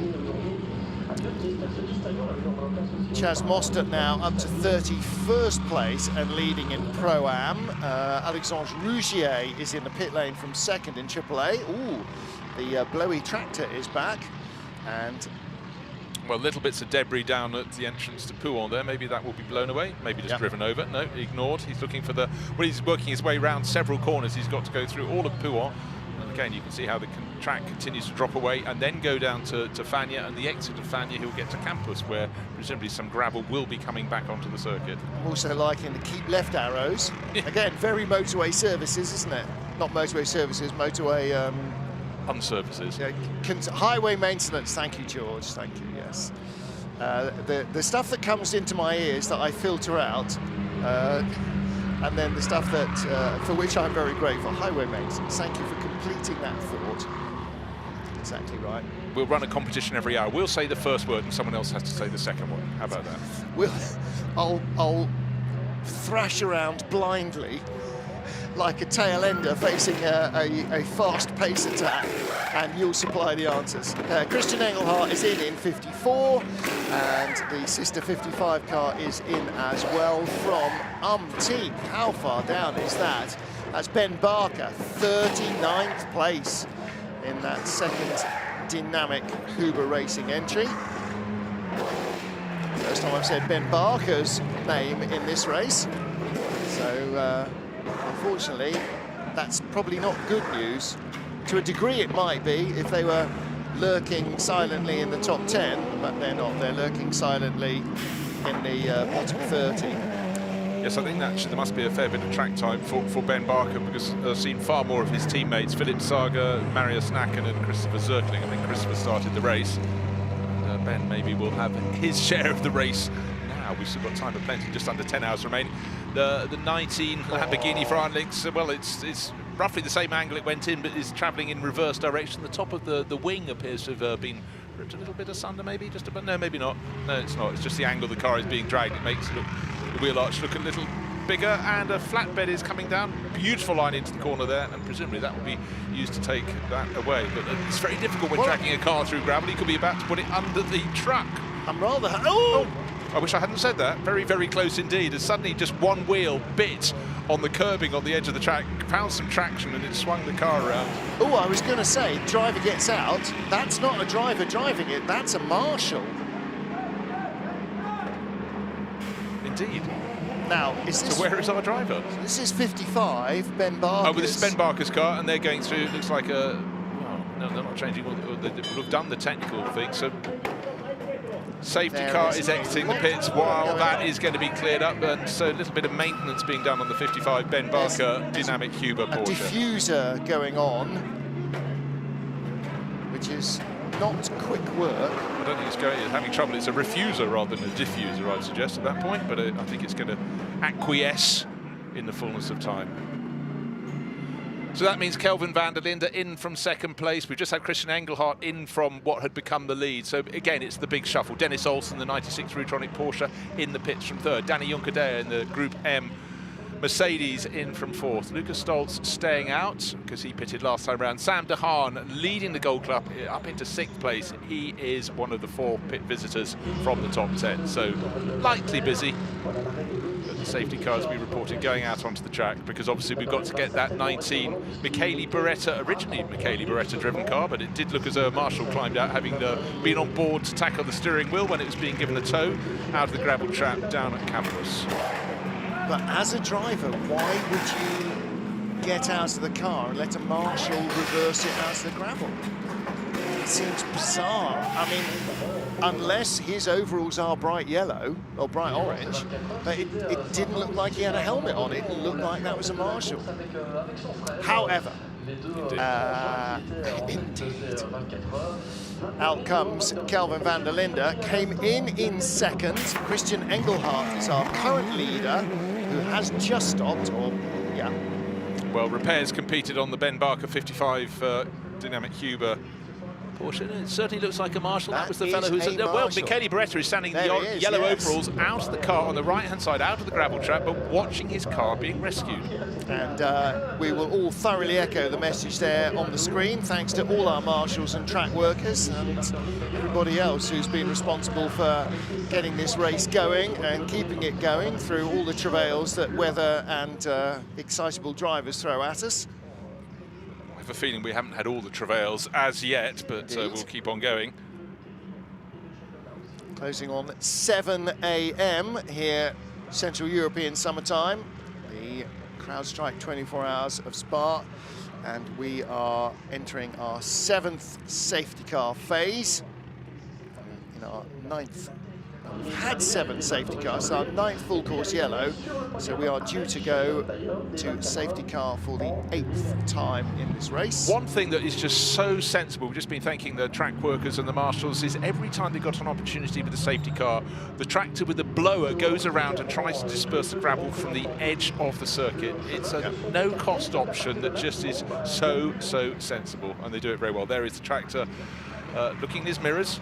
Fast cars approaching, well, not that fast, but... and especially now that it's daylight, it makes it that extra degree safer, because drivers can see a long way in front what is ahead of them. And also the tractor driver can see which bits of debris he needs to blow away from the circuit. In the cover of darkness, he could just as easily drive past them and miss out. So full course yellow period, the yellow Ironlinks Lamborghini up onto the truck. Still Michele Beretta standing alongside. Okay, he'll get loaded into the front end of the truck, one feels, to go back to the pits, but that is over and out. Remember when he came down the hill and there was no lockup and he went not straight off, but curved parabola off into the gravel, and I said carrying in too much speed, and now he's not in the car and it's going on a truck. You normally don't put the car on a flatbed because of driver error. I'm suggesting possibly something untoward there the with middle pedal went straight to the floor and he entered full-on code brown as he disappeared into the gravel, and is not entirely comfortable with trying to drive it back with no brakes. Yeah, I feel Clouseau, you might have found the clue there. It's either brakes or steering, and actually the way the car came crabbing backwards through, it could equally easily be steering. And in fact, I'd feel more comfortable about driving uphill back to the pit lane with no brakes than I would do with no steering. The only slight codicil to that is, where is his pit box? But even if it's in the endurance pit lane down the hill, if you crunch it into first and take your foot off the throttle and chug it down and then switch the engine off, it is going to stop. So I now withdraw my attempt, and I will now go with steering rather than brakes as being the issue. That's a classic element, situation there, being overtaken by your alter ego to get to the answer. I like that a lot. Right, race leader, Christian Engelhardt, in behind the safety car, the 54 Dynamic Huber Racing Porsche. Now, the car that came in and is now in 5th position, Dennis Olsen, was the only one of the top grouping that had a short pit stop, and that would have definitely gained it positions. It was up to about 3rd position, but then after the pit stop was going to drop back a few. All the others, their pit stops around 2 minutes, and it was he saved 40 seconds. This is a masterstroke from Rutronic Racing. They've been working their way ever closer to the front of the field. Of course, at the restart, they won't be at the front of the field, but they've definitely gained the position. So very well done, and well done for Tom Hornsby for pointing that out, always on the ball. Is he still awake? I think he's back. I think he's like Thomas Bastin. He's probably, you know, primped and cleaned, and has had probably 10 minutes of shut-eye. We dream of 10 minutes. Get 10 minutes before we get on the train. 88. Remember how we were saying, oh, this is a saving grace? Yeah, not so much. They're less in the sticky stuff than they were before, but they're still actually physically quite a long way back down the queue. Okay, so worth explaining. Our race leader is just turning into turn 7, which is the right-hander after Les Combes, going down towards Bruxelles. There it is behind the Audi safety car at the front of the field, and then the rest of the pack, including the 88, are on the descent now. 1, 2, 3 should just be coming into shot any second now. The blue and white Mercedes. Can't find it. I make it approximately 26 cars between the race leader and the 88 car on the road. Now, obviously, in terms of actual race position, they are still in the top 10. We've got a wave-by to come through, of course, safety car out on the track. Going that will to be clear those out of the way. That saves their bacon, because a bunch of those are not going to be pro-class cars. No, so quite a handful of those are going, please don't say bacon before breakfast time. It's really setting me off with a focus on other matters. But so we've got proper light. We've had proper light for an hour and a quarter now. We've got the safety car period. But the car that caused it, the number 19 Iron Lynx Racing Lamborghini, has been lifted out, put onto a flatbed at Campus Corner. The field is has just passed there, actually, so we can't even see it, so presumably it's moved on up the track. And that's it then, Iron Lynx are done. 19 is out. 83, the Iron Dames car was out. Dorian Pan had a moment on the exit of, sorry, not 93, 83. 93 is the Sky Tempesta Racing McLaren, which most certainly is not out of the race. Dorian Pan crashed at Blanchimont. And Jordan Pepper had a brake failure on the 63 car, so that was out early as well. And then 83, that crash brought out our third safety car. And so now that's it, they are done. The garage door comes down for good, I'm afraid. So Leonardo Pulcini, Michele Beretta and Rolf van Eycken survived longest, but not long enough for Iron Lynx. We were just talking about 93 Sky Tempesta Racing riding on board them with their McLaren. Looks fabulous in the cockpit, but there you can see in first gear, now accelerating down the hill past the endurance pits, and it's Jeffrey Schmidt at the wheel, sharing with Jonathan Puig, Chris Froggatt, the man who gets it all together, and Eddie Cheever the third as well. So they're going fine, still going, still got plenty of racing in them. 9 hours and 40 minutes remain to see how far up the order they can advance. And the difference here between this onboard and the one, if you can remember back a couple of hours to Augusto Farfus behind the, not behind the safety car, but under full course yellow, is that he's not doing 80 kilometers an hour and it's not holding it at that speed and it's not in the same gear because the safety car goes at the safety car speed and so everybody's speeding up. He was just part of the wave by, so then you see, once he's by the safety car, you can see all these cars on the wave by. Now they absolutely foot to the boards, beetle off. That was...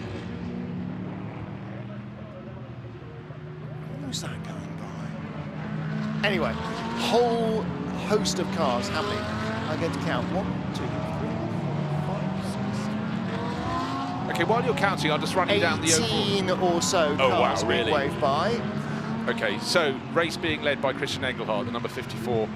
Porsche will pick that up. It's green. It's right behind the safety car with the lights flashing as the cars from the other classes come through. Second is car treble 7, Lucas Stoltz in the Almanar Racing Mercedes. Third, Matthias Drudy, that 40 Audi that's been really, you know, constantly in the top 6, running third at the moment. Frank Pereira in the Lamborghini.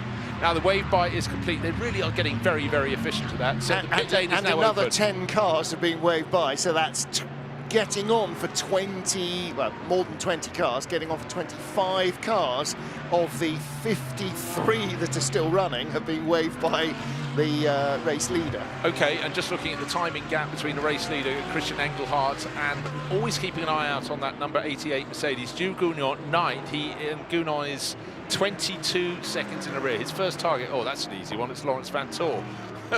In 8th place in the Manthey EMA Racing Porsche. And don't forget that has been very good at the restarts, but he's got a tough nut to crack. He's got Kelvin van Linder in the Shearer number 17 Audi in front of him.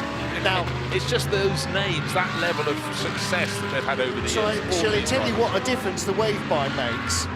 Last time round, the difference in time between Engelhardt and Stoltz, first and second, was 10.5 seconds. It's not now, it's a car length. Exactly. Because all of that metal in between them has just been shuffled ahead and is now beetling around to rejoin the back of the queue. So and because of that, that means, for example, the number 88 Mercedes I was talking about was 22 seconds down. 10 seconds of that at least would have been taken away. So suddenly it is back in the ballpark, but there is a lot of traffic between a dozen seconds off the leader. Not a lot anymore. Not a lot. Let me see. 1, 2, 3, 4, 5, 6, 7, 8, 9. Looks like he might be 10th car in the queue. He's 9th overall. Okay, and I'll tell you another thing for nothing. Lucas Stoltz in second place. His car is the one out of sequence with the others. He's running second, but he's going to have to pit in about the next 22, 23 minutes, whereas a lot of the others can do another best part of 50 minutes before they come in. 40 minutes, certainly, 45, most of them, because they're 15 minutes in, 16 minutes into their stint. So, yeah, the other outlier there, Frank Pereira and Matthias Drudy. Matthias Drudy's 20 minutes in, Frank Pereira 34 minutes in, but from Christian Engelhardt and most of the rest of the top 10 between a dozen and 15 minutes into their stint. So they all came in early in that full course yellow and now are way up in the safety car queue. Pit lane is back open. There's 777 Lucas Stoltz. And that's got those turquoise buttresses at the back of the rear window. Been trying to identify all night which one had those so clearly evident colours on. Of course, now it's daylight, we can see the rest of the car, so you can make it out. So that was Lucas Stoltz. Christian Engelhardt, the race leader. Now Matthias Drudy, Frank Pereira, Dennis Olsen, Marco Wittmann. I mean, all these guys just nose to tail now. There are no non-pro cars in the queue breaking up the pro car group at the front, because they've all been waved past and they've all now come, or are now coming round to rejoin the back of the queue. First to 12, all pro-class cars. Maxime Martin is 12th in that queue. He's just under 10 seconds down. Now the field are being told, well, they're not being told as yet, but they must be guessing the safety car could very well be in this lap. We'll keep an eye out for the lights on the roof. Don't have to be out yet, because they're still not yet halfway down the lap as they go down to Bruxelles corner, but the field now bunching up. The gap's getting smaller and smaller. It'll be the end of timing sector 2, which is between Campus and Cours Paul Frère. That's where the lights will go out, and that then is the signal to the race leader and everybody else. We may hear from the race director saying safety car in this lap. There is a gap. The queue is now coming over Rédillon, but the back of the safety car queue is just coming out of, or coming down to Bruxelles. So there's about 1 kilometre less than that between them. Of course, the wave bike queue, which is being led by the 62 Team Parker Racing Porsche, is absolutely flying compared to the pace.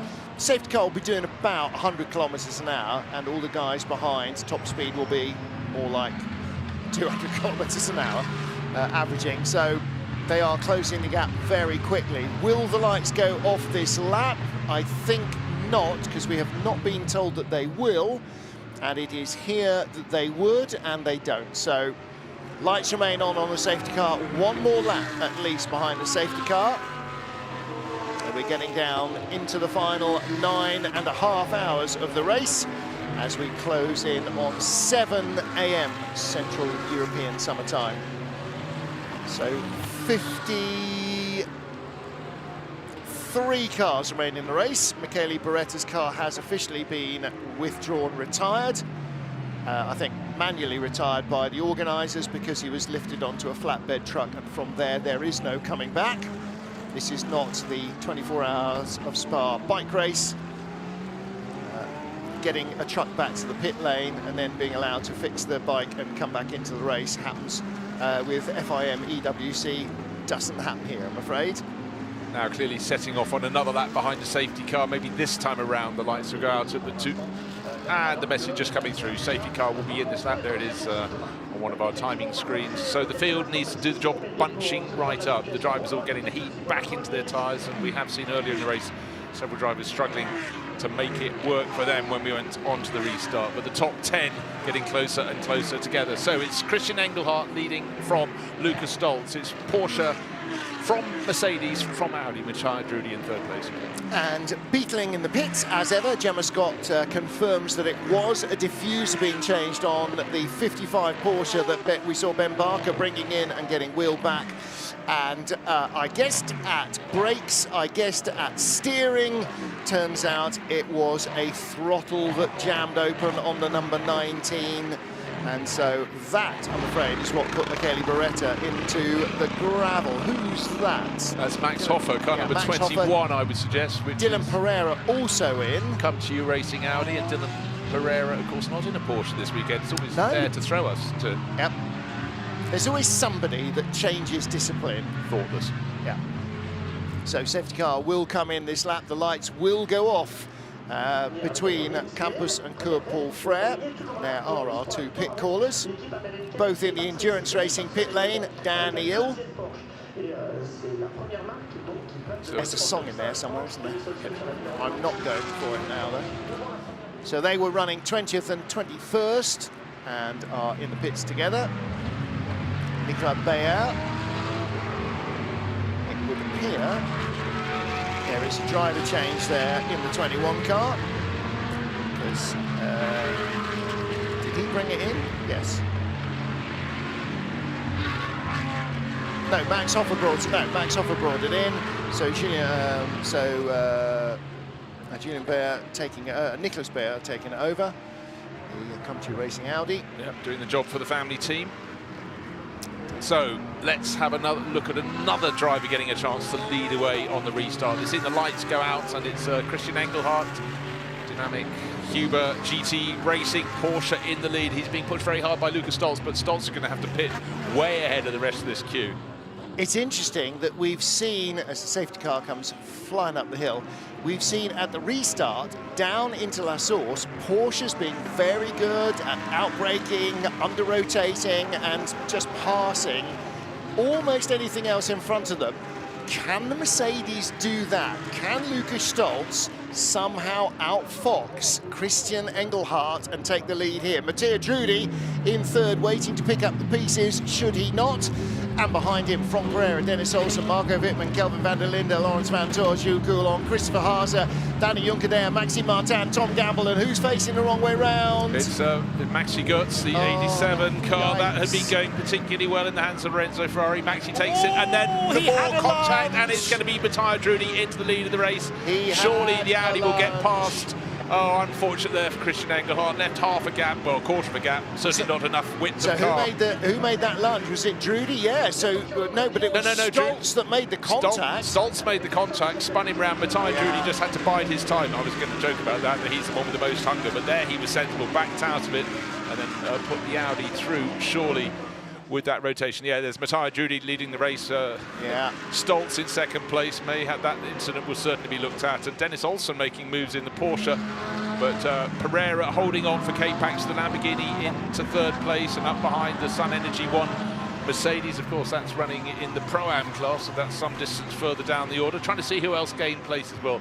Everyone gained place over poor Christian Engelhardt there. And Maxi Götz, who dropped 5 or 6 places with that spin in the bus stop. That's a very un-Maxi Götz mistake. I'd like to see a replay of that. I'm fairly sure he might have been given a little bit of a rub. I would guess there might have been an assist. Yeah. Certainly, it was amazing looking how the cars were clomping the curbs. Some manufacturers, their cars ride the curbs a lot better at the chicane, but everyone desperate to make up a position or two. But what we do have is Mattia Drudi leading the race overall, and car making the moves there is Kelvin van der Linde, trying to pass the Dennis Olsen outside, Porsche. Inside. Oh, very easily done for Kelvin van der Linde. Again, we talked about how different cars make their lap time.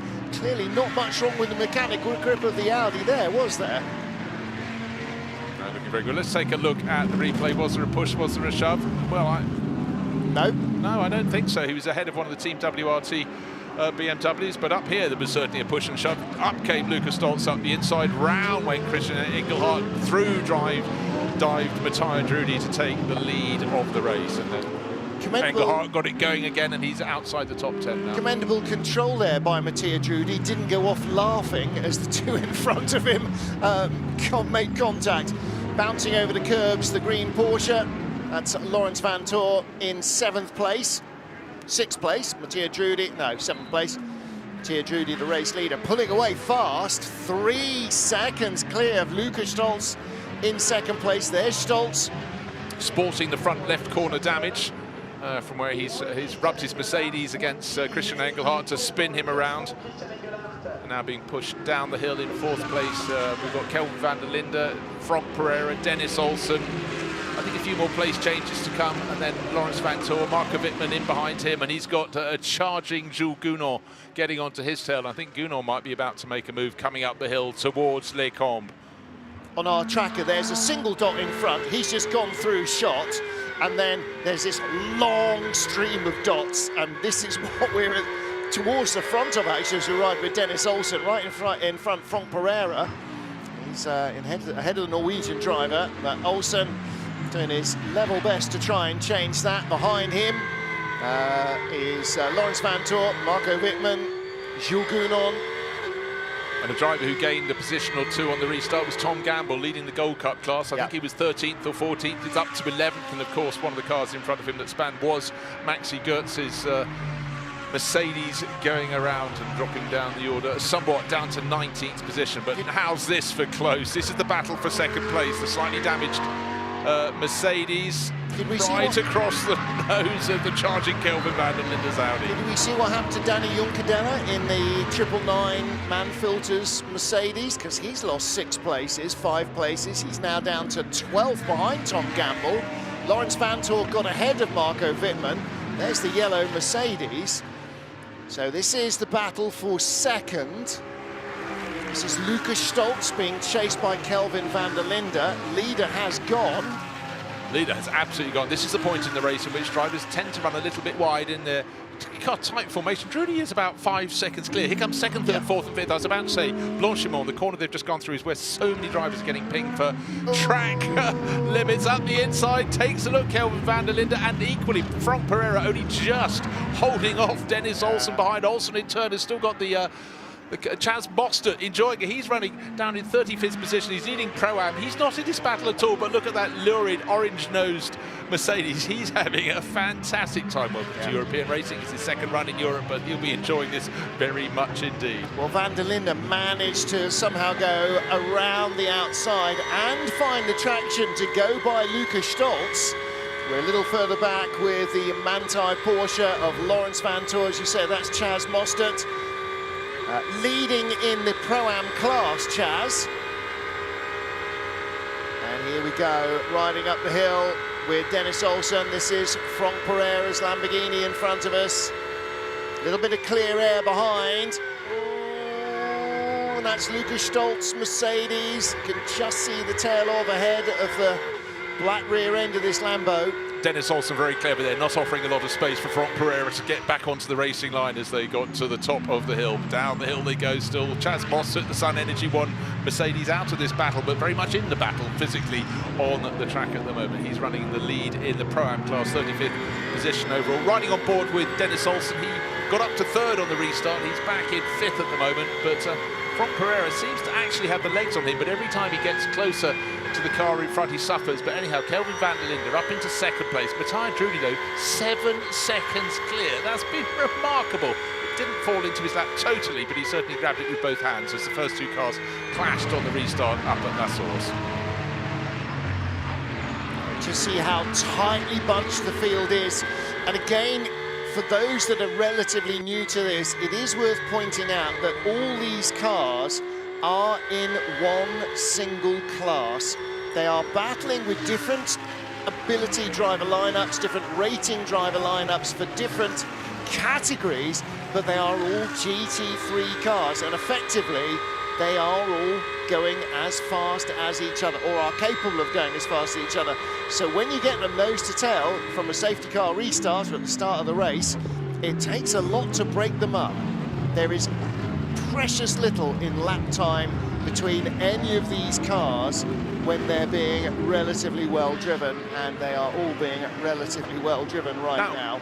No lights on in the car in second place. Now in third place, Lucas Stoltz, who's passed by Kelvin van der Linde's Audi. I wonder when the contact with the tail end of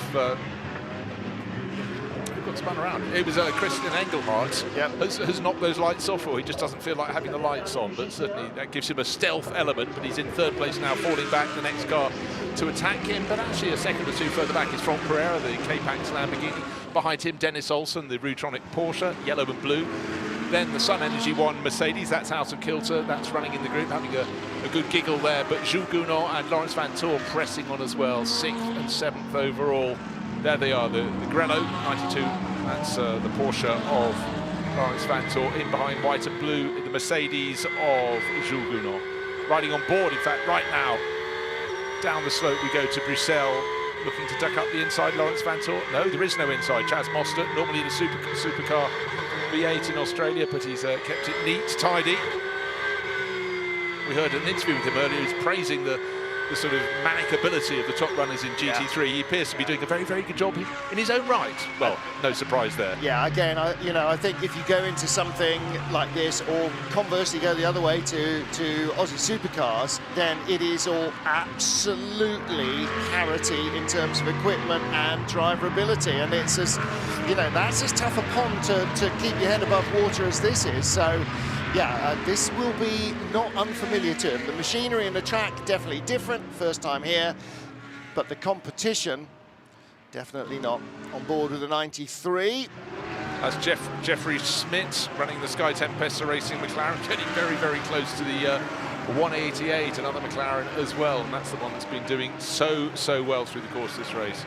Oh, dives down the inside. Yeah, that's the 188, the bronze class leader, as was. That's tumbled right the way down, in fact, to 43rd position. 4 laps. Now, 3 laps down on class lead. What happened to them? I don't know why that has happened. No, I don't either. The car was right out front. Had been all race. Yeah. Miguel Ramos at the wheel of the car now. Did Louis Pret have an incident in it? No. Did Konrad Grunewald have an incident? No, Konrad did a long stint, a lot of it which was behind the safety car, but he did a long stint and was normally sitting in about 14th position, 15th position. And it's fallen right back, and it's in 15th position. The class leader is now in that bronze class, and it's Robert Renauer in the family Herbert Motorsport Porsche. What do we know about GT3? What we know about GT3 is that the cars, the balance of performance between the cars, gives them the same potential at this track, at any track. In which case, why in 3 laps is Mattia Drudi 7.5 seconds clear? That's insane ability to build a gap over a dozen equal machines. Now, understood, most of them are squabbling with each other and therefore compromising their racing. But he made half of that in the first lap away from the safety car. Well, he did. The 2 cars in behind, Lucas Stoltz, who's now dropped back to 3rd position, and Christian Engelhardt. Of course, they tangled from 1st and 2nd, or 2nd and 1st respectively, into La Source. But it wasn't just the fact he got in front, it was the fact he then pulled away so comprehensively. And he's lapping within 1/3 of a second of the fastest lap that car has managed all race. So for Tracer Orange 1, the number 40 Audi, it's looking very good. It's been a great race for Ricardo Fellow, Mattia Drudi and Dennis Marshall. Oh, now rear end damage there on the Sky Tempesta, number 93 McLaren, left rear corner. And in fact, a little bit flappy. One other thing about Mattia Drudi, he just, last lap, 218.4. There are only 2 other cars in the entire field that did a 218 lap. Kelvin van der Linde in 2nd place in the Audi, and the 3rd guy who did a 218 lap was the man who started on pole, because Matteo Cairoli is back in the number 20 bronze category Porsche, and he did a 218.4, so he had the 2nd fastest lap in the race on that last lap. Now, Lucas Stoltz running 3rd in that 777 Team Almanar Mercedes. Could be trouble ahead. He had the contact that spun Christian Engelhardt out of the lead of the race, and team manager of his car and Christian Engelhardt's to race the stewards route immediately. Ray, the contact at turn 1 on the restart. I don't think there's a great deal of surprise there, but I think it may not be nice reading for Lucas Stoltz there, going up the inside, and that's actually very unusual from Luca. And a lot of fans will be going, well, that was cut and dried, he hit him and turned him around, therefore it's a penalty. But it's not always cut and dried when you've got more than one angle. And then also the stewards will have replays from onboards if they're available, but they will also have the data. So the steering angle of the cars, the throttle angle of the cars on that lap, and they can compare them with other laps. So did he brake early and turn in early, trying to shut the door? Did he brake later than he was expected to, and therefore overcommit himself on the inside? You've got the data of both cars and can compare it like for like on previous laps. Okay, that's different because it was away from the restart, so you might have to go away to a few other green flag laps, but you can look at it really quite forensically to try and ascertain whether somebody had a wild lunge or somebody just slammed the door, and that can change the outcome of the investigation. Oh, I mean, there is nowhere to hide. Now, car 88, that's Jules Gounod in 7th place overall. He's requesting, could we have the blue flag, please, to be shown to the Sun Energy 1 Mercedes that's running in front of me, Chaz Mossad on board, because I need to get after the car in front of him, which is the car I'm fighting with, which is Lawrence Vantor, the Manthey EMA Racing Porsche, because the orange Sun Energy 1 Mercedes running at a great pace, but unfortunately for him, that car leading the class, but it's 3 laps down on the car that's sitting in behind. The car that's also a Mercedes, also rather keen to keep going up the track. Lights now being flashed by Jules Gounod as they go up to the chicane. Has the door been left open for him to come through? Yes, it has. He's made the move. Now he can get on the tail of Lawrence Vantor. Yeah, but he'll be the first of many, because the next in the queue is Maxime Martin in the blue and yellow number 46 BMW, and he'll be asking the same question. And so for Chaz, who is not far ahead of Erwan Creed, second in the class in the 888 car, it's important that he doesn't lose too much ground and doesn't have to keep slowing down to let other cars that are, quote, ostensibly quicker but are laps ahead through circumstance and whatever. You know, he doesn't want to give time away, and that's always hard to let a massive queue of cars go by you without surrendering time. I was about to suggest that Lucas Stoltz is being hunted down by Frank Pereira, who are riding on board with the car in one position further behind. And Dennis Olsen, I think, has just made it stick. He's got up through into fourth place. But Lucas Stoltz, bear in mind, his team manager should now be wending his way, or his or her way, towards race control to have words about what happened at turn 1 on the restart. More lights flashing, trying to come up through the order. That was Christopher Haase, car number 11, one of the entries from Come To You, Audi Sport Team Come To You. Remember we saw Maxi Gertz spinning at the restart. He's been in the pits for 10 minutes. All is not good with the 87 Mercedes. So the Acodis ASP machine, that's now plunged down to 43rd out of 53 running cars. Yeah, well, every time the field gets bunched side by side from Pereira, this is the replay, and around the outside into Les Combes goes Dennis Olsen. So just as Frank Pereira in the black and green K-Pax Racing Lamborghini was attacking Lucas Stoltz for third position, he's gone back to fourth, from fourth to fifth. These things happen when you're hunting nose to tail, and particularly up the Kemmel Straight. And it's properly snakes and ladders. If you don't get the move done, somebody else will do. And of course, he's picking up one toe off the car in front. The next car behind him is picking up a double toe, behind him a triple toe, so it concertinas everybody up. Same way you get a little bit of that aerodynamic effect off a truck. These are fast-moving trucks. Okay, so coming into the pits now, was that no? That that's a pit stop anyhow, because well, that's you'll be quite pleased. Oh, how many seconds has he got just under the limit? 20 which is seconds, 19, 18, 17 seal of approval. seconds. That's, I think, the best one yet. That's very good. And bearing in mind that he will have been losing fractions in lap time with those battles, that's very good. That's brave with 9 hours remaining to be within 20 seconds of a penalty. That's brave. That's really showing proper go-for-it attitude. Just looking that front left corner, that's where there's been contact. It caught Christian Engelhardt, spun him around. That one needs to be taped into position. No one appears to be getting the black gaffer tape on that one. Going to have to leave it. And then if there's a full course yellow stop, there might be a new nose going on when it will cost you fractionally less, but it's going to cost you time.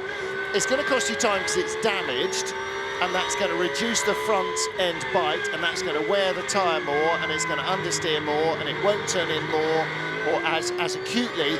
And a lot of the corners here are right-handers because it's a clockwise circuit. So it is going to hurt, but you know you're going to lose time by changing it. So now you've got to mitigate against that by seeing how much time you lose in a full stint by not changing it, and how much the driver complains. Not so long ago, Frank Pereira was attacking. He'd just been past fourth, became fifth. Now he's up to fourth again because, of course, the 777 Mercedes came into the pits. But Lawrence Vantore is now getting onto the tail of the Lamborghini down towards the bottom part of the circuit at Campus Corner. Down they go. There's Dennis Olsen, yellow and blue Rutronic Porsche, then the K-Pax Lamborghini, and then you've suddenly got Gounon and Vantore, or the other way around. Vantore in the green Porsche, Gounon in the white and blue Acodis ASP Mercedes, and then Marco Wittmann getting very feisty in behind him, and Christopher Haase is the line. And then the blue and yellow, that's Maxime Martin. A breath back to Danny Juncadella.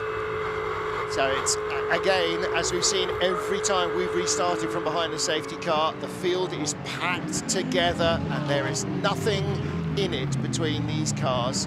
It's just proper give and take. Chas Mostert is the man out of sequence there in that orange sort of fireburst front Mercedes. Mostert down in 34th place, leading in the Pro-Am category, and undoubtedly finding a little bit more pace by running with these guys than he might have done by not running with them, because they're using absolutely the perfect line, and he will be learning that and brushing up on that. Yeah, but a lot of the cars behind, they're putting in their requests to race control, wave the blue flags at Chaz Mostert, looking on board, looking backwards from the 88 Jules Gounon driven BMW, Mercedes, and he's got the BMW Marco Wittmann coming closer and closer. If you want me, you've got to go for the outside. The door is not open. Go round the long way, big boy. Let's see what you've got. Even as I was thinking about it, and Gemma Scott messages me to say that the damaged radiator from contact with the 87 car, Maxi Goertz, it will be retired, she said. I look at the timing screen, it has been retired. So Maxi Goertz out, the 87 Mercedes, and that was, well, it came into the pits in 43rd, and it is now out of the race. So we now have 52 running cars. So the rate of attrition is dropping a little as daylight arrives, as is often the case. Nighttime tends to be, Saturday night's all right for fighting, and it tends to claim the odd victim. On board again with the Rover Racing BMW, this is Marco Wittmann. Jules Gounon right in front in the 88 Mercedes, and right behind Wittmann, well, 9/10 back, Christopher Haase. So there is Gounon, right behind him, Marco Wittmann. And then just that breath back behind Chaz Mostert, in fact, and that's why the gap's opening up a little bit to Christopher Haase, because Haase is not directly on the tail of this BMW. The next car in the queue is Chaz Mostert. So, again, I'm afraid they will be on the phone to race control going, come on, let him get through. So it won't be a phone, it'll be on the Discord channel or something a bit more modern than trying to call on a telephone. So let's have a look. Who's leading the Silver Cup class? Haven't checked that for a while, and it's 99. It's Lorenzo Patrese. They've been in the lead of that class on and off quite a lot in the last 5 or 6 hours. That's Tracer Orange 1. Bear in mind, sister car from the team is leading the race outright. That's Matteo Drudi. So very, very good for the Italian Audi crews. Now, what is going to happen to the 88 Mercedes? It's been a car that's led the race in the hands of Raffaele Marcello. It's worked its way from outside the top 20 after that jumbled up qualifying, and really should have been in the mix. It decided to run a different tactic and not come in and serve its pit stop about a couple of hours ago. It seemed to brazen it out. It's trying to equalise it. It's running in 6th place at the moment, but he's 20 seconds off the pace. But again, that's Matteo Drudi. He got 7 seconds clear very quickly, having gone from 3rd to 1st on the restart. He's 9.2 seconds clear. Keeps creeping away, doesn't he? Just doing the job. These seconds are very, very important. Yeah, absolutely are. Now, I was waiting to see if the timing screen would update while you were talking about the silver class, and it didn't, but the distance between Patrese leading in silver and Sam de Jonge second in silver, 3.8 seconds. Glenn van Berlo third in silver, 8.5 seconds further back. So it is a very tight battle. There's Patrese, there's de Jonge, there's van Berlo.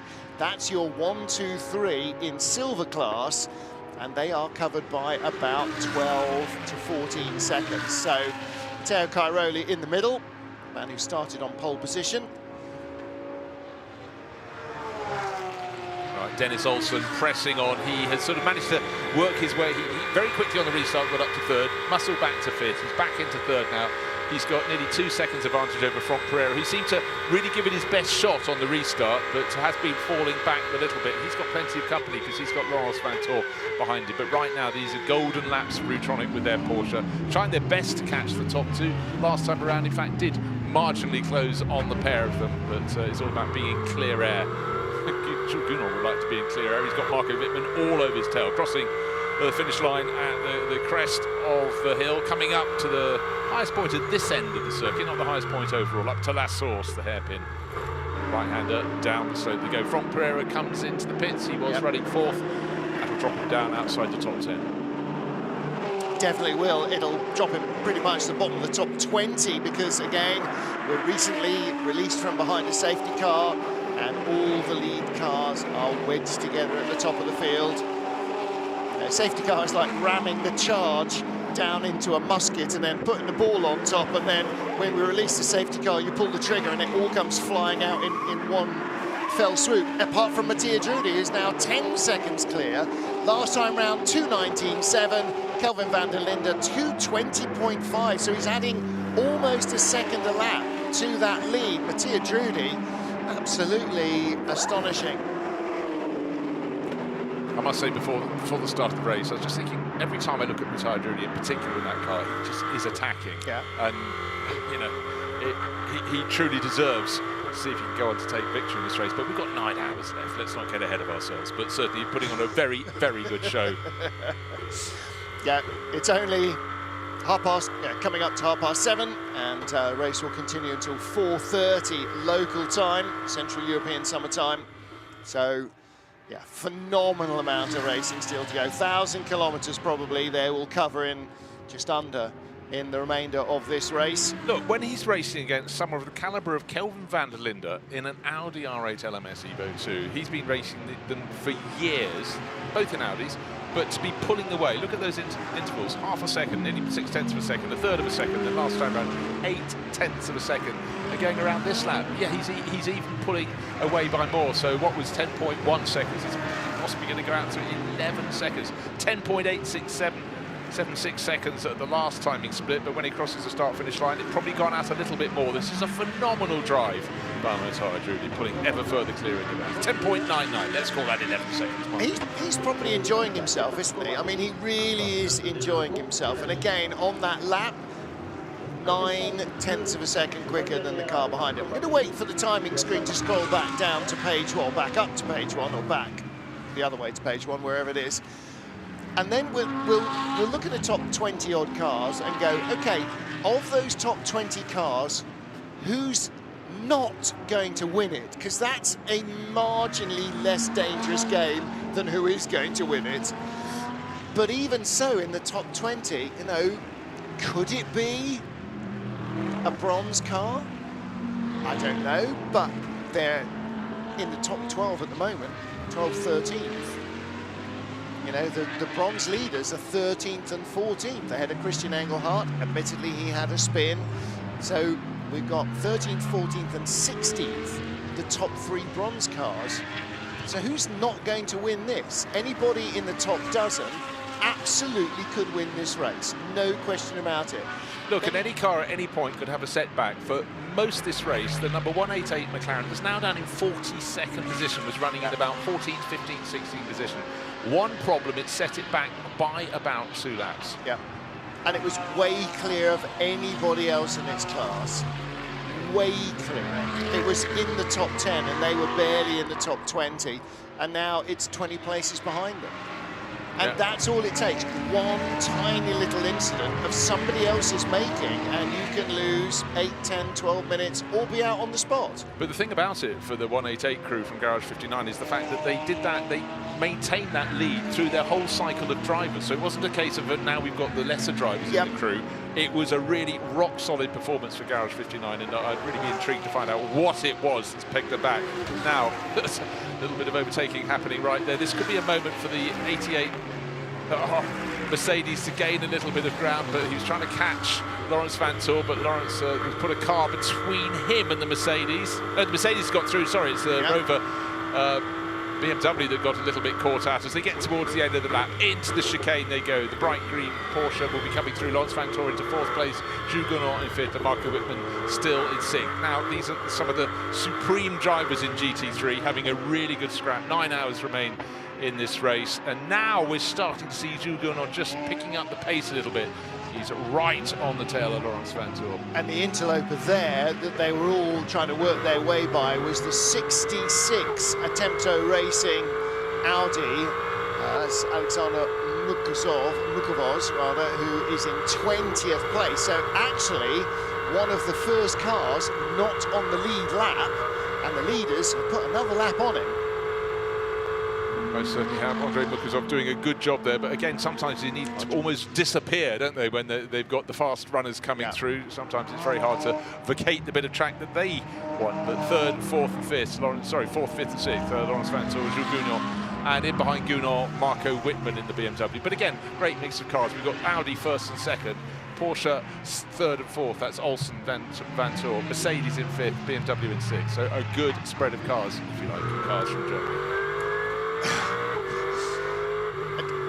We've been saying all the way through that all these cars are in one class. This is the first time in the race that I can think of that one driver in one car has appeared to be in GT3 Plus. And that's Mattia Drudi, and every lap he is adding a second to his lead. Actually, that's not true. In this last lap, he barely added half a second to his lead, but they're still not catching him, and he's still adding time to the lead. And again, I don't know whether he's had breakfast and if he has, what he had for breakfast, but how is it that he can be continually pulling away from the likes of Kelvin van der Linde and Dennis Olsen and Lawrence Vanthoor and Jules Gonin, none of whom are rank amateurs, at the rate that he has? I mean, getting the drop and getting a second or two away after that collision on the first lap, okay, that's one thing, but just continuing to run away, that's an entirely different thing. Yeah, these guys are battling. Here's Gunnar right behind Vanthoor.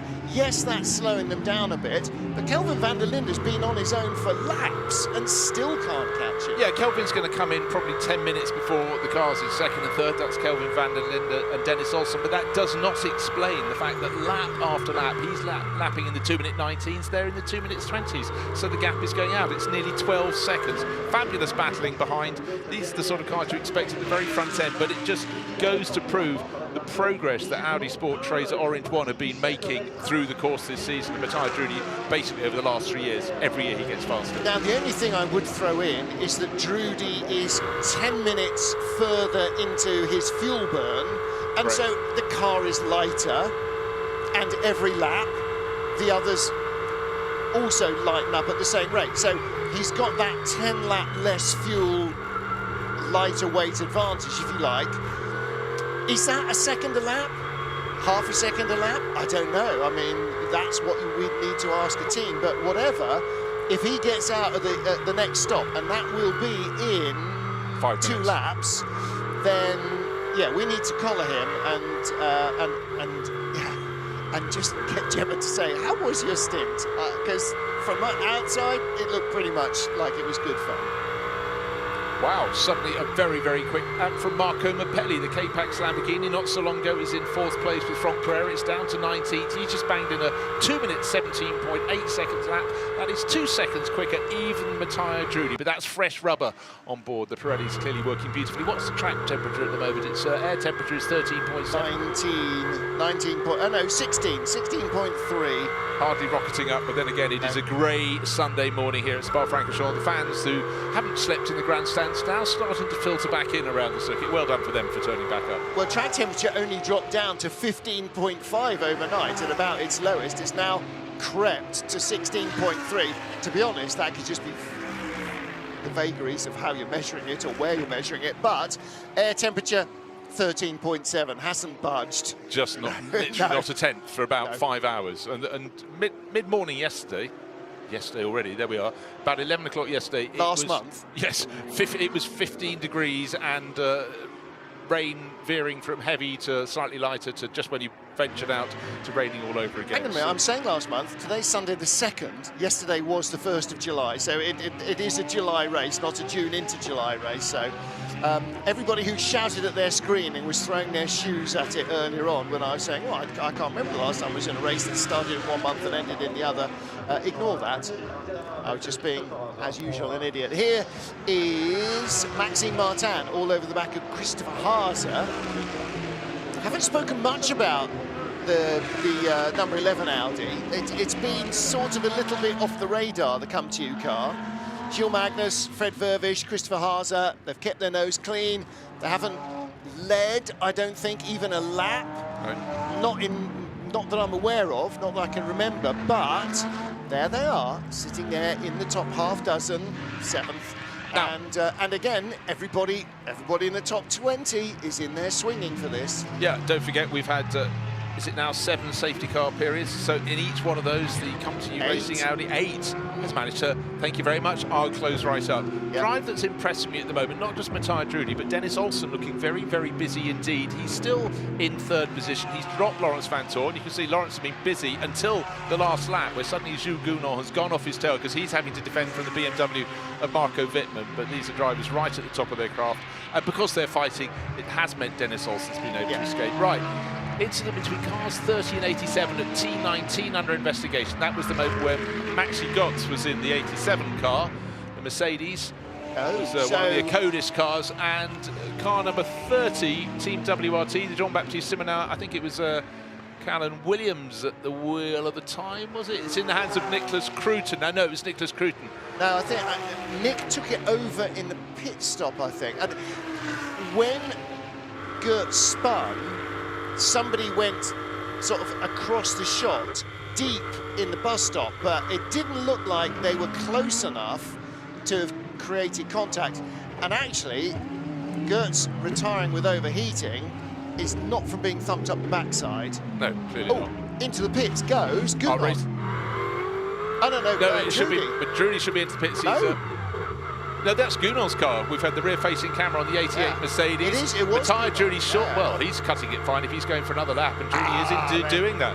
They're doing it perfectly. Yeah, Gounon in. Right, which of these cars in the replay has got a moment in? It's the Lamborghini going around. Will it hit the pit wall or the wall at the top of the pit lane? No, it didn't somehow. That's the Vincenzo Sospiri Racing Lamborghini. It's just not been Lamborghini's race, has it, in the 24 hours? As such, no. The top Lamborghini is now Glenn Van Berlo in 20. No, beg your pardon, Marco Mappelli in 19th place. Oh, that makes it so much better reading, not 23rd. They have got a Lamborghini in the top 20, and 2 Ferraris actually now, because Daniel Serra, somehow or other, is 10th. It's the highest we've had a Ferrari for quite a while. Yep.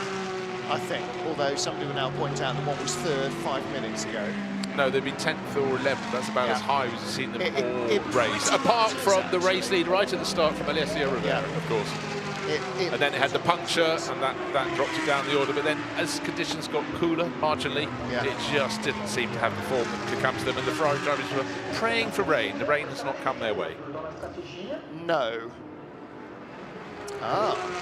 Right rear puncture, we're being told, for the 88 car. It is in out of sync.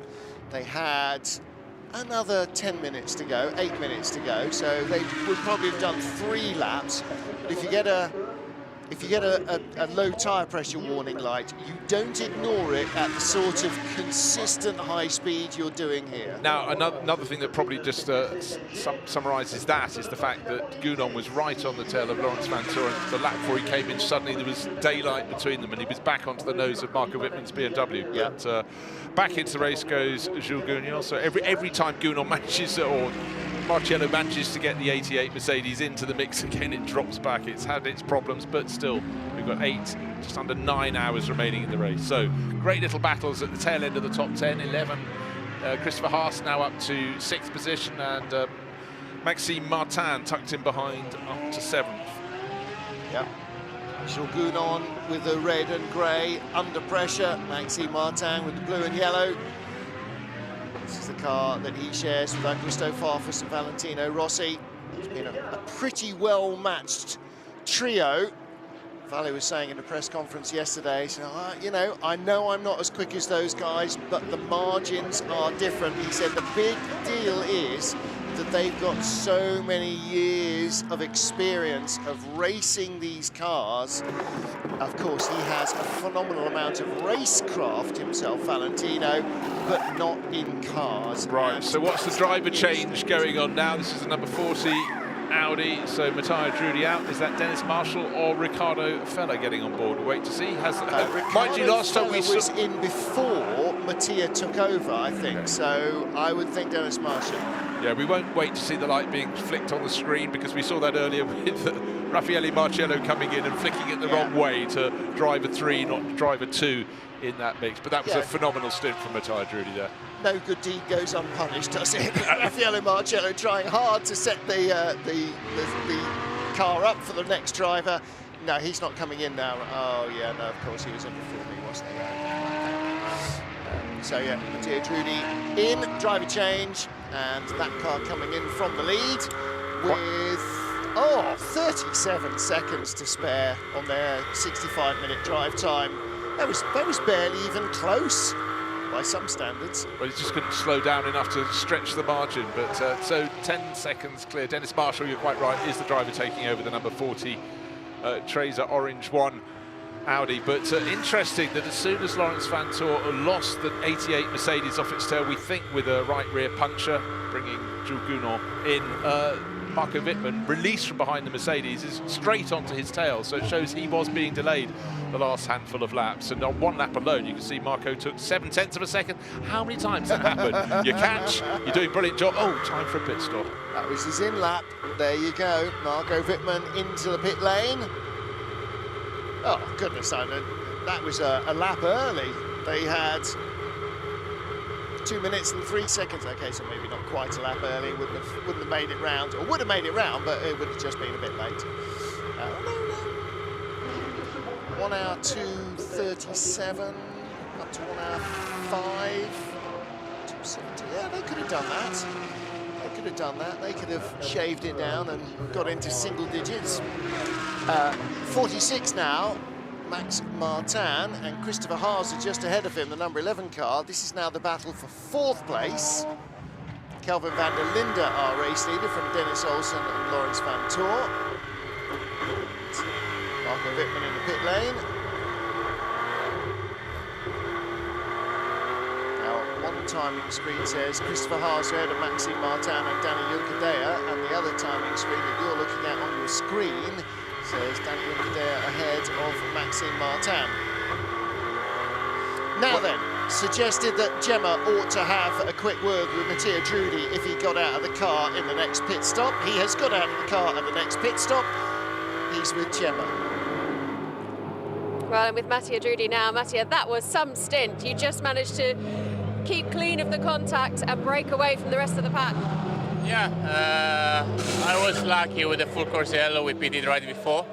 Maybe it was not the best for the strategy, but we had new tires, so I was able to push. I was also lucky with the contact of Luca and Christian in front, so I had clean track. I was able to use properly the new tires, and I pulled quite a big gap. So seems like during the day our car works better than the night. Well, that bodes well for now then, since we are back into daytime. Yeah, I mean, yesterday during the day we were really competitive. This night we struggled a bit more with the pace when the temperature were lower. Now it seems again better, so it should be better going on to the end of the race. Go get some rest. Thanks very much, Matteo. Thank you. Well, I wonder how much of that is the way that the car balance has been set up with the drivers, how much is the tyre pressures that the team are using in the slightly cooler conditions during the night. Maybe they just were erring a little low on tyre pressure, and maybe now that's, I mean, the track temperature has barely varied. It's now up to 16, so it's actually about a degree, maybe 2 warmer than it was in the middle of the night. Not sure that's enough to make the difference. Maybe it's actually just visibility. Get out of the way, says Maxime Martin. Christopher Haas right in front of him. Max stops at the final garage in the Formula 1 pit lane. Look, when you're Spa royalty, as the Martins are, generations of them have won here. Father, uncle, Maxime, get out of the way. Quite right. I was just wondering whether another Max is going to be stopping there in a few weeks in Formula 1, whether that's going to be the Red Bull garage for Verstappen, because that's the last one in the pit lane. And that means it is quite sharp to get out of there, though. You saw the concrete wall just in front. I don't know. Remember where they stopped last. So one Audi out of the lead of the race, and that was for the pit stop from Matteo Drudi, handing over to Dennis Marshall. But leading the race now, another Audi, Kelvin van der Linde. This is a car that has been consistently in the top 6, but normally in the top 3, and he's pushing on very hard indeed. But he will be in the pits probably next time around. And likewise, Dennis Olsen is on that same stint length. He'll be in either this time or next time from second place in the Rutronic Racing Porsche. And then it will be all change. But who's going to go back into the lead of the race? You have to feel it's going to be that number 40 Audi, because it was sitting, what, 10 plus, no, about 13 seconds clear in the lead, while everyone else shuffles through the pit stop shortly, not immediately back into the lead of the race, but almost everybody, because on that timing tower, Van der Linde and Olsen stay out at least for this lap, but behind them, Estra, Haase, Martin are in. Junkerdea and Gamble. Gamble must come in at the end of this lap. Junkerdea maybe one more. Fuoco's in from 8th, Nick Kruyten in from 9th, Robert Renauer, he's got another 4 or 5 minutes maybe in 10th place, and then Christian Engelhardt in 11th. But yeah, has Dennis Marshall got enough to jump right back to the top of the pile? It's possible that they might. And we've just got a very slight stagger on these pit stops, maybe a spread of about 3 laps for most of the top 20, and of course that long 2-hour period of full course yellow followed by the safety car just before we got into daylight, that allowed everybody to get themselves back into sync. Martin, and end that with as much fuel as they could carry. It's the smallest stagger we've had since the start of the race. Remember, we had a few cars that started on groove tyres. They came in to change the slicks. They were out of kilter, but the fact it is probably only a 2, possibly a 3-lap span. It's closed it right in, and of course this might have been an opportunity for the 88 Akonis ASP Mercedes to gain ground, but what we thought was a slow puncture, that's dropped Jules Gounon down to 18th position. He'll rise a little bit, but just as you're getting back into the mix, you've undone the tactic that didn't work by not pitting, you get a problem like that. That's just tough. And look, those are the things that separate you from victory. If it's going to be your race, then you get that break and nothing goes wrong, and suddenly you're right in the mix. When you get the break and you're back in it, and then you pick up a puncture and you're back out of it again, you sort of start to get a feeling, looking at a car, okay, it's not their day. It's not going to be them. It doesn't mean that it can't be. It doesn't mean that they're not going to keep trying for it until they're past the checkered flag. But if those little bits of luck go against you, even when Lady Luck has given you back the chance that you squandered, then you pick up a puncture, then you start to look at them and go, okay, maybe it's not them, maybe it's not. But again, you look at this tight battle and how close these cars are together, and you're looking here at Gounon, Wittmann, Estra. Kelvin van der Linde is in the pits. Lauren Heinrich is now at the wheel of the 96 Porsche. He has left the pit lane. So van der Linde, 64 minutes and 12 seconds. I mean, that's a lot of fat left on that motor. Not enough for another lap, obviously, but worked well. So Kelvin van der Linde in the lead Audi. Marco Wittmann has just picked off Jules Gounon. Gounon going back another position, but so that's the order they were in before the pit stop, the early pit stop for that tyre change. The 88 Mercedes. And I was just waiting the 13 seconds before Danny Junkerdea came past, or didn't come past. He didn't come past. He's in the pits. Tom Gamble's in the pits. Anchan Juven's just left. Robert Renauer will do... I don't think he will do another lap. I think Renauer will have to come in this lap. Lon Heinrich's just left. Anchan Juven's just left. 93 has got to come in this lap. Marshall's just left. How about... Bayard. Now that is going to be interesting. The 21 Come To You Racing Audi of Nicolas Bayard, who shares with Maxime Soulet and Max Hofer. That's a little bit out of sync with everybody else. They're in 7th place, but they won't need to stop for another 20 minutes. So that 15 minutes. So that should see the car that's currently in 7th, the number 21 Audi, into the top 3 maybe? Because everybody around them or in front of them is stopping, and they don't need to just yet. More than 15 hours into the race, and the racing is still exquisite between the various manufacturers. BMW, Marco Wittmann just going up another position. He just picked off the Lamborghini. That's Marco Mappelli, who's working his way up the order. He's right behind Kevin Estre, getting quite tail happy in that bright green Manthey EMA Porsche. Not close enough to make a move there. And in behind the Rutronic Porsche and the 88 Acodis ASP Mercedes. This is into Nissan, into Mark battling of the very best. Look, nose to tail could always be the opening lap of the race. Yes, exactly so. And again, you know, the excuse me, with the new safety car regulations, that removes all of the non-pro class cars from the clump and puts them all together further back in the safety car queue, the wave by.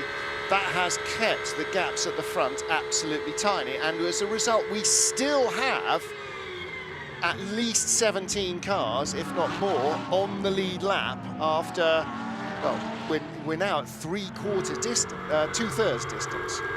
Can't count. So nearly 16 hours.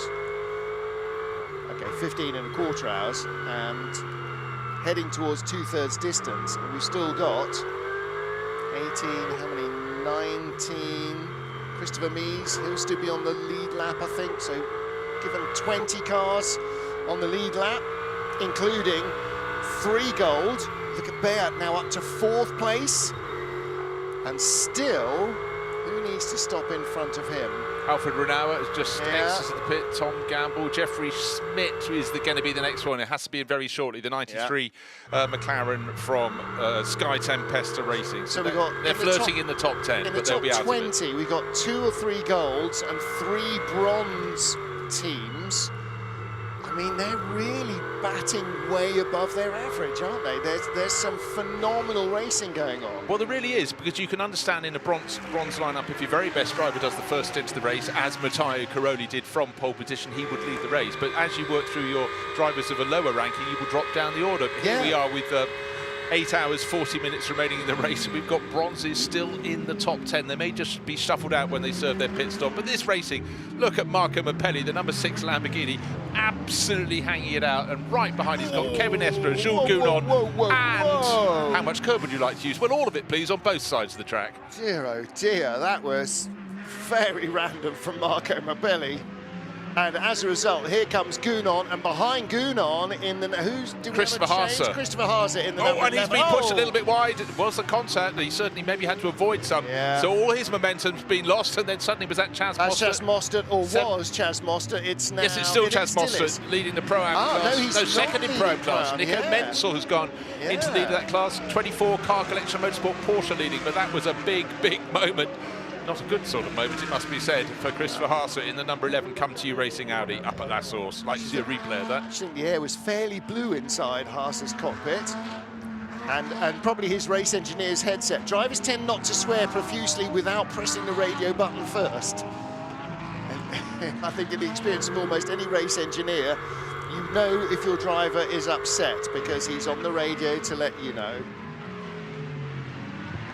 So Jules Gounon, next driver, attacking Marco Mappelli. Got very, very interesting up the start-finish straight last time around. And the driver who lost out was the driver who's trying to get in on the mix. It was Christopher Haase. David Addison has just come into the back of the commentary box. He has no idea that you jinxed the race for just over 2 hours overnight. He does have an idea. He's looking very happy indeed. He's done it again. Race leader into the pit lane, Eddie Cheever III. Chalk that one up. And that is coming in from a bronze class car, leading the race. 8 hours, 40 minutes remaining, slightly less than that. But the pit stop will be served. It will drop it outside the top 10, but it just goes back to what we were talking about. The Sky Tempesta McLaren, Eddie Cheever brought it in as the race leader. He's now stayed in the car and headed back out. So, and again now, it's the number 40 car that does shuffle back to the top. Nicky Thiem in second, Marco Wittmann in third. Gold car in 4th place, Nicola Beat. A second gold car in 13th, Tom Gamble. Niklas Kruyten, a 3rd gold car in the top 20. 3 bronzes in the top 20. I mean, this is ridiculously competitive racing from all of these teams. Except, I'm going to lob one in here. Before the pit stops, we had Matthias Drudy pulling clear, hand over fist. After the pit stops, nearly 21 seconds is the gap between first and second. Everyone else is trading in tenths of a second, but now Nicky Tim, and he didn't do a bad job in the first stage, the early stages of the race, is into that second place Audi, car number 17, that's run so strongly for Shearer Sport PHX. Let's see what he can do, but Dennis Marshall settling down very nicely in the number 40 Audi, in the lead of the race for the Orange One Trésor team. He is, but he's about 2 seconds a lap slower than Matthias Drudy was going. And it's not going to be the end of the stint before they've caught him. It's going to be midway through the stint. Well, let's see how he settles down. Now, little drops of rain up on some camera lenses at the top of the hill, but we're going to have a replay of what happened when Christopher Haase got shoved wide. That'll be coming up. It's very busy racing in behind. But we had that moment where the field closed up. Right, let's take a look. Jules Gounon was trying to go one side of Marco Mappelli and was left with very little space on the track, and not on the track at all was the Audi, not considered in that option. It was one driver trying to overtake another. Yeah, Haase trying to find a way round and then running out of road. In the pits is Gemma Scott, and she has caught up with Kelvin van der Linde. Let's hear from him now. Kelvin, we've just seen a replay of that little moment with Jules Gounon on track there, and we were talking ourselves and saying how things are just a lottery out there. Yeah, it's madness out there. It's a really high-paced race. I have to say, every lap really counts, and you see some stints, you get a good tire set, you get the tire pressure, you get the tire temperature right, and you're flying. Sometimes you're off the back, you're struggling, you're in the pack fighting. So it's really been a high-paced race. We're going to focus on making no mistakes, and yeah, we're looking in a good spot. You guys have been consistently strong throughout the hours that have run so far. We've got 8.5 to go. Are you feeling confident? We are, but there's so many strong cars. It's so hard to really pick someone that you're going to fight with at the end. So we're going to try avoid penalties for track limits, try and avoid any mistakes on the team side. It's been faultless so far. I don't want to jinx it, but they've done a mega job. So really proud of the whole team, especially for an entry that hasn't done the full season. So it's a lot of things to get on top of. But yeah, the teammates as well doing a great job out there. So I'm excited for the finish. I think it's going to be great for the fans. So yeah, hopefully it's going to be exciting. And hopefully we end up on top. Absolutely. Thanks very much, Kelvin. Speak to you later. Thank you. Right, you were absolutely on it there, Martin. You pointed out that Nicky Tim was taking 2 seconds off the race leader, Dennis Marshall, in one lap. He's gone and done it on the next lap. So the gap's come down from over 20 seconds to under 19, and it continues to come down. So no wonder there was a very happy expression on the face of Kelvin van der Linde, teammate to Nicky Tim in that car that's second and closing in on the race lead. Nicky Tim's helmet bears the motto on the back, go hard or go home. I don't think he's in the mood to go home just yet. Sprinkles on the camera lens and on the windscreens of the car. That suggests to me that if it's going to be rain, carnage and barrier repairs, it might be time to hand over to David Addison. Well, we've gone hard, so can we go home? Not yet, we're enjoying it enormously, no. but we will phase ourselves out, because when you've got the day crew coming back in, champing at the bit. The part-timers. The people smelling of cologne and sleep. And wearing their second shirt. whose feet are in the same room as them, and they're not feeling repelled by them yet either. It's been a fantastic night, and you know, still we're only just getting towards 2/3 distance. Again, we talked about this half an hour ago. Look at the top 20 when it comes back on. Pick a winner. You may as well just be closing your eyes and throwing your dart in a dartboard, because you're as likely to do that as you are to pick a winner out of this. And genuinely, we might get a situation where a bronze or a gold team win overall, because of the way that the safety cars work and because of the way that the full course yellows have worked. You could just luck in with absolutely the right fuel to make it as everybody else peels into the pit lane in the last 10 minutes. Wouldn't be the first time, won't be the last. Happened at Le Mans just a month ago, and it could easily happen here. Look, we have the situation that the record number of finishes on the lead lap since we've had GT3 regulations is 8. Yeah. That happened 2020 and last year. We've got 20 cars on the lead lap. Yes, we've got 8.5 hours still to go, But it's not just there on the lead lap. They have closed in because of the safety car situations. They've almost got back onto the same pit sequence, which again makes it far, far more exciting. And yet we still see cars who've had a little problem, maybe a puncture here or there, and they're still in the mix. Yeah, it makes it harder to escape. It makes it harder to stay away, and it keeps it competitive. And we did say this earlier on, that all the records of most finishers and all of that, that's got to go, because the whole rule set surrounding safety car has completely changed that. It may be that actually next year we get more than 20 cars on the lead lap, maybe that we get less, but it's certainly going to completely change that balance compared to years gone by, where nobody got laps back and the fields weren't separated to keep the front runners at the front. Yeah, but we still have, what, the top 10 cars, top 12 cars covered by 40 seconds. And as the race leader, Dennis Marshall, is trying to pick up the pace, but it's actually going the other way for him at the moment, the young German. That is going to close right down, because the cars second, third, fourth, fifth, the rest of the top 10 are all catching the race leaders, so that interval will come down. Well, now for Dennis, on the last lap, in his defence, he did catch a couple of back markers, had to make his way past them. He's not going to catch any now until he gets up to the 888 car, and that will be another 2 or 3 laps before he catches Arthur Rougier. So he's got quite a lot of clear road in front of him, and no one behind him that he can see that's even remotely concerning him in his race. So now he can get his head down and really try and, I mean, it's a tall order, match a fired-up Nicky team for pace, but he's got to try, because he's been handed a big advantage and he wants to carry as much of it to the end of the stint as he can. OK, Martin, I think we've now set the stage for the day crew who are itching to come back in. And I'm going to step out, you'll step out very shortly. So welcome back to David Addison, who'll join you in the box. Yeah, so for Dennis Marshall, out of La Source, he's got clear air in front of him and plenty still of racing to do. 8.5 hours. It is now 8 a.m. Central European summertime. We will race here until 4:30 local. So let's have a little recap for those of you who may have nodded off for a minute or two despite the frantic pace of this race.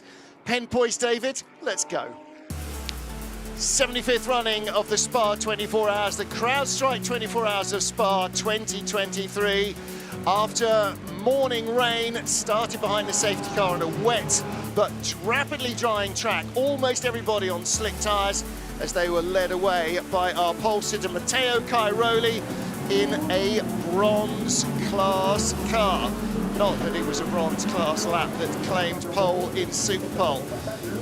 Alessio Rivera, best of the pro cars, the Ferrari in second place, and it looked strong at the beginning of the race, but early on, pre-race even, Ferrari was suggesting maybe they needed rain and quite a lot of it to feature well.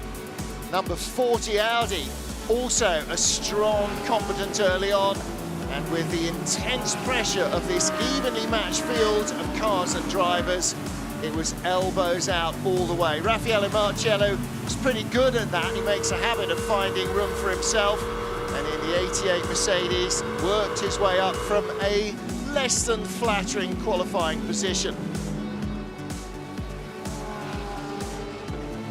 As the battles continued through all of our categories, there was trouble for the BMWs trying to work their way up to the top of the pile. It's been a good race so far for the Munich crews.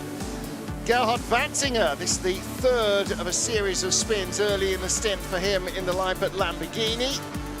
That car losing ground as a result, but not as badly as the Grasser Lamborghini, the 63 car, one of the fancied front runners. Brake problems cost them a chance in the race very early on. Alessio Rivera leading in a 51 Ferrari. Ferrari looking for a second 24-hour win less than a month after winning Le Mans for the first time in 5 decades. Mattia Drudi moving up the order in the 40 Audi, up into second spot.